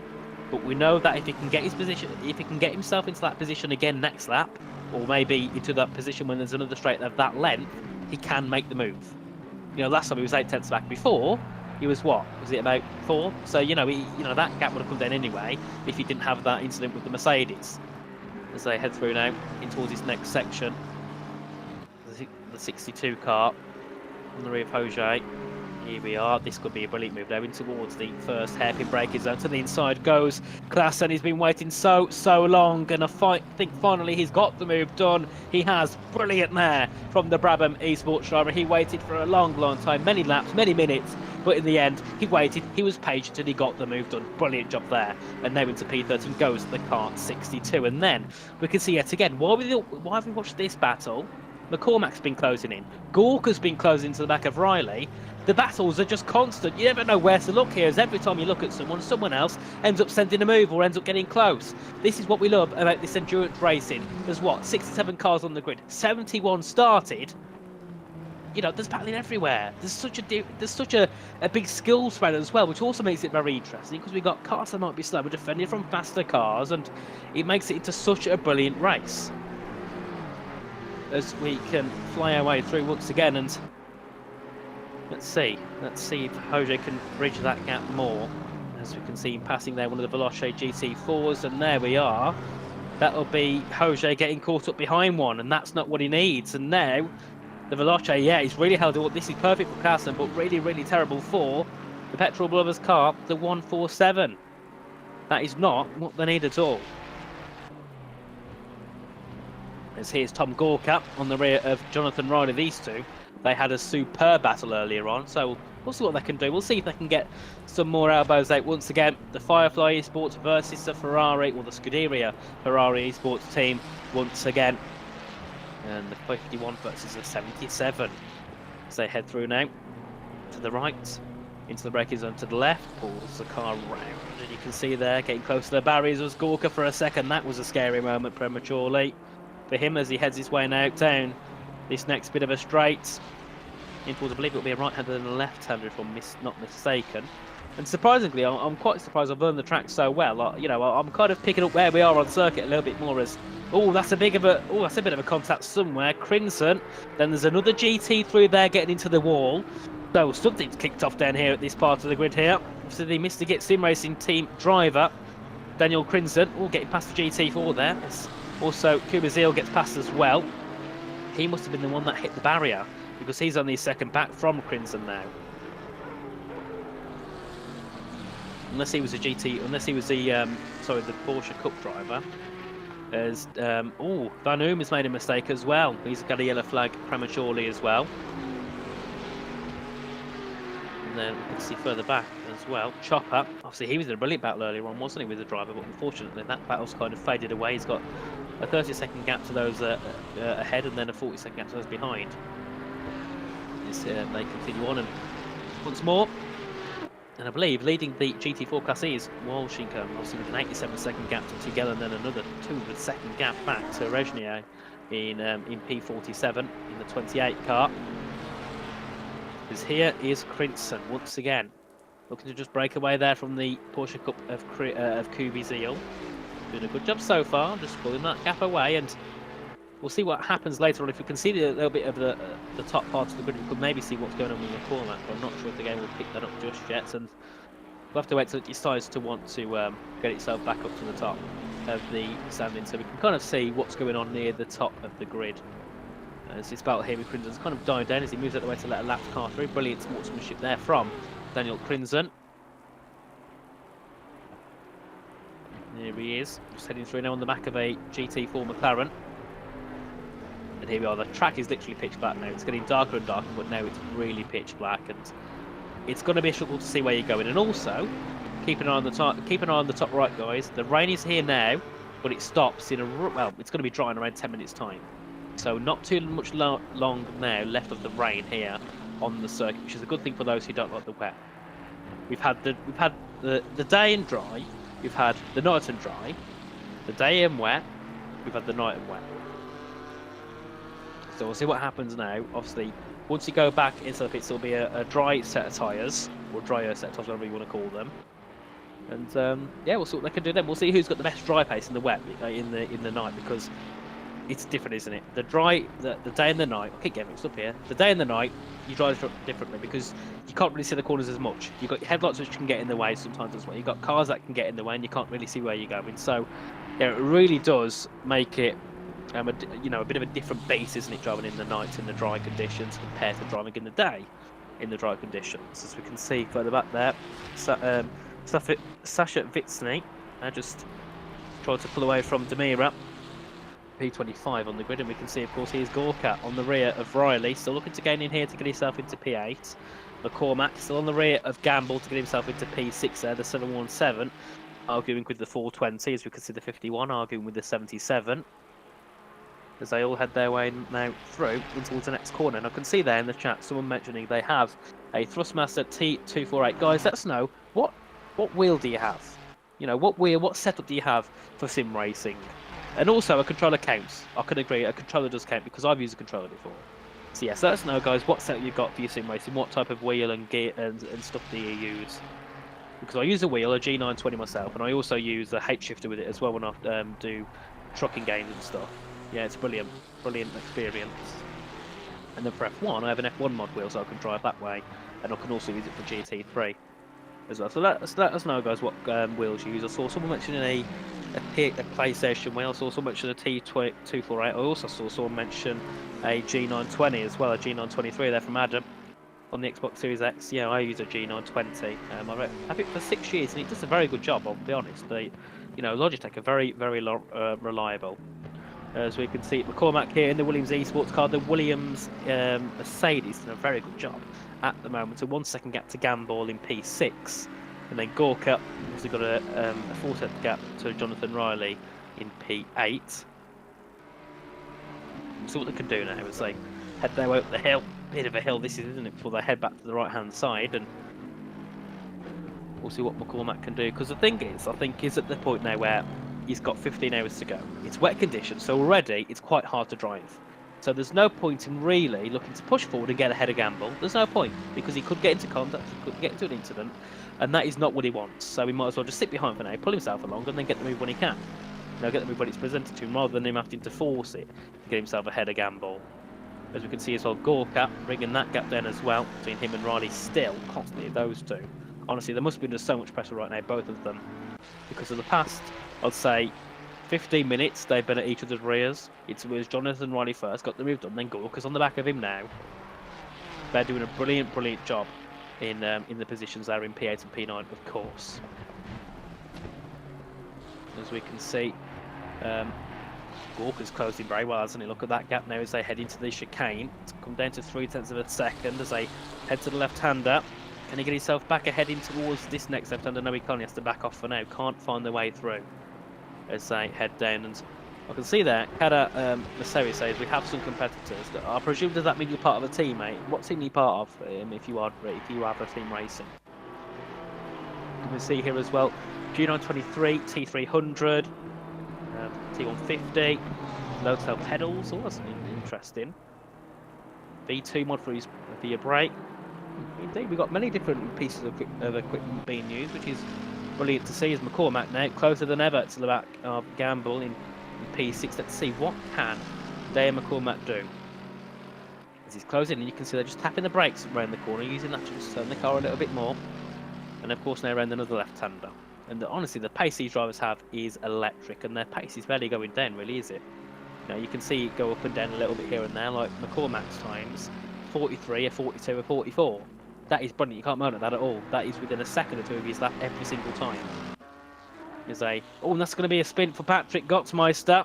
Down in P29, a bit of a spin. Luckily, though, has a big gap to Prang in P30, but that is the last thing he wants. He was on the back of Serbia for a while, and now at the back, and that is McCormack getting into contact. I think we gambled there, or maybe it was, no, it would have been one of the GT4s. So a bit of contact there for McCormack, and a bit of a replay here we can see. Let's see what happened here then. When he decides to load, of course, here we are. Heading his way through on the back of, unless that is Gamble, I can't quite see who that is as he heads his way through. Oh no, he's got a little bit wide there. These are GT4. He's pulled through, gone to the outside. Oh, and a bit of a crash there from one of the GT4s, and it sends obviously McCormack with him, and then taps him again.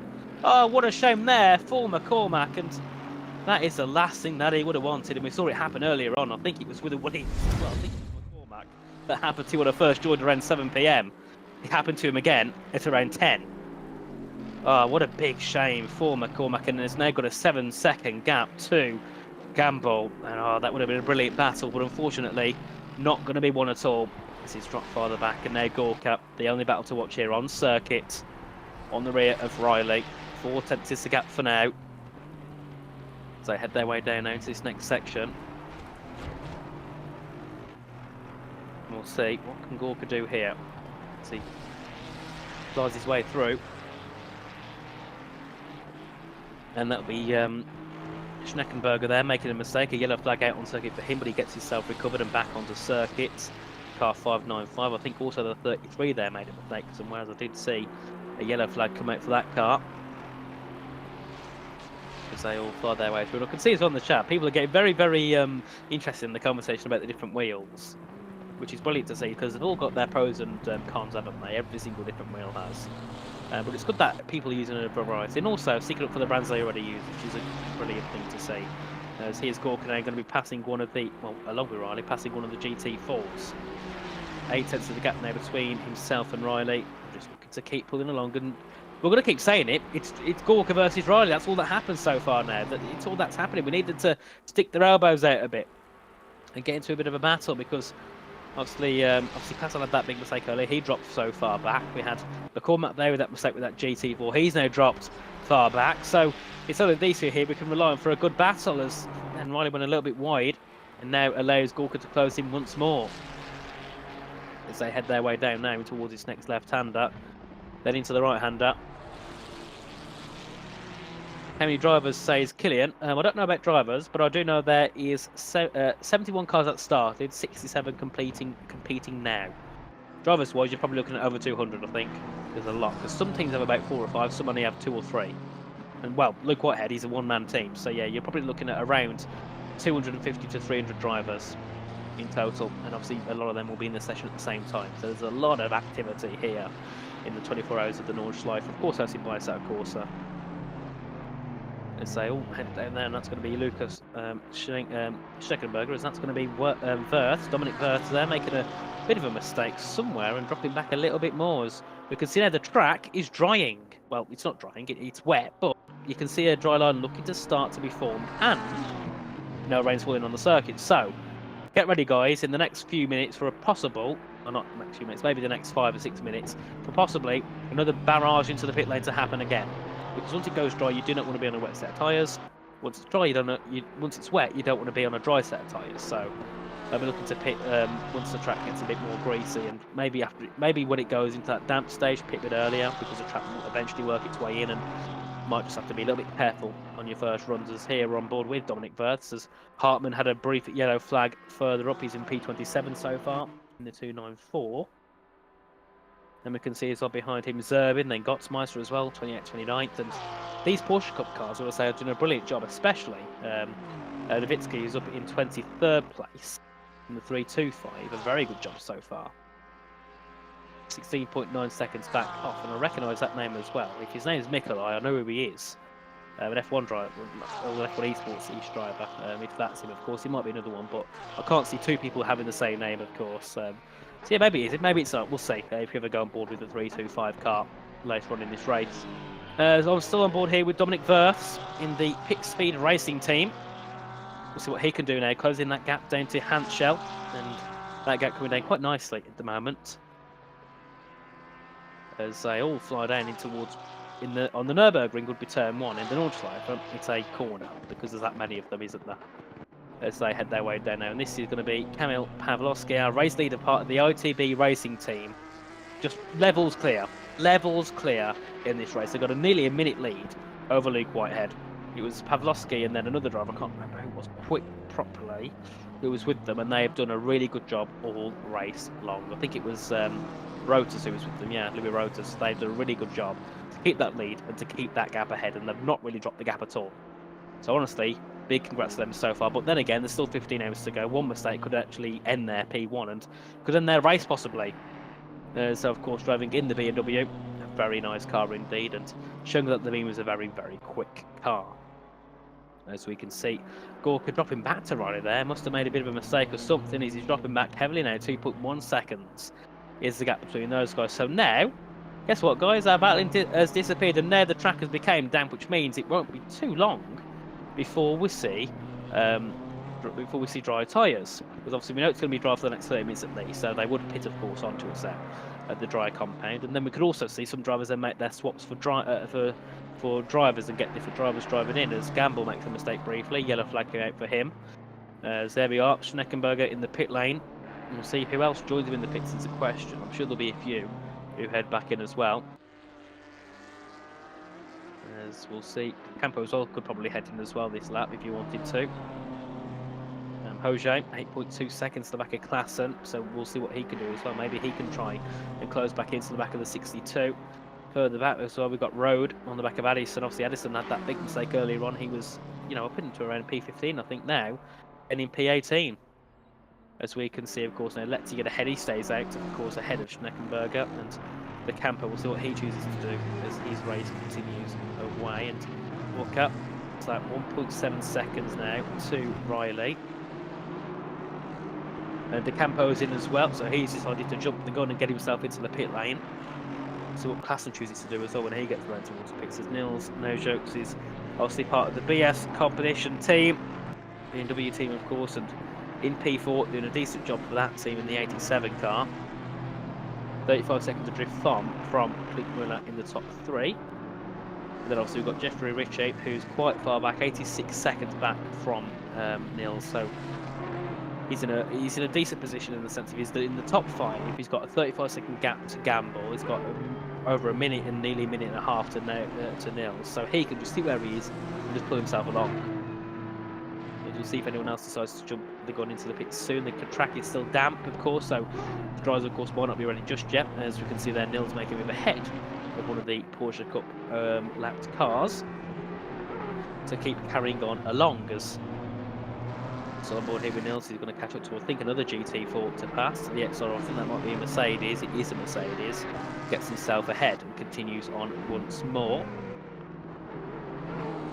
And we can see as well, De Campo's come out the pits now, so he's going to continue off on his race in the 39. I think that's one of the Veloce Esports cars he's taking part of. As we can see, Crimson as well out the pits, Rope as well out the pits in the 113. Doing a very nice job so far in this race of those guys. Then then a little bit further down, but they're keeping themselves consistent in their positions at the moment.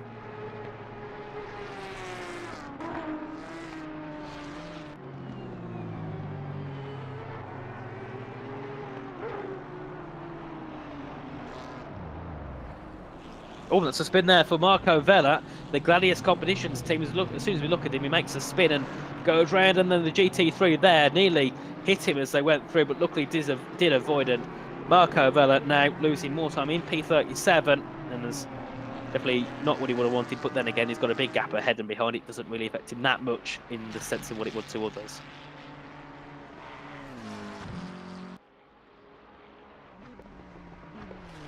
As we can see, obviously there, Rolk heading out the pit lane. We've got Strapman behind as well, as we can see that's Ponchka, which is defending here from Rolk, the P40.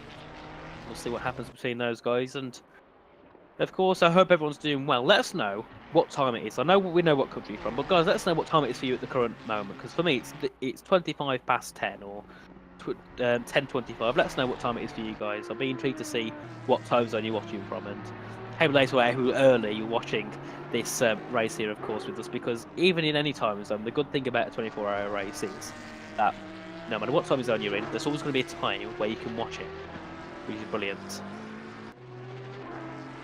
As they continue along.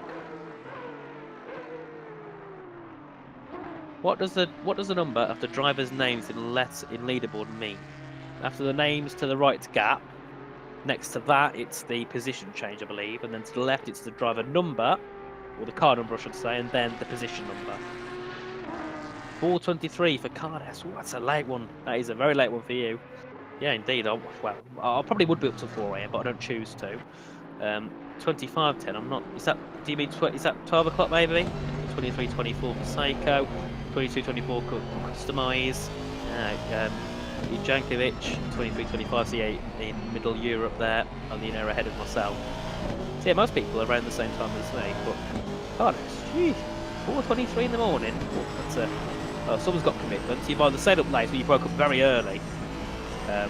Either way, very good to see. And here O'Neill says 4:24, I believe that'll be PM in the afternoon, so that I presume American times.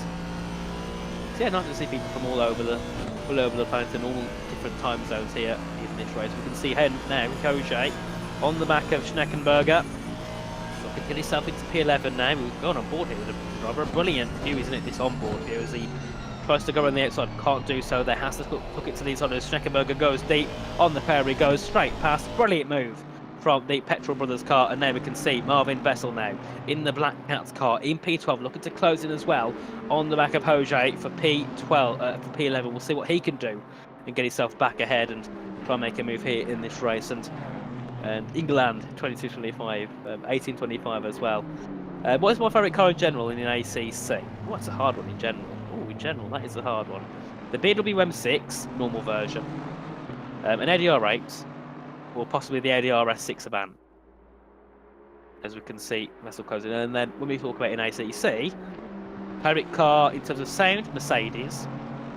In terms of looks, Mercedes. In terms of driving style, McLaren.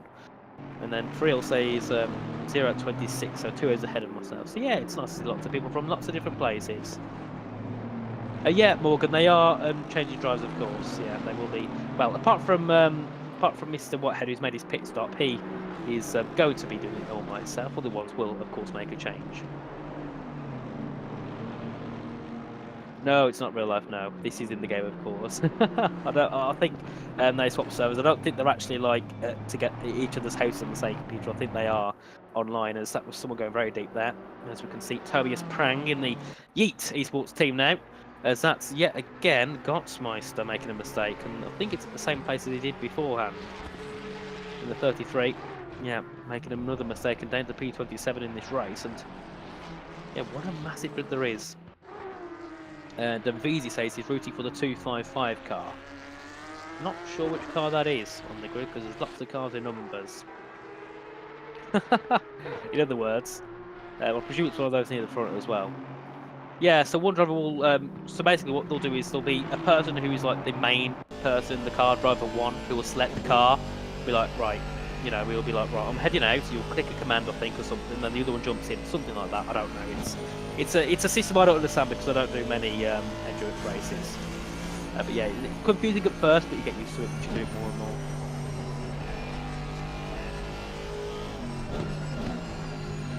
As we can see, look at us now.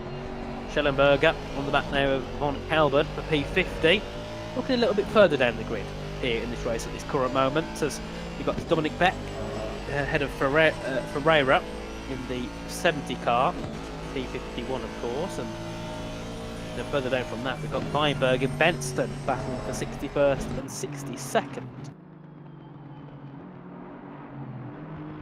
As they continue on again, and Tamara, the yellow flag, that is not good at all for his team whatsoever. So he's now going to be in another bit of a poor situation, as we can see Ferreira now looking to get ahead of Beck. Dominic Beck, of course, and we can see here Sergei Maximilian Tamara, who's part of the Simhaven esports teams. Bella is the yellow flag again, made a mistake because we've got Vert into the pit lane, we've got Carson into the pit lane, Lang into the pit lane as well. Which makes me think now it's getting closer to the dry tyres being a possibility in this race.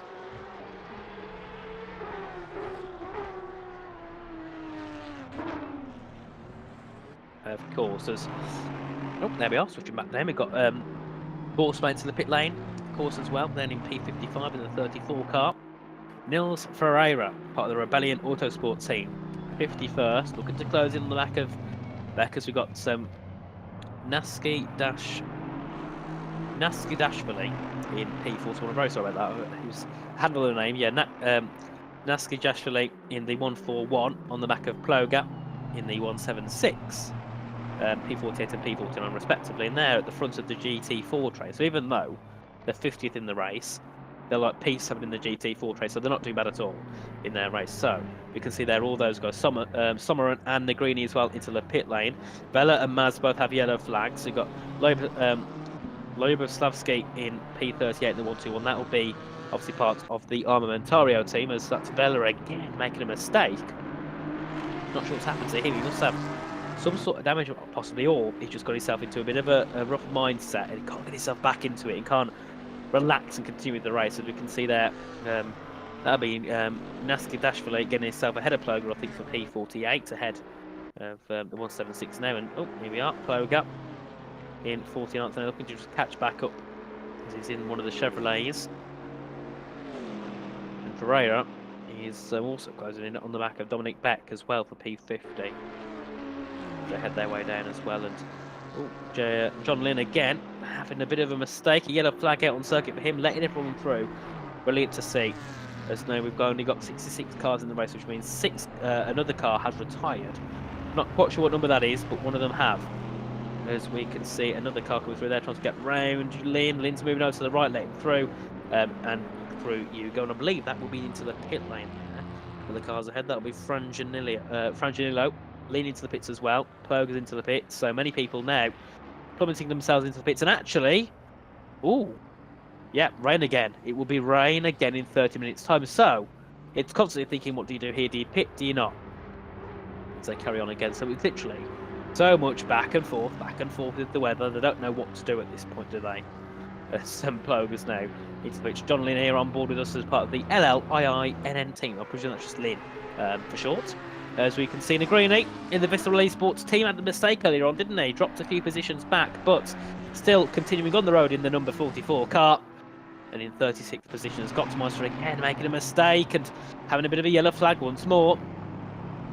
As actually, it could also be introduced the fact that cars are going through and a bit of contact there as he heads his way past one of the GT4 Mercedes. And well, yeah, I'm not sure the GT4 is going to be too happy with that. Maybe he should have moved over earlier. I'm not quite sure. But he definitely wouldn't be happy with that at all.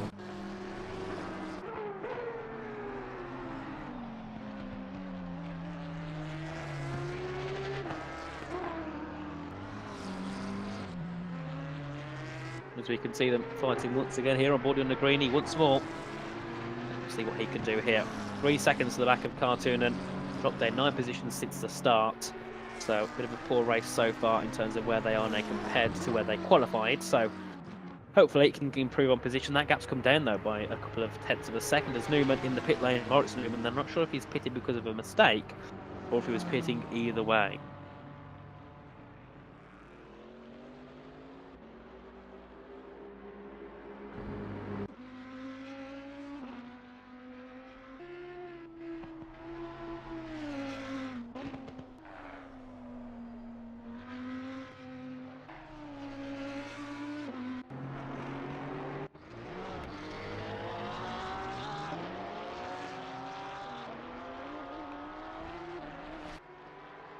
As we can see here, Mario Lang, part of the MK Racing team, as he heads his way through. Brilliant delivery there. That is a really nice delivery on that Porsche. I really like that one. That might be my favourite livery.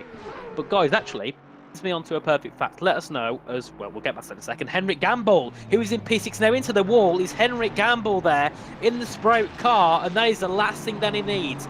P6 he was in. I didn't realise for a second he was up near the top, but there he is, and now in such a poor position, and because the car's coming through, he can't find a way to get himself swung back round and get back onto track. Oh, what a shame this had been here for Henrik Gamble and the Sprout team. We can see a replay here of what happened for Gamble. If it will show us in a quick second, as when it loads, we'll see him head through. There we are, on board Gamble here. To the left he goes, misses the apex completely there, doesn't he? Gets back on power, hits that curb, continues round. Now, what does he do? Goes wide. He goes very wide there. You can see he's just getting it back caught up at the right times, isn't he, when he goes wide? He just gets back and snaps it back in. But he goes wide somewhere. It must be him, mustn't it? Yeah, oh, it hits that curb, it hits the curb and then spins the car, catches the other curb on the outside, and then there's nothing he can do. Nothing he can do whatsoever about that one. Big shame, and probably not really a mistake of his own. That's just the car being the car. There's nothing I think he could have done better about that there. Big shame for Gamble. As we can see him looking to head through. And yes, and if you saw it on stream, I'm sorry, I was looking at other things as well. I'm trying to juggle between a couple of other things. I'm trying to just do a bit of research at the same time. As we can see, Jeffrey Ritchie in the pit lane and in the car 38. Made 2 positions since the start. Doing a good job there for his team indeed. And this is going to be Claudio Zaza for the Zaza Racing team. Looking to make his way past there. Oh, we've got something happening there. It'll be Daniel Hayder in the Low Fuel Motorsport team. Making a bit of a mistake. We've got Alex Franginillo as well in the Top Racing TV team, down in 62nd. Not been the most ideal race for those guys. We've got Lang as well, Mario Lang, dropping further back from Roosloot as well. We've got Tamo Ferreira, Tugel, Error in the pit lane now. We're making their pit stops onto, I presume for now, a dry set. I'm not sure whether they stay out or they go in. As we can see, the rain will come back at full force in about 30 minutes' time. So I think they could just stay out on those tyres probably, because you'll lose more time by pitting again. And if I'm wrong, I'm very sorry shooting, because I am not an ACC engineer or strategist whatsoever. And that's going to be Spimazar there, very deep. I saw that coming and then hit the wall as he went through. And now that will allow a few more cars to get in and make a move maybe. It's Mustola, he's always 15 seconds back there, so they won't be making a move. As Pochka makes a mistake, yellow flag out for the number 56 car. Onto the grass there, making a bit of a mistake in the corner, probably hitting one of the curves and doing something similar to maybe what Gamble did, but obviously ending in a different way. As he continues on, part of the Funtech Racing team, and he zooms past us and heads off once again to continue with his race. Scotsmeister, Hans Schell as well, and Lobislavski into the pit lane now, and you can see there the 1-2-1 just heading out of the pit lane. As I said, he was in there, so he's been in the pits for quite a while in this race at this current time. So we'll see what he does and what he can do when he gets back out.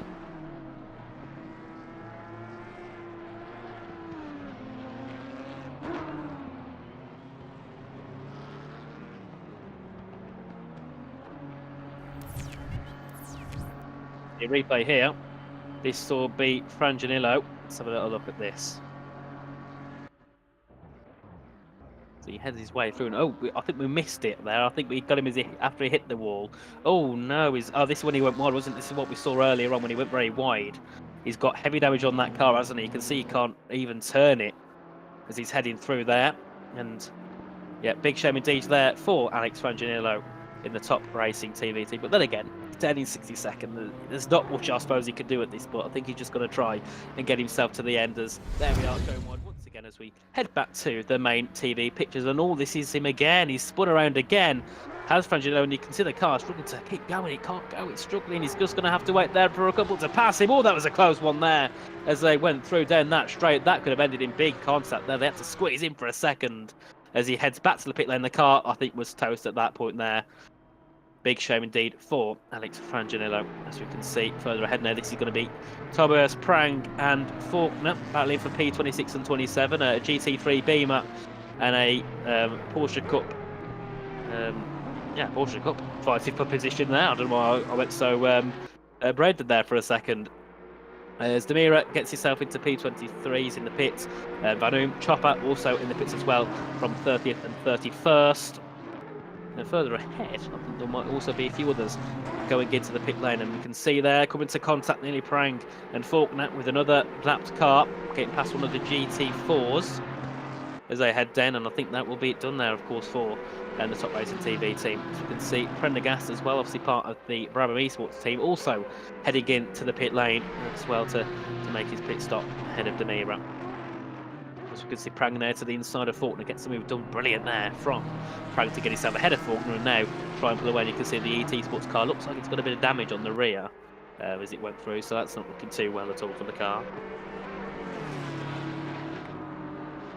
So they keep flying through, and yeah, of course, Adam, another one bites the dust, of course, as we can see. Well, the underneath of Prang's car, there'll be a lot of dust coming from underneath there, as he's still looking to defend from Faulkner. Oh, that was close there, deep from Faulkner, nearly hitting the back of him as they head through. And then we can see as well Mustola in a battle with Chopper.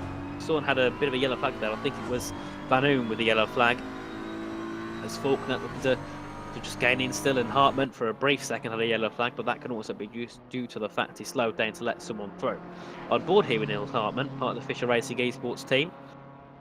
Number 294. Looking to continue his race on, and there we are. Pit Pavlowski, race leader, part of the OTB racing team, into the pit lane. So Luke Whitehead stays there. He is down to P4, so I think he's made his pit stop earlier on. We got Klink Muller now into second place, as Naujok's down to P3, and then we've got Stubenbrook up into P5. But then again, they've still got quite a big gap there, and I think Jeffrey Rishi has departed that car. Not sure who's in place of Rishi. I think it might be Stubenbrook. I'm not 100% sure.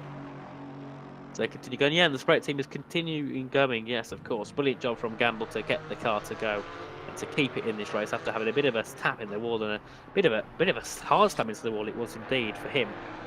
As we can see here, David Vinek in the Rice Colburn racing team in P57 here, closing in on David to get himself into P56. Any Nissan racing? I don't think there is, unfortunately. I don't think there's any Nissan at all on the grid, which is a big shame. I've not seen any at all. As they continue going on. We can see further back as well. Obviously, Truchet into the pit lane. Durkop into the pits. Roosloot, sorry, has made a mistake. He's got a yellow flag temporarily. And obviously, Frangelo still in the pit lane, of course, in his car. Big shame, of course, for that car. He did the Top Racing TV vehicle. And Hartman, also with the yellow flag. Faulkner, Hartman, where we are. We're going to swap around to different cars as we go. And back to Ethan Faulkner now in the Visceral Esports team, looking to get himself back ahead of Tobias Prang in the Esports team. We'll see what he can do here. And I've got to say, the Visceral Esports livery is beautiful. It's a very nice livery indeed. And he goes a little bit wide and loses a little bit of time, and we'll drop back to 1.4 seconds. And the question is, can he gain back in? It's going to be hard, but I'm sure he can do so indeed, as Hartman still with the yellow flag.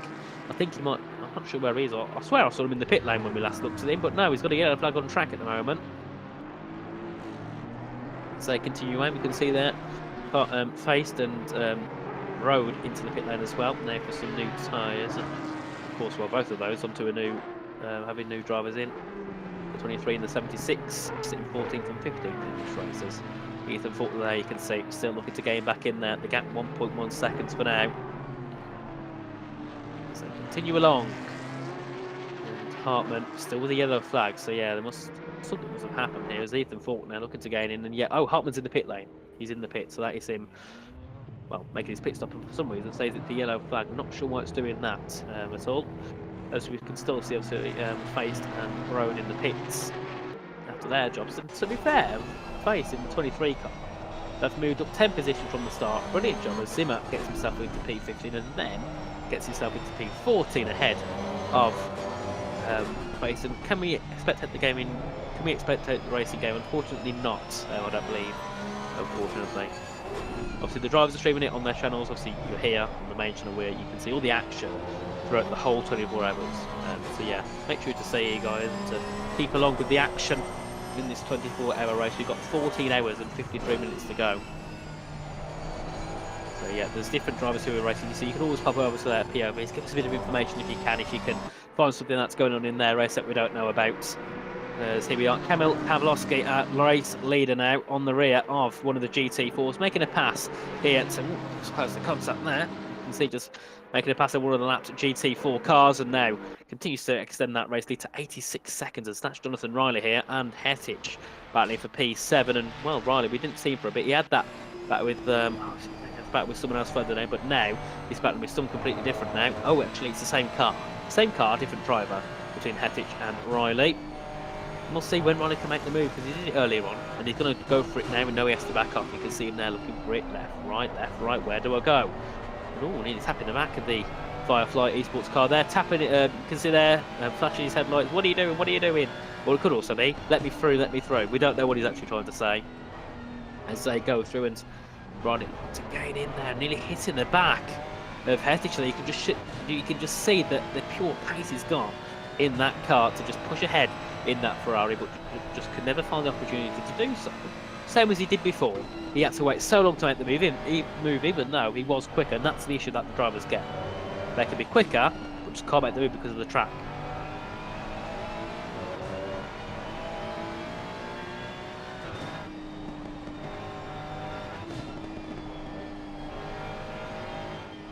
As they continue along, and there we are, pit lane for Gamble in the Sprout team.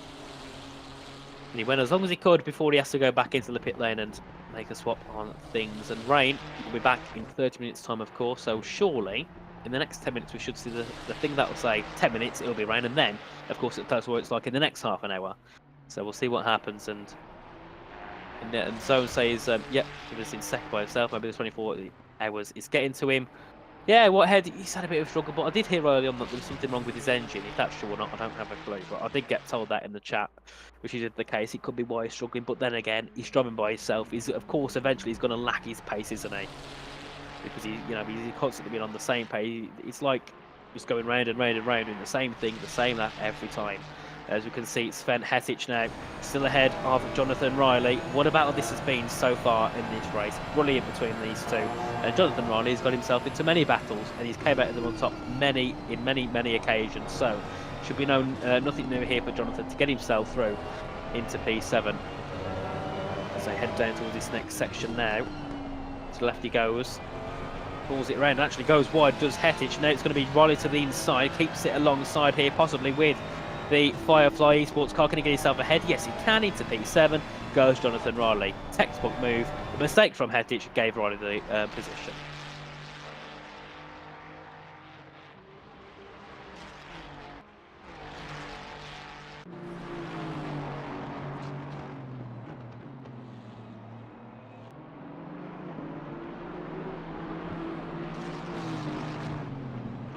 Yet again, they're away, and Alex Session out in the Vissel Esports team.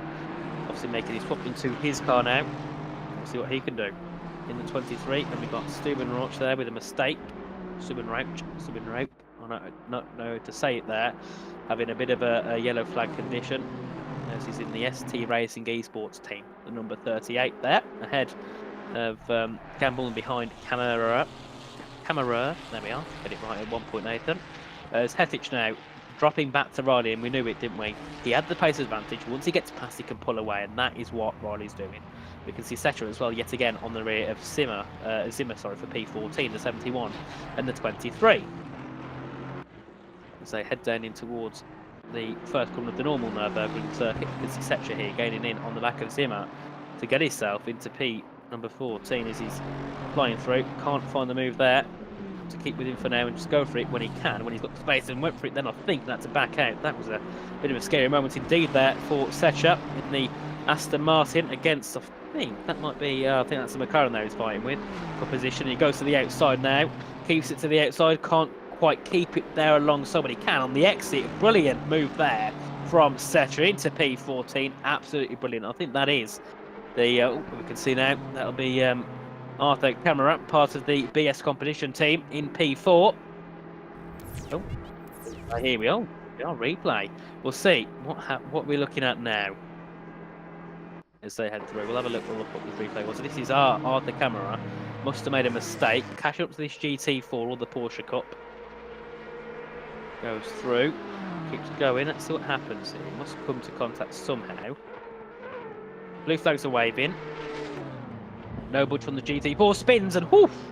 Close to Arthur going into the wall there. I thought it was Arthur that hit the barriers. No, it was that Porsche Cup car. That was close to contact. Arthur would have been very worried at that point in time. Whew, that was a very, very close one indeed. And we can see, there we are, Arthur continuing on now, catching up to the back of Luke Whitehead, who's catching up to the rear of Hubert in second. So Luke Whitehead's doing a good job to try and keep persevering to push himself along.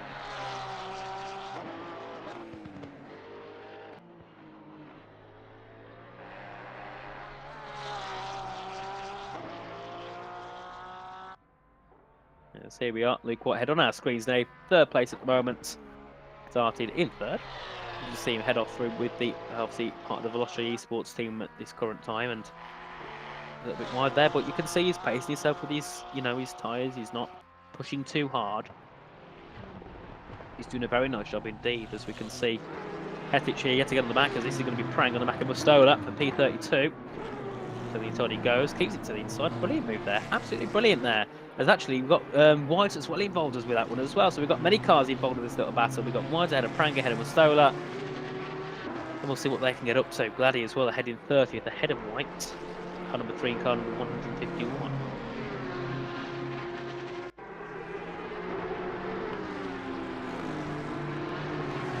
can see here Pascal Rowe in the BRT Motorsports team, looking to push forward ahead of Pochka. Doing a brilliant job so far. Oh, that was very close to contact there with the GT3, as we can see Muller losing the position to Heinen as well. The P27. Oh, these GT3s and GT4s, they don't half mess around, do they? They like to push the limits if they can.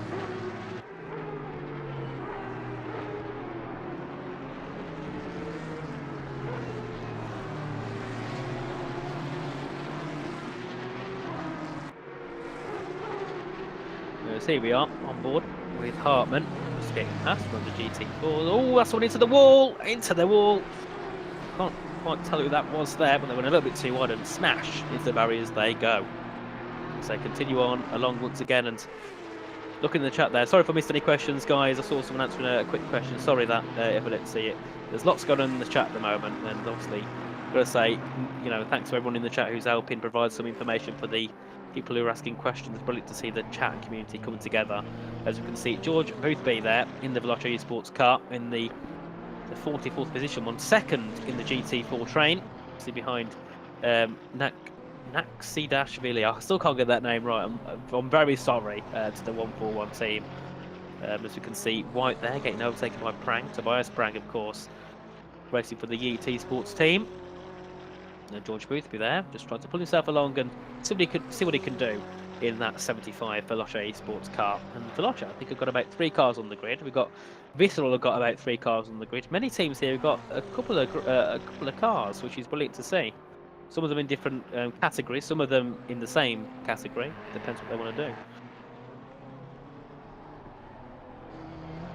As we can see, Boothby still heading through now and doing a brilliant job, of course, just trying to bring that team to possibly a P1. I don't know how far they're off from the leaders in the GT4 class, but I'm sure they're not that close at the moment. So we'll see what they can do, of course, as they head their way through.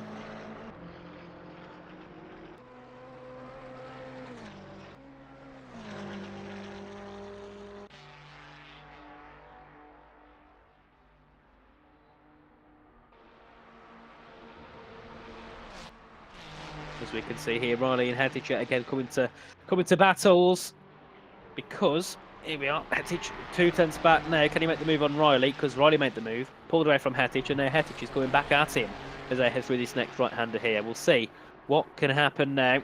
Obviously, you can see there Jonathan Riley just tries to pull away. Oh, a little bit wide there from Sven Hettich and loses a little bit of time.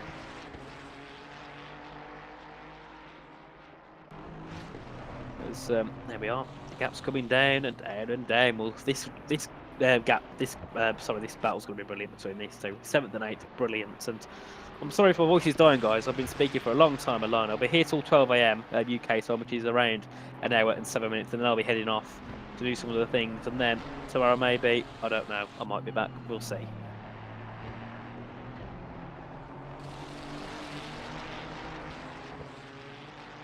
There's that gap now, 7/10 of a second. We'll see what Hettich can do. We can see them just flying through. The speed they carry through these corners is just phenomenal. Phenomenal, the speed they can carry through these corners. Hettich now within 3/10. This is going to be interesting now because they're going to pass a GT4 first. They're flying through. The gap's 3/10 of a second. No, he can't. He can't look for a move yet, but he's closing in. That GT4 helped very much. And then they come onto a little bit of a right-hander, hook it round, and then the straight isn't that far away for these two here. So when we get to that long straight, this could be a brilliant affair between the two. As Jonathan Riley still looking to defend here from Hettich as they head down. What can he do is the question.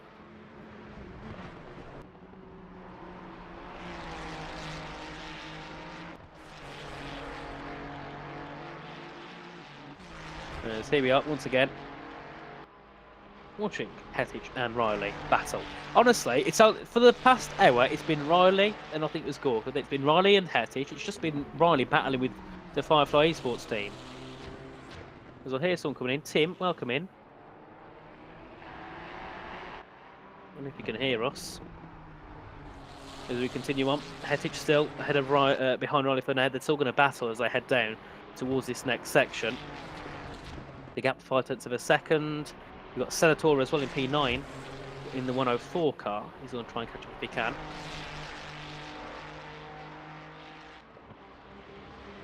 Okay, there we are. So we're going to have a change of host about, what is it? 11:30, there we are. There we are, that clears it up. So we'll have a change of host of stream about 11:30 because it being different parts, and then we'll be back afterwards. But that's still not, that's still a little bit further away still. That's about another half an hour away. As we can see, Riley on the back of, Hettich's got a head now down that long straight. As Riley's going to try and defend it to the outside. He can't do anything, can he, there, unless he can try and pull it round the outside. He's going to try it, but he can't. No, he can't. So Hettich has got the move done, and these two still going hell to leather as they head through this next section, and Riley won't be happy with that position being lost. He'll want it back again. So these two guys, don't worry, they will come back again and battle and battle and battle. As we can see now, Riley looking to still gain in now down that back straight in towards what normally is turn number one. He's pulling alongside. Can he get the move done to the inside?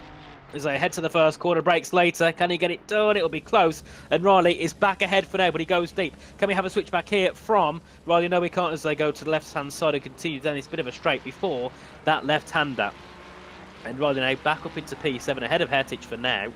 And we'll see when those two get to battle once again as they head through this next section where you can't really battle side by side. They have to just keep carrying each other through, and then really the battles are along the straights, because in the corners it's hard to go side by side. I'm sure as well they don't really want to go side by side in the corner because it doesn't always end too well.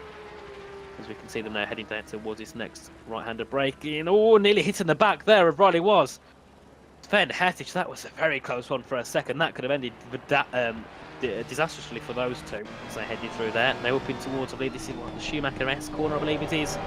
As they head to left, back to the right. And then before they hit another left-hander. We'll see here what Sven can do. Into the braking zone.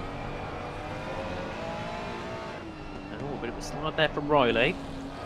Nothing too harmful for now. Hartmann in the back of Sinotti, the P20. 201 in the 96. And we'll see here what can Sven Hettich do. In towards the chicane, won't make a move there, won't make a move either when they head into the forest. The main move will be made down that bit of a back straight that they'll get after the first wiggly corner in that part of the forest. To the left they go. Here we are, and we'll see Now it'll just be down to Sven to just keep behind as much as he can. Following the routes of Riley. If you can make Riley get a mistake, push him a little bit. Not push, sorry. If you can make him push himself into going wide and making a mistake, perfect. But if you can't, just stick behind and pull yourself along. So head through now towards this next left-hander, back to the right. And you can see, to be fair, Sven, these two, you can't say who's quicker because once one gets through, the other one's instantly back on them. So their pace is pretty much equal, I think, at this point. It's brilliant as well. Absolutely brilliant racing between these two. And it's what we love to see when cars battle side by side fair, and they can have brilliant battles as well. It's a magnificent. It's brilliant to see cars being able to battle this cleanly. But still, Riley leads ahead of Hettich in P7. Of course, back to the front, we can see Osterman leads by 73 seconds to Huben in second and Whitehead in third. Camera in P4 and then Sturbenrock in the top 5. Gamble in 6th and Riley and Hettich in 7th and 8th, followed by Senator in 9th, and then De Campo rounds out the top 10 as Vessel is in the pit lane now, so he's done for now. And the rain, not too far away. About 10 minutes till the rain comes in, it'll be heavy rain, and then after 30 minutes it increases again. So honestly, the weather doesn't want to decide what it wants to do. It's either dry or wet, and it changes every 10 minutes pretty much at this point. Because the track is greasy. It's only been greasy for a little bit of time, so it's not been dry at all that long these past couple of hours. As they continue along once again, and Wiebelhaus now on the back of Zahentner. See what these two can do. Wiebelhaus in the Renvelten Esports team. And to close in here in P17, looking for a 16th position ahead of the 76th. So head their way through now towards this next section of circuit. We can see Offerman as well in the pit lane, Gamma as well into the pit, so they're done for now on their stint, or at least for that stint. Whether they swap driver or not, we'll see. As Steve Maz, part of the Mr. Git Racing Sim Racing team, also in the pit lane in 38th position. As we can see, Finn Wiebelhaus now to the inside there of Zahentner, gets himself into P16. Brilliant job. Now he's just got to try and defend it in case Zahentner comes back at him, and I don't think he will, because he's easily pulled ahead there yet. Full car ahead of Zahentner, and actually he's going to try and pull to the outside though. Maybe he can get it done to the outside, as here we are on board with Zahentner. Sebastian Zahentner, part of the Sim RC endurance team, as he keeps to the outside here, and actually he's got himself ahead again. He has brilliant top line speed there in that Aston Martin, pulls himself ahead once more ahead of Wiebelhaus, and now all that work Wiebelhaus did, he's got to do it once again. As we can see, of course, Hettich now even closer to the rear of Riley. 3-4 tenths is the gap between the two. And obviously we've had some brilliant battles all race, so we've got Setra as well. Zimmer in the pits along with Gamay. Obviously Gamay came in earlier on, and that is a pit stop there, I think, for Wiebelhaus. Yes, into the pits goes Wiebelhaus. So we'll see where he comes out after all this, and we'll see what Zahentner can do. Whether he can, you know, pit a little bit later and make this strategy work for him. As they head down in towards the first hairpin there. Oh, here we are. We've got Hettich and Riley getting past the GT4. That could have been snappy, but luckily they both make it through. To be fair, in the night time, the drivers have calmed down. They've actually calmed down quite well in the night, which is quite rare to see. Normally, they would, normally they're a bit more feisty at night. As we can see, Campo now on the back of Senator. That gap for P9 and P10, we'll see. To Campo will probably get that move done quite easily on the rear of the 104 car. So we'll see if we can get a little look at that battle. There's De Campo there looking to gain in, as long with obviously snowboard here with Hettich on the back of Riley. We'll see when they go to another lap car next if that lap car moves in the right time for them, so they can actually continue along. Otherwise, that is not going to be good for them at all. As you can see there, Zimmer out of the pit lane now, finished with his pit stop, and De Campo now pretty much pushing Senator through some of these corners. We'll see when can he get his move done. Is the question is gaining in? He'll have to wait till the straight possibly. Unless one of these cars ahead here, yeah, that's going to be one of the lapped cars in the way of Senator. That could be why he couldn't. Senator. That could be why he couldn't pull away from De Campo. So heading towards his next corner, and yeah, that GT4 not moving at all for them. As there we are, the moves out the way, and now a bit of a tap. It looked like for a second, bit of D-stick possibly between De Campo and Senator. And so head down next into the next section of the circuit, and we'll see these two have a bit of a battle. As we can see as well, Hettich dropping back from Riley. Could be due to the fact of a GT4 car being there. We've got Stubenrock into the pit lane. Car number 38. We've got Whitehead actually being caught up by Camera now. That gap 11.7 seconds. The gap to Huben has increased to 24.1. As they continue going along. And De Campo looking to find that move Just looking to try and find a way to get past. He goes to the inside, has to back out. He knows that isn't going to work. Hits the grass for a second, and that's not ideal either. And now the rain is here. It's damp on circuit, so the rain is back once more. Everybody, yet again. Rain, dry, rain, dry, rain, dry. It doesn't want to make its mind up at all. It's exactly like the UK weather. As we can see there, all going wide, and De Campo, luckily not to meet with the barriers there as he went through there. We can see Gamble in the pits, and now all the drivers, once they get the chance to, they will pit. We've got Toby Error there, part of the Yeet team, making a mistake. They're struggling, these guys are, on the dry tyres. We saw it before. It's happening yet again. It's so difficult to drive in these conditions, as we can see. Carlino into the pits, Kolosov, Boothby, Beck, all into the pit lane now to get off those tyres. Faulkner as well, Sinotti, everyone now just going into the pits when they get to the position to do so they can go onto a set of the Wetter compound. As we can see here, James White, part of the West Competition Racing team, there on track, as we can see De Campo. Now the issue is he wants to make the move ahead of Senator, but he can't. He's going to be in a very difficult position because he can't find the move in the dry. So how's he going to find the move in the wet when he can't really tell when to brake and, you know, when to go and throttle? It's very temperamental, isn't it, when it's getting wetter on track, and the track is now identified as wet rather than damp, so it's very, very sodden wet, and you can see there the spray coming off some of the cars as they continue through. And Hetich there, 1.4 seconds now to Riley, and Gamble out of the pit lane, done on his pit stop now. We'll continue on in the 717 and P6 as they all fly through. As we can still see Sinotti still in the pits, Faulkner still in the pits as well. And we'll see here what Riley's had a mistake, as Riley made a mistake there because the yellow flag. Not sure what's happened there. The gap's 7/10 of a second, 4/10. So yeah, not sure what's happened there to Riley, unless he went a little bit wider and it's brought out that yellow flag because he went off circuit. Huben as well, literally blip of a yellow flag there, as Riley and Hetich into the pits together. So they're done now, and they will be going on to a set of the Wetter compound tyre to take that for the next part of the stint as they continue along. De Campo also dropping back there from Senator, so he's going to have to try and catch back up. Unless he's not bothered, he might want to pit and just keep himself in a safe position instead of just clattering into the barriers because he made a bit of a mistake and he hits the grass there. And yet again, that's what he does not want to do. That is the last thing you want to do there. As they head around the long right-hander, Warner as well in the pits, joining those who already just pitted. And Cameron there making a mistake. He's dropped time. Hopefully he's not made too much of a mistake. You can see how the gap going up a few tenths of a second. Maybe a little bit too wide there. The camera did on that lap as he heads his way down now towards the long right-hander. Following a car that he can overtake, and also Luke Whitehead's made a mistake because look at that gap now, 9 seconds. It was a lot higher before, so possibly Luke Whitehead could be under pressure here for the podium. But remember, guys, he's doing this race by himself. No one else is doing it with him. It's just him. So he's doing a brilliant job to keep it in the top 3, even though he's here by himself alone. As we can see now, it's De Campo catching up. We can see Hetich and Riley out to the pit, so they'll done on that. They'll be done on their pits up, and they will continue on a battle as we saw before. Now, Senator, De Campo catching up, but I'm sure they've still got a pit. They've still got a pit, so we'll see them go in soon. As we can see, the camera. Here we are, beautiful livery on that BS competition car as he glides his way through on the back of a lap GC3, and that might be a McLaren or Ferrari ahead of him. Can't quite tell. And of course, guys, welcome everyone into the chat. Hope you're all doing well. If you're new in the chat, obviously we're here for the 24 hours of the Nordschleife. 14 hours remaining in this race. 1.5 hours to go, I think, or 2.5 hours to go until we reach that halfway mark. And of course, it is.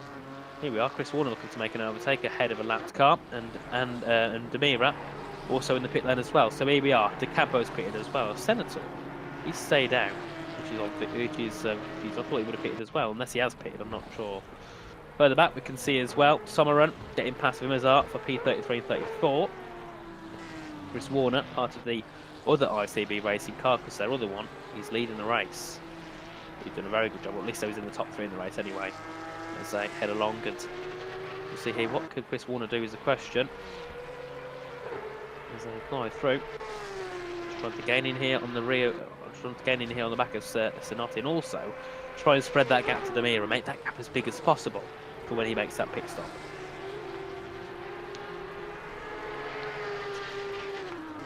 As we can see now, the action starting to die down here in the Nordschleife. 14.5 hours remaining here in this race. And well, we continue again and we watch the cars circle the circuits and try and do their best, try and make as many positions as they can as Vessel right behind the back of the Campo there. And now that gap increases instantly. As soon as we see a battle, now it goes. As obviously often that must have been the Campo heading out the pit.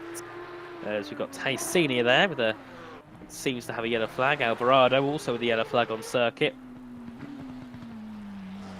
As you see them going along. And Demir has been in the pits for quite a while. As here we are, Nicholas Alvarado, part of the Visceral Esports team, into the pits he goes, brakes late, off he goes to make his pit stop, and now I presume get onto a wet set of tyres, and we can see there Hayes Senior on the back of Demira, so they came out close together indeed as the 169 looking to fight after the 333. We'll see what goes on between those guys, as we can see as well Summerin on the back of Alvarado and Bimazar there as well in P34. Going to be looking to also get ahead of Alvarado once they pass them less. There we are, he's making his pit stop. Into the pits he goes for a new set of wet common tyres, I believe, at this point. As we can see as well, Lang then in 41st there in the pits as well. And obviously Hayes Senior looking to close in once more on the back of the back of Demira, and then Gorka on the back of Gillison. So it's Ferrari versus Firefly Esports once again, and this time it's Gillison and Gorka rather than Riley and Gorka or Riley. And completely gone out of my head. Completely forgot his name. Well, there we are. Brilliant, isn't it? Absolutely brilliant. We can see Paddy Gladio now on the trying to fight here, trying to get himself a position improvement in the BTR Racing Car, 30th at the moment. 1-5 in the 151, of course, doing a very nice job so far. And then for the back, Pochka has got a yellow flag. He's actually made a big mistake because he lost a couple of seconds of time as they head through. And there we are, topping that curve there. Brilliant job by Benny Glady, looking to apply the pressure down now and just try and close in to the back of Conrad in the 16. And then we've got Jay Hayes Senior in the 169, also closing in on the back of Demira, so doing a good job so far, as well as he in 24th position. As we can see as well, obviously, I think that was Kolosov there, getting closer contact with Vimazar. Vimazar, I think, came out the pit lane, that's why. And Pochka yet again with the yellow flag, so I'm not sure what's happened to him down at the bottom of the grid. Well, I'm not sorry, I forgot the 60 cars in this, in the mid-pack of the grid. I'm used to a grid with 20, not a grid with 60, with 66. I think it's 66 now left in the race. There's Glady looking to close in now, 20 seconds. So actually, he's lost time here on the back of Conrad, which is not ideal in the slightest at all. And we can see Conrad, he's made a mistake. We've got Gessel as well as a mistake. Everyone's making mistakes here, and that gap's wrong. 3,100 seconds. That can't be right, surely. Yeah, it looks like there's a bit of a glitch there. As we can see, Demir actually break away from Hayes as well. And well, we've got, what, 14 and a half lowers left. So now, the drivers need to just sit here, drive along. Oh, and that's going to be Glady into the wall. And just as I said he was doing well, it hits the wall. And there we are. The commentator's curse, back again. So hitting the wall there, and luckily not getting too much damage. But as I said, the drivers now, they're in the wet conditions in the night. Yet again, just relax. Just drive along and keep yourself into a consistent pace, because most of you aren't making moves. So there's no point pushing hard. You don't earn anything from it at all. All you earn is a higher chance to end up in the wall. So just drive along slowly. Drive along at a consistent pace. And yeah, just finish yourself on this stint, because that is the best thing they need to do at this point. As we can see, Roland and Bletton coming together now as they head down towards this next corner. The 50th position and 51st, the 17, the 770. Looking to come close, and Bletton not letting Roland get away. So they head round the next couple of corners to the right. And you can just see there how slow they have to be. They can't get on the throttle at all because of how treacherous these conditions are. As Healy's now in the pits in the 906. As we can see Gorka as well. There he is, 77. On the back of Isaac Gillis, and these two, yes again, Ferrari and Firefly have just been at each other all race long. As we can see there, Titus Conrad in the Sprout car, obviously jumping in after, I think it was Gamble, was it Henrik Gamble who made that mistake. So we'll see what Titus can do. As we can see, Vimazara as well looking to close on the back of Alvarado. That battle has been going on for a long time. Then we've got Healy as well in 19th position in the 906 in the pit lane, so Hartman should pass him get himself into 19th, and Healy will not move to 20th. I can't see Sinati passing him, as that gap is still over 50 seconds, as Hartman has made another mistake and lost more time. And there he is, into the gravel. Hit the grass, bounced across the asphalt, and then boom, into the gravel he goes, but continues along for now in that position. And we can see as well Healy in the pits, and we can see who's at the Hansworth, isn't it, as well, further down, battling with Alvarado for P33. And then Kolosab as well, down in 35th as well. He's a little bit further back, but we'll see what he can do in the 1-2-1. Yes, of course, we will be moving to a different stream as well, guys, at 22:30 GMT, which is in around 17 minutes time. So of course, make sure to head yourself over to that stream once it begins, so you can see part 2 of what has been a brilliant race as well. And context which will be at 12. I'll be stepping out at 12, so I'll be doing the last half an hour on the. I'll be doing another half an hour on the new stream, and then I'll be off heading away. I'm going to say, as I said again, it's been a brilliant pleasure to be here. I was only meant to stay here till 10, but I thought, you know what, we'll stay here longer. Why not? It's brilliant. Commentator, go sleep. No, I can't. I've got to eat first. I haven't eaten dinner yet. I haven't eaten since 3 o'clock this afternoon. I was watching the football earlier on, and well, I support Birmingham City. You all know how that goes. So that didn't end well, so I didn't eat. Came straight onto here, did a league race, come back on, and yeah, so I need to go and get that done afterwards. So a busy night ahead. Then I'll be waiting to watch the Grand Prix tonight. So well, in the morning, sorry. So yes, I'll be very tired Sunday afternoon. Very, very tired. So I probably will end up missing the end of this race, which is a shame, because I'd love to come back and watch the ending on stream, because it's been a brilliant race, and it'd be nice to see who can win it. So, okay, mate. Very, very appreciated. And of course, thank you everyone. Adam, Zone as well. Thank you all for the compliments. It's very appreciated. Oh, they're not feeding you. Oh, Viva, no, they're not. I'll be having words. Don't worry. I'll be having words. They're not feeding me. Oh, disgraceful. Soccer? No. no. It doesn't say it right. Soccer doesn't say it right. Sorry to the Americans. It's football. Oh, as we can see here, Tariq Adam in 18th position now, looking to try and close in. Oh, there we are. Now we're on board now with Manuel Piendel, and he's taking a bit of a. Oh, that's not the ideal look on there, Mr. Manuel. There we are, just cutting the grass. Why not?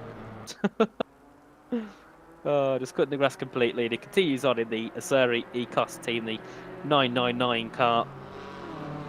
See what he can do, as we can see there. Another GT3 passing him. Don't come to contact, please. Thank you very much. There we are, they go through. So we can see Hayder and Roth there. I'm not sure if they've changed position, or if they're just a green and a red. Not sure.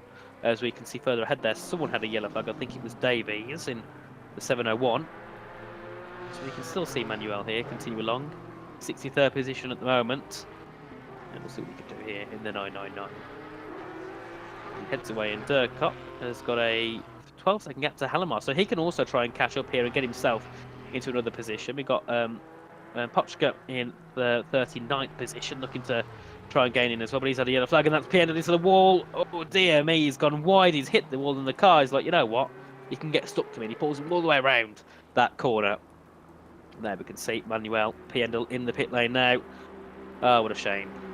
Another car suffering from fate. We've only got 64 runs remaining here in this race. A couple more departing us in these last few minutes, and not quite sure who departed us, but a couple have. As we can see, Dominic Verts here fighting for P33 with Alvarado. We can see Hayes Senior has made a mistake in the Nation Endurance car. What a shame for him as well. In 24th, running so well on the back of Chesnea, and now he's down 30 seconds back in the 169, and well, they've still got a long time to go, but definitely not an ideal scenario. And Gladdy as well, yet again, making another mistake and losing lots of time there, and wonder what's happened to him. We'll see if we can see that as well afterwards as they head down. And here we are, Gladdy, where is he? Oh, no, he's not there. We're on board with Dominic Verst again on the back of Alvarado, getting passed by one of the GT3s, and now we can see, where is Alvarado? I can't find him. There's that many GT3s there, you can't see who's who.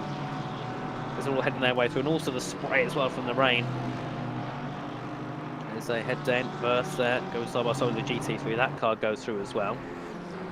And we can see Gladdy in the pits heading out the pit lane now, so he'll continue on. And Verst looking to try and find. Oh, and that's going to be Colin David in the Hopeless Ambition team, and that was close to contact. Dear me, that was a very, very scary moment there for Newman, I think it was. That had me. Oh, and there we are, another crash. That is, I think, Newman. Yeah, it is, I think. Yeah, making a mistake there. Newman going down. Moritz Newman there. I think got a bit scared and then ended up tearing into the wall a corner later. That was a very, very scary moment. Siri, there we are. Let's see what happened here with Newman. Or we'll see David. We'll see what other two is. We get the replay shortly. Here we are. This will be Newman. Let's have a look what happened here. So he gets close to David. Yeah. David spins in a second.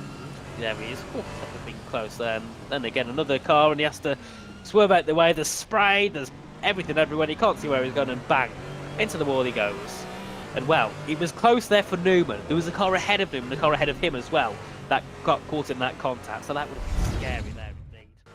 As they continue along. And here we are, Newman in overtaken there.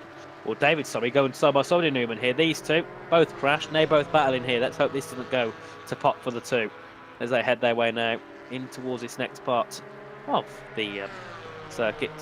There we are. Brilliant job so far from these two, and we've got a yellow flag as well for Lynn. Then at the bottom of the grid, and this will be Gillison here with Senator. So these two having a battle there.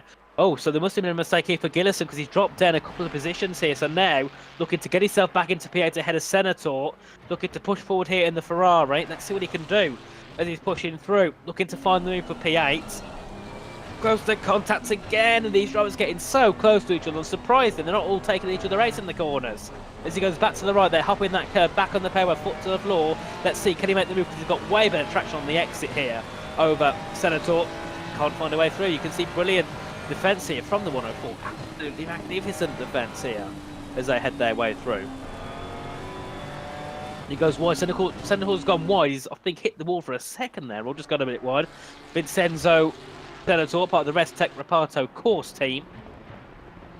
Definitely not an ideal scenario for him at all in this race. There's Hartman there, down below Shops, I think he's in the 906 against the 96. So they head through as well. And Senator now down even more, losing time here to the back of Gillison, who's going to try and work his way back up. And maybe he's being back in the pits again because he's now 70 seconds back from Gorka here. So he must have gone back in or something. I'm not quite sure, unless I'm just completely wrong and my tiredness has got to me heavily and I'm seeing and saying random things. As Gamay on the back of Hentner and Hossini there making a bit of a mistake, and that's going to be a little bit more there running on the grass. That isn't ideally the racing line you want to take as they head now down in towards the next zone.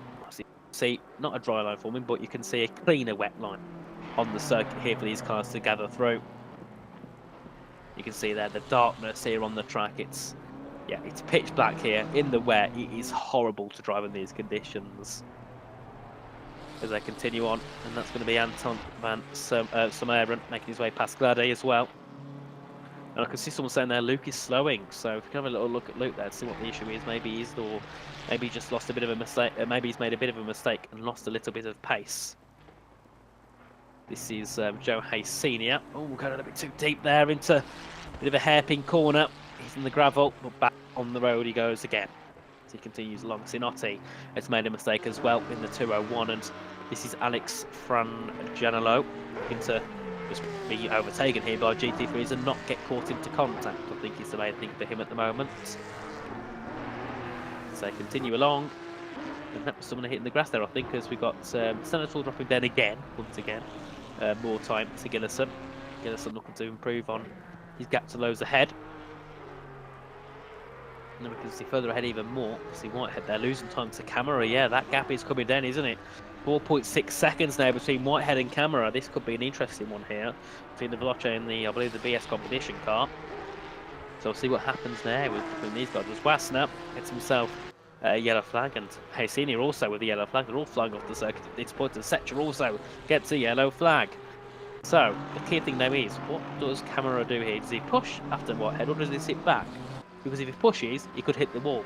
If he doesn't push, he won't make the position and get himself into the top 3 positions. So a lot of work is needed here from the BS competition team to figure out how they're going to catch up to Whitehead without having the most chance of crashing or winning it. It's here on board with the Visceral Esports team, Alexander Setchka section there in the 23 car. No, it's Albon's car.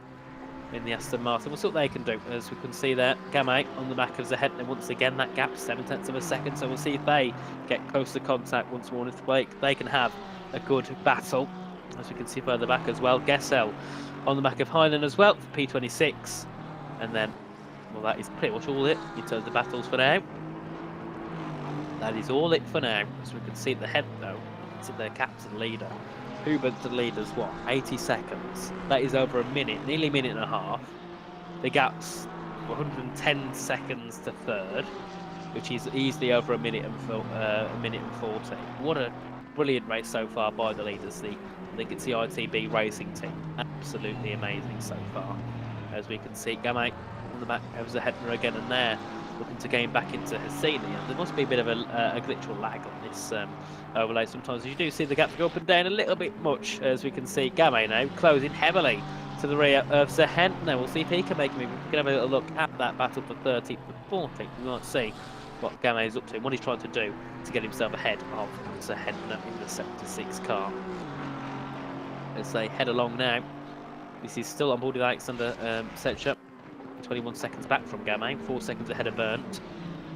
P15, so doing a good job in the top 15. Of course, I think the GT3 is going down to around P38, 39, or P maybe it's 40 of them, and the rest of the GT4s and the Porsche Cup cars. And Warner leading the Porsche Cups, 22nd overall. Brilliant job from him, as you can see there. Gamay looking to close in on the back of the Zahetner once more, and Setcher getting on the grass a bit.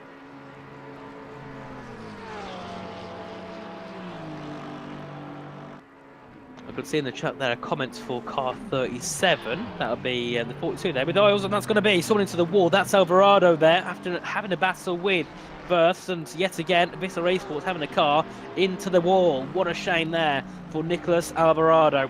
Did a very good job and now ends up in the wall for the time being, but continues on, of course, and nearly in the wall again, and he's into the wall again, isn't he? Yeah, he's hit the barriers. And he made another mistake, and I think, yeah, it's that car continuing on. I don't know if it will. It looks like it's struggling. I think the car might be done there.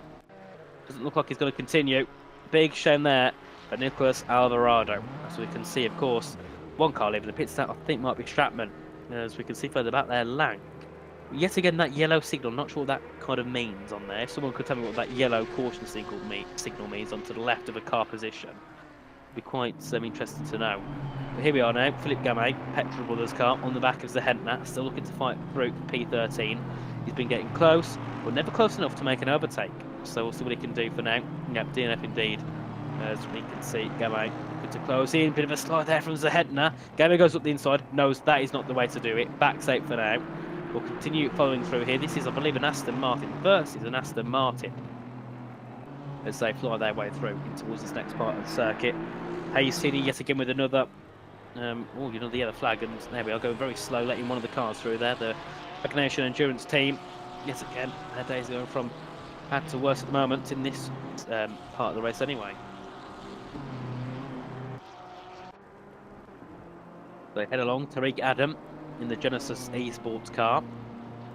Just looking to, well, he's a little bit far ahead of the car behind. It's very far behind the car ahead, so he can just kind of chill where he is. Just pull along. You don't have to worry about those ahead or behind. Just drive, pretty much is what he's going to do here in this Beamer. As we can see, Gamay yet again catching up to the back of Zahetner. That battle brewing for 13th, and at the top there, we can see P6 with Conrad, and then Gorka and Gillison. And Gillison's actually, look at that gap he's got to Senator now. In about 10 minutes, that gap's gone up to 14 seconds. So it's about a second a minute here that Gillison seems to be able to gain here on the Firefly Esports car, I think it is. And we've got Honzik as well in P10. See what he can do as well. He's doing a very good job so far. Vessel in P11 as well. He's got 20-second gap to Honzik. Gamay closer now than he ever has been to Zahetner. The gap's a 10th. It's now nothing between the two. Down that long back straight. This is where we see all the moves happen along this circuit. Can Gamay get the move done? He's going to be on the outside. He pulls ahead of the other Aston Martin. I think he's got it done, unless Zahetner can pull the brakes on later and make it work. No, he can't. Gamay to P13. Brilliant job there from Philip Gamay, and now get himself ahead of Zahetner who's in the 76 car, and Vassner now down in 17th in the 72. Yet to get a yellow flag, he's going to continue on. Sasha was Vassner in the Ren Velten esports car. And then we can see, yeah, Zahetner already dropping back from Gamay. So, yeah, that's not what he would have wanted. As Zahetner into the pit lane. As we can see Senator as well with a yellow flag, losing more time to the back of Gillison there. Lost 3 seconds on that lap alone. As they've got a yellow flag for Heinen. I think he might have headed back into the pits, I'm not sure. As we've got Hayes Senior also into the pit lane. So, yeah, I'm not sure why Zahetner's pit there. Maybe he's got to the end of his stint time for now. As Alvarado, Gladdy into the pits as well. So all the drivers now coming to the end of those stints and looking to go and strap on another set of wet tyres and continue again. But the rain is going to go in around 30 minutes time, which is quite interesting. So we'll see what they do then. Obviously, they're only going to have short stints here on these tyres because they pit now.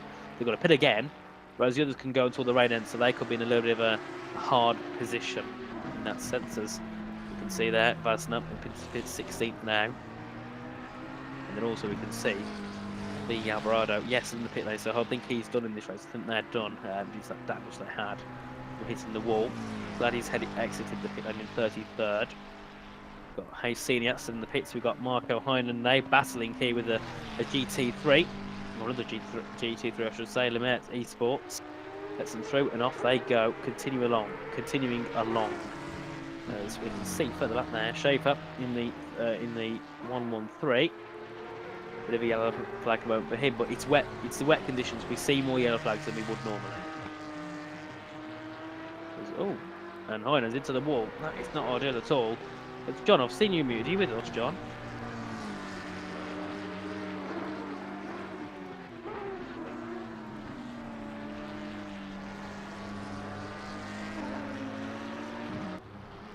Yeah.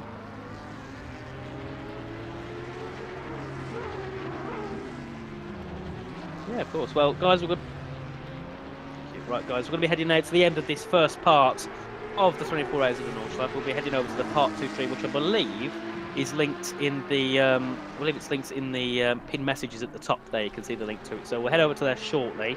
Once everything's coordinated and sorted out, we'll be over to there.